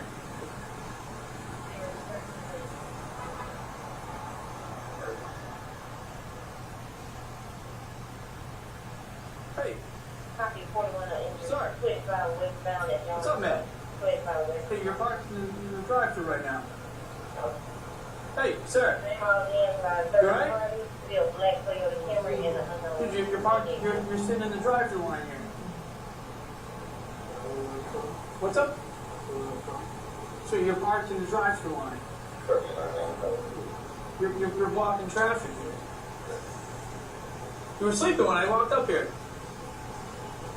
What's up, man? You used to have a long day or something? What's up? Alright, yeah, you're walking, people calling, so you're walking, alright? You good? You don't need an ambulance or anything like that? Are you just tired? Alright, man, I'll move my car. Just pull somewhere and take a nap. Alright. Alright, you good? Yeah. Alright.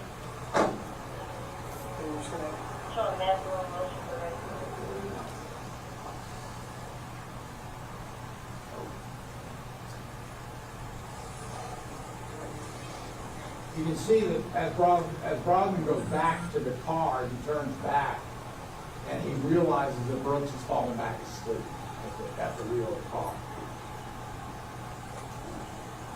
They're telling me I have to go back, but I'm coding. in. Come in. Let me go back to sleep. You gotta move your car. Come on back to sleep. Come on back to sleep. Okay, why don't you move your car into a parking spot, okay? Right now. All right. Don't go back to sleep. Just pull over there. Okay. All right. Thank you.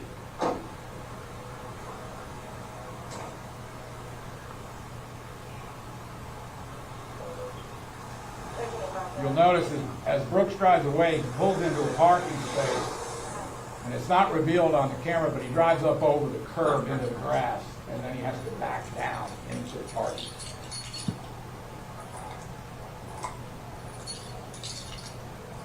You see in the shadow of the car that Brosnan is observing his driving, and at some point he walks over to obtain the driver's license that Mr. Brooks has. He runs it for any outstanding warrants, and then at that point he begins to notice an odor of alcohol, and that Mr. Brooks's eyes are glassy and his speech is somewhat slurred, and he suspects that Mr. Brooks is under the influence of alcohol. So he then calls in a DUI officer. Atlanta has a policy where the patrol officers call in officers that are DUI trained in each zone. This is Garrett Rolfe, who appears as the zone DUI officer.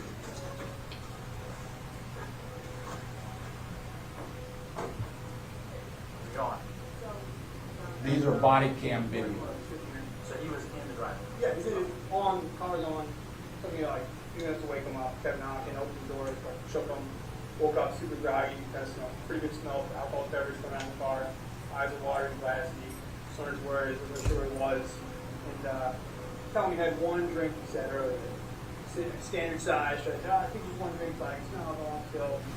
And he kind of told me, where are you coming from? So I'm coming from Jonesboro, I got food. I said, what do you think? I got more food. So he's really not too clear, like, I got here, got there, but I mean, So this was a 911 call, right? yeah, the drive-through call. So somebody called because he was in the drive-through. Passed out. Passed out in the drive-through. Yep. Okay. That's right. Yeah, I had to move out of the way, and then when he pulled up, he actually just hit over the curb onto the grass and like backed it off. Okay. So I believe it's in the drive-through. Sure. All right, let me go talk. What's his name? You have his ID? Yeah.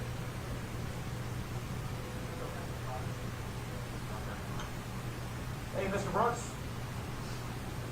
Mr. Brooks. How you doing? Hey, I'm Officer Rolfe from the Atlanta Police Department. How you doing? I'm doing just fine. All right, so tell me, I wasn't here, so can you tell me what?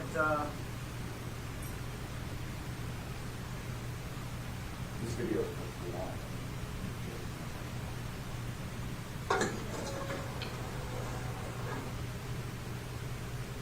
Got there, but I mean, So this was a 911 call, right? yeah, the drive-through call. So somebody called because he was in the drive-through. Passed out. Passed out in the drive-through. Yep. Okay.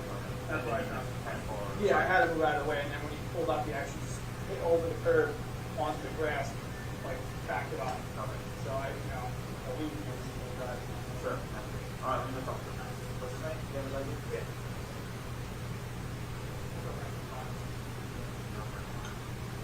Hey, Mr. Brooks. Mr. Brooks. How you doing? Hey, I'm Officer Rolfe from the Atlanta Police Department. How you doing? I'm doing just fine. All right, so tell me, I wasn't here, so can you tell me what? All right, after the conversation and the field sobriety test, which we didn't include in this clip because it takes about 20 minutes to do, Rolfe reached the conclusion that he was driving under, that he believed he was driving under the influence of alcohol, and he began the process of placing him under arrest, which can be seen in this video. I want to note here particularly that the police didn't come into this encounter hot. There was no hostility. They were businesslike. They were polite. Brooks didn't seem to be like a danger. He didn't seem angry. It's one of those cases where it's just sort of a regular police-citizen contact that doesn't seem to be of note at all. So at this point, this is actually when Rolfe decides to administer the breath test. I don't want to refuse anything. It's yes or no. It's completely up to you. Yes, I will. Okay, so just wait here while I grab it.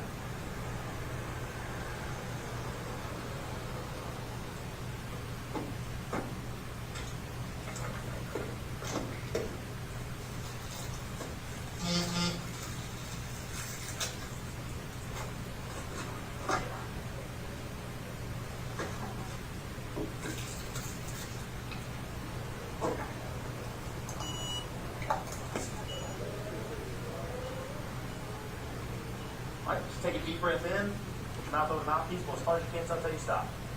Blow, blow, blow, blow, blow, blow, blow, blow, blow, blow, stop. Very good. I just had a few drinks, that's it. How many?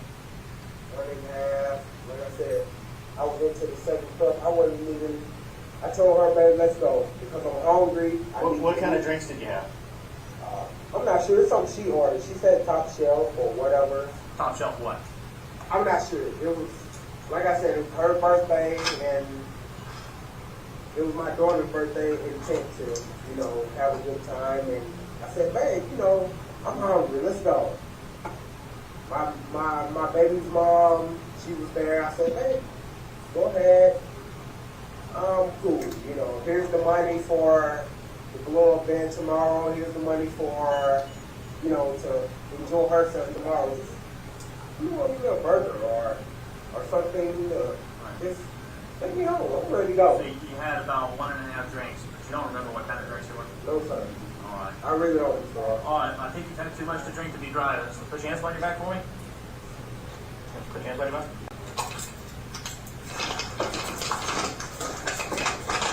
At this point, the body camera for Rolf is knocked off, and it lands on the pavement, blends up. So basically, the rest of the recording on Rolf's body camera only has audio, and the same thing happens to Brosnan's body cam. It gets knocked off. Luckily, it faces up, so we were able to capture the audio.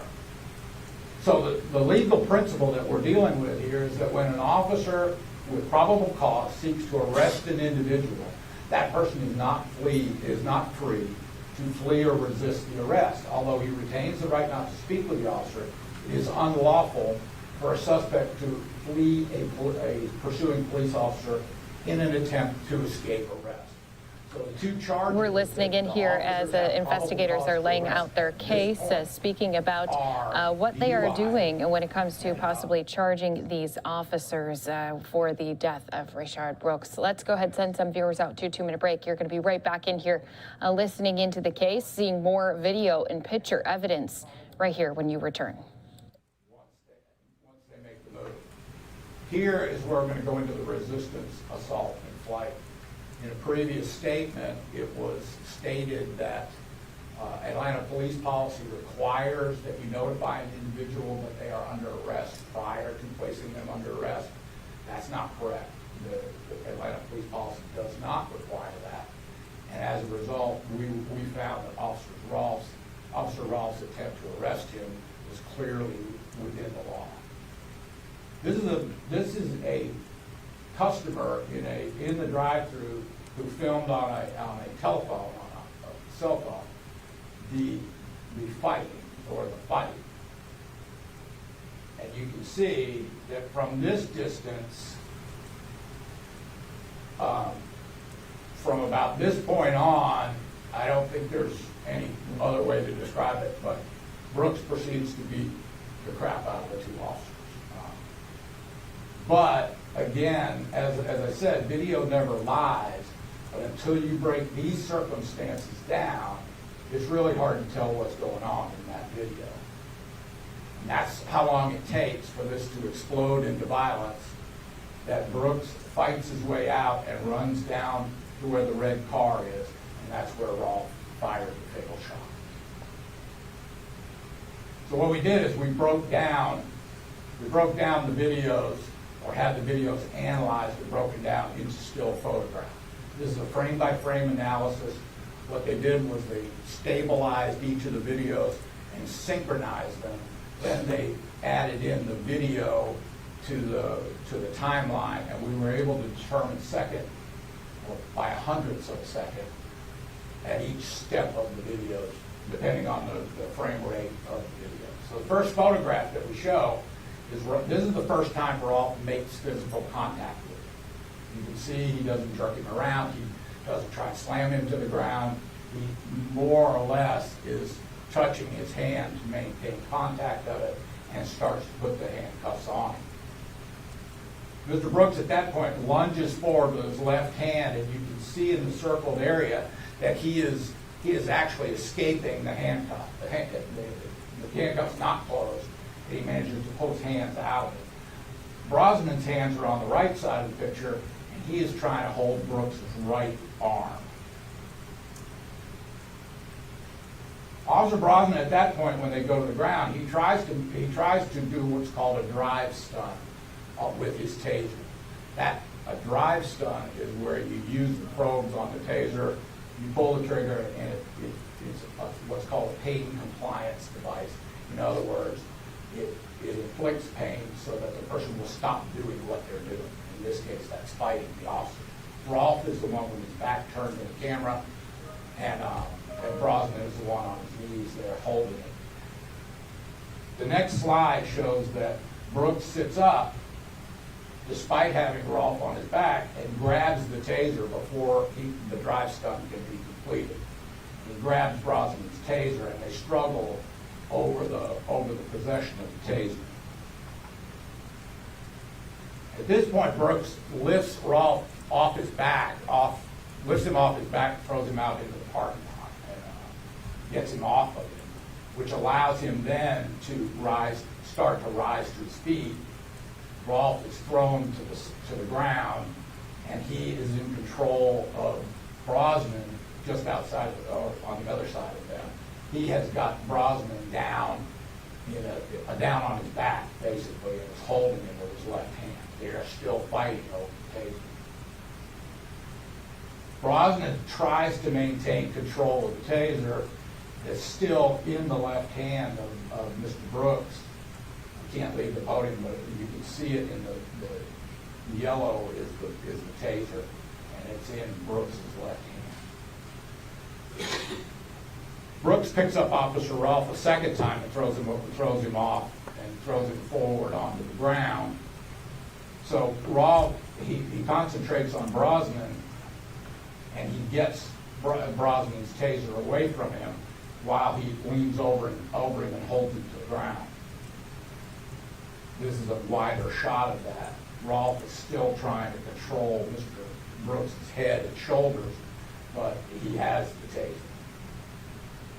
He then strikes Officer Rolf with his right arm and hits him in the neck and hits him beside the ear. At that point, he still has the taser in his left hand, and he begins to transfer it to his right hand in this frame. Here you can see that the taser has been transferred to his right hand, and at that point he starts to use it. It's pointed at Officer Rolf. At the same time, he's pushing Brosnan back off his feet onto the ground. He then tries to, Rolf at that point uses his own taser. He tries to deploy the taser against Brooks. Mr. Brooks uses the taser. He fires the taser, which you can see the flash on the taser on the left.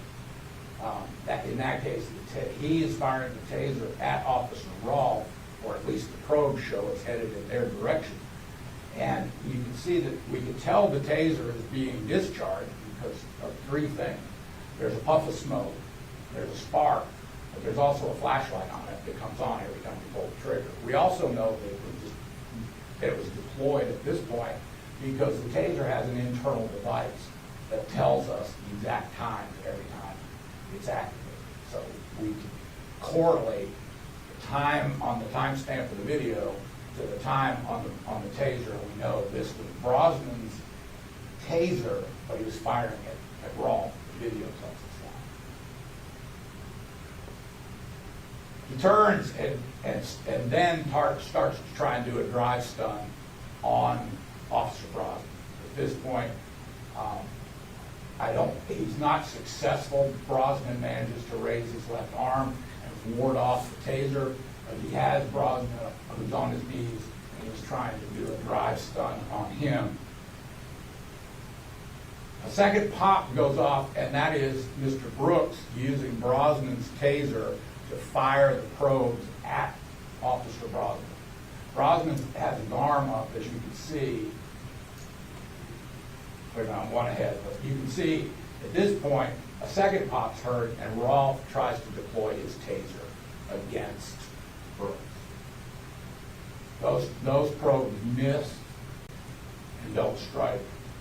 In the meantime, Brooks is turned down over Brosnan and is still trying to hit him with the taser. At that point, Brooks fires at Officer Brosnan. Brosnan was struck in the hand by the probes from the taser. He had some effect from the taser. He's also, by this time, had a concussion because his head was bounced off the pavement. Rolfe is still trying to get a shot on the right-hand side of the picture with his taser, which he then deploys as the second deployment. You know in this case that one of the tasers, well, they hit Mr. Brooks. One of them was lodged on the back on his right side where you see that little puff in his shirt. The other lodged in the shirt, so therefore it didn't connect, didn't have an electronic connection. So when Rolfe pressed the trigger, he didn't get the effect. The taser did not immobilize Mr. Brooks. But Brooks at that point turns and starts to run around the cars. Brooks is hooked to him by the taser probe that's in his back, and he is running, chasing / following Brooks, attached to him by the taser lead. At this point, the officers have developed additional probable cause to arrest Mr. Brooks. The charges that we believe that would be appropriate, had this stopped at this point, at everything stopped, they could have arrested Mr. Brooks for felony obstruction of a law enforcement officer, which is, of course, when you obstruct or resist an officer with violence. Removal of a weapon from a public official, which is the taking of the taser. Aggravated assault on a police officer, which is the use of the taser, both against Rolfe for firing it and on Brosnan for actually hitting him and shocking him. And then possession of a firearm during the commission of the crime, which would be possession of the taser. So in addition to the initial probable cause, the officers now have additional probable cause to arrest Mr. Brooks. This is the force. We've looked at all of the uses of force, including this combat that we've shown you, but the primary place of our investigation is the use of deadly force. And what we've done here is there's a Wendy's video camera that captures the chase from one end of the Wendy's parking lot all the way to the end where the actual shooting takes place. To give you an idea of the time frame, it takes 17 seconds to play this video, which means it took 17 seconds for that chase to occur and for the things that we saw in the video. When you watch it the first time, which I'm going to let you do now, well, when we watch it the first time, it's very hard to pick out details until you break it down frame by frame, and we've done that. We've broken it down into 3 chases. So the first one, this is the Wendy's video. The only thing that's been done to it has been stabilized. It has not been sped up or slowed down, although the GBI report did contain a slow motion version of it. But the experts gave us this.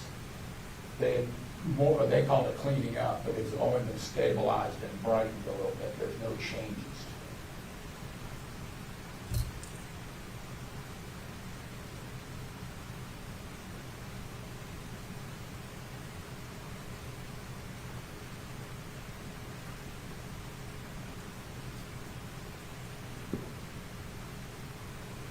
All right, the next video is the first. I asked that they break this chase, our technical folks break this chase down into 3 parts, because I think those are the most critical portions of it. You can see how fast it went and how fast decisions had to be made and choices had to be made. This is the first third of the chase. You can see them come out from behind. You can see him come out from behind Brooks's car. That's him fleeing from the fight, and he starts to run. In this picture, if you look closely, and you might not be able to in this medium, but if you look closely, the taser wire is visible in the space between. So Rolf is still trying to taser Brooks, and you can tell they're very close because they're only one part of the width of one parking space apart as they run. If you look closely, you can see that Brooks has the taser in his right hand. Okay? And I point out too that during this time, multiple witnesses confirmed that they saw Rolf trying to tase Brooks, but with no effect. And the reason there was no effect is simply because both probes did not land. All right, this is the second part of the chase that I asked that we break out to show you. This is part one. Now it goes on. At that point where you see the flash of the taser, and when Brooks turns back over his right shoulder, and he activates the taser, that's the flash. Rolf, at this point, you can see he moved his taser to his left hand, and he is moving towards his firearm, which is on his right side. This is at least one of the times that Brooks activated the taser between here and there. Okay? So then the next portion, the next slide, are the breakdowns. Here you see in the circled area, Rolf is running with his taser in his right hand, and Brooks is running with Brosman's taser in his right hand. You can't see, but they're attached by a probe, by a wire from Rolf's taser. Here you see the actual still photograph of Brooks activating the taser over his right shoulder in the direction of Rolf. You can see Rolf has either dropped or has moved the taser to his left hand and is starting to move towards his firearm. There's the clear-cut shot of the taser going off. Here, Rolf actually runs into the red car, but he moves to the red car. That is a second taser discharge right there. Remember, both of the probes are gone. He shot both of the probes. And you can see Rolf is drawing his weapon at that point. He ends up hitting the fender of the car, and he hits it right around here. So he runs into the car, but you can see his right arm is extended. The experts told us this was the first shot, that you could tell by the change in luminescence of the video that the weapon discharged right here, and that's the first shot. You can see that Brooks is partially turned towards the officer on his right side. He still has the taser on his right side, and he continues to run. From the video evidence, this is directly from the report of the experts. From the video and audio evidence, there were approximately 1.1 seconds between the time Brooks fired the taser and Officer Rolf and the time Officer Rolf returned the fire with his gun. During that second, Rolf drew his weapon, oriented the weapon in Brooks' direction, and pressed the trigger. Georgia law says that when a suspect threatens an officer with deadly force and then turns before the officer can respond with a gunfire, the result can be a gunshot wound in the back. In this case, however, Brooks fired the taser at Officer Rolf and continued to aim the taser at him while running away, which turned his body to the right.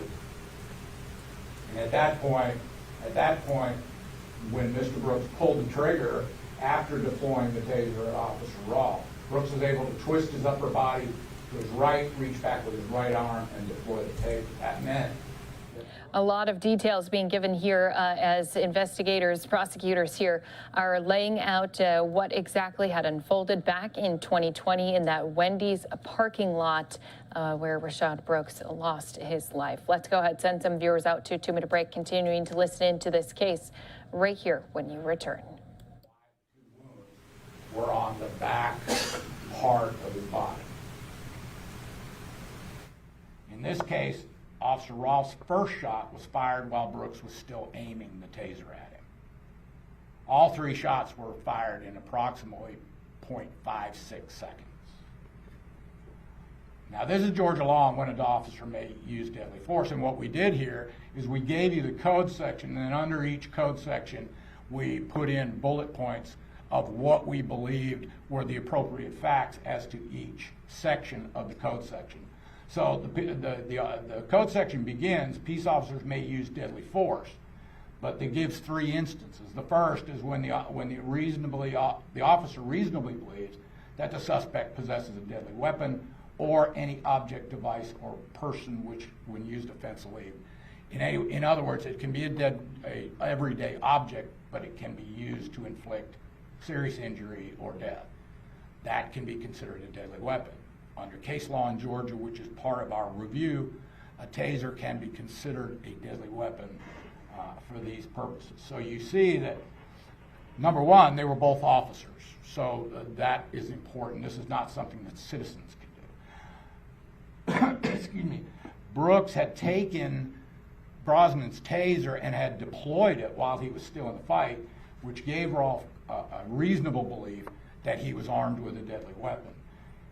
Brosnan described the pain and of being tased, and that Brooks had pointed and deployed the taser at Rolfe multiple times during the time he was running away. An officer can also use deadly force when he reasonably believes the suspect poses an immediate threat of physical violence to the officer or others. With the factors that we looked at here is that Brooks had already overpowered 2 officers and violently brought both of them to the ground. He had overpowered them, that's the only word for it. He took a weapon from Brosnan. He struck Rolfe on the right side of the head and neck. He deployed the taser against both officers, and he ignored repeated commands to drop the taser and to stop. So I think the officers would have had a reasonable belief that he was an immediate threat of physical violence. And then the third section is when there's probable cause to believe that the suspect has committed a crime. We've already gone, or that the crime has to involve the infliction or threatened infliction of serious bodily harm. And you can see that we've placed the charges here again, which Brooks could have faced had it stopped at any point short of this.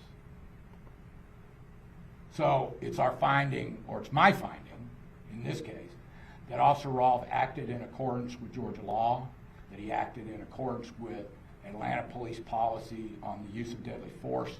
He acted in accordance with the controlling case of Tennessee versus Garner and Graham versus Connor. And based on the facts and circumstances confronting Officer Rolfe and Officer Brosnan in this case, it's my conclusion that the use of deadly force was objectively reasonable and that they did not act with criminal intent.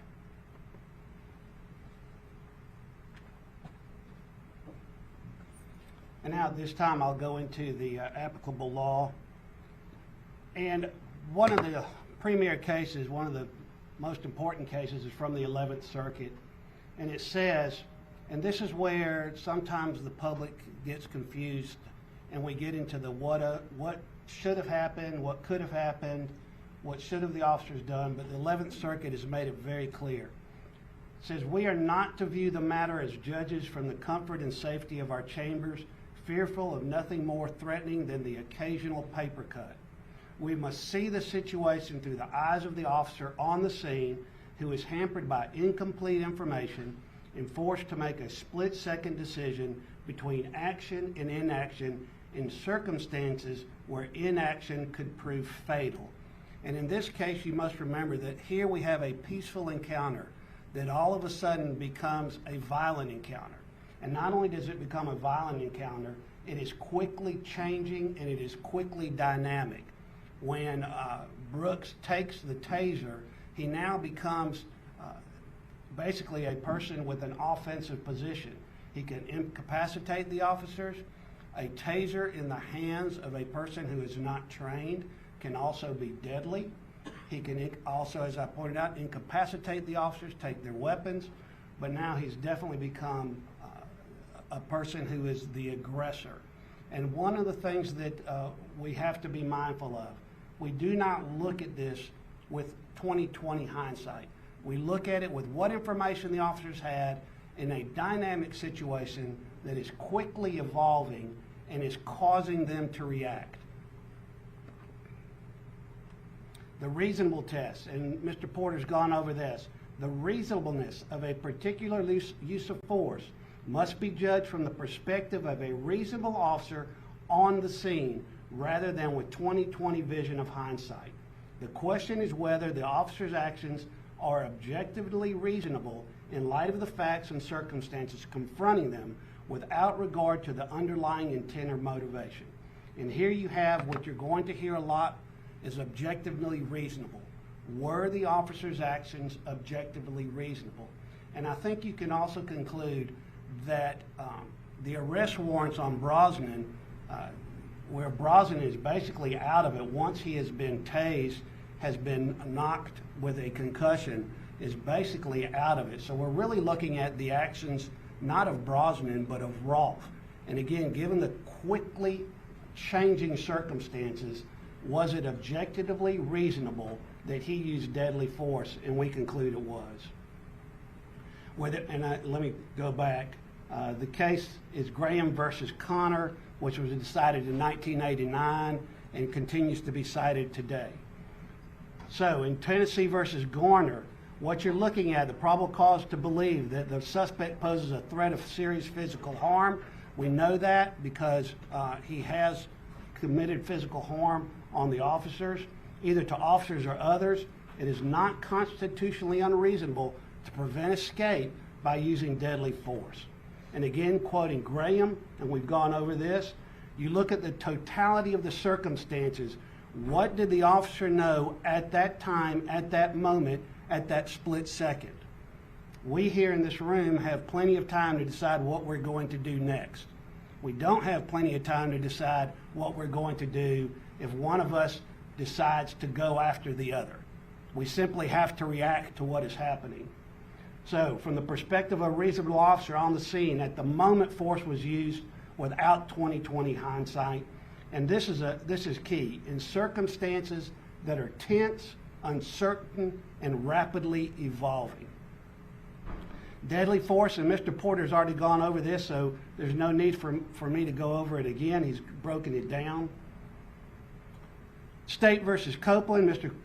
Porter touched on this. A taser can be considered a deadly weapon in certain circumstances, and whether the use of a taser constitutes a use of force that is intended or likely to cause death is a case-by-case determination that must account for how the device is used, how many times it's used, what duration, and under what circumstances.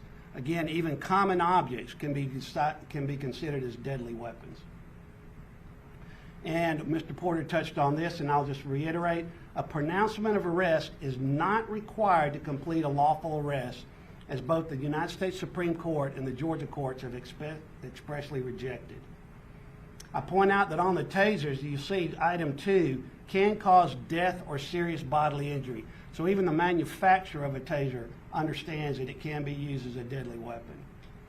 Concluding remarks.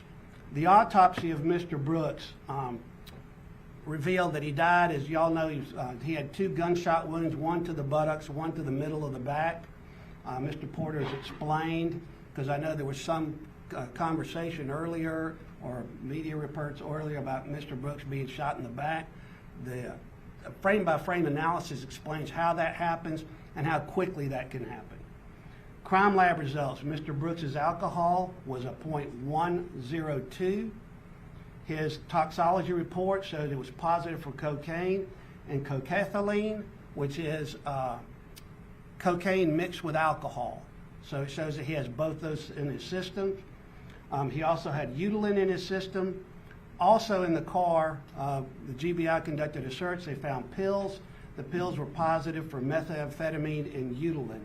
Eutylen is better known under the street name of ecstasy. I also point out that Eutylen is also found in in the toxicology report in Mr. Brooks's blood. In conclusion, Officer Brosnan and Rolfe were acting within the scope of their duties and authority when placing Rashard Brooks under arrest for driving under the influence of alcohol. Officers had no way of knowing or anticipating that within seconds of this encounter, both would be attacked by Brooks, and that Brooks would overpower them, take the taser from one of them, fire the stolen taser at both of them, and then attempt to escape while continuing to fire the taser at the pursuing officer. To conclude, Brosnan and Rolfe committed no crimes. Both acted as reasonable officers would under the facts and circumstances of the events of that night. Both acted in accordance with well-established law and were justified in the use of force regarding the situation. We do wish to extend our sympathies and condolences to Ms. Tamika Miller. Ms. Tamika Miller was scheduled to meet with me today prior to this press conference. Shortly before the press conference, we received a text that she would not be in attendance, and we tried to reach out to her by telephone to let her know what the announcement would be, and Ms. Miller did not pick up the phone. I understand that Ms. Miller is, in all likelihood, upset with the result, but the result is the right one based upon law and facts. And I know that more than Mrs. Miller will probably be upset with the decision in this case. But as prosecutors, we are guided by the law and by the facts, and that's what we did. I will tell you that on the times we did meet with Ms. Miller, she was very kind, she was patient with us, she was quite respectful, and she wanted us to make contact with her directly, and we honored those wishes. All right, so prosecutors here in Georgia, again, making the decision after overseeing this case, looking through a lot of evidence that the Atlanta Police Department officers involved in the shooting death of Rashard Brooks did not commit any crime. They did say that they were justified in the shooting of this incident in 2020. They did dismiss those charges against both of those officers. Live now from Fox, bringing this to you from Atlanta. We are on top of all the top stories coming to us from across the country. Going to continue to bring you more of these top breaking news stories right here as soon as we return from this 2-minute break. We'll see you right back here in just a moment.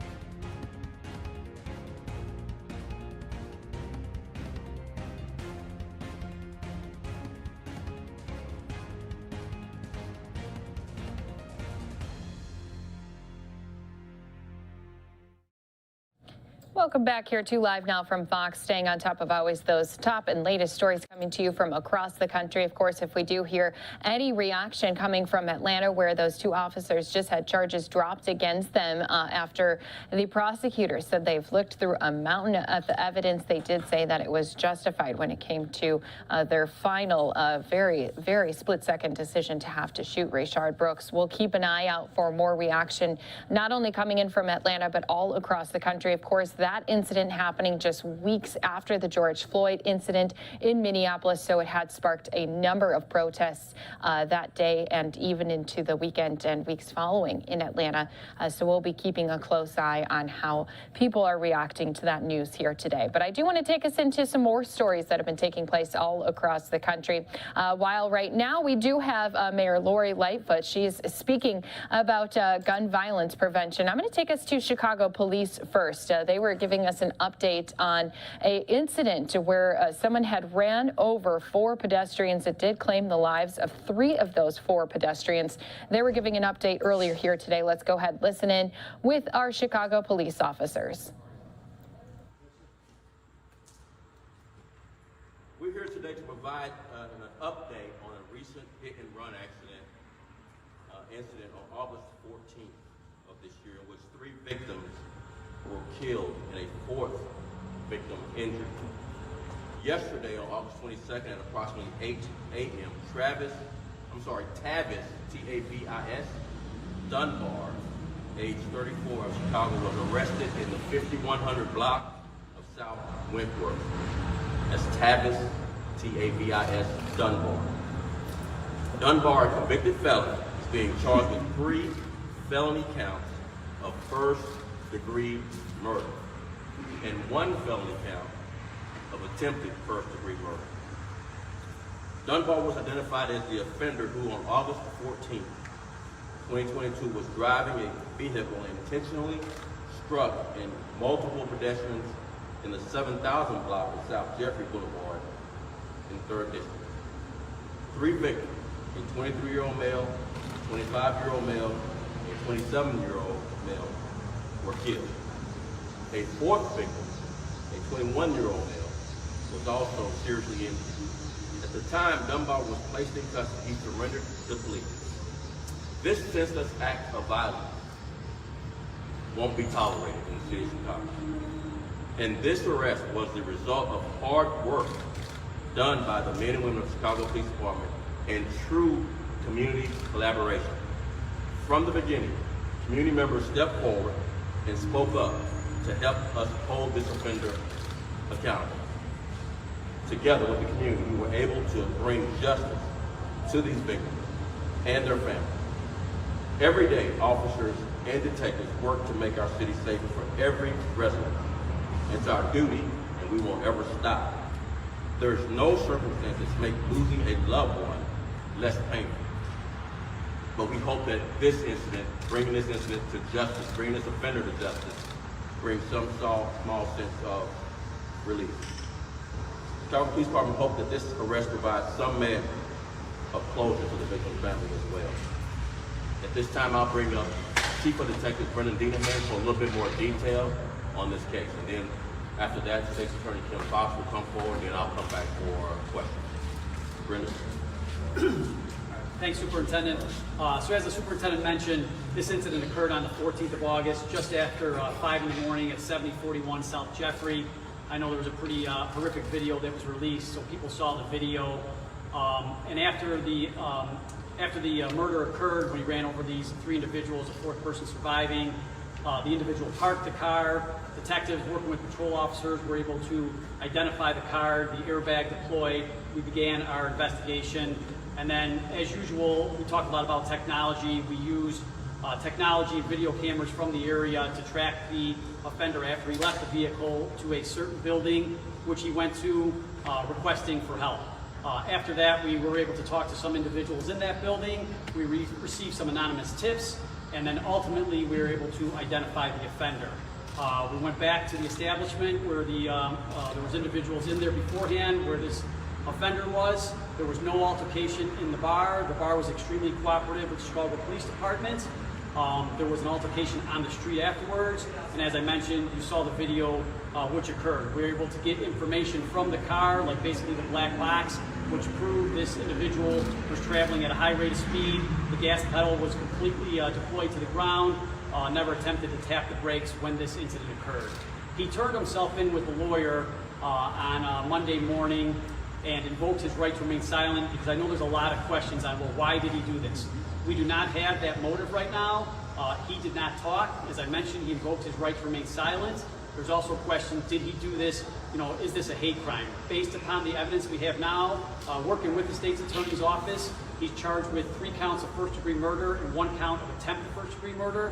We don't have any evidence to support that this was a hate crime at this time, that this individual did this based upon people's sexual orientation, race, creed, or anything else. And that's why he's charged with first-degree murder. I'll bring up the state's attorney at this time. Thank you, Detective Griner.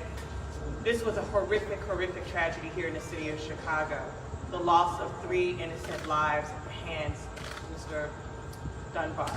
Mr. Dunbar will be appearing as we speak before Judge Susanna Ortiz in Branch 66. The Cook County State's Attorney's Office has filed a motion that he be held without bail given the severity of his crimes and the loss of life that have been attached here. I want to once again thank the Chicago Police Department and the detectives who worked on this case tirelessly over the course of the last couple of weeks, including the work with community members who came forward to hold this man accountable for his actions. The Cook County State's Attorney's Felony Review Unit, working in collaboration with the Chicago Police Department, felt confident in the charges that are brought forth today. Again, as reiterated before, 3 counts of first-degree murder, 1 count of attempted first-degree murder for the survivor of this incident. As the chief said, this act of violence will not be tolerated here in the city of Chicago. We are certainly hopeful that today's charging decision, as well as the bond hearing today, will provide some measure of comfort to the family that the person who has conducted this act has been held in custody. And certainly we want to be able to provide comfort to the community in which this horrific incident has occurred. And lastly, for those who saw this video, who were not there on scene, but what it has done to our city, its reputation, certainly want to be able to demonstrate that we will hold those who commit these acts accountable. With that, I turn it back over to Superintendent Brown. All right, so Chicago police talking about 3 people who were killed. We do have attorneys also inside of the courthouse speaking about this case. We'll bring that to you right here on Live Now from Fox when we return here in just 2 minutes.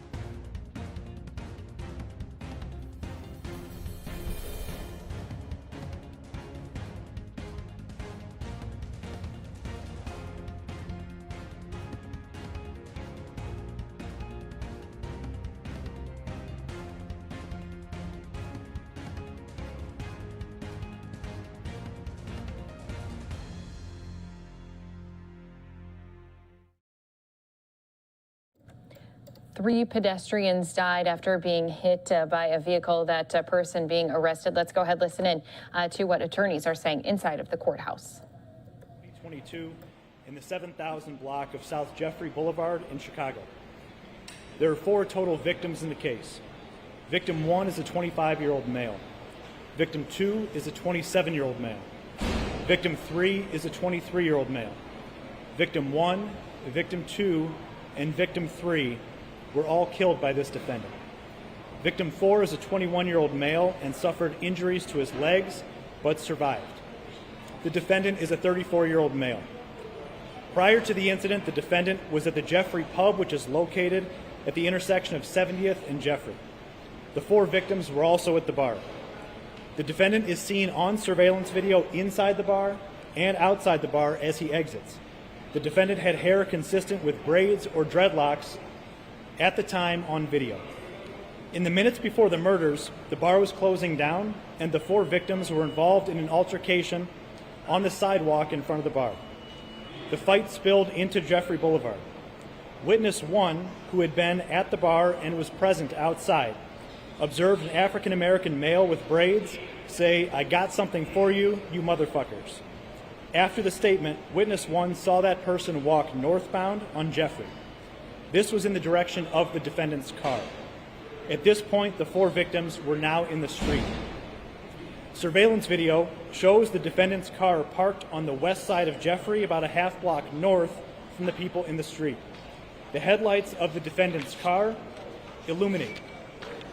The vehicle is then seen pulling into the northbound lane of traffic and accelerating towards the victims. The defendant continues to accelerate as he then directs the car into the southbound lane directly at the victims, violently striking them. When the victims were struck, the defendant was continuing to accelerate and never slowed down. All 4 victims were struck by the defendant. Each were either thrown up into the air and a significant distance from the impact or dragged by the car and left to die in the street as the defendant drove off. Victim 1, Victim 2, and Victim 3 were all pronounced dead on scene. Victim 4 was taken to the hospital where he was treated for leg injuries and released. Witness 2 is a Lyft driver who was in the area at the time of the incident. He observed the victims and others in the street prior to the murder, and his car had operating cameras on it which captured the incident.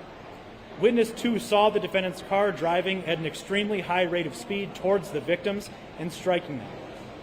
All right, so we're hearing this case being laid out. Apologies for the swearing there as they were describing exactly what this defendant was doing ahead of running over these 4 pedestrians, again, killing 3 of them.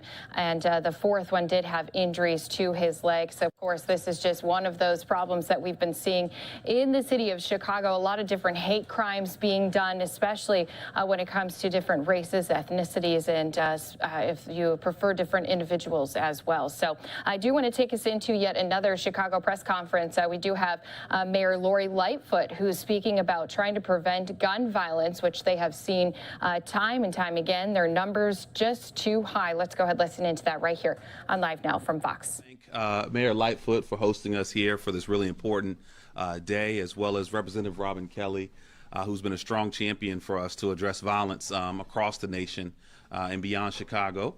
I'm Greg Jackson, the Executive Director for the Community Justice Action Fund, but also a survivor of gun violence. I was shot in April of 2013, and the bullet that hit me hit 2 arteries and nearly cost me my life. But after the 6 months of being in recovery and 6 different surgeries, when I left the hospital, I'll never forget that feeling of just being on my own to recover from violence, but most importantly, to deal with that lifetime of trauma. And since then, nearly 1 million people have been shot or injured by gun violence.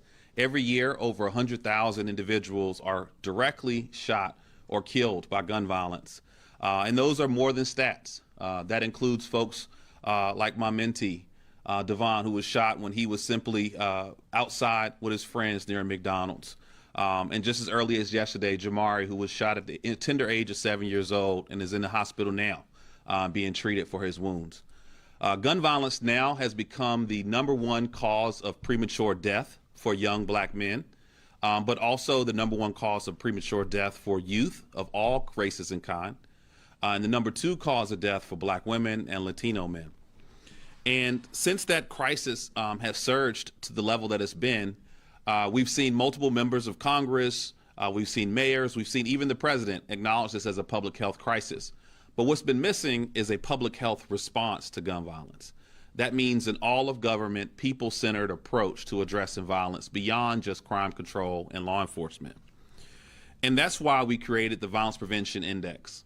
The Violence Prevention Index is a one-of-a-kind report that looks at what cities are doing, what they're investing in, not just with law enforcement, but an all-of-government approach that looks at the efforts to interrupt violence, the efforts to address the risk factors that lead to violence, and most importantly, to invest in strategies and programs to address the root causes of violence. In our report, we found that 64% of cities were investing in some form of violence intervention model. 38% of cities had a violence prevention strategy that incorporated some type of public health strategy.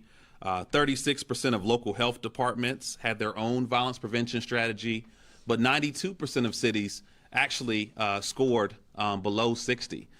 Which means that most cities that are being most impacted by violence are doing a less than favorable, if not poor job at investing in strategies to address violence at a comprehensive level.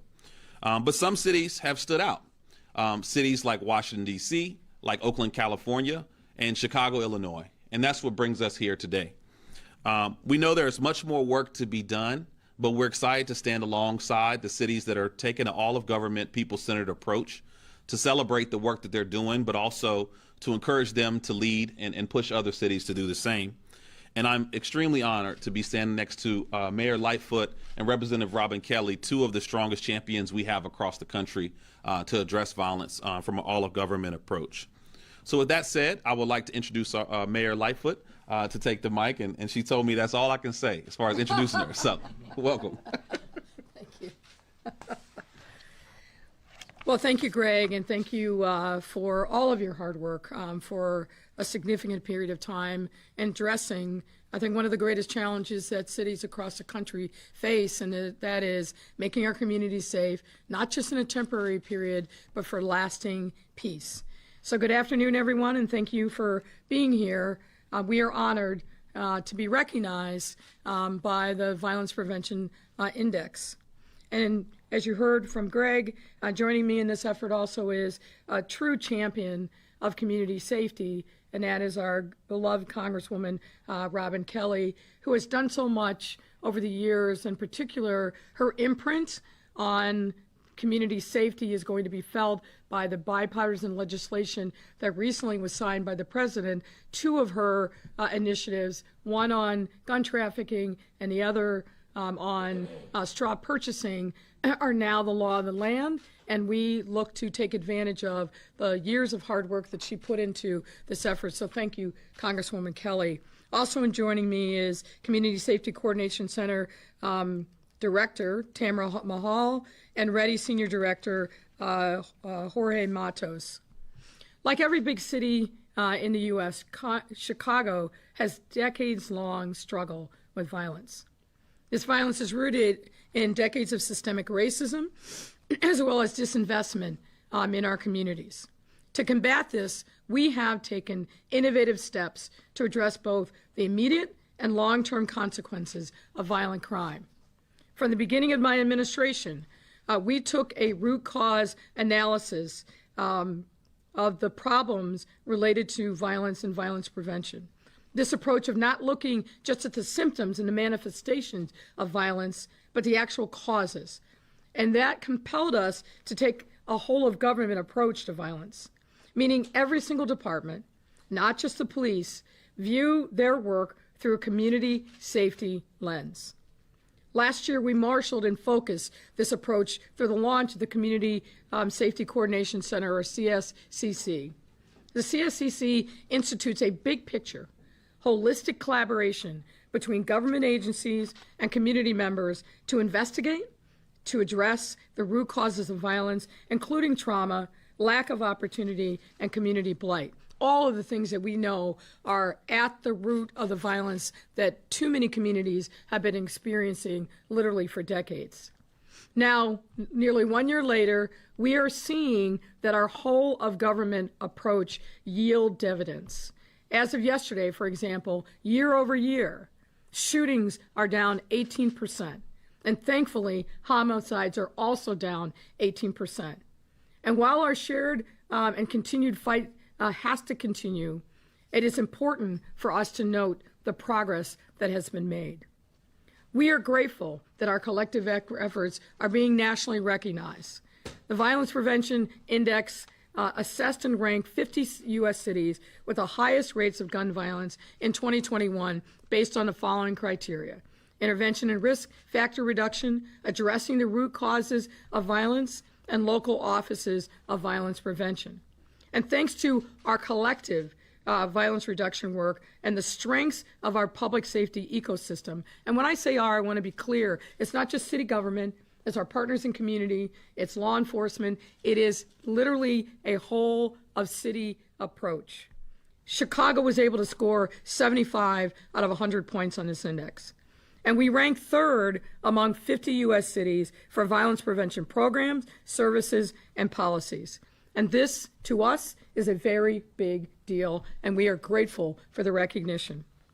This important validation that our collaborative, strategic, and hyperlocal approach to violence is working makes us know that we are headed in the right direction.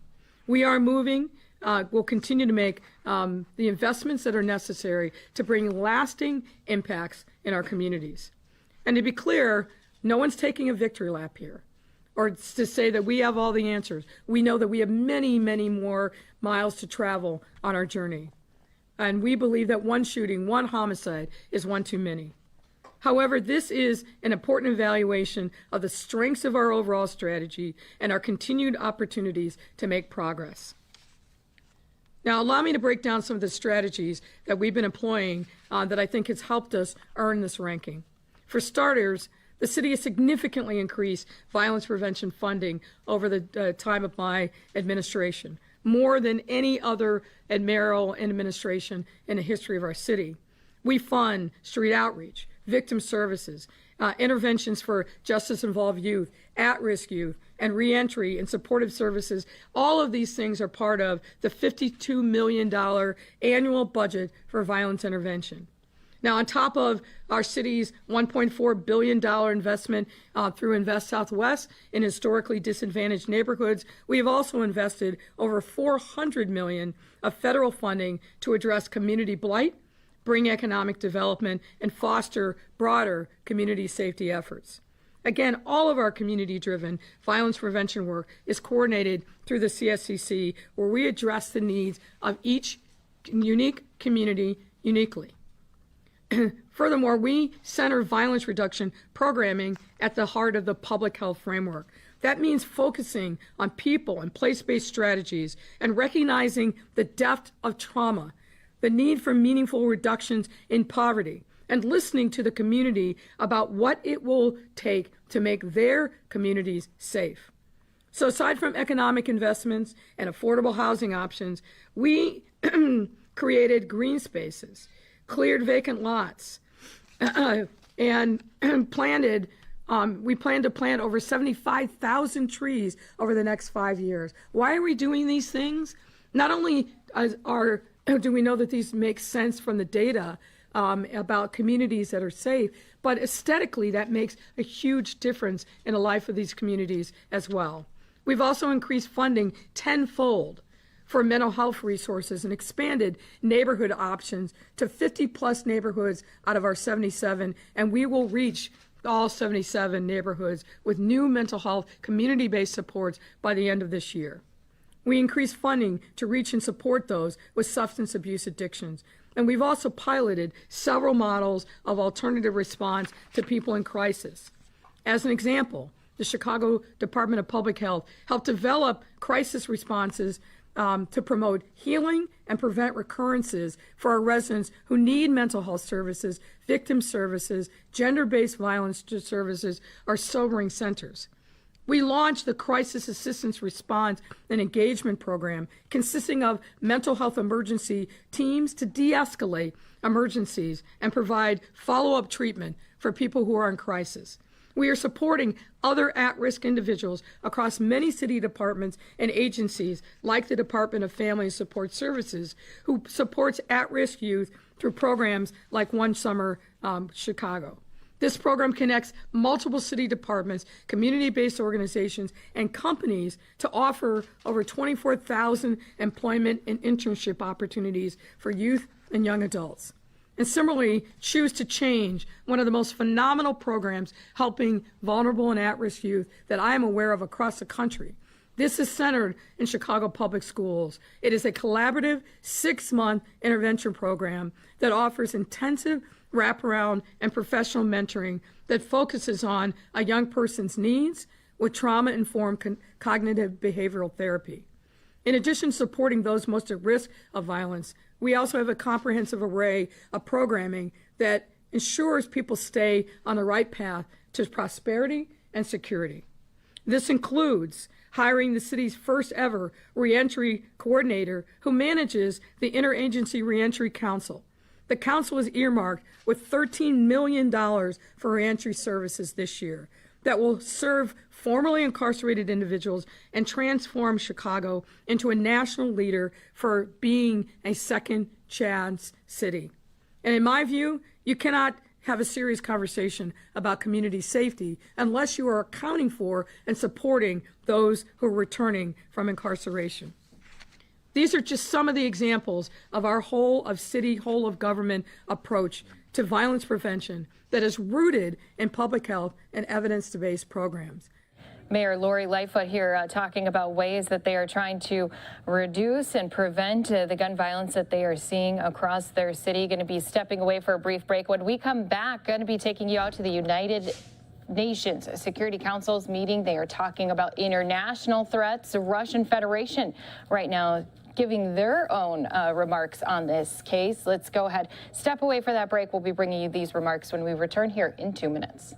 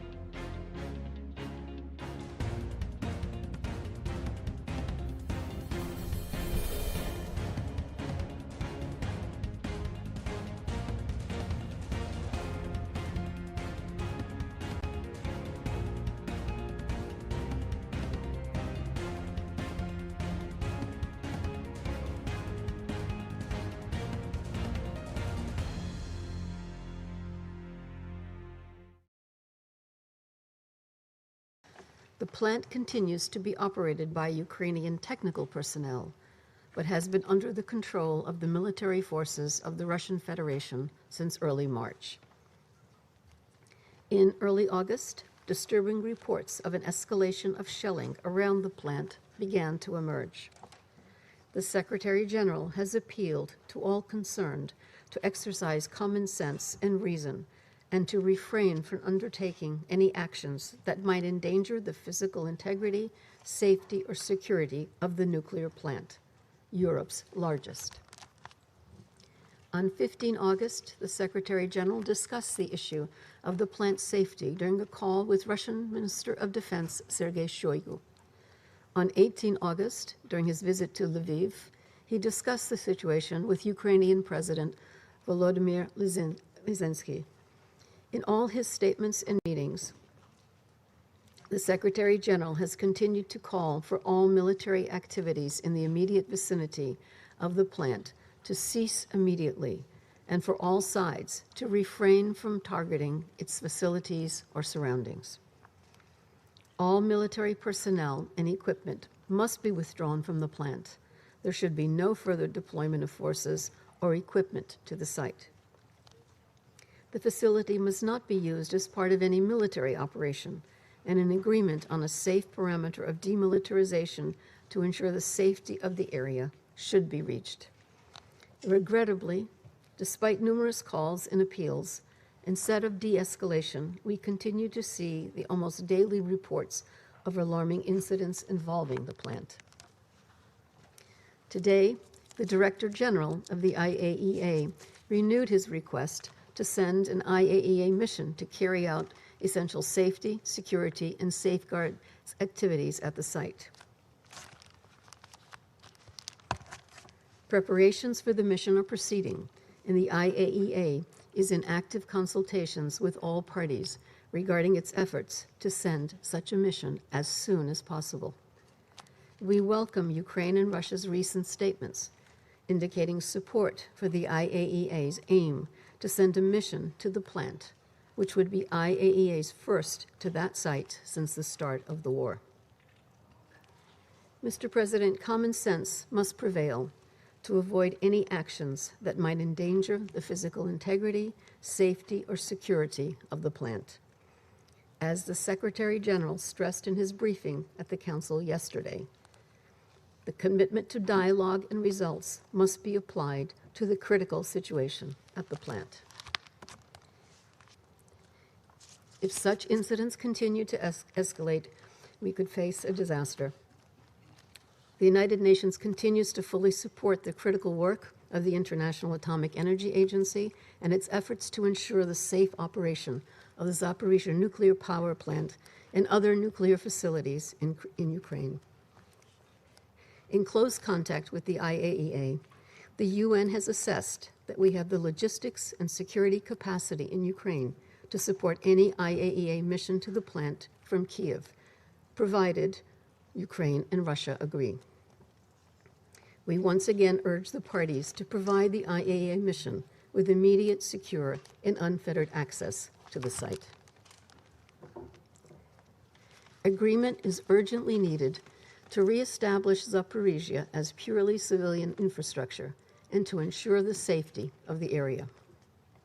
We must be clear that any potential damage to the plant or any other nuclear facilities in Ukraine leading to a possible nuclear incident would have catastrophic consequences, not only for the immediate vicinity, but for the region and beyond. Similarly, any damage leading to the plant being cut from the Ukrainian power grid would have catastrophic humanitarian implications, particularly with winter approaching. As the Secretary General has made clear, the electricity produced at the Zaporizhzhia plant belongs to Ukraine.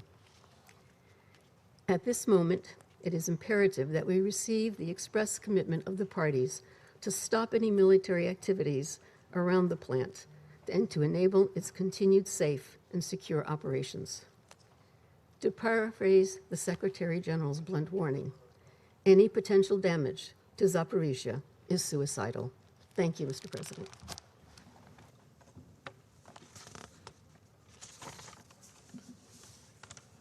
我感谢迪卡罗女士刚才所做的通报。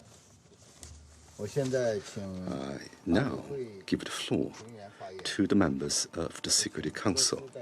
I give the floor to the representative of the Russian Federation. Mr. President, we thank the Undersecretary General Rosemary DiCarlo for her briefing. I would like to, in the context of this briefing, point out that we heard her words when she said that the electricity of the Zaporizhzhia NPP belongs to Ukraine, but I would like to draw your attention to the fact that we didn't hear similar words from the Secretariat about the frozen Russian financial assets that are frozen in the West or the Syrian oil that are being held by the American authorities who are illegally occupying Syria. We've never heard that. Since the last meeting of the Security Council on the Zaporizhzhia NPP, about 2 weeks have passed, and in the course of that time, the nuclear safety situation has further deteriorated. The armed forces of Ukraine continue basically every day to shell the territory of the NPP and the town of Energodar, and this creates a real risk of a radiation accident at the Zaporizhzhia NPP with catastrophic consequences for the entire European continent. According to the information that the Ministry of Defense of Russia has and the administration of the Zaporizhzhia Oblast, on the 11th of August, the 44th Artillery Brigade of the Ukrainian Armed Force shelled the station using 152mm shells. As a result of that, the equipment of spray ponds within the nuclear reactor's cooling system was damaged. On the 14th of August, the armed forces of Ukraine had 10 shellings of the NPP using 150mm shells for M77 howitzers, which are American-made, and 2 guided munitions were launched. As a result of that, 1 person died in Energodar, 1 further person was wounded. On the 15th of August, 30 shells were launched for 152mm artillery facilities. On the 17th, 11 shells and also kamikaze unmanned aerial vehicle was launched, which is Polish-made. 3 strikes were made by loitering munitions on Energodar. On the 18th of August, in Energodar, there were 7 shellings using heavy artillery. On the 20th of August, from the Ukrainian forces' positions, once again there was shelling against the NPP using heavy artillery and American-made shells for 155mm caliber using M379 artillery fuse, which is American-made. There was an artillery strike against the specialized ancillary buildings 1 and 2 and the lab and amenities building. As a result, the lab and amenities buildings number 2 was damaged, the hydraulics unit building was damaged, and lighting of the station was damaged. Immediately after the shelling, fire was opened against the suburbs of Energodar.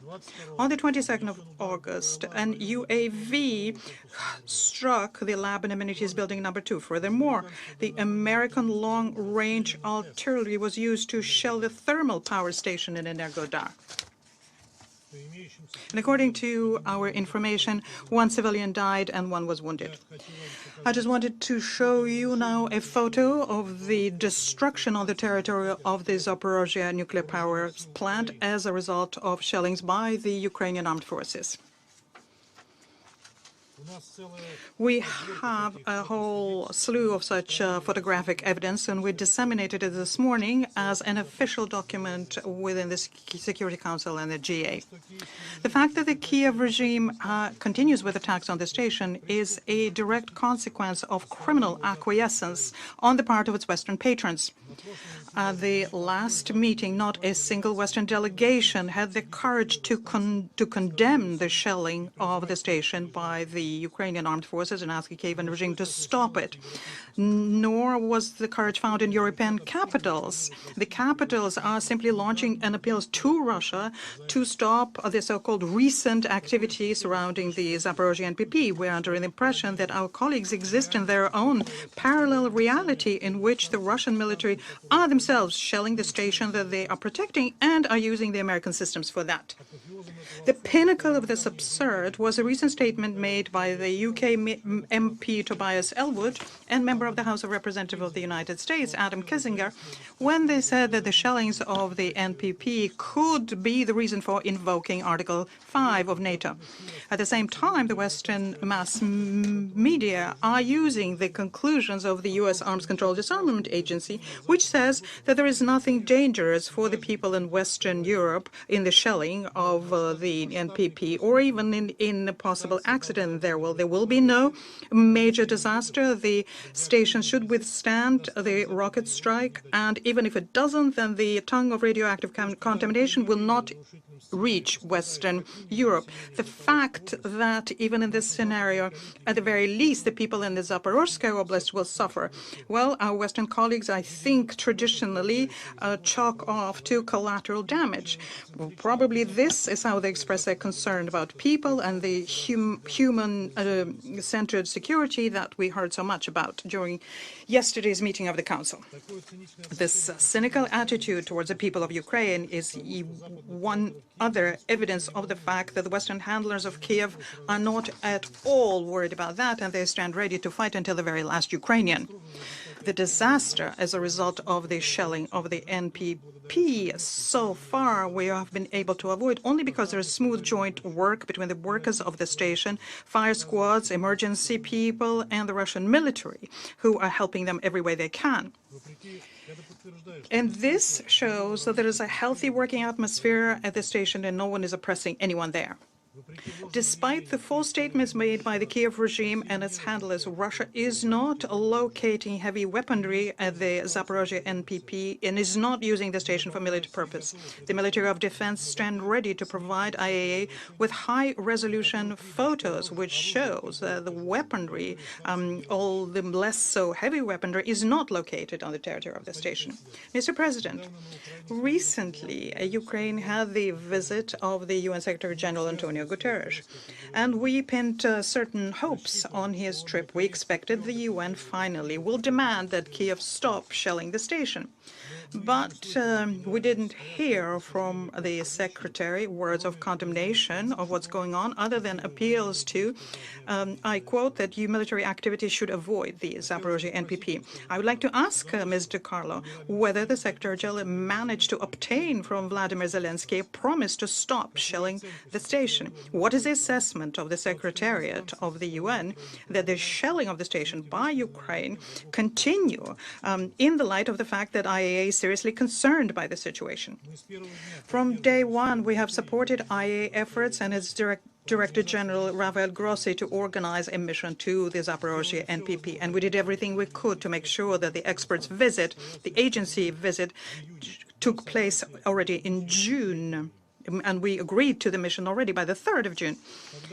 At the time, the trip did not happen through no fault of our own. Today, we hear absurd statements in foreign mass media that the foreign countries basically pushed Russia to agree to the mission.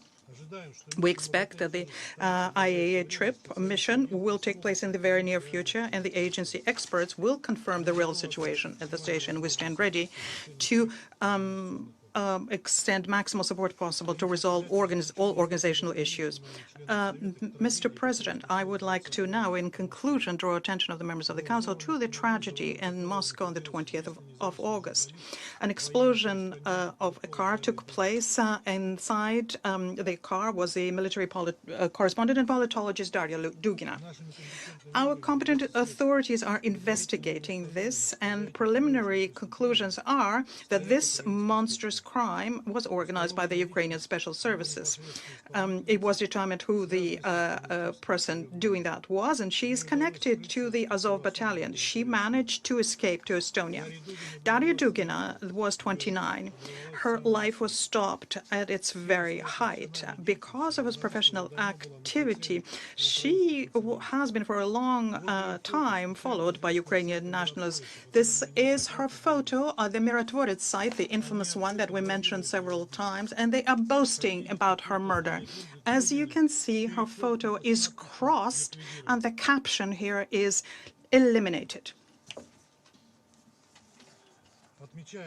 We note that this crime was condemned by an official representative of the U.S. Department of State. We call on the Council and the UN leadership to condemn yet another crime by the Kiev regime.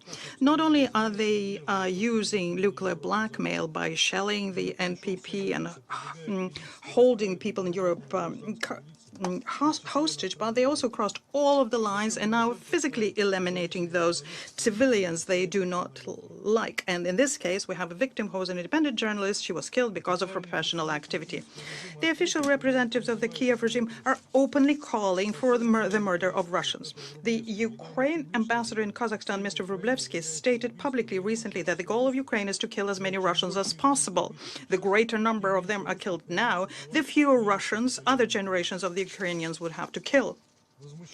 We're outraged by the fact that the Western countries not only do not condemn this, but they help Ukrainian special services to prepare saboteurs to eliminate the so-called undesirable ones.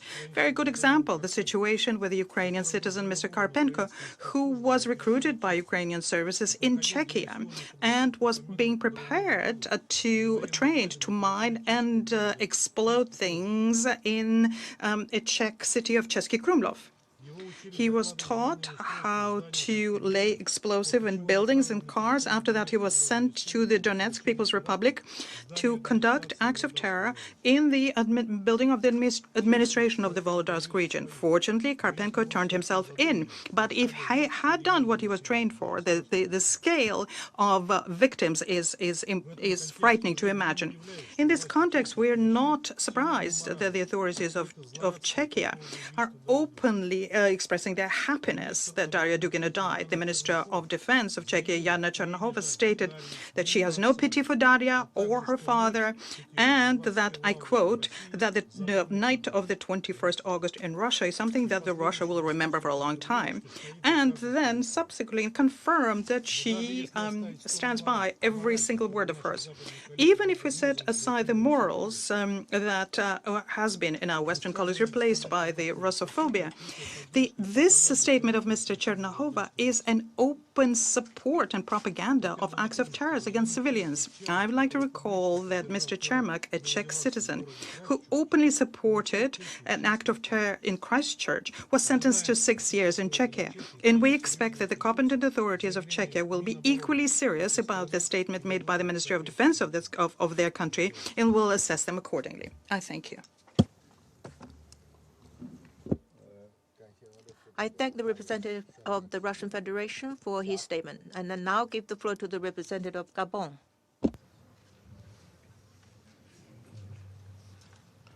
I thank you, Mr. President. I thank Under Secretary General Rosemary DiCarlo for her insightful briefing. In recent weeks, information on the risk of a nuclear accident in Ukraine has become more insistent. The intensification of military... Watching live now from Fox, everyone there, just listening to Russia talk about the Ukraine war there, even though they will not say it is war, but a special operation, and continue to talk about coming up on that 6-month anniversary of the war. All right, everyone, let's take a quick 2-minute break. Stay right here with us. More to come on Live Now. A couple of weeks ago, we gathered in this room to express our collective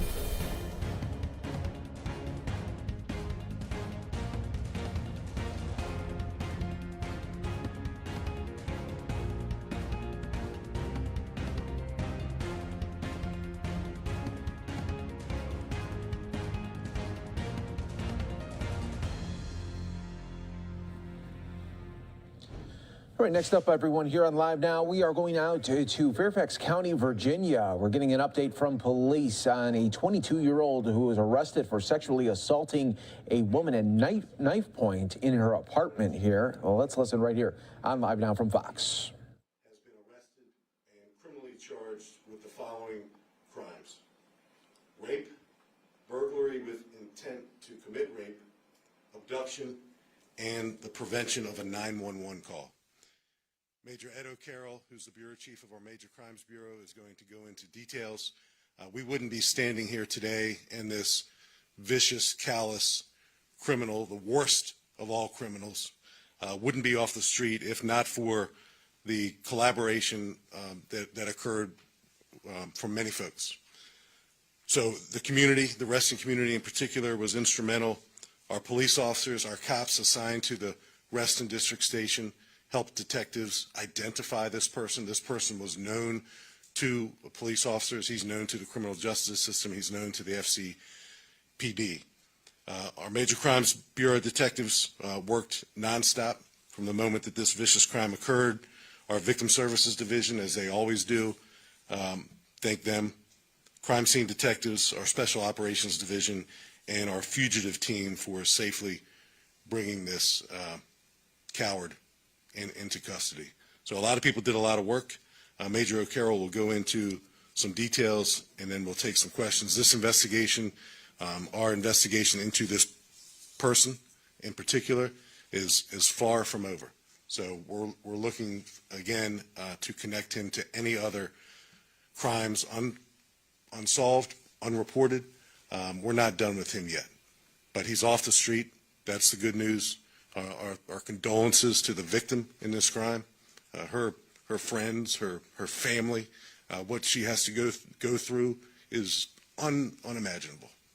So our thoughts, prayers with her, and she has a long journey in front of her, and we owe it to her, we owe it to the community to continue to identify other crimes that this monster was involved in. Major. Thank you, Chief. Good afternoon, everyone. Imagine for a moment a horror scene out of a movie. Imagine for a moment everyone's worst nightmare.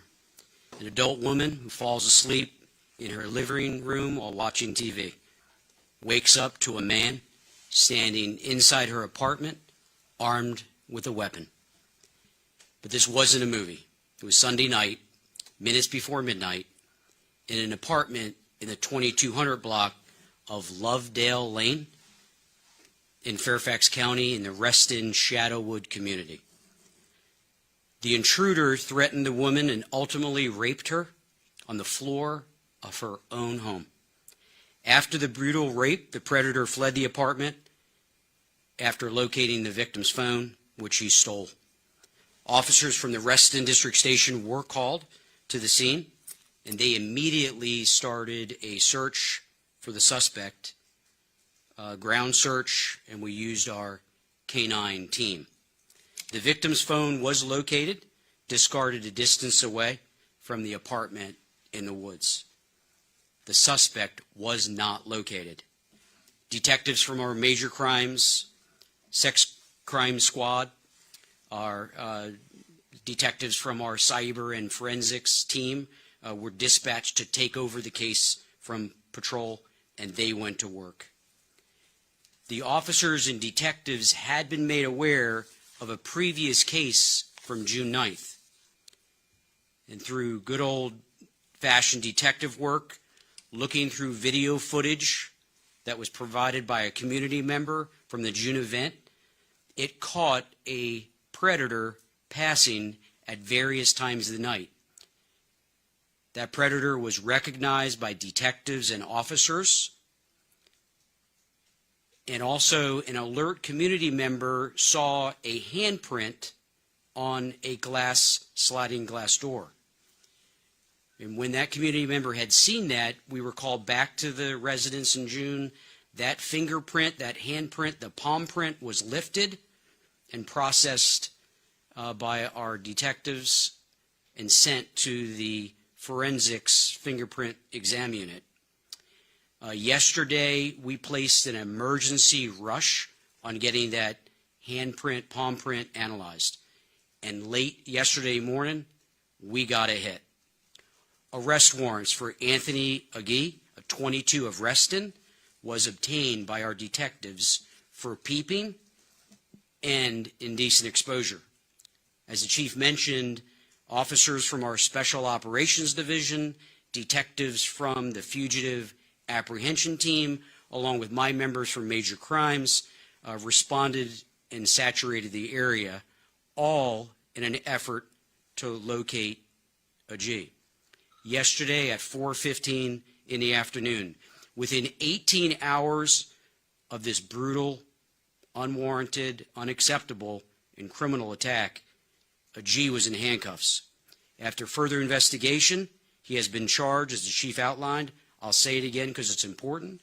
In addition to the two additional or initial charges, he's also charged with rape, burglary with the intent to commit rape, abduction, and the chief highlighted at the end, preventing a 911 call. He's being held at the Fairfax County Adult Detention Center, appropriately on no bond. Now, as all defendants get in this case is the presumption of innocence, and this defendant receives that as well. But I am thankful to report that our guy, our offender, our monster, as the chief said, is in the county jail. But this case does remain active. If anyone has information relevant to this offender, this case, or other cases, maybe you have additional video that would help in this case or other cases, call the Fairfax County Police Department.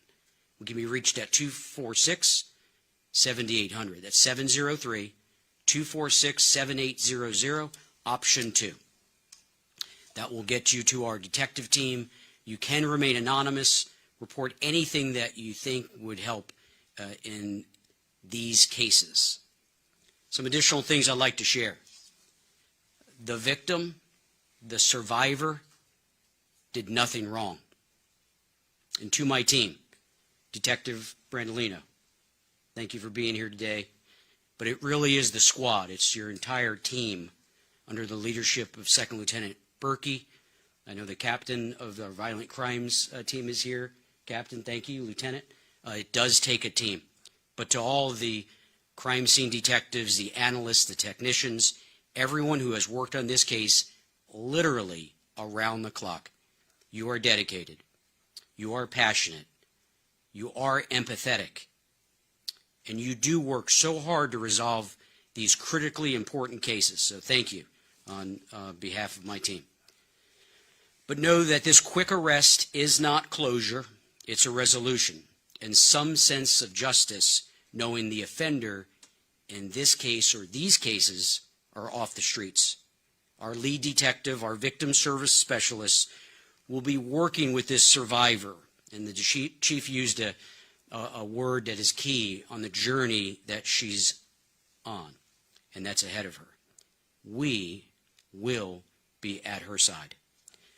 And the chief and I will take any questions that you may have. Hi, Megan Rivers from Channel 9. Yes, ma'am. The suspect in this case, was he familiar to the victim at all? Do they have any connection whatsoever? Or was this just a completely random incident? So you have a couple of questions, and I'll answer everything.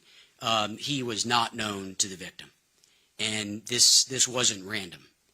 I say that because he was a predator in that neighborhood, and what he did minutes before midnight is the worst of the worst, and that's why I said when we got the call, we responded, and the entire team, FCPD, responded and worked literally throughout the night into the next day. And I gave you some markers.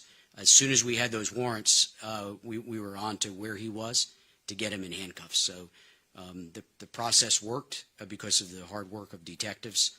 But he selected his victim out. So there's actually been an 18.7% increase in forcible sex offenses from 2016 to 2021, but a decrease about 32% from that same period.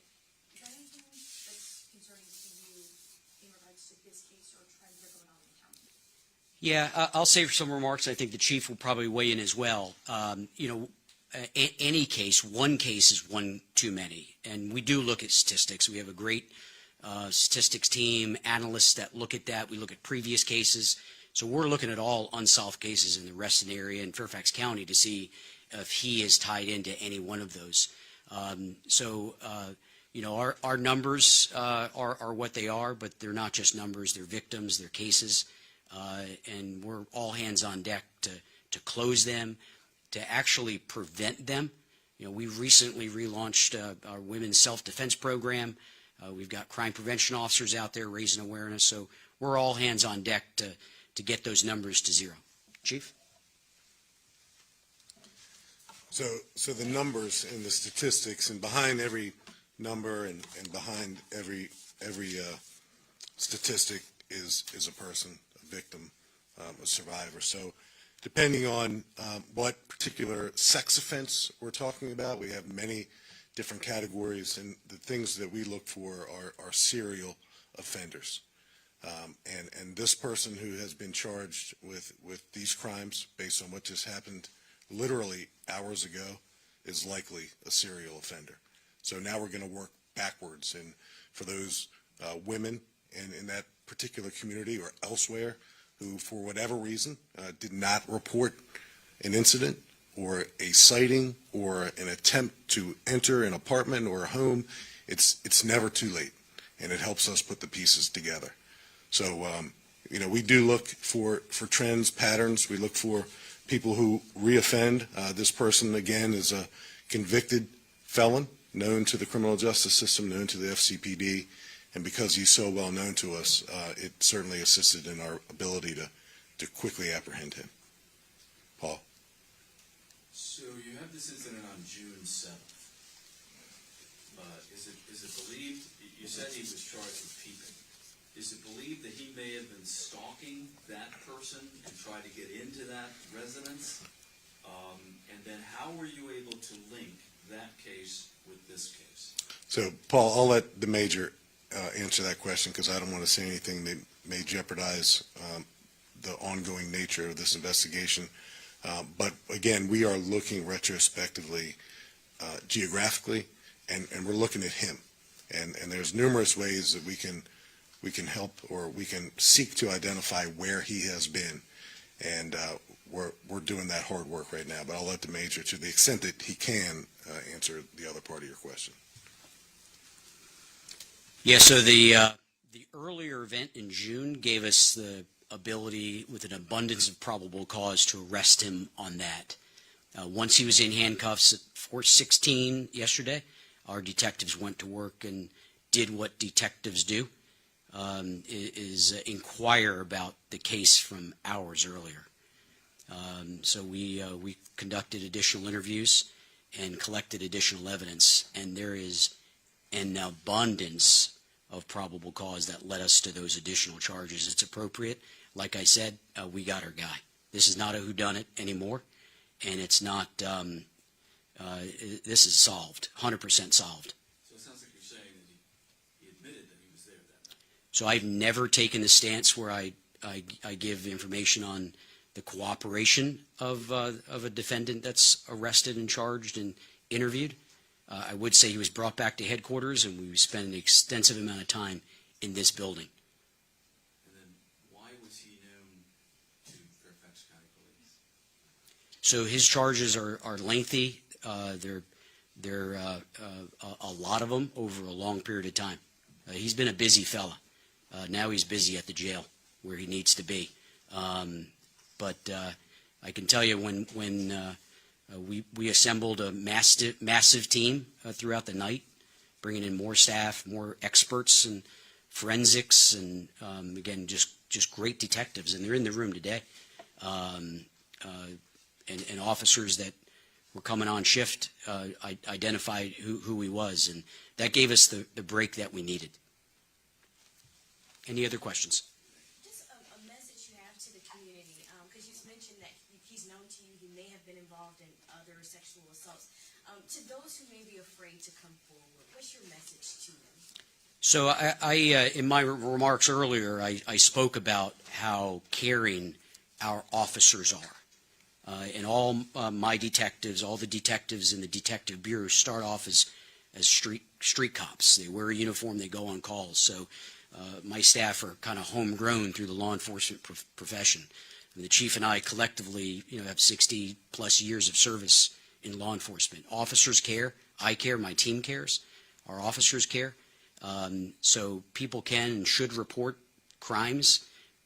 We mentioned analysts and others that help us connect crimes. We can do it forensically. We can do it through proximity. So have the confidence to call law enforcement.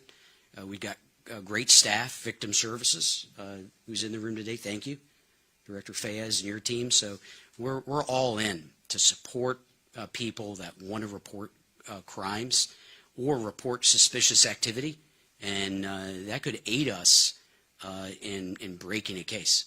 So he's off the street, not able to do it again because we have a great community and some people called. And I think we're going to receive more information, which is going to help tell the full story. And you did say that he, sorry.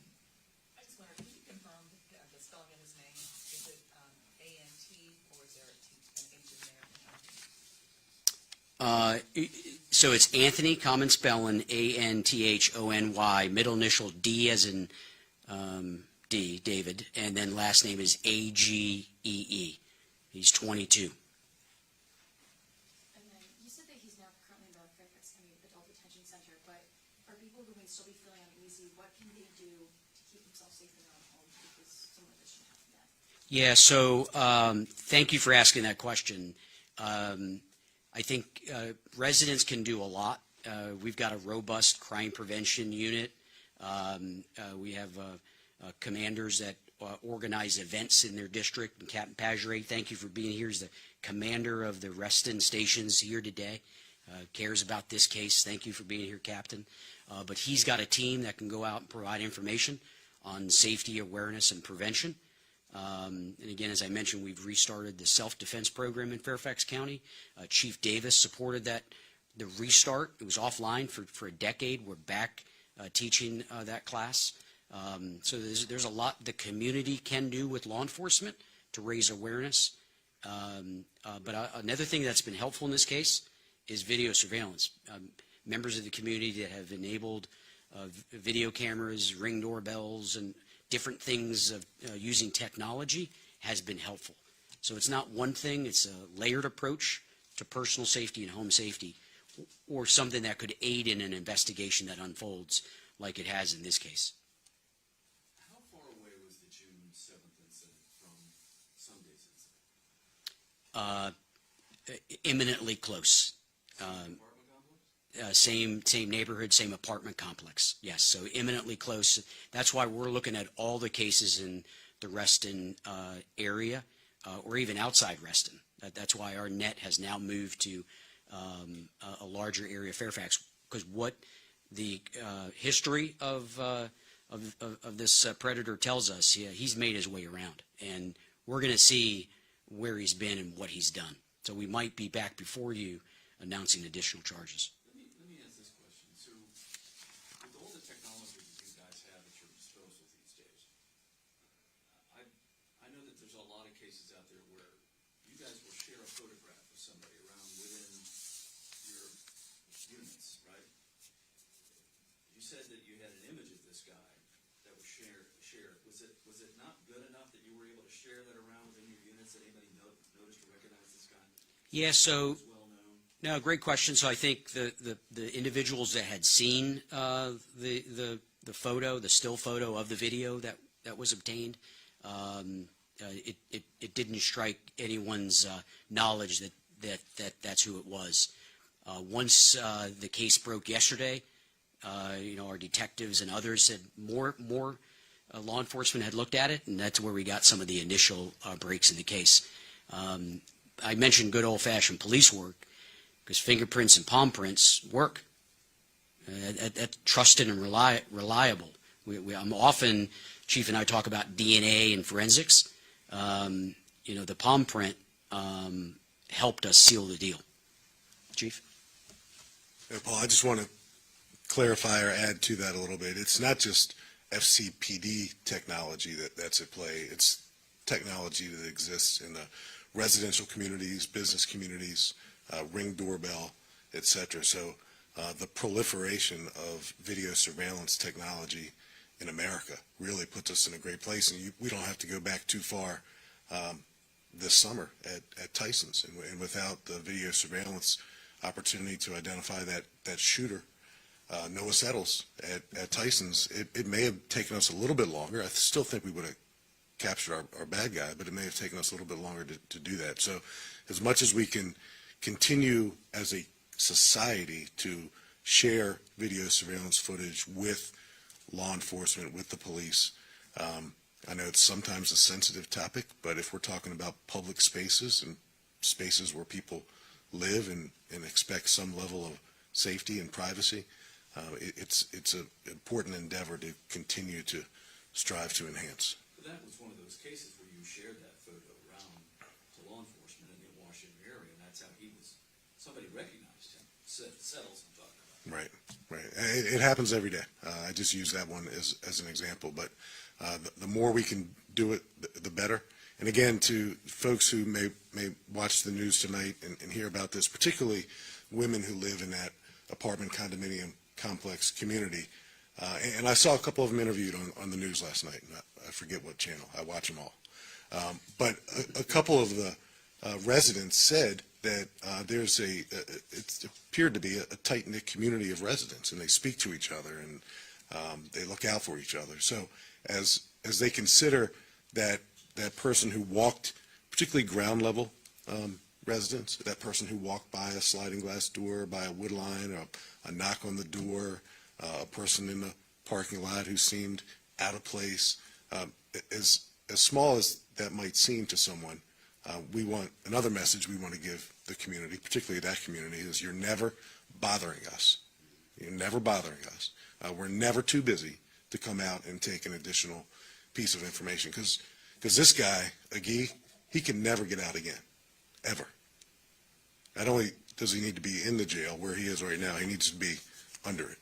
A person like that has no place in society now or 20 or 50 years from now. Question for you. You said, and forgive me if you already answered this, but you said he is from Reston as well.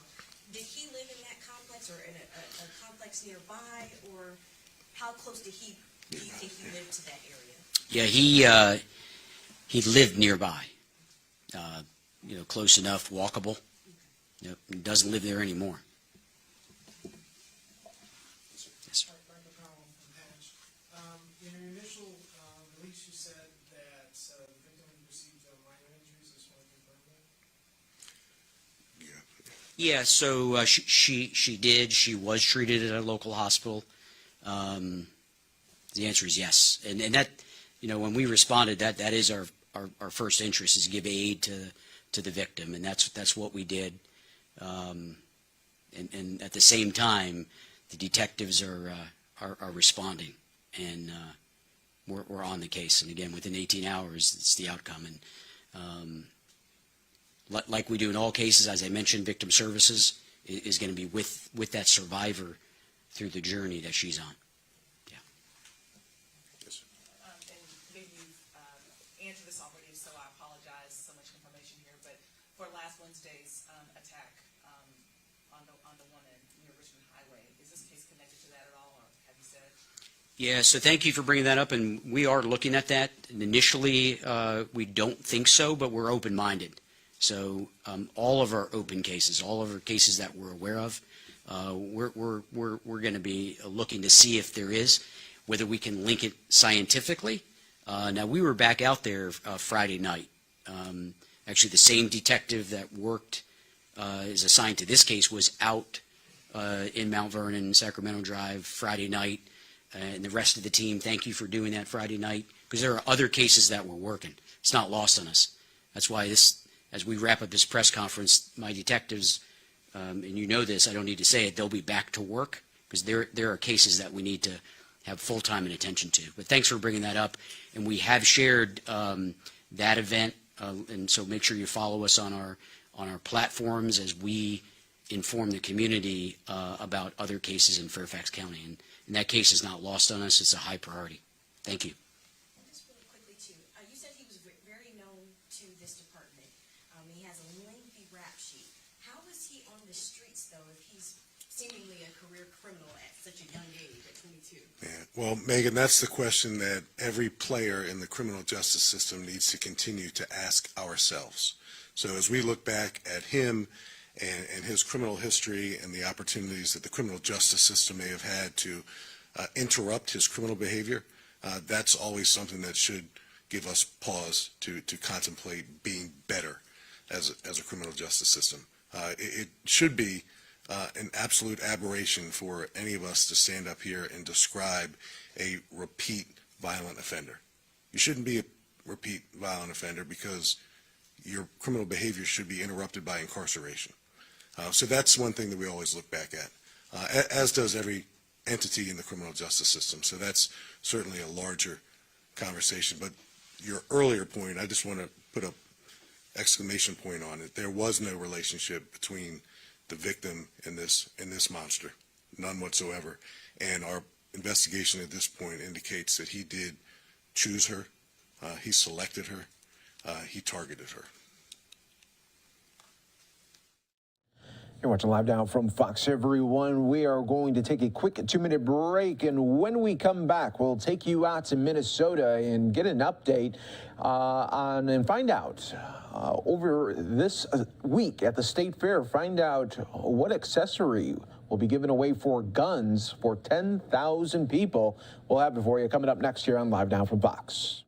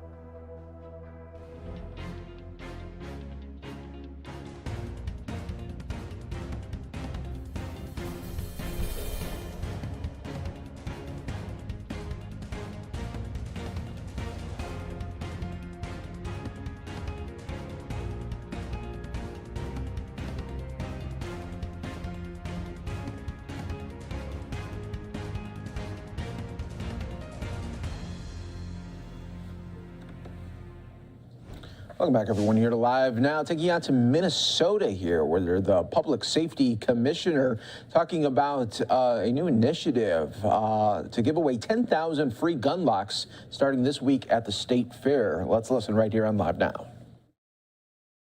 And my DPS team have pushed to reduce gun violence by securing the gun. Every community in the state has been affected by gun violence, whether it's homicide, suicide, or just crime. In 2020, we know that there were 513 firearm-related deaths in Minnesota. What most people don't think about when they think about that, and I know my partner here, Jan, will talk about this in more depth, that 354 of those were suicides. I want you to think about how having a gun in a house impacts someone who is in crisis. I've had cops that I've worked with over the years who have lost children because a firearm in their house wasn't secured. One of the numbers that really stood out to me as we thought about what we could do about gun violence was that 28 children, kids, lost their lives to firearms. That's a 75% increase over the last decade. Nationally, if you kind of think about the kid part of this in particular, there were 392 unintentional shootings by children. 163 of them resulted in death. In Minnesota, we had 4 of those. And just so people understand the context, that's not Minneapolis. That's Moorhead, Sauk Center, Bena, and Brooklyn Park. The youngest child that unintentionally shot somebody with an unsecured firearm was 5 years old. Obviously, this is not a metro issue. We've seen crime increase 16% statewide and over greater Minnesota in particular. This year so far, there have been 169 unintentional shootings by children. 74 have been fatal. And it's in August, and Minnesota has already had 3. Research tells us that more than half of U.S. gun owners don't secure their firearms. And so, the Department of Public Safety, Department of Health, DNR, and other state agencies have come together to give away 10,000 gun locks.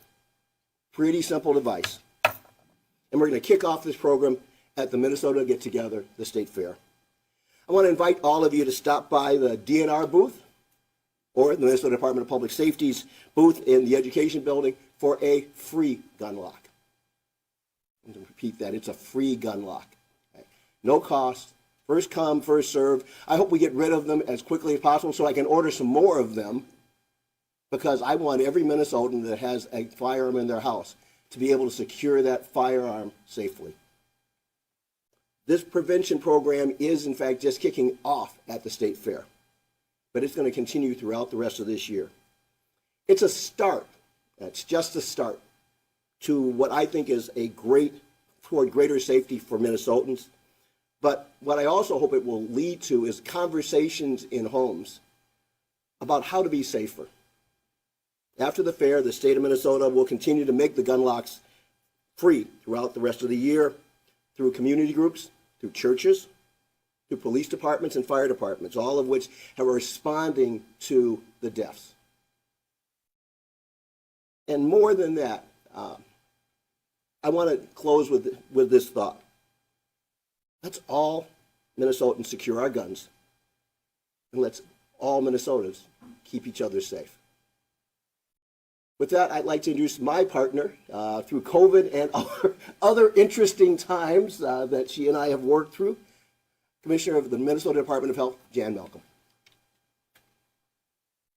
Thank you so much, Commissioner Harrington. It's a real pleasure to work with you.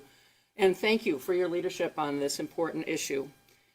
Gun violence and gun-related deaths are a significant public health issue in our state, nationally certainly, but here in Minnesota as well. Gun-related deaths are a leading cause of premature death in the form of homicides and suicides, and they take a tremendous toll on the families and the communities left behind. In 2020, there were 513 firearm-related deaths in Minnesota. Of those deaths, fully 70% of them were suicides, as Commissioner Harrington just described. In 2020, that was, as he said, 28 Minnesotans under the age of 18 who lost their lives to firearms. And as he mentioned, that was a 75% increase in the last decade. In public health, we're all about looking upstream, not just trying to catch the problem when it's already coming over the waterfall, but going upstream to try to understand what are the factors that can either improve good outcomes, strengthen people's resilience and ability to make good choices and live healthy lives, and what are the risk factors that make it harder for people to achieve their full health potential. And that's really our core mission in public health, is to go upstream, to look for ways to protect and strengthen and reduce risk. We look for prevention efforts at both the individual person and family level, but also at the community level. What are the kind of system changes that we can make to increase safety and reduce risk? And this partnership is a great example of both levels of intervention. By providing gun locks for free, that empowers individual gun owners to take a very straightforward and simple step to keep their friends and families safe. And as Commissioner Harrington said, it's likely that folks are just unaware of the degree to which unsecured guns are a huge risk factor that can be prevented. We know that access to a gun is a clear risk factor for suicide. Where a gun is stored and whether it is unlocked or loaded can be a very significant risk factor and determinant of the outcome of an encounter with a gun. We know that we can prevent suicides by reducing access to firearms, unlocked firearms in particular, during moments of mental or emotional crises. When we do that via a gun lock or some other means, we create the opportunity to reconnect people to hope, help, and treatment. Putting time and space between someone and the means to commit a homicide or a suicide can save a life. Suicide can be prevented. As we work toward reducing the many harms of gun violence, promoting the safe storage of firearms is one straightforward and promising strategy that we know works. This can help to reduce gun-related deaths and injuries. And as Commissioner Harrington said, it is one step in the need for a much larger conversation about how we can do more to protect our loved ones and our communities from gun violence. I want to again thank Commissioner Harrington and our partners in public safety for their work in this area. And it's my real pleasure now to introduce Mr. Farji Shahir, who is a community leader in this area and has been for quite some time. Farji. Good morning. There are a lot of firearms within our community in which we live. And if a gun lock prevents just one death, then that job is done. There is an extreme value on life. And if just one gun lock out of the 10,000 that are given away prevents an individual from losing their life, then this mission is accomplished.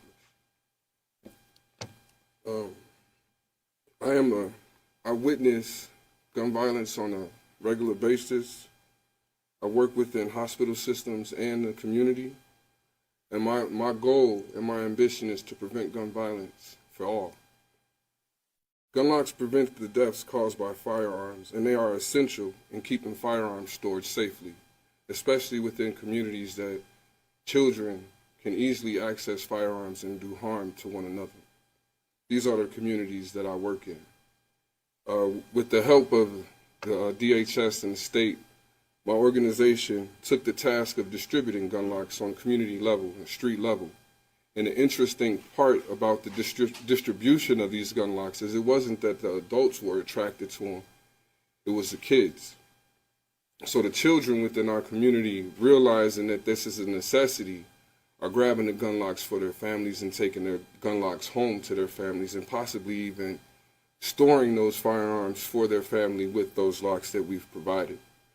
The individuals were between the age of 12 and 16.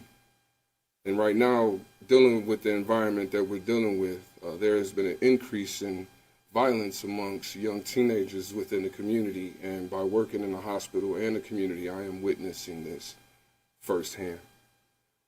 When speaking to the adults that live in the community, there is some concern. They feel as if this is a move in the right direction, a step forward in addressing the accessibility and the easy access for firearms within the community.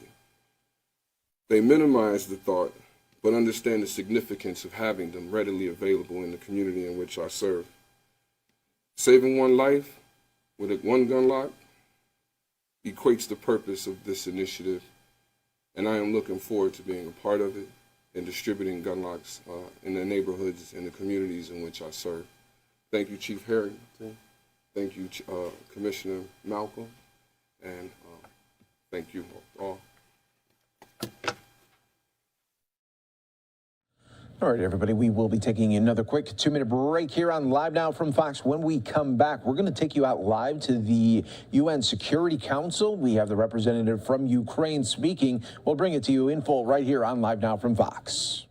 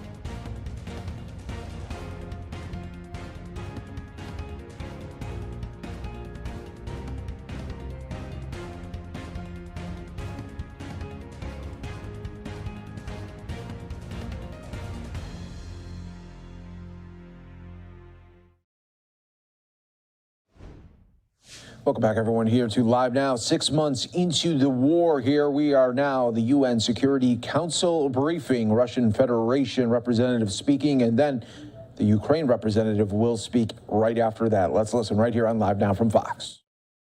Heavy artillery, nor is there fire being conducted from there. We have said this many times, and this can be confirmed by the objective control data. But today, once again, we've heard the old record saying that Russia is the guilty party, guilty for everything.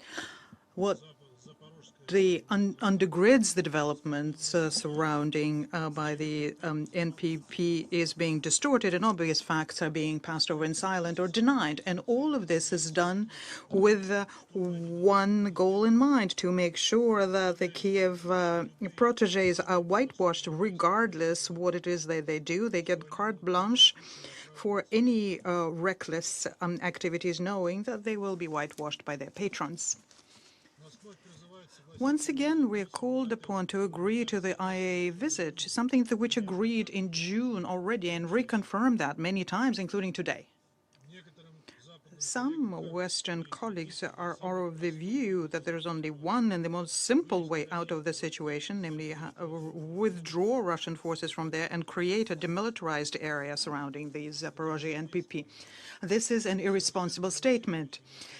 It does not take into account at all the need to have conditions for the safe functioning of the Zaporozhye NPP. Once again, we appeal to you to stop covering up what your Kiev proteges are doing and compel them to stop them attacking the Zaporozhye NPP, which is fraught with the risk of accident and radioactive contamination of European countries. I thank you. Okay. I thank the representative of the Russian Federation. I shall now give the floor to the representative of Ukraine. Well, thank you, Mr. President.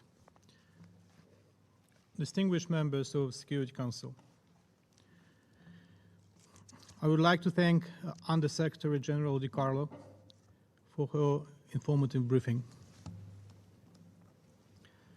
I wish we had been gathered here by Russia to hear the only thing that the entire world wants to hear, and that is a statement that Russia demilitarizes Zaporizhia NPP, withdraws its troops, and hands it over to the government of Ukraine. Instead, we wasted more than 1 hour to listen to a slew of fictitious sound bites.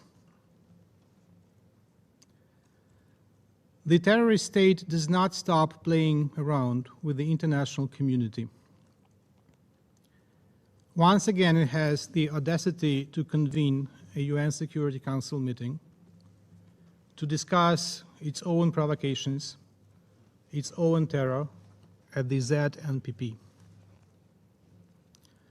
Let me reiterate, the current situation makes it clear that all that will ultimately remove the nuclear threats stemming from the illegal Russian presence at the nuclear power plant is the withdrawal of the Russian weapons and troops and the return of the station to the legitimate control by Ukraine. Ukraine greatly appreciates the efforts of the IAEA and the UN to ensure the safety and security of all Ukrainian nuclear facilities against the backdrop of the Russian invasion. We have always underlined the importance of the full and consistent implementation by the agency of its mandate.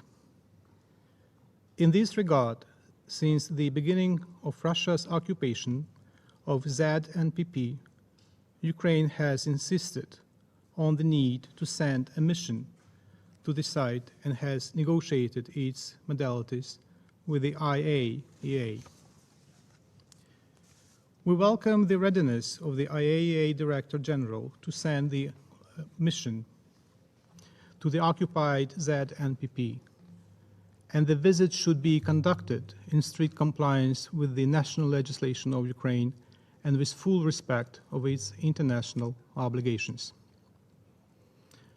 Earlier today, Ukraine's Foreign Minister Kuleba has responded to the Director General's letter dated August 17th regarding the above mission. As follows from the letter, the IAEA proposal for the itinerary is in compliance with the national legislation of Ukraine and in general might be accepted. Further arrangements are to be made based on the security conditions and require communication of detailed route plans and other logistical aspects as soon as possible.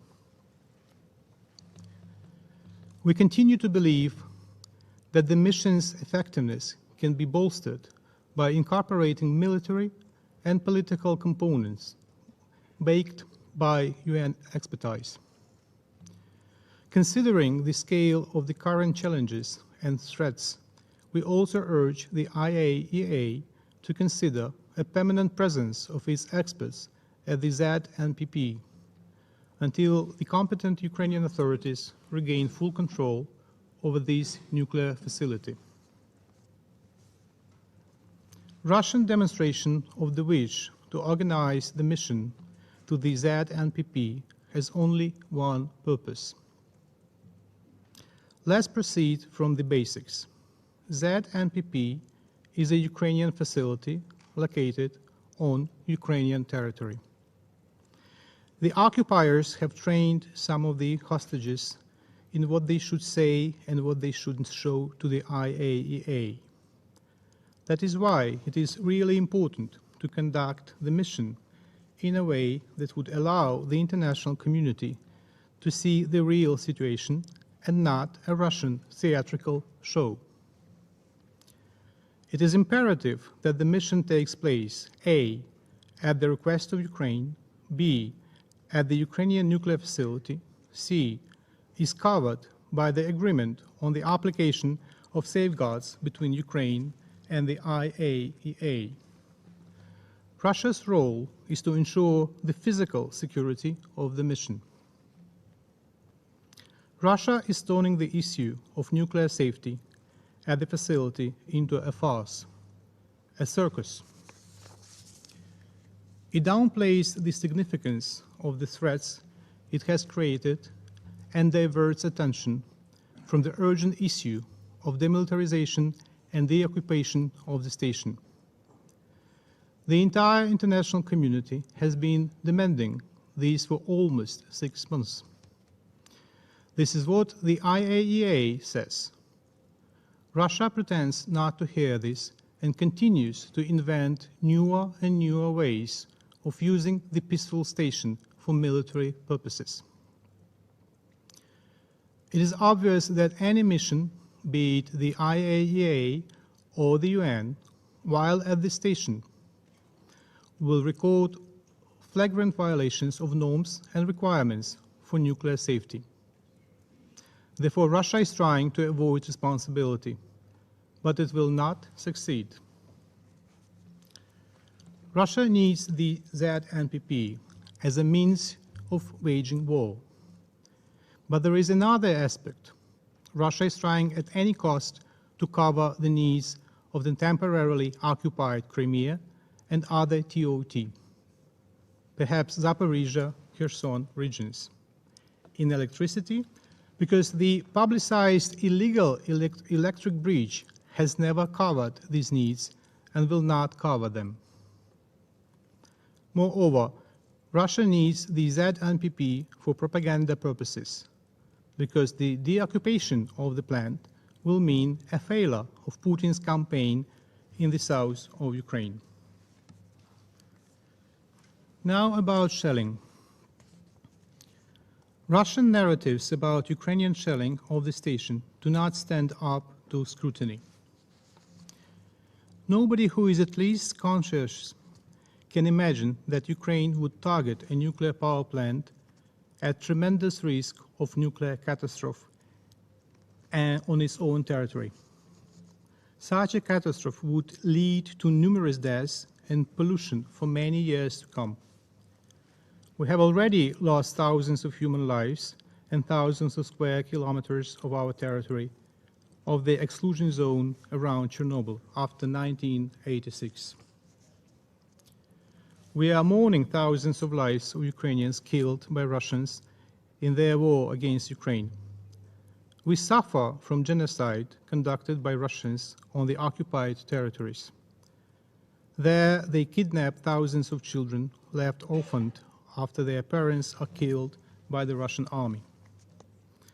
We will never forget it, and we will do everything to save each Ukrainian life. What we can do here in the UN format is to name things as they are. Russians forget that we live in a century of modern technologies. As their crimes in Bucha and Mariupol were clearly seen from satellite, the shelling under the false flag will be clearly filmed again. Dear colleagues, turning back to the international mission to the ZNPP, let me stress that the need to send such a mission to the ZNPP is primarily due to violations of all 7 pillars of nuclear and nuclear security that arose as a result of the illegal presence there of the Russian army and Rosatom. The constant presence of the IAEA and other experts at the station could become a determining factor in the context of its demilitarization and deoccupation. The international community, in its turn, must continue to apply political pressure on the aggressor state of Russia and demand full demilitarization and unconditional deoccupation. Let me stress that nuclear security and safety is an absolute priority for everyone in the world, and Russia must immediately and without any conditions withdraw its troops. Stop all provocations, all shelling. It is unacceptable that Russia is deliberately putting all of us on the brink of a global nuclear disaster. As soon as Russia withdraws troops from the facility, on which they simply have no right to be. The threat of a nuclear disaster will disappear. Just a similar threat disappeared as soon as Russian troops withdrew from the Chernobyl nuclear power plant and the exclusion zone. And this threat will no longer exist, just as it does not exist at 3 other Ukrainian nuclear power plants: Khmelnytsky NPP, Rivne NPP, and South Ukraine NPP. I thank you.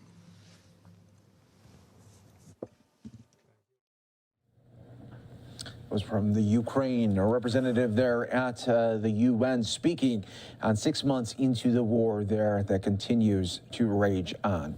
We're going to take a quick 2-minute break here on Live Now from Fox. When we come back, we are going to be getting an update on the Oklahoma sheriff's deputy that was killed in the line of duty yesterday. You're watching Live Now from Fox.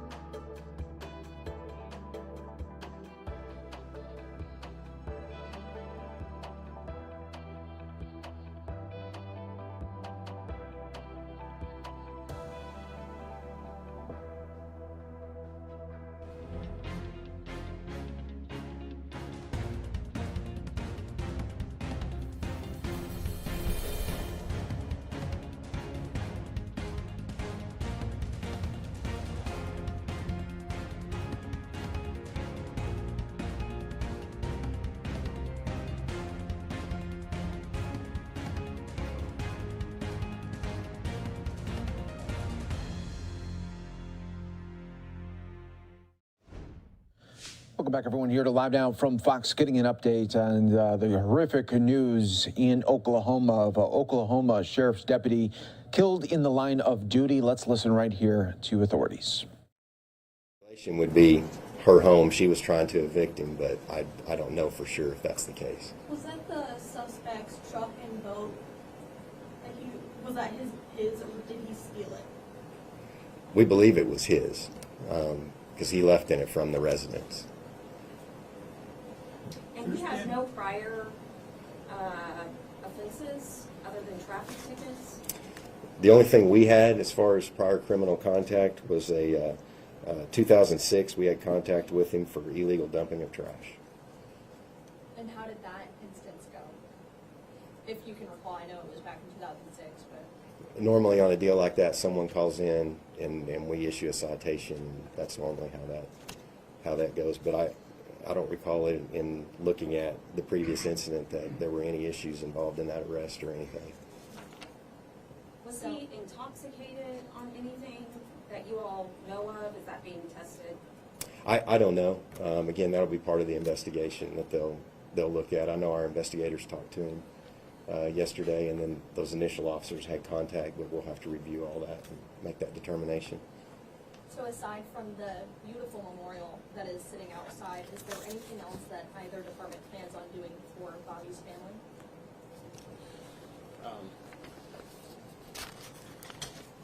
We're going to have the funeral. It'll be Friday. That will be announced once everything is solidified.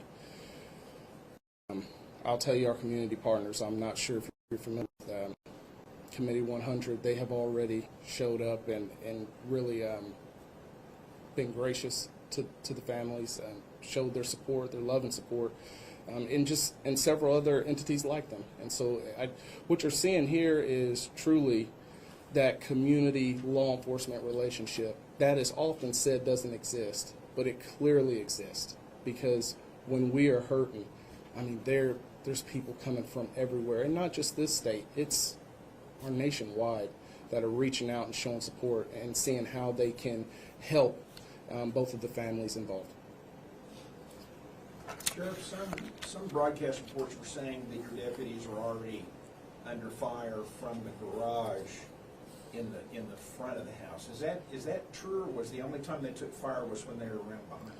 And so what's going to happen is once the completion of the investigation once the investigation is completed, my apologies, we will get briefed on all of that, but we really have to wait and let the investigation run its course. So that's speculation? It's all speculation. All right. Because, I mean, we weren't there. Chief, what was the weapon that was recovered once you finally cornered Plank out at the gate, out at Tinker Air Force Base? There were several. He had several handguns. He had a rifle, and so yeah, he had several handguns. Right, the rifle he had in the cab. What was that rifle? I don't know what kind it is. Again, the way those things go on that is, those are left at the scene, and our CSI goes out and collects those, and then all of that data will be, put together as part of the investigation. And part of that too will be, was that, we'll want to find out if that was the rifle that was used to shoot the deputies, or, or what occurred in that. So it's all part of that process, and so I won't have anything to do with that until they get done processing Our that. readers are asking questions about policy of firing at a moving vehicle. Of course, that gets wrangled around in every city. What is Oklahoma City Police Department's policy of firing at a moving vehicle? We have a pretty strict policy on firing at a moving vehicle. For example, if you're just firing at the vehicle itself, to stop it from rolling at you or something like that, we have a pretty clear policy that addresses that. This was very different because you had a suspect driving in the community along a very occupied interstate that is firing his weapon and is a threat to the public. So at that point, those officers are authorized to shoot at that vehicle and at that individual to try and stop the threat. Is that where those two bullet holes came from, that some helicopter shots showed in the front windshield? Your stationary officer fired into that cab, just trying to stop the chase from going on? We don't know. That definitely is going to be part of the investigation, and again, that's why our crime scene investigators go out there and collect the evidence, and we'll make that determination, once we know more about after we've processed that vehicle. Did Plank make any comments during the arrest? Say anything that you can talk about? No, I can tell you he did speak with our detectives, but that's all part of the investigation right now, that we're still placing it all together to help us again figure out what happened and hopefully figure out why. So he spoke to you all, and did he request an attorney at any point in time? I don't know if he did or not, but I do know he spoke with the officers on the scene and also our investigators. Was there consideration at any point to terminate the pursuit? No, you really can't. I mean, again, you've got a subject that's actively shooting. He's already killed, one police officer and shot at another, and then shot at our police officers too. So we really don't have a choice at that point. We've got to continue and stay in that chase, because if he stops and continues that harm to the public, we have to be there and be ready when that happens. And you said that one of the officers rammed the truck or the boat. You all don't typically do that during pursuits, but they were trying to get any way to end it. This is a deadly force situation at that point. We did recently, when we upgraded or updated our pursuit policy, we did incorporate tactical vehicle interventions. So we have some of our officers now that are trained that. We're working to get more. But at that point, again, this is deadly force is authorized. So if they ram or try to do anything to stop that threat. That's what they're trying to do, and they're justified in doing that. So, Chief, to clarify here, I just want to make sure I understand. Normally, your officers are not allowed to fire at a moving vehicle, but in this kind of extreme situation, they do have the discretion in order to just stop the situation, just to try and intervene and stop it, right? Yes, especially when they're being fired upon.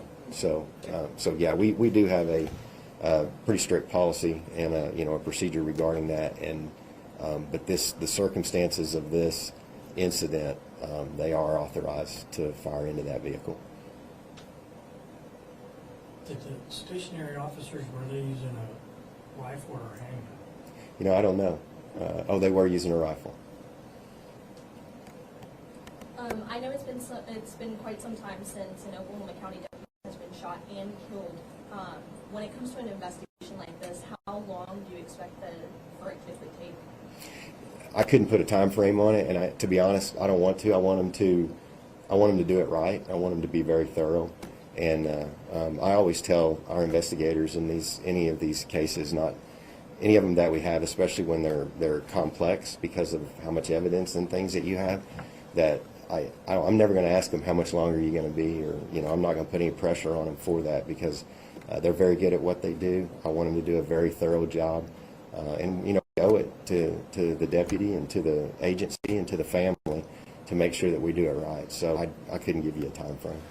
Thank you so much. Chief, you said he planned this. Did he know what was going to happen yesterday morning? I don't know that he did, and I can't go into a lot of detail except just to say that there was evidence inside this home that truly indicated he was ready for what he did, and I would obviously say he planned it because of the way it went down.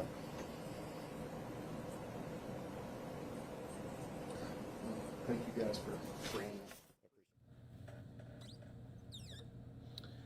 Sergeant Bobby Swartz was a veteran police officer that had more than 20 years of experience. And as you can see, it was an emotional time there at that news conference for the sheriff as well as others. You're watching Live Now from Fox, everybody.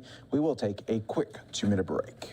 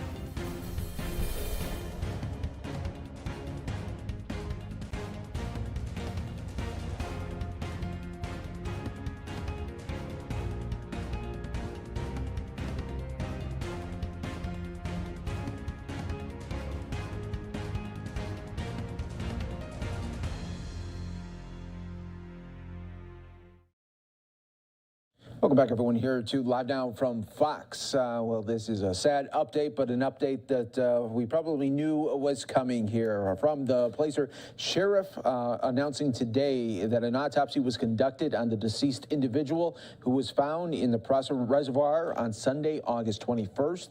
The Nevada County Sheriff Coroner has identified the death as 16-year-old Kiely Rodni of Truckee there. That was the teenager that was missing for several weeks and then found over the weekend there. So some sad news to report right there. A live look right now at beautiful New York City here as we continue to bring you top stories and headlines from all over the country. We are going to continue and keep you in Philadelphia right now to hear from officials on some shooting investigations. Ready? All right, Captain John Walker, Shooting Investigation Group. So as you know, on the 17th of the month at around 5 o'clock in the morning, we had a 52-year-old male. He's a block captain up on Pomona Street who was shot in the chest one time. Fortunately, he was released from the hospital today. He's in good spirits and doing well. The police from the 14th District were at his house, welcomed him home, and continue to support him. We'll continue to work with him. We released some video today. The video shows what happened during the course of this incident. We know we have a gray car pulls into the block. There's 4 people inside that car, all black males, all appear between 17 and 25. All 4 get out. 3 approach the car. 2 get under the car. 1 has a Sawzall with a battery. He begins to cut the catalytic converter. When the owner hears it, the owner comes out. The 2 males under the car. He kicks 1 in the leg. The 3rd male, who's the lookout, runs. The 4th male is standing at the top of the block at Pomona and Germantown. As the males get up from attempting to steal the catalytic converter, they run towards Washington and Pomona. The person who was operating the car jumps back in the car, takes off. The other 1 male jumps into the car, and the 2 males run on foot down Washington Lane, down Germantown towards Washington Lane. As they get to Washington Lane, the car stops and picks the other 2 gentlemen up, and they flee in that car. The car, we don't know the make or model yet. We know it's a gray car. It's a sedan. We know we have 4 males, and we know we've had this problem with catalytic converters over the last few years that pretty much occur throughout the region and throughout the country. So it's a very lucrative job. Unfortunately, you normally don't have 4 people like this doing it. It's usually 2 people in the middle of the night. They go in there, 1 zips it, 1 holds, they jump in the car and they take off. This one looked a little bit different where you have 4 people, a lookout standing there watching them cut, almost as if he's training them. And then as they run back to the car, you got a getaway driver, which is unique. So we know from the gait that they have, the weight that they have, the body structures, that's what we want people to concentrate on. We don't have good shots of their face at this point, but someone knows that car, someone knows this individual. And again, what happens is the block captain, as he hears his neighbor out there, hears the noise and goes out there and tries to assist. So he follows these gentlemen in an attempt to get a tag or get information, and one of the gentlemen turned around and just fired 1 shot and striking him in the chest. Fortunately, he survived his injuries at home, recovering, but he's got a lot of recovery to go at this time. You don't have, with catalytic converter theft, you don't have a lot of violence around here, right? These things are hit and run sort of things. They're kind of hit and runs. They're fast moving and they're lucrative because there's anywhere from 600 to as much as 1,200 depending on where you take them to. So normally people do not carry weapons with them, but in this situation, this person did, and he took that opportunity to fire somebody who was simply just trying to chase him over a theft of a catalytic converter. Was there some kind of ring, a catalytic converter ring? So there's numerous groups we've tracked throughout the region. We've arrested a bunch of them. Again, the problem with anything is supply and demand, right? So when there's money out there and you're talking the amount of money they're getting for 1 item and the ease of doing it now, we all like convenience, right? But what happened with power tools, you now can put a battery to it. You don't need an electric punch in now. So these guys, if you watch some of the videos I've watched over the years, they're under these cars in seconds. They got that thing zip, and then the other person grabs it and they're in a car and taking off in less than 30 seconds. So it's a very lucrative business and it's hard, but we are working with a lot of the agencies throughout this region to try to curtail. But again, it's not just Philadelphia. This is occurring throughout the country. We heard from the investigator Small last week that there was another woman on the same block who reported her catalytic converter stolen. He said that they were looking into, like you mentioned, some sort of possible ring in that area. Yeah, so normally there's a group of people who kind of control the same areas, right? Because certain types of cars, catalytic converters bring more money. So when they find cars, they obviously go, people just like we do, we go out and surveil to find certain type of cars, and when they take them, they'll continue in that neighborhood until they get everyone they need. So it's possible it's the same people who did commit that previous one, but we don't have anything video-wise to support that at this point. Do you have a number of these kind of events in the last month? So don't know. I mean, our major crimes division is actively engaged in it and actively involved with it, and they have a regional task force that works on it. But I believe the numbers are very high. But I don't want to speculate on the numbers, but it's way too high.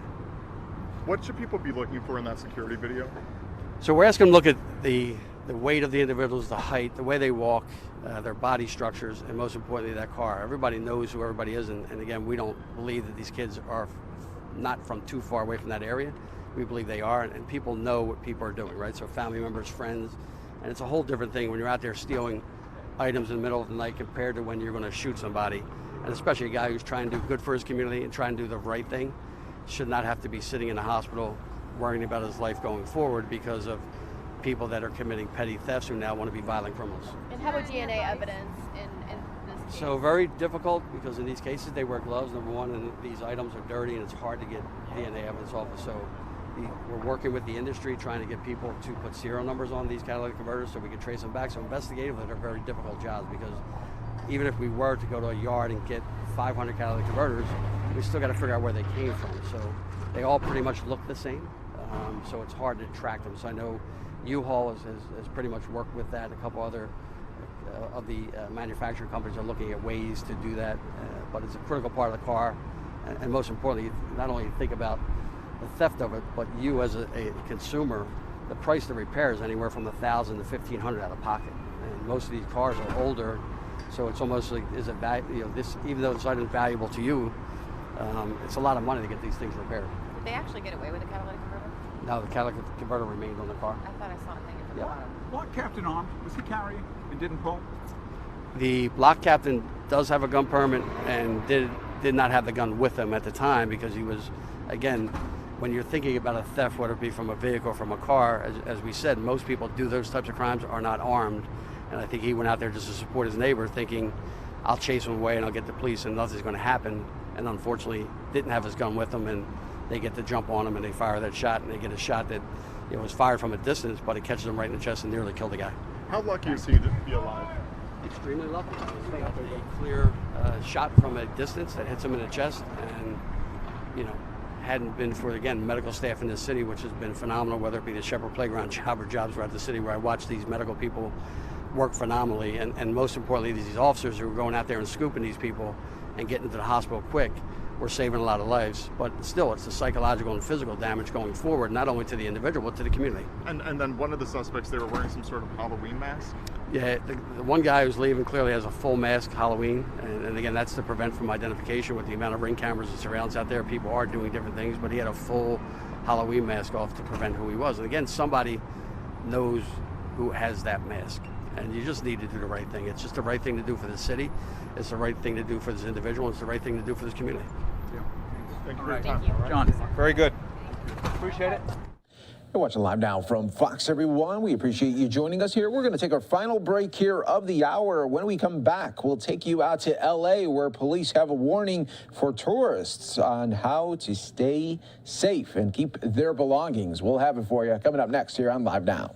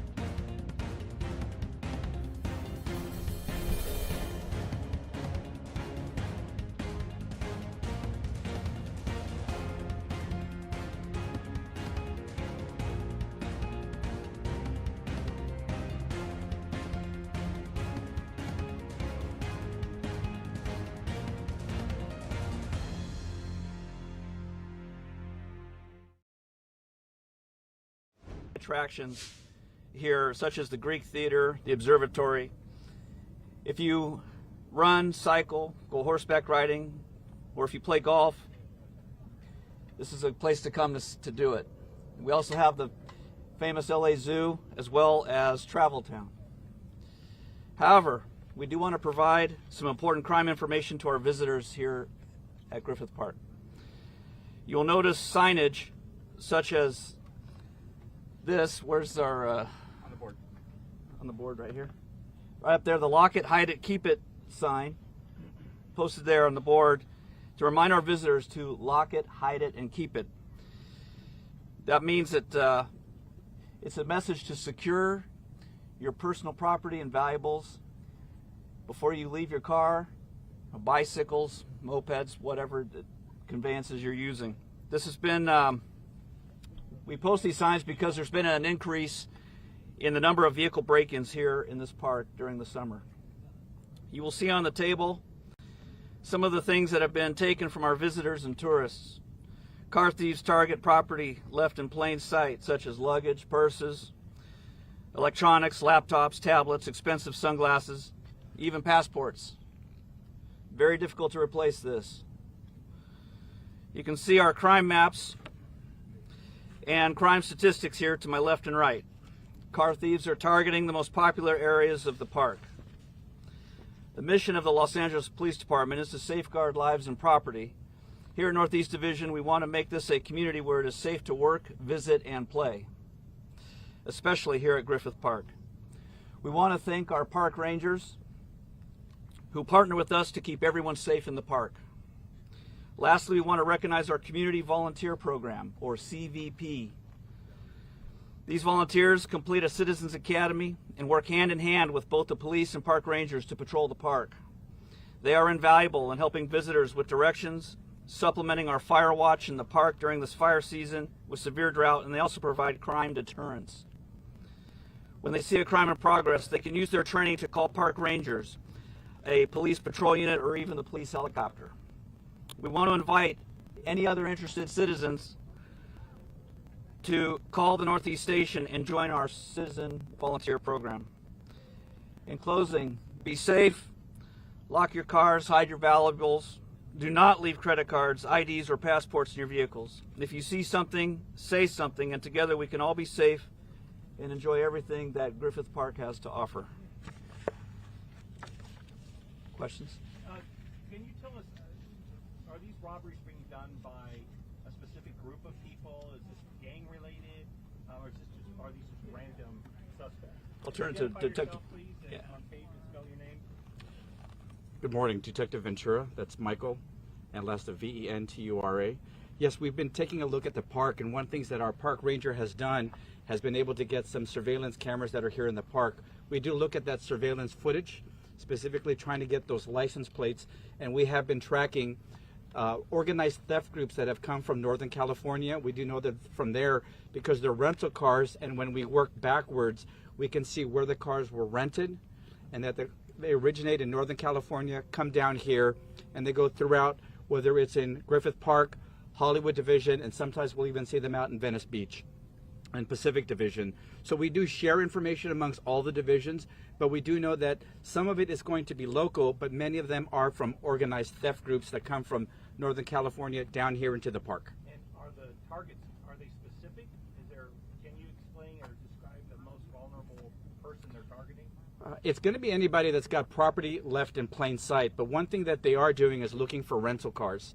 And rental cars are easily identifiable because of the license plates and the markings that come. As they come in and out of the lot, they've got specific things that are card readers that help Hertz or Budget or these rental car companies. But these thieves, they also know what these markings on the vehicles are. So when they see a rental car up here in the park, there's a greater likelihood that there will be money, credit cards, IDs, possibly passports, and or valuables. So those tend to be targeted and hit much more often. What cities or whereabouts in Northern California would these thieves be coming from? We exchange information primarily through San Francisco and Oakland. Any violence involved in this? At this point, it's a nonviolent crime, which we are grateful for. We've had a number of follow-home robberies in the Hollywood Hills. None of that has occurred here. So there aren't actual contacts between my suspects and my victims. So I'm grateful that nobody's hurt. We're here today to try to reduce these incidents of crime. Whether you're a victim of violent crime or property crime, you're still a victim. And we want to make sure we keep everybody safe. Detective, what's the best piece of advice, whether you're a tourist or just a visitor enjoying the park, to make sure you're not a victim, that you are not an easy target or an attractive target to thieves? The easiest thing that you can do is put your things away. If you leave them in a hotel room, in your Airbnb, even if you lock it up in your trunk, the likelihood is that it won't be taken. So we want people to come to the park. There's so much that they have to offer, but don't leave your $500 sunglasses in plain view. Don't leave your credit cards, your ID, and please don't leave your airline tickets, large sums of cash, or your passports in the car. That really doesn't lighten the load when you come and look at these photos. Your windshield's been broken and your property's been taken. That's probably the fastest way to ruin somebody's vacation. I'm sure we can all agree. And that's what we're trying to prevent. Make it safe for our visitors and for our tourists. Can you tell us how serious this crime has been during summer by showing us some kind of statistics, or how many cases has been reported so far? My crime stats are here, but what has happened, it's proportionate. COVID is ending. People are out. They want to get out. They want to hike.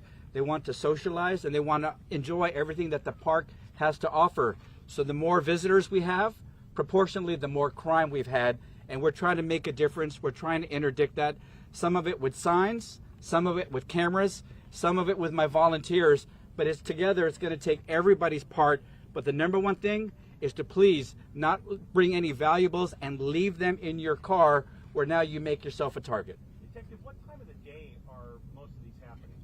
There's not a specific time. These are crimes of opportunity.